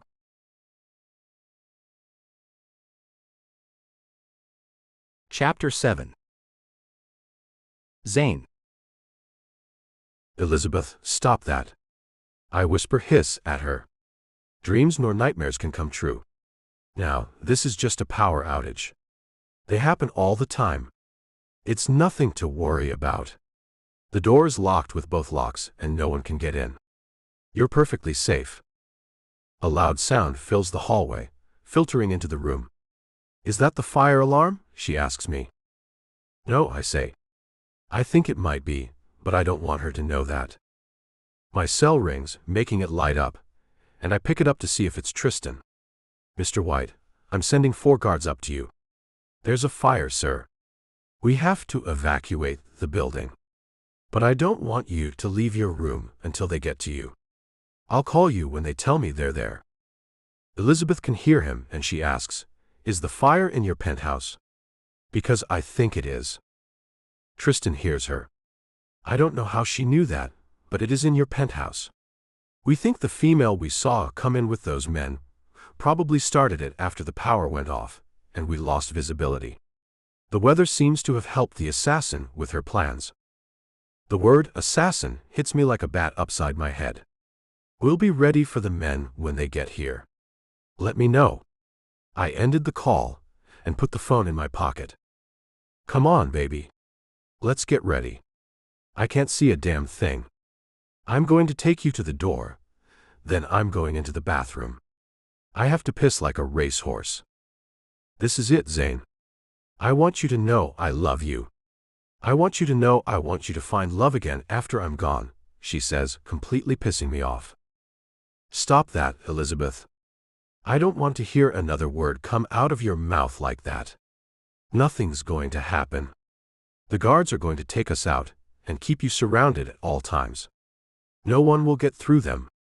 Now wait here for me. I can't see her, but I know she has to be shaking her head as she says, You'll see. It won't happen like that. I know it won't. We should devise a plan that goes something like my nightmare. You could wait in here while I go. I cut her off. You are going nowhere without me. Do you understand me? Under no circumstances are you to go anywhere without me. And now that I can see how you're thinking, you're going with me to the bathroom. I pull her along with me and use my phone's flashlight to get us to the bathroom. Where's your phone? We can use the flashlight on it to get around. I meant to plug it in. It was out of charge. Her finger moves into the light as she points at my screen. And yours is just about out too. We may as well get this plan made. The only plan you need to think about is the plan where you stay at my side and never leave it. You understand me. I ask, as I tug her to follow me into the bathroom. You keep asking me if I understand you, but you don't seem to be understanding me. I have to face this. I have to face this fear. It's been a long time coming. I will have to face it. There is no other way. Now, if you could just listen, she says, and I turn and pin her to the wall. I will not listen to this. I will not make some plan where you go face an assassin. Dream or no dream, you're not going anywhere that's not with me. And now, I'm half-ass afraid to let her hand go. She might just try to run, and throw her in the path of danger. With one hand, I manage to take a leak. You can let my hand go so you can do that. I'm not about to run out of here without telling you what you need to do anyway, she says. I don't trust you right now, I tell her as I finish up. She flushes the toilet for me, and moves my hand to her wrist, then tucks me back in and buttons and zips me up. There. Now please, listen to me. I know those men aren't going to make it to us. You do not know that, I say as I take her hand in mine again and go back out to wait by the door. I thought I saw a pair of pink matching slippers around here somewhere. I shine the light around the floor, but can't seem to find them. I don't have shoes on in the dream, she says. It's okay. I don't ever get out of the hallway. I won't need them where I'm going. Wherever that is. You have to stop talking like that, I beg her. I can't take the thought of anything at all happening to you. Pressing her back to the door, I hold her tight. Using the cell phone light to see her face, I kiss her and find the light fading as I do. As my mouth leaves hers, she says, I knew it would go out. There's never been any real light. Only the one at the far end of the hallway, and it's nothing but a pinprick. We will not leave this room if no one comes for us, I tell her as I keep her body between mine and the door. There's a fire, Zane. We'll have to. We'll have no choice. Now let me tell you this, please, she says. I don't want to hear anything about any plan of hers. I don't want her to fall for this damn dream stuff. I just want to get her out of here, and I want to do that safely. I think the woman must have night vision goggles or something like that, she says. She seems to know where I am. I also think she may have a drone, or something that is looking for me as people leave the building. Now, all I know for sure is that I need to be alone in the hallway, and you need to listen hard to the sound of the drone, or whatever it is, hitting the wall when I swat it down. And just why is that? I ask, humoring her. Because that's when she finds me, and puts a little gun to the back of my head. And you'll need to open the door, and have the shotgun ready, and you will have to shoot her, Zane. Don't worry, I'll move out of the way. But she might get a shot off or something. I don't know how the rest goes. Here's how this is going to go. We're only 3 floors up. You and I will go out the window if those guards don't show up for some reason.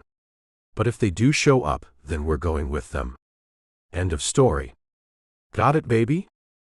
She leans her head against my chest and sighs. Sure. Let's do it your way. Finally.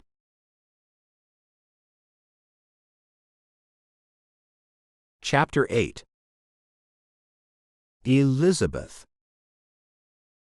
We're not going to do things the way Zane thinks, but I'm not going to continue arguing with him. He knows the plan now, and that's all I needed him to know anyway. It's been a while since the guards were sent up, and with Zane's phone out of batteries, there is no way to communicate any further with Tristan or anyone. Zane is pulling me over to the window. When he pulls the curtain back, we can only see blackness out of the window. His penthouse is on the opposite side of the building. All the emergency vehicles are on that side, I'm sure. The damn windows don't open, he says. I'll have to use a chair or something to break it. Or we could walk out of here like all the other people have done, I say, in hopes of getting to where I need to be to face this thing that's been my destiny for some time. No. He tugs me along again, back across the dark room. I'll break the window, and we'll use the sheets and blankets to climb down. There aren't enough to get close enough to the ground to not get hurt when we have to fall to the cement, Zane, I tell him, as he hasn't thought this through at all. We'll make it. I know we will, he says as he picks up a chair and has to let my hand go to do it. Come on. The fire alarm suddenly stops, and I stop following him as he continues to go to the window. I see my chance and turn to find my way to the door. Easing out of it, I close the door so quietly that he never knows I'm not right behind him. He will soon though. But I'll be going down the hallway to the right. Purposely, I take a couple of steps away from the wall and walk with hesitant steps in one direction. It's what I did in the dream, and then I turned back around. Just like in the dream, I can hear the wind howling outside. Time seems to be standing still as I take each step down the corridor. I notice how the carpet does feel like sand under my bare feet. Then I start the quiet whistle. Maybe this is what alerts her to me. Instead of flapping wings, I hear a quiet buzzing sound coming toward me. I duck as it flies close to me and goes on down the hallway. Soon she'll see what it saw and find me here. One of the hall lights barely flickers, and I see that as my sign to turn back around now. Not everything is exactly like the dreams. There is no bat, just a drone. That makes it a lot easier to hit it when it comes back, now that I know it's not a bat with teeth. Now I ease over to touch the wall and count the steps between the doors. I'm a little shocked to see there are 8 steps between each door. I figured that would be a little off too, but it's spot on. Now I hear the fleeting sound of Zane calling my name. He's finally figured out I'm not in the room with him. Took him long enough. I just pray he'll get to the gun. He has to load it and get his ass to the door and start listening for the thump of the drone. If he misses that key moment, I think it'll be over for me. Please don't let it be over for me. Zayn. No, I say as I feel around. Don't be gone, Elizabeth. Please tell me she didn't sneak out of this room.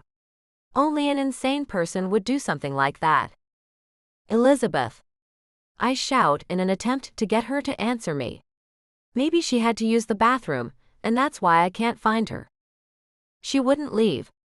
I know she wouldn't do that to me.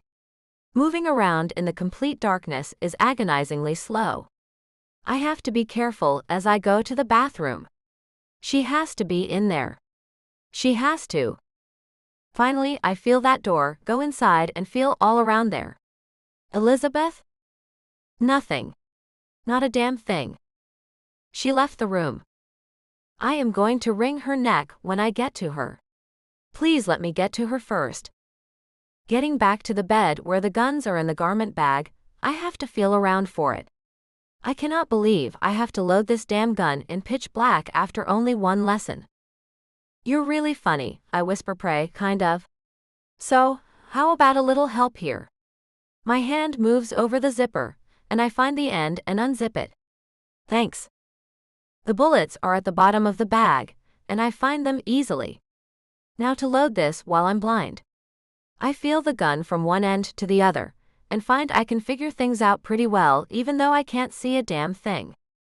I manage to get it loaded, and offer up a little prayer that I don't have the bullet in backward or something awful like that. That would be terrible. With the loaded gun in my hand, I make my way to the door and feel kind of stupid, but then kind of not. Elizabeth has been calling everything right so far. As I lean on the door with my ear right on it to listen for the thump, she said I'd hear. I realize if she's right, I'm about to kill someone. I'm about to kill a woman. My heart stops as my brain spins in my head. I am not a killer. I can't do this. Placing the butt of the gun on the floor, I lean it up against the wall. I can't go about things this way. Her dream may have told her I take the assassin out with a gun, but I don't have to do things that way just because of her damn dream. It's a woman. She's a mafia hit woman, but she's just a woman. I have no idea of how big she is, but I'm not some small man. I work out. I'm tall, strong, and physically fit. A lot more than most men are, as a matter of fact. I'm not about to shoot first and ask questions later. And for all I know, she still might get off a shot at Elizabeth. The gun will be right next to the door, if I need it. But I don't think relying on it is what I'm about. I'm not that guy. I am no killer. I place my ear back to the door as I roll up my sleeves. I can take the coward out with my bare hands. I know I can. The gun she should have would be small. Like that tiny gun Megan had. She would have to be close, like on her close, to kill Elizabeth. I practiced a little exercise I learned in one of my self-defense classes. When you live in New York, the classes are almost mandatory to help you deal with muggers. My heart stops as I hear the sound of something thumping against the wall. Then Elizabeth's voice is loud as she says, "You don't have to do this." The hit was called off. Zayn White is about to go on television in just a few hours to tell the world it was not him who called for my death.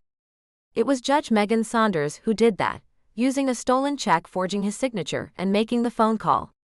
And she is now in jail because we videoed her, and officers were there to witness the whole thing. So you can shoot me if you want, but my man will kill you if you do. I don't believe you, I hear the woman say. So here we go.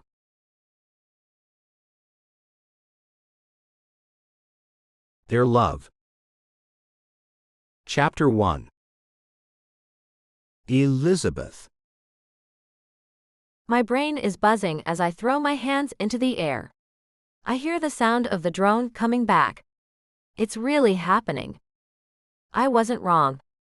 The dream was a premonition, and I'm about to be on the opposite end of a gun. A woman will be holding it along with my life in her hands.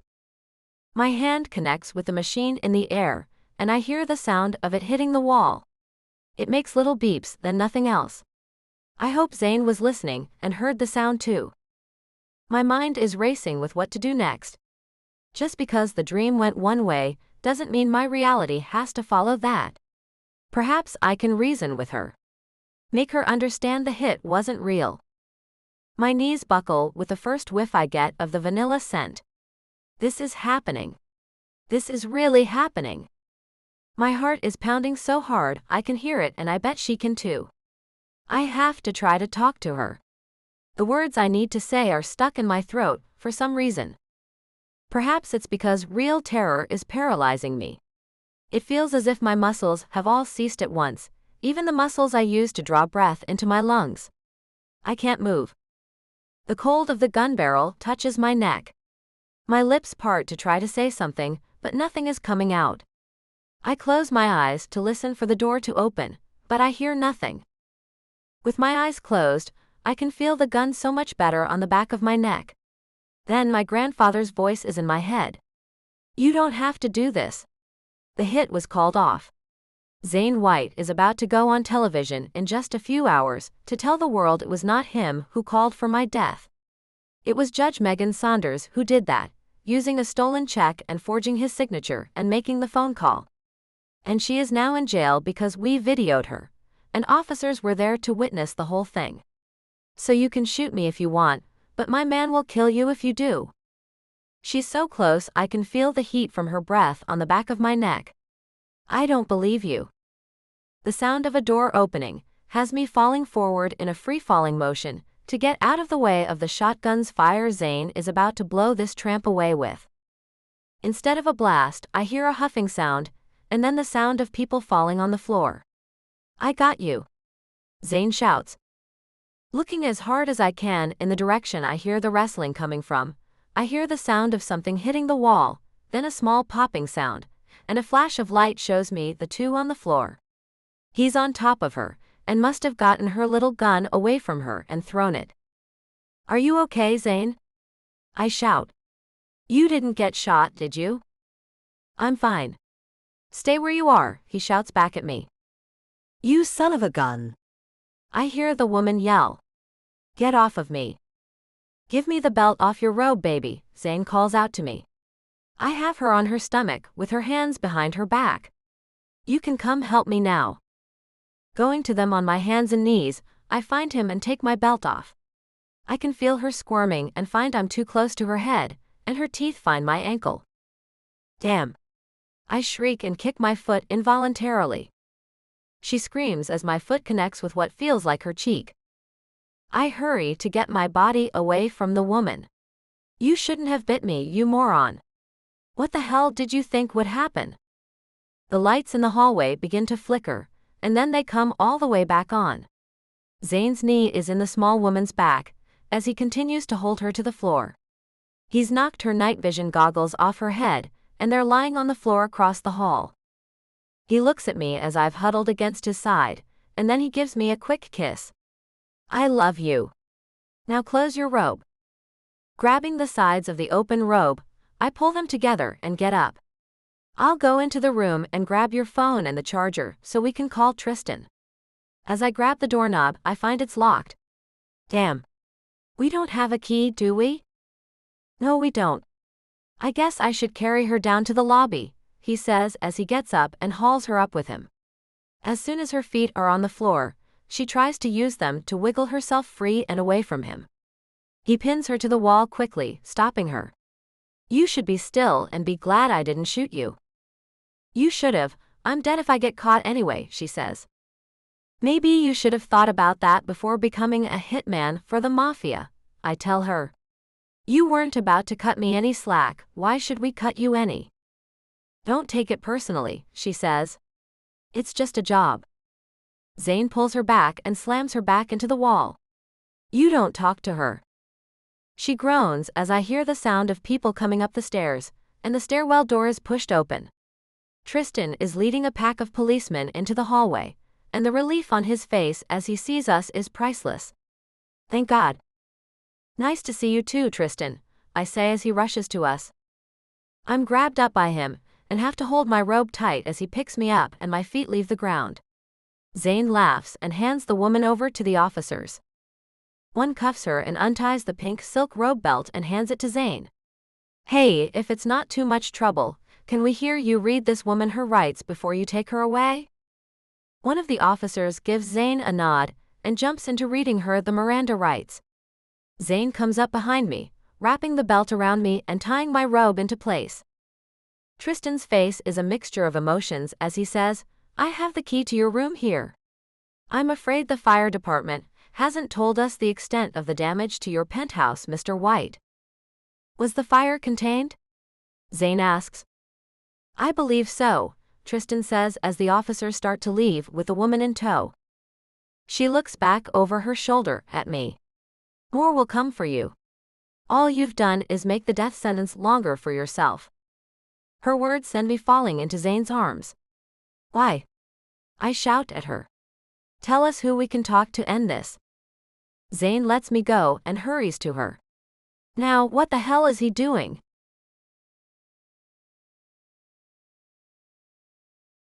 Chapter 2. Zane.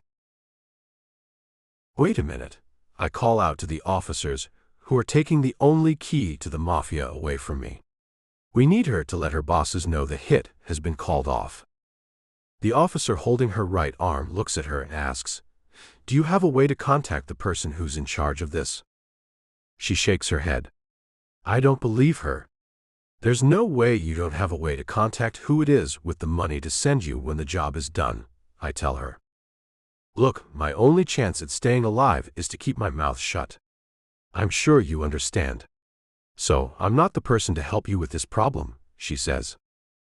All I'm asking is for a little help. I don't want a name. Hell, I don't even want a number. I just want you to let the person in charge of this know that I did not ask for this. I don't want this. They can keep the damn money. Damn, I'll give them more if I need to. I tell her, and her dark eyebrows go up. More money? She asks. Whatever it takes, I tell her.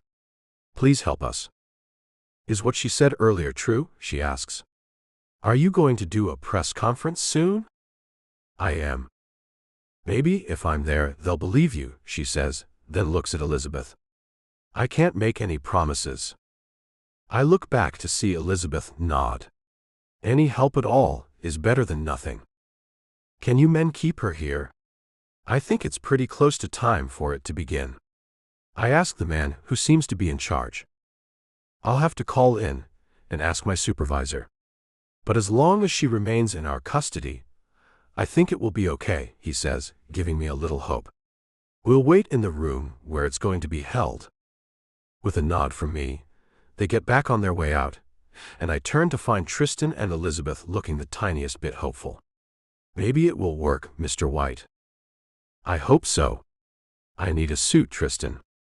I'm on it. Don't you worry, Mr. White, he says as he hurries away. Whoa. I call out after him. I need a key to this room. He pulls one out of his pocket and hurries back to give it to me. Sorry.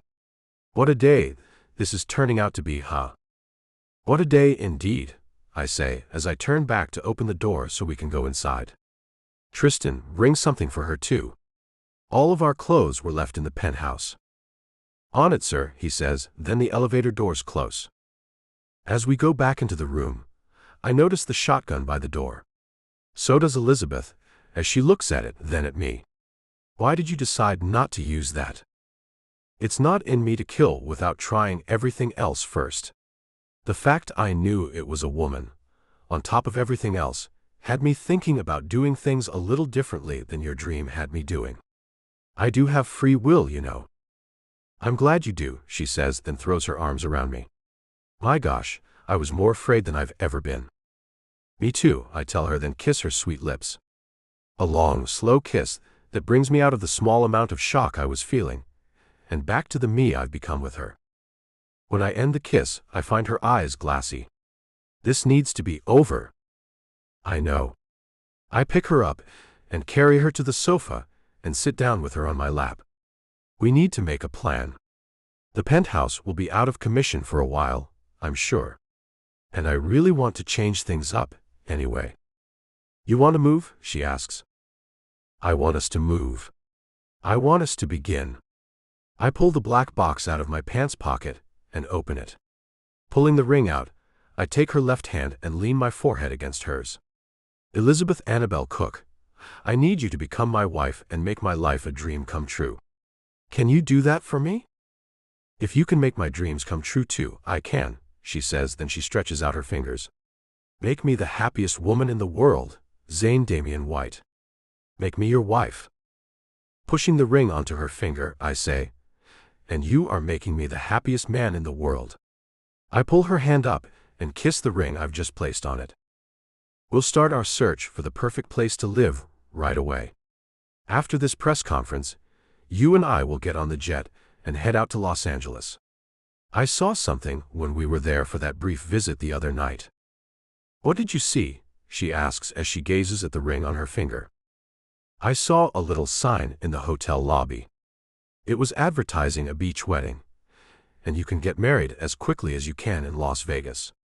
What do you think about that? I think that sounds very nice. I can have my parents meet us there. They're on that side of Mexico anyway, she says. Picking her up, I carry her to the bathroom. I think that sounds great. That way, they can share in our happiness. Your family can see us differently. She laughs and holds me close. You didn't like our dynamic. Not one bit, I say, stopping as we get into the bathroom. And just so you know, we will be equal partners. You and I will walk side by side through this life. Her expression changes, and I hold her close. Her breath is near my lips as I kiss her. I move her until she holds me close and we're pressed together. I don't want any sadness on this day. The day she accepted my proposal. The day I helped her. The day life really begins for us. Her legs move and her feet touch the floor. She stops the kiss. I think we need a shower, soon-to-be partner. She has my shirt off quickly. Then she moves around me and turns me. Her fingers touch my pants. Her hands move over my hips as she moves my pants, sending a feeling through me. She moves down and moves closer. Baby. Chapter 3. Elizabeth. Tristan sits next to me on the sofa as we watch the press conference in the hotel room.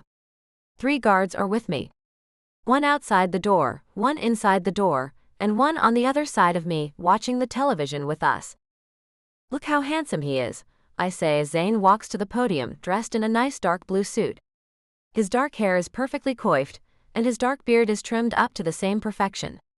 My heart speeds up when I see him on television. Tristan takes my hand and looks at the ring Zane gave me a little while ago. I'm glad I picked this up before the fire happened. It would have been a real shame if it had been ruined. I know. It's so beautiful. Thank you for doing that, I say as I look at the sparkling diamond. His proposal was so sweet. Like nothing I have ever imagined. Tristan smiles at me and pats me on the leg. You two are going to be a very happy couple. I just know you will. I nod in agreement as he takes the remote to turn the television up. Hello, as many of you know, I am Zane White, the owner of the Sandstone Company, based here in New York City. I've grown up in this city, and I need your help. My fiancé's life has been put on the line by Judge Megan Saunders, who is now in jail after being charged with several very serious crimes. All of them were bad, but one was appalling and terrifying to my fiancée, Elizabeth Cook, and myself. Judge Megan Saunders used a machine to alter her voice, making it sound like a man's voice. She has connections to the drug and gun world in our town. She has many secrets, and her connections with that group gave her the idea of ordering a hit on Elizabeth Cook. She stole one of my checks, forged my name on it, and made a payment that cemented the hit. The reporters go crazy with questions, making the television buzz with their shouts. Zane points at one man who says, "Hello, I'm Brian Glass from the New York Times. These are serious accusations, Mr. White. How are we supposed to believe you?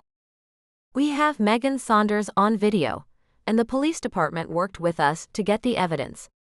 When the investigation is done, I'm sure that video will be released. The police have it, as of right now. But I'm not here to talk about Megan Saunders. I'm here to talk about stopping the hit on Elizabeth Cook. I did not order it, and I do not want it carried out. The money is not an issue. I won't be trying to get it back.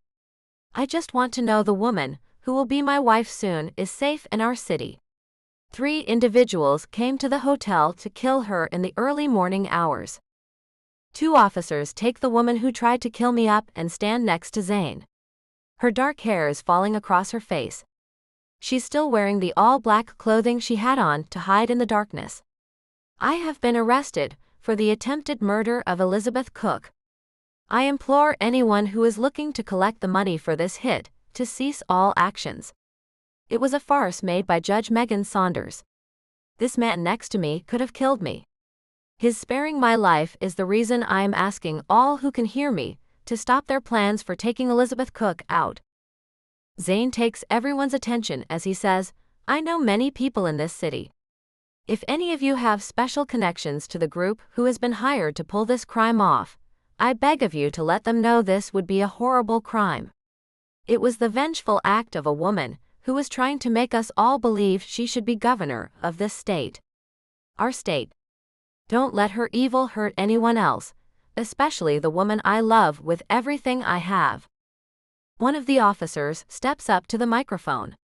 Let it also be known that if Elizabeth Cook is harmed in any way, our department will stop at nothing to make sure not only the assailant, but the entire organization behind the person will be held accountable. Let's not make this thing into a war. Let's end this here.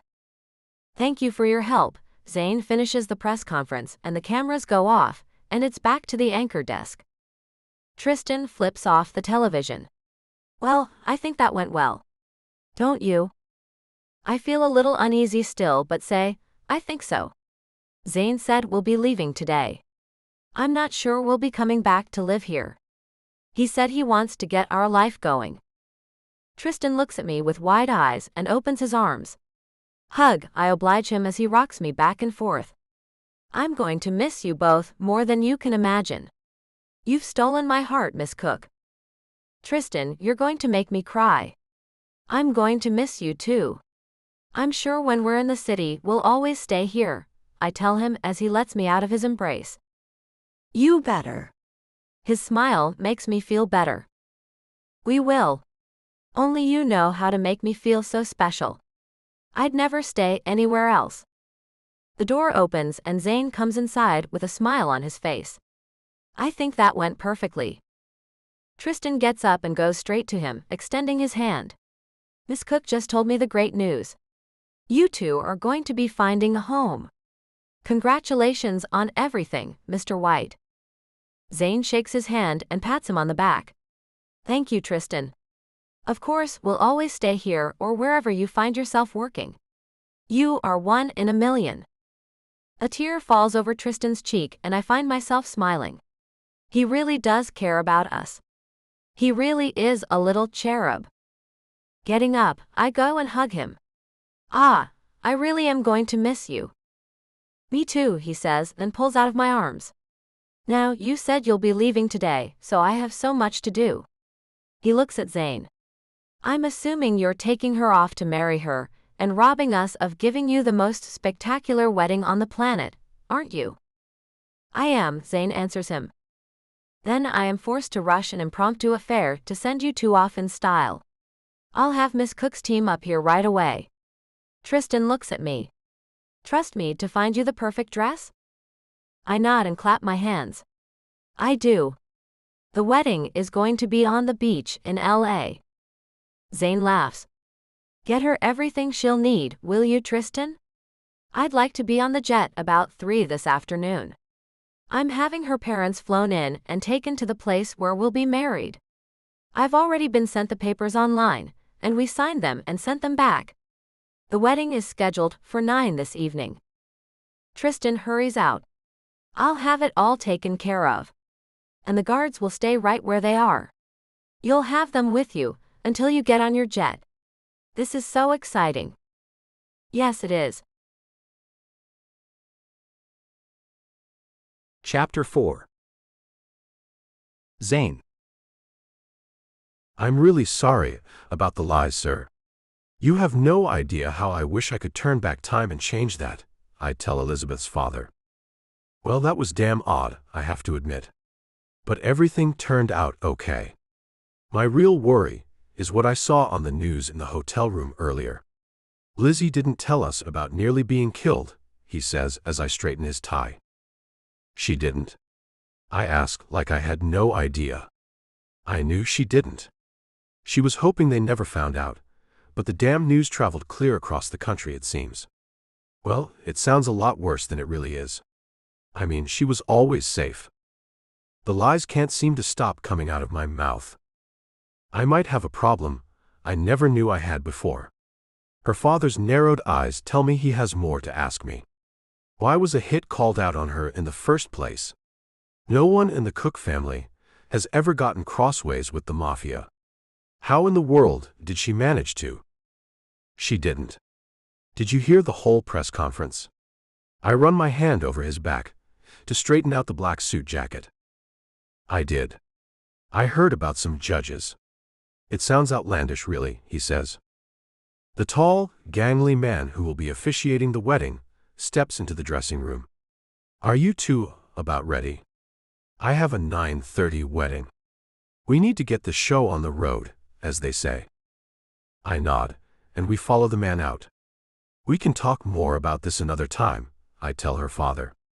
It's behind us now. That's what's really important. He nods, but looks a little suspiciously at me. Okay.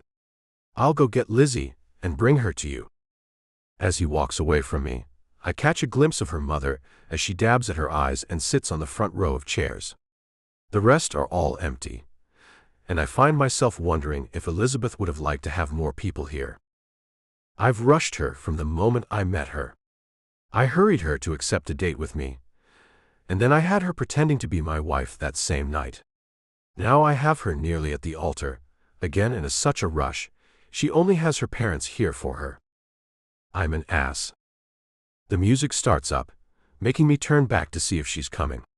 When she steps out from behind the little white wall, holding her father's arm, my knees nearly give out. Somehow, she looks more beautiful than she did before I left her so we could change clothes. The dress Tristan picked out for her is perfect. All the way to the sand, it goes in a white silky sheet that glistens in the candle light. The sound of the waves washing along the beach adds to the ambiance of this perfect night. All of a sudden, I don't feel as if anything has been rushed at all. She is coming to me and will soon be my wife, and it feels like I've waited an eternity for this moment. A strand of pearls is hanging around her neck, and she's lifted her golden hair just enough to show off her long, elegant neck. The dress is strapless, and her shoulders glisten in the moonlight.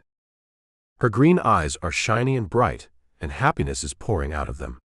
She is the most beautiful person I have ever seen, and I get to see her every day for the rest of my life. When they finally get to me, her father places her hand in mine and kisses her cheek. I can't take my eyes off her as she gazes at me. "Hey," I say. "Hey," she says back. We turn to look at the man who's about to make us a real couple, joined in holy matrimony. He speaks and we take turns repeating his words. All I can think about is our future. A home, kids, pets, first steps, first words, a hell of a lot of firsts. The part comes where we place rings on each other's fingers, and I find tears glistening in her eyes. I run my thumb over her cheek when one slips out. She takes my hand and holds it to her face. I find a lump forming in my throat and have to clear it. She smiles at me as the man tells me I can kiss my bride. I look into her eyes for the longest time before I take her sweet lips. This kiss is different from the others. Something has changed. We are one now, like the words he had us say. We are to protect each other.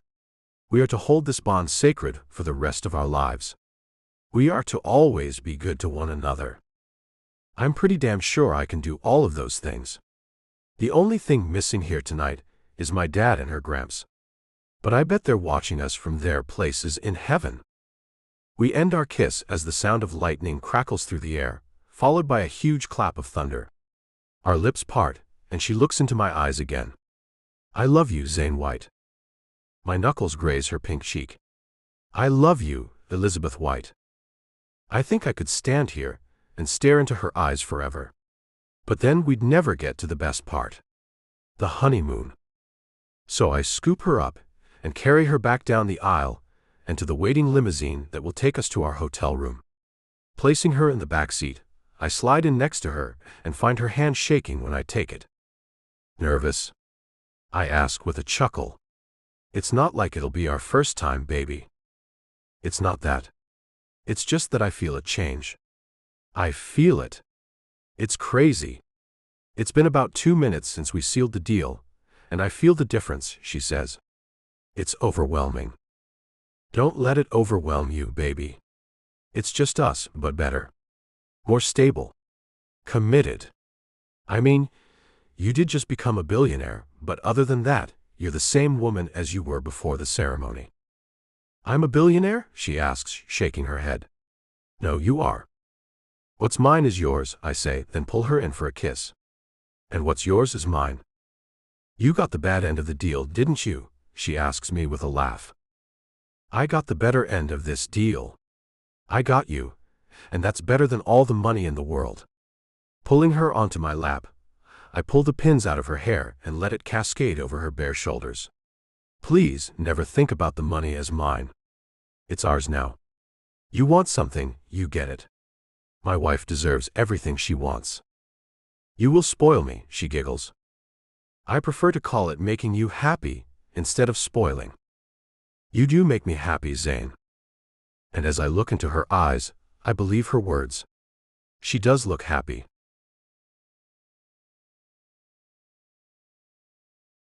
Chapter 5. Elizabeth. Push. Zane says as my face has to be turning beet red. I am. I shout back at him. You have to try harder, Elizabeth White. Now he's just pissing me off. This is the first time you've let me work out with you, and I can't lift this damn heavyweight, Zane. Now take some of the weights off, or I'll never be able to do even one rep, I tell him as I try to cool myself down with a nice deep breath. There's only the 10 extra pounds on top of what the bar weighs. I think we need to come at this a little slower. You have no upper body strength whatsoever, baby, he tells me. Well, now you've pissed me off, I say and grit my teeth as I push the damn bar up until it leaves the contraption holding it above me. 1, 2, 3. Okay, 3. That's good for now. I place it back into the grooves and look at Zane to see him beaming at me. Now I see how to go about this. I just need to doubt you. I got it now, he says with a laugh. On to the next thing. No, on to the shower and then dinner. You've tortured me for 30 minutes. That's long enough for me. I get off the bench and head toward the shower in the workout room he finished yesterday. I've got to get my workout in. Get yourself gorgeous. I'll be done in an hour and a half, he calls out after me. Show off, I shout out over my shoulder as I leave the room. We found a cozy little 10-bedroom place just outside of the Hamptons. The man had to have his mansion, which I don't ever let him call our home. The last thing I want is for our kids to be pretentious and tell people they live in a mansion. We spent the weekend at the Lighthouse, like we do nearly every weekend. It's been a year since we were married. Our anniversary is next week. It's hard to believe that much time has passed. Zane has been after me to get our family started. So I've bought him a dog as his first anniversary gift. I know it's not what he meant, but I don't like to give the man everything he wants right when he wants it. It's good to wait for some things after all. The real reason I've held off on having kids is because Megan's trial has been put off as her lawyers, friends of hers from law school who are working on her case for free, which pisses us off to no end, have kept postponing it. She's had to sit in jail while she's waiting, but she must not hate it too badly, or she'd let them have the damn trial already. I don't want to bring any kids into the war between her and me. I put nothing past the woman. Any child we had could be in danger if she gets out, in my opinion. Zane doesn't agree with me. He's told me we could get bodyguards if she gets out, for some reason. I'd accept that for us, but not a poor little innocent child. No, until I know for sure what will happen to her, I can't bring a kid into this world. It would most likely make me half crazy if I did. I'd be one of those paranoid helicopter moms. No thank you. Turning on the water in the shower we use exclusively after the workout room, per Zane's orders, as it has a massaging shower head on top and jets that shoot out of the walls to pummel our muscles into the perfect shape. I pull my sweaty shorts and t-shirt off and step in. Oh, he's right. This does feel amazing. I went to a meeting with Zane the other day and found myself controlling the whole thing without even realizing it. He was so proud of me. He seems to have a wonderful influence on me, making things blossom in me. Since he's been in my life, I've learned things about myself. I'm stronger than I ever knew I was. I'm smarter too. I have more self-esteem and confidence, and it's all because he instills those things in me. For a man who wasn't even looking to become a husband, he is the best one I've ever known. On those occasions when we join other couples for lunches or dinners, I notice how the men treat their wives. Zane treats me with more respect than any of them. Some of them put their wives on a pedestal. They must always look gorgeous. They must always use their best manners. They must always be poised and never utter a complaint, lest they get a look of disdain from their husbands. Zane knows I am human. He accepts me when I roll out of bed with a minor ailment, and tell him I'll not be getting out of my sweats all day and will not be going to the office.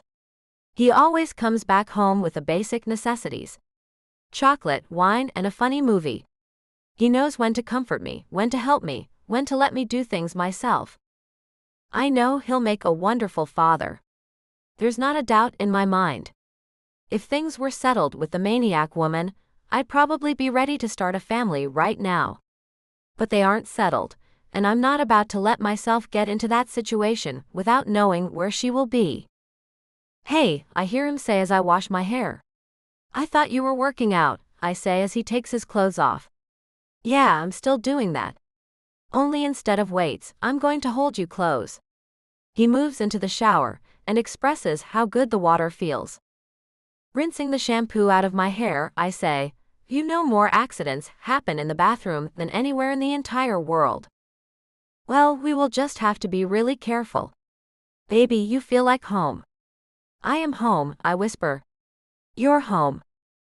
All I can think about is how good he makes me feel in every way possible. At times I don't know if I deserve him, but all the time I know I'll never let him go. With each passing day, it gets more and more obvious I'd do anything for the man. Megan Saunders has to get what she deserves. If she's set free, I have no idea what I'll do to stop her.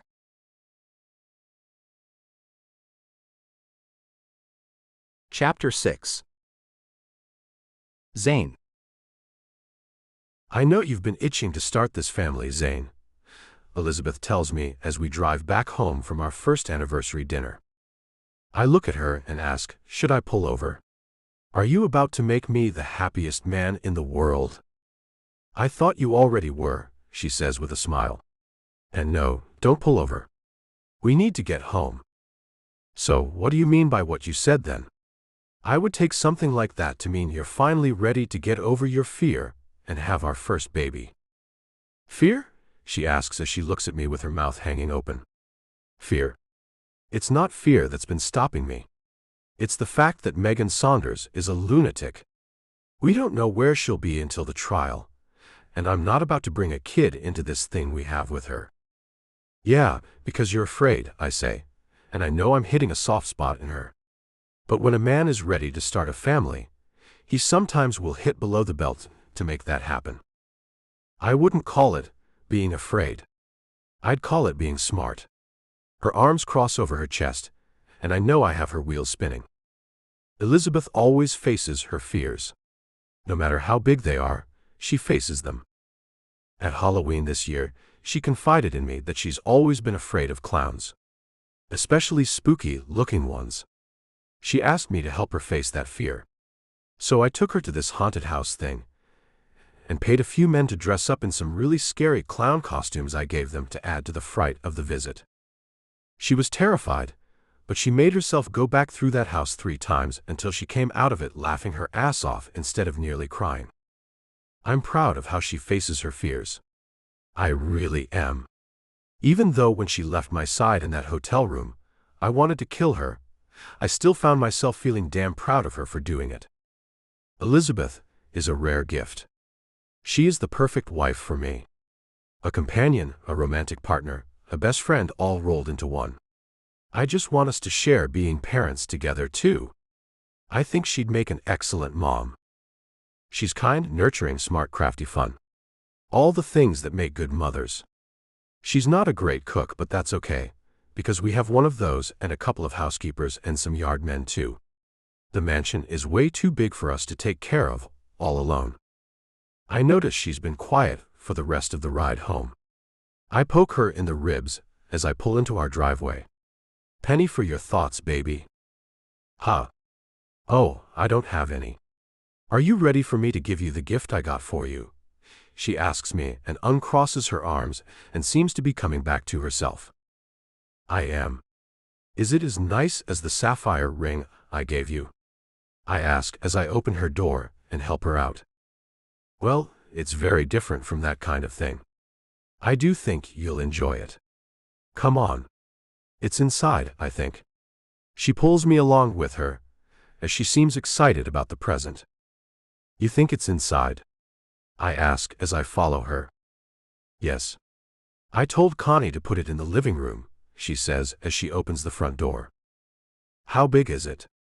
I ask as we walk into the entry room. I think about 8 pounds, or maybe a little less, she says, intriguing me. Pounds? I ask, then find her stopping and pulling something out of the drawer of the small desk at the back of the entry room. Here, I want to blindfold you. She places a black blindfold over my eyes, and I find myself laughing. Is this an X-rated gift? I ask her. Because I think I would like that. I'm sure you would, you perv. No, it's nothing like that. It's sweet, is what it is. Now come with me. And I'm going to put it into your hands after I get you seated on the sofa in the living room. Put it into my hands. What the hell is it, Elizabeth? You're making me crazy with curiosity. Good. Oh yes. Connie did what I asked. Okay, let's get you sat down here. Now, no peeking. Promise me, she says as she presses my shoulders to make me sit down. Okay, I promise. But later, you get to wear the blindfold. And I'm going to get some whipped cream, and we're going to have a party in our bedroom. Giggles spill out of her as she walks away from me. Deal. When she comes back, she sits in my lap. And what's this? Are you my first anniversary present? No, she says as she takes one of my hands and moves it over her knee and up her thigh. You sure? I'm feeling nothing but you, baby. She giggles again and moves my hand up, and then I feel something furry under my palm. What do you think that is? She asks me. It hasn't been that long since I felt this, so how'd you grow so damn much hair that quickly? I ask her as I move my hand over the soft fur, which I guess is hers. I suppose she's going retro on me for our anniversary. Odd. Then little teeth playfully nip at my hand, and I know what I'm feeling now. Her hands move over my shoulder and around to the back of my head as she unties the blindfold. When I look down, I see a little black puppy. It's a black lab, Zane. Do you like him? He's the very first member of our family. You can name him whatever you want to. Picking him up, I look into his dark brown eyes and then he licks the tip of my nose. Thank God. I was thinking you were going in a completely different direction. She smacks me in the shoulder. Nasty. Yes, it was. I like this little guy. How about we call him Rover? I've never had a dog, and I always thought if I had one, I'd call him Rover. It's traditional. Okay, Rover, it is. Do you really like him? She asks me as she runs her hand over his cute little head. I really do, I tell her, then kiss her cheek. The truth is, I do like the puppy. But I was so hoping she'd tell me she'd stopped taking the pill secretly and was pregnant. I'm disappointed. She and I are always on the same wavelength. I was sure she was going to do that. That damn Megan Saunders is still managing to mess with our lives. That woman better get what's coming to her, and not get out of this free or with something like probation. With how badly she's affecting our lives, I have no idea what I'd do to her if that happened. All I know is that it better not happen. I don't know if I could control the anger I have for her. Not when she's still affecting our lives after a whole year. Elizabeth rests her head on my chest as both of our hands run over the puppy, who is falling asleep fast with our attention. I know what you really wanted, and I wanted to give you that. I just want you to know that, Zane. I thought as much. You and I think so much alike. I know you don't want to bring another life into this thing until you know we're safe from that woman. I get it, I do. But damn how I hate it. Me too. As I run my hands up to cup her face and kiss her, I can't help but think about what I'll do if Megan goes free. It wouldn't be good. Not good at all. Chapter 7. Elizabeth. Holding Rover on my lap, I watch a storm blow in over the bay as I sit on the sandy-colored leather sofa at the top of the lighthouse. Zane is picking up pizza and beer. The news reported today that Megan's trial would be starting in the morning. Her lawyers couldn't get the judge to agree to another continuance after granting so many of them. He did that in part due to a visit from Zane and I. As her victims, he had to take our feelings into consideration. When Zane told him how she was still affecting our lives, he found compassion for us and told us he'd make sure justice was served. After meeting with the man who seemed fair, I feel much better. But he did remind us, she is having a jury trial. The decision is not in his hands entirely. Rover has grown in the last month since I gave him to Zane. The man is nuts over him. He's already taught him how to fetch, and is delighted to show me every single day what he's taught him to bring back to him. You'd think he invented the game, the way he's so excited over it. But then again, he never had a dog before. I had several when I was a kid. When I was 15, our third dog passed away. My parents told me we'd not be getting another one. They informed me that when I went away to college, they'd be starting their travels. Not that they stopped them too much as it was. But they didn't want to burden Gramps with babysitting for them anymore. As I sit here and watch the waves start to roll in with the increasing wind, I think about Gramps and this fear I have about Megan. Something inside of me keeps telling me I must face it. I don't know how to, though. I don't know what I can possibly do. The woman is in jail. She'll be going to trial in a courthouse in a small town away from New York in the morning. She's being transferred from New York City tonight. She's being moved to the jail in the small town where the trial will be held. She'll stay there until the verdict is made. Detective Lang told us something the other day that shocked Zane and I. He told us Megan was exhibiting signs of schizophrenia. He said the state was in the process of getting her examined by a professional. Zane made him stop talking about it, as he saw how apprehensive I was getting. But later, I made a call to Lang myself, and got more of the story from him. She's been talking like a crazy woman about Zane. About how he's her husband, and he'll be coming to get her soon. She's been pretending she's at a retreat instead of in jail. She says her wonderful husband, Zane, wanted to pamper her while she waited to find out if she won the race for governor. I found it deeply disturbing. I didn't tell Zane about what I found out. There's no reason for him to have that kind of crap on his mind. With Zane on my mind, I realize he's been gone for over an hour. It doesn't take that long to get pizza and beer, so I pick up my cell phone and give him a call. It goes straight to voicemail, and I find that a bit odd. Trying again, I find it does the same thing. Then I drop the phone as Rover walks to the stairs, begins to bark, and the lights start to flicker. What is it, boy? Is that Daddy coming in? The lights go out, and a flash of lightning brightens the room. The dog stops barking and starts whimpering.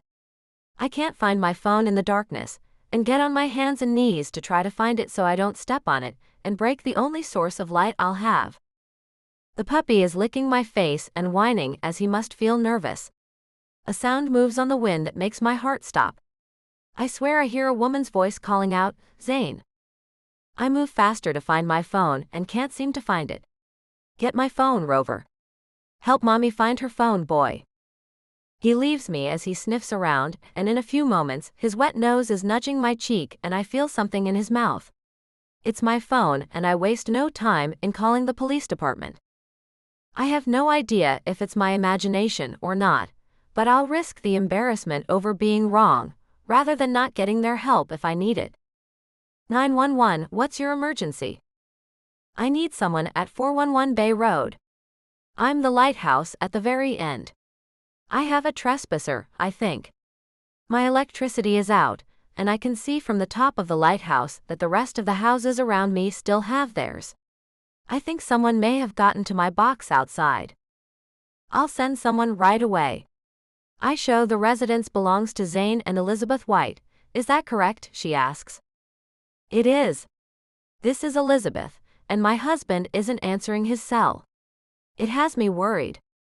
I think I hear a woman outside, calling his name. Please, hurry. There's a woman named Megan Saunders. I need to know if you can find out if she's still in the custody of the New York Police Department or with the Amity Police Department. She was being transferred. I'll try to find out. I have Officer Barron heading your way. Please stay on the line with me, Elizabeth. Other than this mess, how has your day been? What? Are you kidding me? The dog starts barking like crazy, and I hear the door banging open. Elizabeth. It's Zane. My husband is here. I'm getting off here, but still send the officer. Thank you. I fly down the stairs to him. The dog is at my feet. He whimpers as I trip over him, and have to hold the rail so I don't fall. Rover. Zane calls up the stairs. I let the dog run in front of me so he doesn't kill me. Zane, the electricity is out. I know. I'm going to check the panel outside. I know we have to have a flashlight in here somewhere. The kitchen, I say. Come on. I called the police. You did what? He asks as I get to him. I watch the dog run past him and straight out the door. Zane, Rover ran out. As I look at the welcome mat just outside the door Zane has left open, and the cool wind is blowing in, I see an orange pair of pants with a pair of ugly black sandals step onto it. Rover's little head comes around the corner, grabbing the left pant leg, then Zayn is gone. No! I shriek as the door is closed. His hand was on the knob, and when he was pulled out, he closed it. My hands are shaking as I try to turn the knob. Confusion consumes me as it won't turn. I can't open it as I scream his name over and over. She has him. Chapter 8. Zane. My eyes go blurry as I feel a pain in my neck. Sleep, darling. I have you now, I hear. Then I'm laid on the ground and find myself staring up at Megan. I can't move. Then she's dragging me to the taller grass at the far side of the house. My puppy is vigorously holding onto her pant leg, but he's not slowing her down any. Working as hard as I can, I manage to get out. Stop. She shakes her head, and then turns quickly to look at something. She falls on the ground beside me and puts her hand over my mouth. I don't know why Elizabeth isn't coming outside. She was right there. What could be stopping her from coming out after me? She can't be that afraid of this woman. The sound of crunching gravel lets me know someone's here, and I recall Elizabeth saying she had called the police. Well, thank God she did. A knocking sound I hear next. Police, ma'am. You called us. Next, I hear a muffled sound, and then Elizabeth's voice shouts, "She has my husband. Megan Saunders has my husband. Help me find him. Help me before it's too late." Please calm down, ma'am. Are you Elizabeth White? The officer asks her. Yes. Please. He has to be out here. Help me look for him, Elizabeth cries. Let's step inside for a moment, ma'am. You're pretty hysterical. Then I hear the door close, as he must have forced her back inside the house. Megan hops up and drags me back. The puppy is still on her leg, not about to give up his fight. I can see the police car has its lights on. The idiot left them running. She's heading right for it and tries to open the back door. It's locked though, and she drops me, making me hit my head on the ground. She disappears and I hear a clicking sound, and then she's back. Ha, got it. So you married her, I see. That doesn't matter to me. I have you now. She opens the door, but she has trouble getting me all the way inside of the car. I'm too heavy for her. She seems oblivious to the puppy until he jumps on my chest, growling and nipping at her hands as she pulls my jacket to try to get my limp body into the back seat. One solid smack has Rover crying out in pain. Fury is all I feel, and I manage to raise my head as she leans back over me to pull me in. I headbutt her and she shrieks in pain. I see blood already running from her forehead, where I split it open. My head drops right back down on the seat, and she runs off to the side. I try to move, but I seem to have used up the small amount of energy I gained. The door behind me opens, and she easily pulls me the rest of the way into the back seat. My heart stops as she closes the door, then runs around to close the other one. I close my eyes and silently ask for help. Please, someone help me. Elizabeth. We need to check outside. He's not in here. I tell the bumbling cop they sent me. He uses his flashlight to look around. You sure? I saw her grab him. Come on. I can't wait for the fool any longer, so I run to the door and open it. The headlights from his car, which he's left running, blind me for a moment, and I throw my arm up to shield my eyes. Damn, I hear the cop say as he comes up behind me. Then I see why he said that, as a figure moves in front of the lights, heading to the driver's side. Rover is right on her heels, and I start running. Without a sound, I run in my bare feet over the gravel that fills the driveway, and I make it to her before she closes the door. Reaching in, I grab a handful of her hair and yank it as hard as I can. Her scream fills me with even more adrenaline, as I yank it even harder and grab her arm with my other hand, trying my best to pull her out of the car. She holds tight to the steering wheel with both of her hands, then I catch the movement of her right hand. She's trying to get to the gear shift and put the car in gear. If she does that, she'll drag me down. I feel the cop's hands on my waist. He's pulling me back as he shouts, "Let her go." I'll get her. The hell with that. I'm not letting her go, I scream and find some strength in my reserves and manage to lean in enough to reach the keys. Taking one hand off her hair, I turn the keys and yank them out, throwing them on the floor. Now that she realizes she can't go anywhere, she turns to fight me. We roll out of the car in a ball of fists and fury, and I end up on top of her. The officer grabs both of her hands and cuffs them over her head. Darn it, he shouts. I climb off her, as he seems to have her finally. I stagger to the car and open the back door to see my husband lying on the seat. Zayn. He barely moves his head, and I climb in and hold him as I hear an ambulance's siren in the distance. The cop tosses Megan onto the hood of his car, and I look up to see her glaring at me. He shouldn't be yours. He is supposed to be mine. He is my husband, you tramp. I look at the officer and say, she's going to need to be taken somewhere other than a jail cell. She's got something wrong with her. Call the New York Police Department. She's an escaped prisoner. Megan Saunders is her name. Smoothing Zane's hair, I listen to the sound of the wind and the sirens, and in all that I have found peace. Zayn. 1 year later, and with a baby on the way, I hold Elizabeth on my lap as we watch the sun rise out of the lighthouse windows. It's over, Zayn. It's really over. No more threats. The judge gave the final order to Megan Saunders. She will never be released from the institution she was placed in after the kidnapping attempt on me. She was diagnosed as clinically insane, and her family signed the papers to keep her locked away and under constant control using drug therapy. From what we saw in the video Detective Lang showed us, she is an immobile, near vegetable, and no longer a threat to anyone. Our days of worrying about her are over.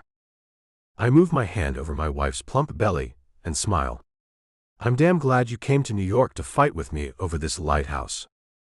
Her hand moves through my hair. You and me both. Little Benji is going to love it here, I tease her. His name is not Benji. I've told you 1,000 times you get to make the choice, but you have to pick between Lyle and Kyle. Let's meet in the middle, baby, I say, as I pick her up and carry her down the stairs to take her to our bedroom. Benjamin Kyle. You get your way, and I get mine. You're going to call him Benji, aren't you? She asks as she frowns at me. I'm going to call him Benji, and you can call him Kyle. I kiss her as I take the last step to make her see things my way. Her lips part, inviting me in. I love you, Zayn. And I don't think I will ever get tired of hearing her say that to me. Not ever. The end. Sneak peek for Saving Chloe. We hope you enjoyed listening to Billionaire's Secret Vow by Michelle Love. Now please listen to a sneak peek for Saving Chloe by Ellen Lane and Michelle Love. Saving Chloe, a Billionaire Romance. Prologue. Chloe? Chloe, you awake, honey? She had a hard decision to make. It was close to 2 a.m, and Chloe knew she had no business being awake at such a god-awful hour. If she pretended not to hear her mother, then perhaps she would be allowed to keep sleeping. But then she would probably run the risk of irritating her father. After all, she knew exactly why her parents were looking for her. Chloe? The young woman squeezed her eyes tightly shut, turning her face even more flush against the pillow. It was Saturday. People usually slept in on Saturdays. She wanted to sleep in, that was for sure. Unfortunately, it didn't look like it was meant to be. Chloe Sanook Trellis, I know you can hear me. You just moved. Chloe cracked open one eye to see her mother looking down at her with a thinly veiled smile of amusement. Come on now. I've made potato pancakes with honey. Your favorite. That was enough to perk her up almost immediately. If anything, Chloe could say that her parents always gave her decent recompense when they woke her up at the butt crack of dawn. A hot meal and some encouragement went a long way. Slowly, she dragged herself into a sitting position. Though her bed was only a queen, she was dwarfed by the coverlets and pillows. Chloe had always been a small girl, and though she had thrown a tantrum when her mother told her she would likely never reach 5 feet, by the age of 13, she'd come to accept her lot. "Come on, darling. Your father is waiting." Marian Trellis was just as diminutive as her daughter, making it easy to kiss her on the cheek in encouragement. By then, the smell of the meal her mother had cooked had begun to waft down the hall. It provided enough impetus to get her dressed and to the kitchen in her bare feet. Thankfully, the summer night was mild enough that she could get away with shorts and a t-shirt. Anything more might have stifled her. Her father was already at the table, as imposing and dark-skinned as her mother was light and pale. Charlie Sanook was one of the last in a long line of Apache chiefs, and one of the only remaining native Apache Indians left in Texas. Chloe, born of the union between her Apache father and Caucasian schoolteacher mother, was half Native American. But that didn't mean that her father expected her to know any less of their traditions. He was already wearing his ceremonial vest and the doeskin pants his own mother, Chloe's grandmother, had made for him before she passed away the year before. Chloe wasn't yet old enough to wear the ceremonial clothes that lie, fastidiously wrapped, at the bottom of a trunk in her closet. For now, her shorts and t-shirt would do. "You awake, Hale?" Chloe's father had called her the Apache word for mouse since she was born, and it always made her smile. Everyone in town was wary of his stern, deeply lined face and black eyes, but to her he was simply her father, and his outer brusqueness was just a shield to protect the warmth he carried within. "I'm awake." Her lips curved upwards into a smile, as she reached for the plate her mother served her. "I know you're tired. And that it's Saturday." It was as if her father could read her mind, and that was one of the things Chloe loved most about him. "But this is important, Hanil. And I want to share it with you." Chloe, whose mouth was full of potato pancakes, only nodded in compliance. Now that she was fully awake and stuffing her face, her 2 a.m. wake-up call didn't seem too horribly rash.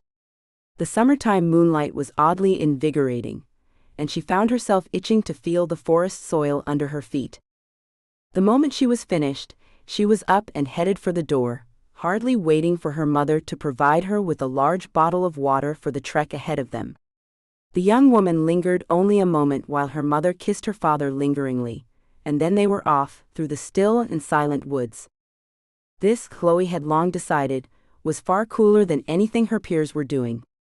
They were so concerned about who was going with who to the school dance or so-and-so's new car, she doubted any of them had ever just stopped to appreciate the world around them. And what a magnificent world it was. The leaves above her head were thick, but not quite thick enough to block out the moon entirely. Instead, they cast dark patches of shadow that contrasted beautifully with the silvery splotches that surrounded them. Evergreen, oak and beech, each tree had its own pattern, and thanks to her father, Chloe knew them all. She could tell how old a tree was by counting the grooves in its trunk, tracking small animals by the minute trails they left behind, and even telling the weather for the next few days by the quality of the air. This, her father had always stressed, was good land, some of the last land of their people. And they had to appreciate it. Tonight's full moon brought with it a monthly ritual.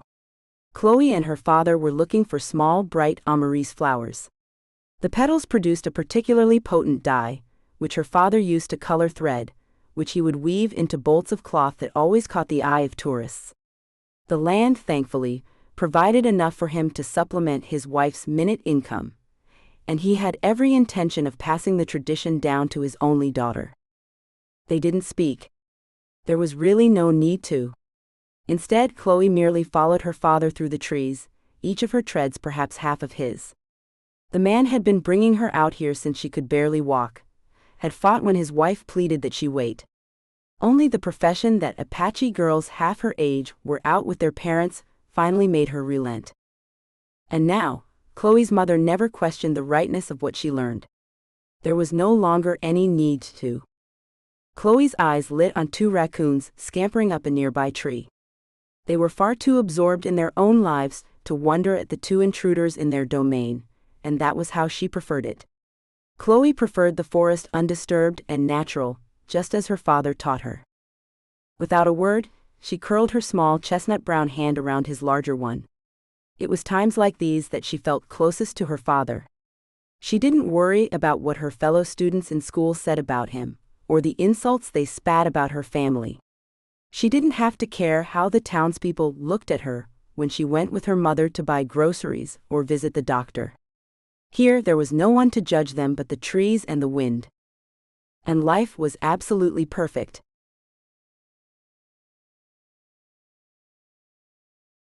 Chapter 1. 20 years later.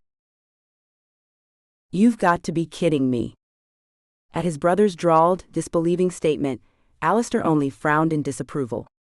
Do I? You're the one that gave me the assignment. I gave you a list of assignments, Ethan returned, leaning back in his chair, as a look of obvious exasperation stole over his face. In prioritized order. Texas was number 5. At that, Alistair merely smirked. He had been working with his brothers for long enough to know just the right buttons to press. Unlike Ethan, he couldn't stand bowing and scraping to Vlad for too long before he lost his damn mind. He was more similar to Toshiro, in the fact that he liked to be away from New York as much as possible. And just now, he wanted to go to Texas. Alistair had reviewed all the options Ethan had set before him. There was a trip to Morocco to talk to a prominent land baron about selling some of his less oil-rich properties. Or he could take a jaunt to South Africa to help look over locations for a new office building. But Alistair had been out of the country a lot lately, and one of the luxuries of his position was that he had a large say in his next assignment. It was one of the ways his family liked to keep him in check. Why Texas? Alistair had known that this particular question was inevitable. If Vladimir was the master of the entire operation, then Ethan held the purse strings. It was his say-so that decided where company funds could be most efficiently used, and that was why Alistair was glad to have this conversation with Ethan and not Vlad. Come on, Ethan. It's the cheapest option on the table right now. His younger brother rolled startlingly blue eyes. We're not exactly hurting for money just now, Alistair. In truth, Alistair couldn't remember the company ever being in decline. Their father ensured that his early struggles with Kensley Corp were things of the past, issues his sons would never have to deal with. So, you're saying you can't see this as an opportunity to save money? I'm saying you have to have an alternative agenda. You usually do. Damn it. He was the eldest. He was supposed to be the one who intimidated everyone else.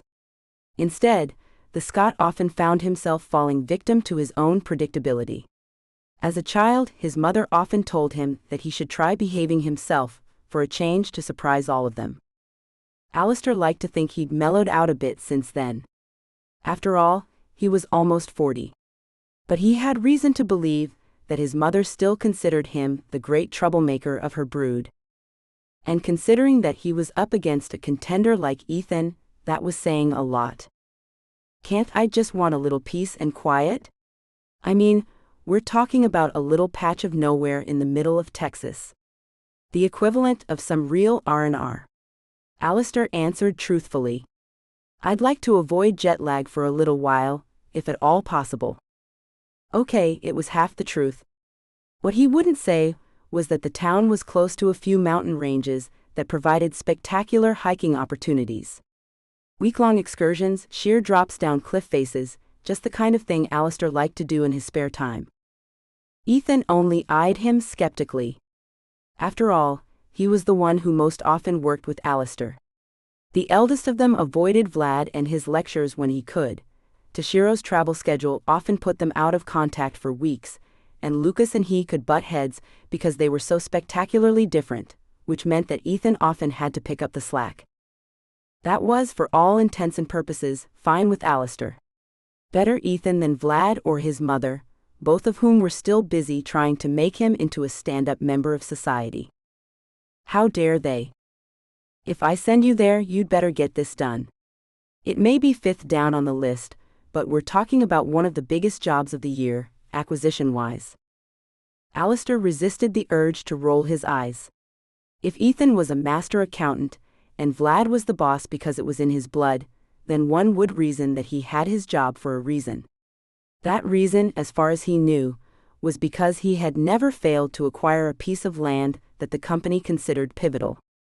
The issue of land acquisition had, in fact, been a bit of an issue before Alistair stepped into the position. Their father had an entire department that handled assignation and purchasing, and their success rate had only been about 50%. At one point it had been suggested that Lucas join the team. He was indeed so good with people, and especially strangers, that he might have been the department's biggest asset.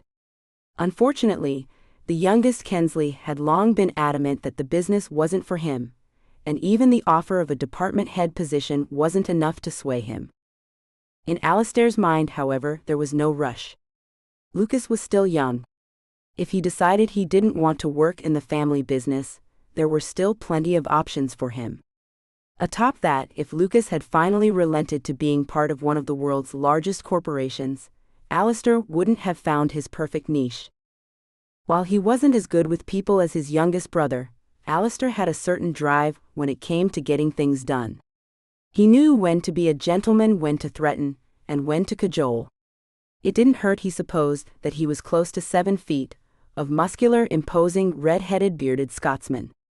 People tended to think twice before challenging him, and Alistair had used that particular boon to his advantage many times. On the off chance that he happened to attend a family gathering or event, those who didn't know him tended to gravely underestimate the imposing man. Since he was younger, those around him had always mistaken his size as compensation for intelligence. In fact, Alistair was no less intelligent than his brothers.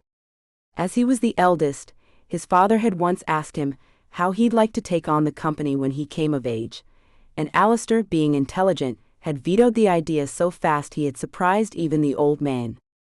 Even in his teens, it had been obvious that Alistair wasn't the one meant to take over the company. He didn't have the patience or the wherewithal to sit in an office every day and hand down decisions from on high. He'd go stir-crazy. He wanted to be out, about, and on the road. He wanted to know if the decisions he made were making a difference. This is why he was the first to suggest that Vlad fill their father's shoes instead. Serious, studious, insular Vlad, who cared more about pleasing the world than he did about himself. He was absolutely perfect. Kensley Corporation needed someone who would think about the image of the company first and foremost, someone for whom impulsiveness wasn't on the menu.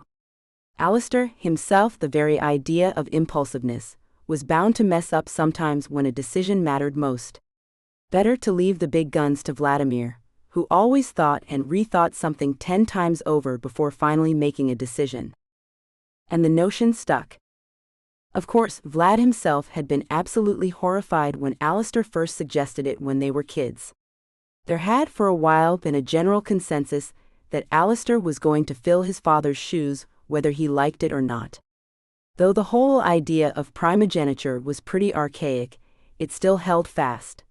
At least until Alistair got everyone else to believe as much as he did that Vlad was much better suited to the position. Why not use him to bully their business associates into acquisition deals instead? Of course, when he described his job so casually, it usually earned him a swift cuff on the head from whoever else was around, but that was all par for the course.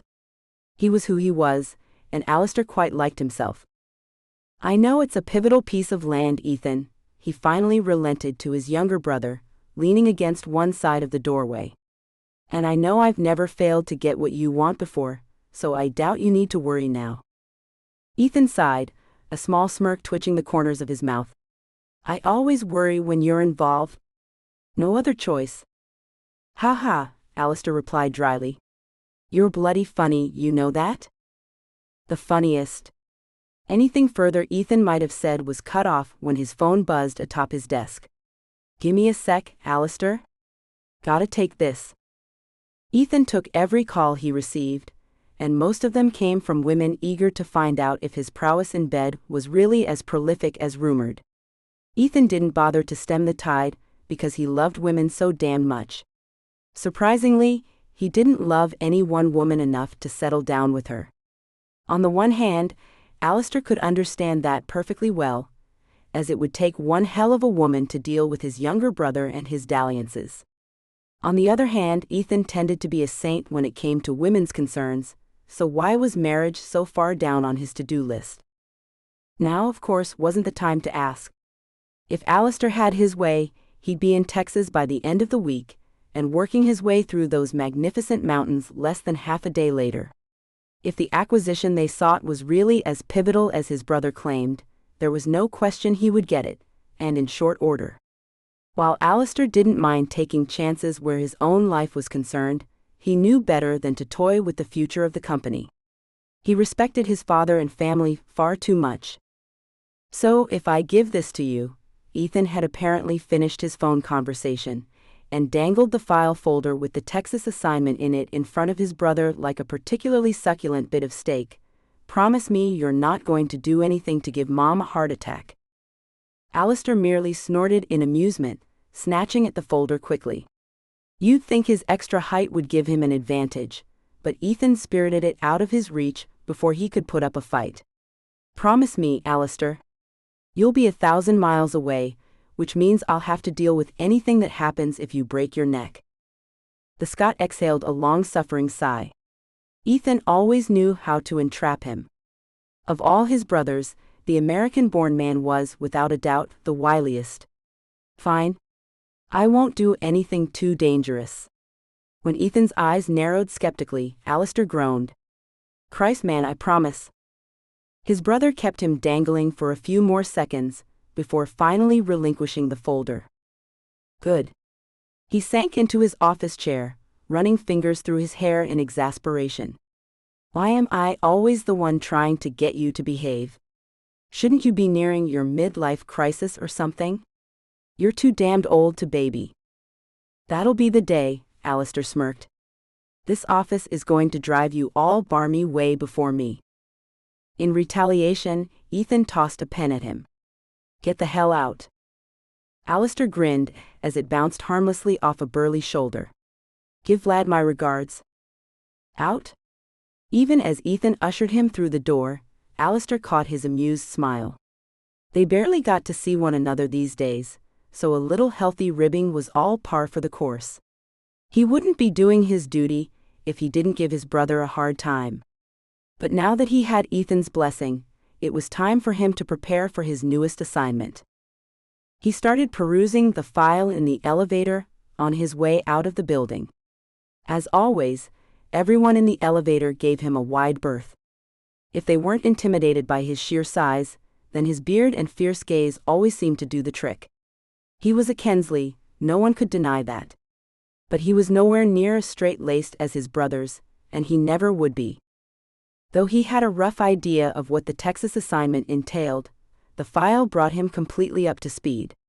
A source had recently discovered an untapped source of oil there, as well as large copper and mineral deposits at the foot of the mountains. It was probably one of the richest sites they'd stumbled upon in a decade. Unfortunately, they could do nothing but marvel until they had rights to the land. Alistair didn't suspect said rights would be hard to acquire, especially considering the location. He'd gotten far more controversial contracts signed in only a few short weeks. Large firms tended to lose their minds at the idea of a hostile takeover, but Alistair had ways of making them come around. From what he'd read, it didn't seem that the owner of the land in Texas was a corporation. By the time he reached the car waiting for him at the curb, he was scanning the history of the acquisition. Almost immediately, he frowned. The patch of land belonged to the Apache Native Americans, of which less than 200 remained in the state. Not only that, but this particular plot belonged to an individual. The Scot's frown only deepened. Acquisitions from individuals were, by far, the most troublesome. That wasn't to say that Alistair couldn't get it done. He had and would continue to. It was simply that people tended to cling to land for sentimental purposes, while companies could always be persuaded when it came to cost-benefit analysis. People were unpredictable. Just like Alistair. With a sigh, he flipped to the last page of the file. The image paperclip there made him arch a brow in surprise. It was a picture of the landowner, Chloe Sanook Trellis. The fact that it was a woman made him feel a little better. Women tended to be a bit easier to win over. Despite his often overbearing demeanor, Alistair liked to think that, when the occasion called for it, he could all but ooze charm. And this woman, well, suffice to say, she was one he didn't think he would mind charming.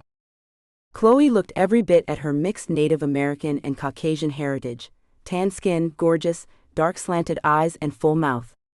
Long raven-colored hair hung over her shoulders into oblivion. He had to wonder just how long it was. If she wore it down or pinned it up. More importantly, he mulled over the glare she seemed to be giving the camera. The woman was, without a doubt, absolutely gorgeous. But it didn't look as if she cared a single bloody whit for her looks. There was unmitigated warning in those eyes of hers, and perversely it tickled his fancy far more than it should.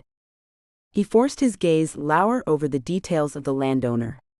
She apparently made a living guiding people on nature walks through her property, and making Apache crafts with resources she plucked from the land. Didn't necessarily sound like someone who'd vacate easily, but Alistair had never missed an acquisition he was set on getting. And he wasn't about to start now. Unlike the rest of his family, the Scot wasn't crazy about living in the city. He found New York to be completely stifling, even at the best of times. His family's Long Island manor was slightly better. About 50 miles away from the hustle and bustle of the city, at least there he could relax somewhat. But Alistair's favorite retreat was one of his own making. When he could steal a few weeks at home, he did it on Bear Mountain. It had taken him almost 5 years to get permission to build there, but Alistair had been determined. He could think of no other place he might want to spend his time off. When they were younger, his father had taken all 5 of his sons on a yearly trip to the mountain. Their mother always stayed behind, happy to let them have a male bonding experience. Of course, the different brothers each had their own opinions about the great outdoors. Vladimir spent most of his time inside the tent, worried that his fair skin would burn, or that some insect would make a home underneath his skin. Ethan, good-natured as he was, had tromped behind their dad on almost every adventure. Besides Alistair himself, he was always the first to take a sprawl in the dirt or fall into the lake, and he was always the first to pick himself up. Lucas did his best to coax Vladimir out into the open. Even when he was younger, his primary goal had been getting them all to spend time together. Toshiro was always glad to participate. He chose making s'mores and telling stories over hiking and swimming, and despite his boisterous own behavior, Alistair had always tried to make sure each and every one of his brothers enjoyed the trips. They had been instrumental in cementing them as a family. He, of course, had been busy tearing a swath of destruction through the campsite, as was his prerogative. Jackson was the only one who'd ever been able to rein his son in, but when they were on the mountain, he didn't have to. The man was a full proponent of letting lessons about the outdoors teach themselves. And Alistair had learned a whole hell of a lot. When he'd insisted on building his home on Bear Mountain, no one in the family had been surprised. After the long legal slog it took to actually acquire and clear the land, he had then insisted on helping build the actual house himself. Jackson, ever amused by his son's antics, had actually turned up on a few occasions to help before his wife gave him an earful, but Alistair was proud that he'd had a hand in constructing his own home. Compared to his brother's abodes, it was modest. A 3-bedroom cabin on 2 acres surrounded by woodland. It took about an hour and a half to reach the city, and that was precisely the way Alistair liked it. When he was actually at home, only his family took the time and effort to reach him, and even then he was more than a little off the beaten path. He liked his solitude, which was why he sent the driver packing almost as soon as he had dropped him off. Alistair would have preferred to drive himself, but he hated having to navigate in the city. He'd leave that to Ethan and his fancy Aston Martin. The moment he walked in the door, the decadent smell of beef wafted across the entryway towards him. Alistair did his best not to salivate. In his haste to get to Ethan, he hadn't eaten all day. Please tell me that's what I think it is, he groaned in anticipation. Alistair toed off his boots the moment he stepped through the door, and an amused laugh echoed from the kitchen. You're not going to bluster and complain about me being in your house? At the question, touched with a hint of British culture, Alistair merely rolled his eyes. You're cooking, so you get a pass this time. He took the 3 or 4 steps that brought him onto the main level of the house. The open floor plan revealed a sprawling kitchen that Alistair had to admit that he was a stranger in, a rustic dining area, and a living room with floor-to-ceiling windows that gave a breathtaking view of the valley below. Lucas was making himself at home in the disused kitchen. He probably knew it better than Alistair, and had no qualms about utilizing the room to its fullest. His dark eyes met his brother's as he smirked. Who said it's for you? Alistair collapsed into one of the dining chairs with a low grunt. It had better be for me, or your dead meat baby brother. Lucas scoffed. You wouldn't dare. Not in your own bloody house. Exactly. My house, so I can do whatever the hell I please. His response earned him a dirty dish towel chucked in his direction that Alistair easily dodged. Great way to thank someone for filling your belly. Alistair grinned good-naturedly. Just like I'm going to kick you out once we've finished? Thanks so much for suggesting it. By this point, Lucas knew better than to take him seriously. He merely rolled his eyes in exasperation. Ass. Truth be told, Alistair was glad to see him. Much as he enjoyed his solitude, he hadn't even begun to think about dinner, and Lucas was especially versed in that particular arena. And he tended to be the easiest of Alistair's brothers to deal with, despite being an annoyingly accurate moral compass. When he showed up unexpectedly to cook him a meal, who was Alistair to argue? A comfortable silence fell between them, as Alistair flipped through the file Ethan had given him a final time. Despite any difficulties that he foresaw, he thought that he could have the acquisition wrapped up in under 2 weeks, and return to his stronghold for a bit of R&R. He'd have all the time he needed to tackle the mountains before he was jogged back to reality by his relentless schedule. If Alistair was honest with himself, every acquisition gave him a secret thrill of pride. He might not be the most conventional of the Kensleys, but he did his part, and he was glad to be able to contribute to the family legacy. After all, the Kensleys had given him everything. It was only right that he gave back. Medium rare, right? At Lucas's question, Alistair nodded, finally setting the folder aside. Heard you're off to Texas? The older man exhaled a long-suffering sigh. Nothing was ever secret in this family. Should be there less than 2 weeks. Big acquisition, small obstacle. And what's the obstacle? Lucas hovered over the stove like it was second nature, seasoning the steak in the pan errantly as he spoke to his brother. Alistair shrugged. It's Native American land. Owned by one woman specifically, which makes it a bit easier than if it was registered. Then it would be completely hands-off. So, you're going to convince her to just give it to you? Lucas arched a blonde brow skeptically. We weren't born here, but the last time I looked in a history book, that never works out for invaders. Which is exactly what we are. One could always count on Lucas to bring people and empathy to the forefront. It was one of the reasons Alistair was convinced that his youngest brother actually signing on to work for the firm would be suicide for him. He was entirely too soft-hearted, his blessing and his curse. Alistair stroked his beard thoughtfully. As practically as he wanted to approach this assignment, the fact of the matter was that it could get dicey. The last thing he wanted was to piss off a stranger who held a large chunk of the company's future in the balance. That would reflect well neither on him as a person nor their firm. I'll be delicate. The excuse merely sent Lucas's brow higher. You? Delicate? That's a new one. I can be tactful, Alistair returned defensively. You should know better than anyone that my size is deceptive. Yes. You're even more of a bloody bonehead than people suspect. Alistair growled, stretching out a leg to shove one of the extra chairs in his brother's direction. Not funny. I'm good at my job. You're a 37-year-old man-child. Lucas replied with a snarky smile. Who, yes, has some redeemable qualities. Sometimes. Alistair rolled his eyes, dropping his head backward in defeat. He couldn't, however, keep the smile from twitching the corners of his mouth. Of course, he was accused of immaturity by his youngest brother.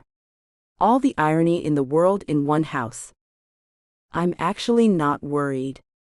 Lucas brought a decadent-smelling plate to the kitchen to set on the table before him with a warm smile. Whatever I might think, I know you can handle yourself. Just try to be charming. There's some charm there somewhere, buried underneath all the shite. When Alistair lashed out, Lucas hopped out of the way with surprising agility and a scoff of laughter as he grabbed the file his brother pushed aside. You know, technically, it's illegal for non-employees to be looking at that stuff. Alistair watched Lucas leaf through the papers as he took his first bite of steak. It was mind-blowing, as always. At least deserving of a peek at company files. Yeah, I'll be waiting for Dad to come after me. Lucas barely glanced up from the paperwork. He knows where I live. Alistair snorted into his baked potato. Lucas, despite his lack of employment with Kensley Enterprises, served as a human resources division. No one wanted to admit it, but all family problems ended up on Lucas's table, regardless of his age. This girl looks tough, he commented, glancing up at Alistair. You sure you want to tackle this assignment first? You could be in Morocco. I'd like to stay on U.S. soil a while, Alistair's reply was firm. And I've been eyeing those mountains for half an age. But it wasn't the mountains he was thinking about. The moment Lucas mentioned Chloe Trellis, his mind was back on her determined face. That dark skin, those defiant eyes and full mouth. It would, he realized, be a challenge to avoid distraction when they were face to face. He definitely needed to get laid before he went, but unlike his younger brother Ethan, Alistair didn't keep a rotating door of women in a private Rolodex. He hadn't been with many women in his life, but that was because women made everything complicated. That, and the moment the old man saw one of his sons was dating, he was convinced the match was made in heaven. Personally, Alistair wasn't ready to get married, despite the obvious problems it would solve with his libido. Just make sure you deal with the acquisition before the mountains. Alistair merely glared at his brother, as if he needed any reminding. He always took care of business before pleasure. Gave him more time for pleasure. Does Dad know you're going yet? At the notion, Alistair winced. He was certain by this point that their father would know through the family grapevine that he was Texas-bound. He just hoped he managed to leave before his old man confronted him over it. He'll know when he gets the paperwork. At Alistair's proclamation, Lucas merely rolled his eyes, settling at the table with his own plate. Whatever you say, brother. Bloody right, whatever I say. I'm the eldest.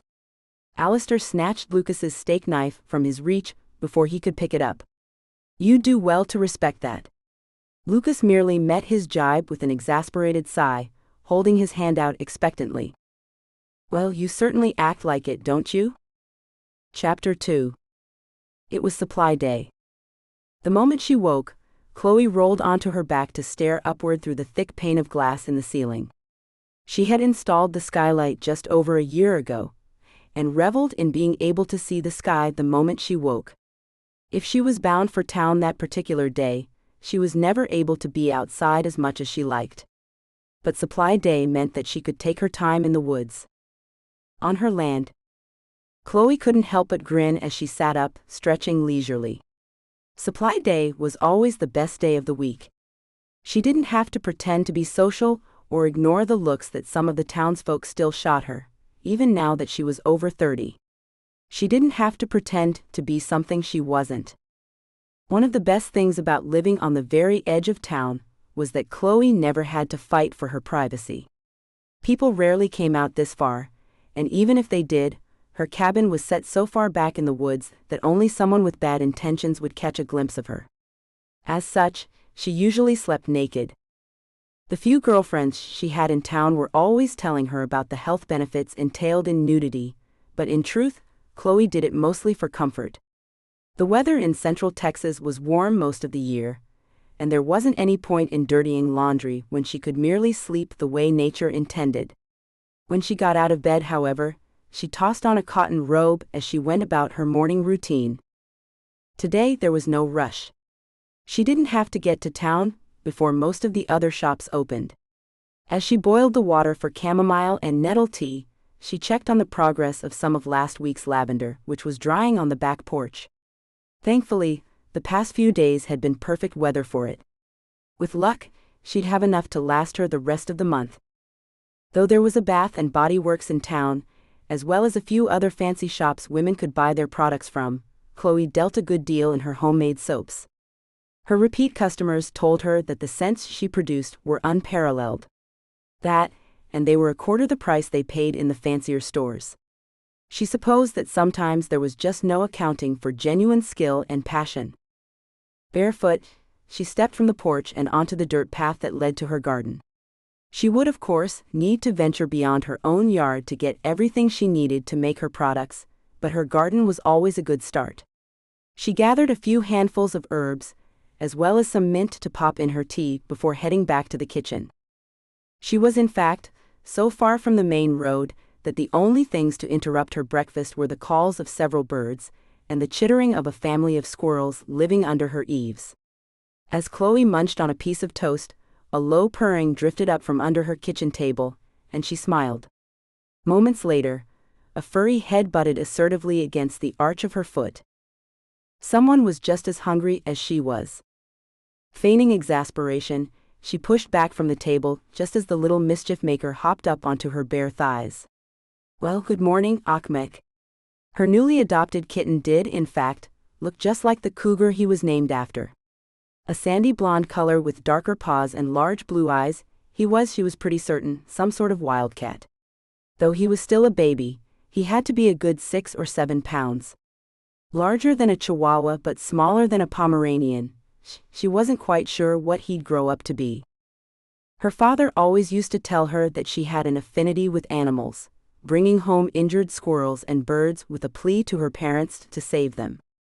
Every time a little one slipped away, she was heartbroken, and when they were able to release one into the woods again, her spirit sang.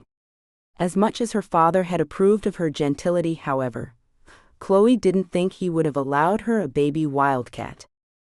No, that was completely her own doing. "Aren't you tired of me yet?" she queried softly, picking the little cat up beneath its arms to bring it to eye level. "Don't you want to go back home to your mama?"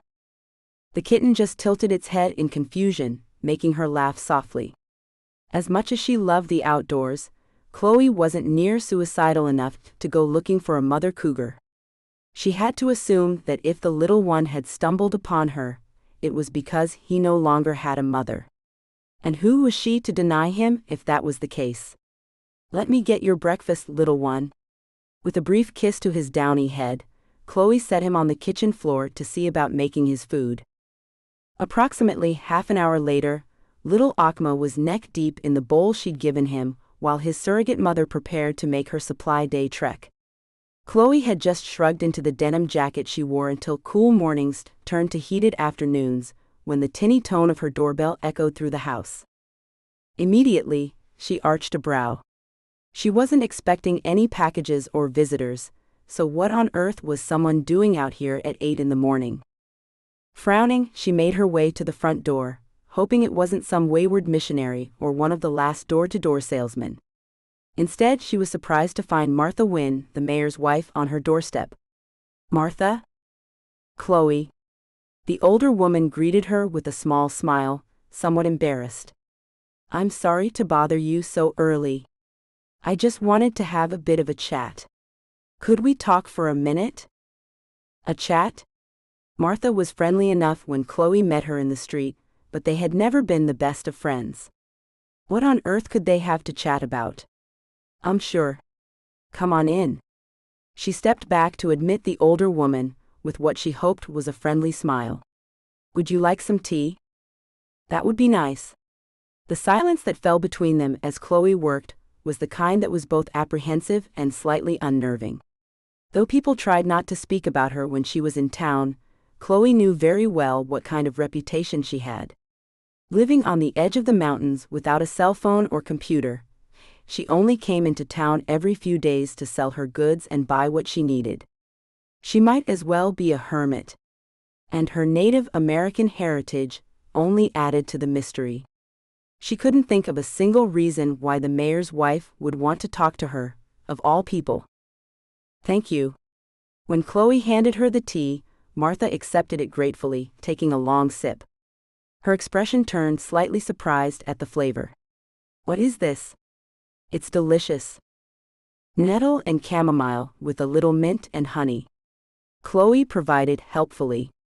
"I have toast too." "That's about it though. I need to make a grocery run." "The tea is fine, thank you." Martha took another sip before setting it aside. If the way she twisted her fingers together nervously on the tabletop was any indication, the business she had come for couldn't be very pleasant. Chloe was immediately wary. "You know, Chloe, the acreage you have here is absolutely lovely. I know my husband has tried to speak with you about it in the past. So that's what this was about. He really means well, you know. The whole town is concerned, really. It's a lot of land for one woman to tend to." "Martha, it's really early for this." Chloe raked a hand through her hair, doing her best to contain her temper. "If you insist on talking about it, I'd like to motion for a later date." She could tell by the sudden gleam in Martha's eyes that she had misinterpreted the suggestion. "You mean you'd be open to negotiations?" "That's not what I said." Now Chloe couldn't keep the edge from her voice. "If your husband has listened to me at all, he knows exactly how I feel on the subject." Immediately, Martha tried to backtrack. To her merit, she had more tact than her blockhead of a husband. "Now that's exactly what I said. Mark can be a bit thick-headed sometimes, I know that. I've been talking to him and suggested that perhaps it's better if we ask for just a portion of the land, just enough to make things easier on you." "Mrs. Wynne?" Chloe cut her off firmly. The day had barely started, and it was already going so terribly wrong. "While I appreciate how concerned you are for my capacity to take care of the land that's been in my family for centuries, I assure you that I am more than up to the task. Just like my father and his father before him. They refused similar deals, just like I'm going to refuse yours." Of course, Martha chose the indignant route. The mayor had done much the same.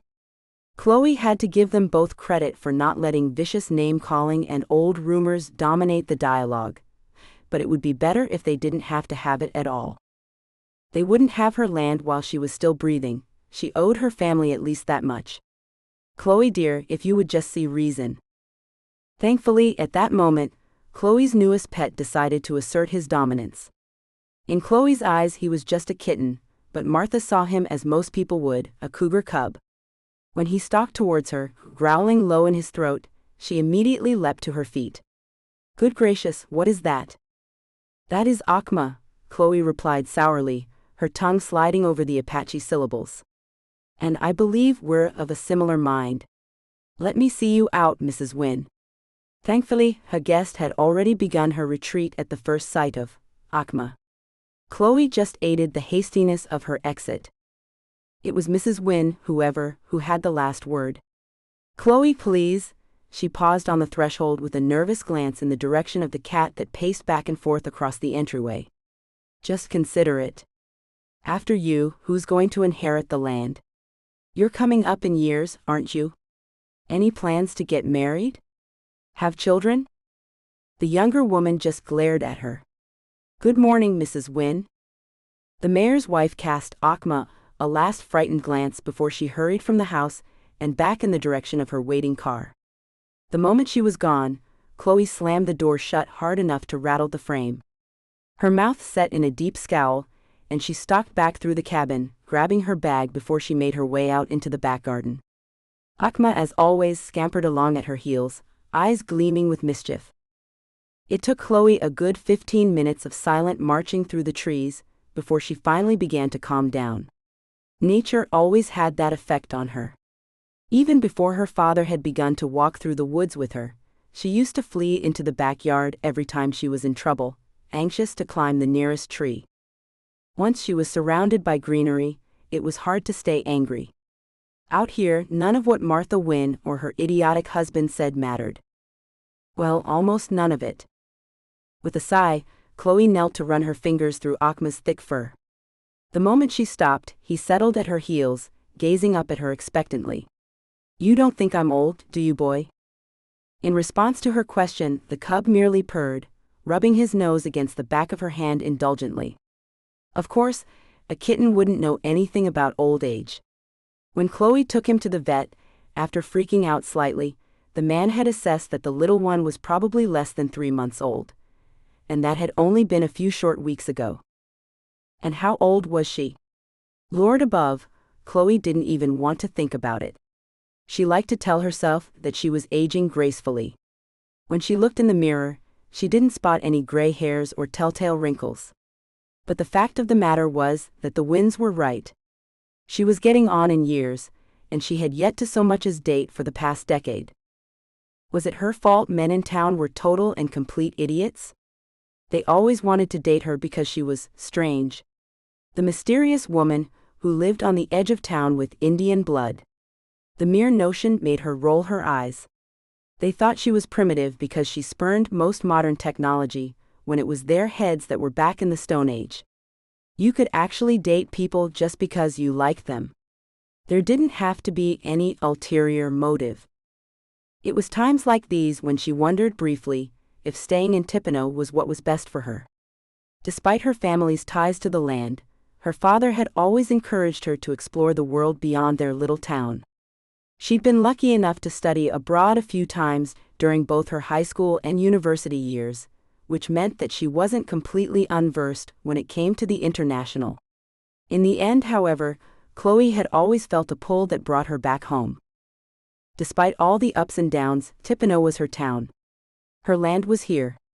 Her parents were buried here, and if nothing else, the town itself and the people in it had a strange allure all their own, despite the way they felt about her. Even the winds.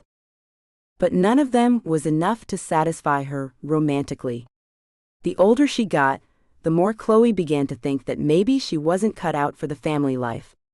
Maybe her family line would die out with her, and then the town would pounce on the resource as if it had never been preserved. Blowing out a long breath, Chloe stepped off the well-worn path, making her way through the trees to a grove where she knew lilies grew at the foot of the mountain. Akma hesitated only a moment before following her, hopping over the fallen trees that lie in his path. Sometimes Chloe wished she never had to leave the forest. Here things were so much easier. Here she was home. Though Alistair had expected Granbury to be small, he was surprised by just how minute the place actually was. After arriving at Easterwood Airport, he picked up his rental car and took the 3-hour drive away from civilization and towards the tantalizing mountains in the distance. After being stuck in the city for the past week, he'd been craving the outdoors like a man starved. Granbury was rural, yes, but it was absolutely gorgeous. 50 miles away from the nearest town in any direction, bordered by lovely fields, woodlands, and the mountains he had his eye on, the place was absolutely breathtaking. Which, while wonderful in his eyes, meant that it would be even harder to nail down the acquisition. Owning the land meant drilling and mining it, which in turn meant marring the beauty of this place. In the 15-plus years he'd been working with the company, Alistair had learned to accept the small measure of guilt that came with his duties. Some of the places he saw would be altered irreparably, and some only barely touched, but they would always be different. And that was something he had to live with. He was surprised to find that he had drawn a crowd by the time he pulled up at his hotel. Pulling a crowd meant even more when you considered that there were only 2 main streets arranged in an X configuration, most of which sold items that looked like they had come from another century. When Alistair stepped out of the Porsche he had rented, the 10 or so people assembled only gawked harder. It was enough to remind him that, visually, he was something of an oddity. Especially for a little town in the middle of nowhere. "Evening, folks." He gave them his best friendly smile. Kind of you to welcome me to your town."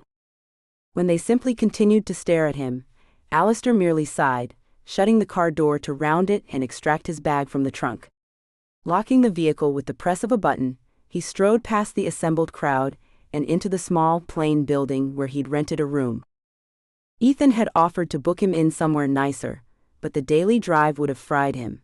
And besides, unlike some of his brothers, Alistair could stand being denied a bit of luxury every once in a while. Heaven knew he'd grown up with enough of it. "Evening." His booming greeting echoed across the small, dim lobby, nearly giving the middle-aged man behind the desk a heart attack. He jumped, sending the book he was reading and tumbling onto the aged carpet below. "Gosh, you scared the hell out of me, son." Alistair swallowed an amused snort. He might not have been born American, but even he knew how outdated that particular exclamation was. "Apologies, sir. I did mean to startle you." At his lowered Scottish burr, the clerk arched a brow in intrigue. "Scottish, are you?" "American, actually." After his clever jibe, Alistair decided to take pity on the poor man. They would have to tolerate one another for the next 2 weeks, after all. "But I was born in Scotland. I've got some Scottish folks on my ma's side of the family." The clerk grinned, snapping his fingers in sudden realization.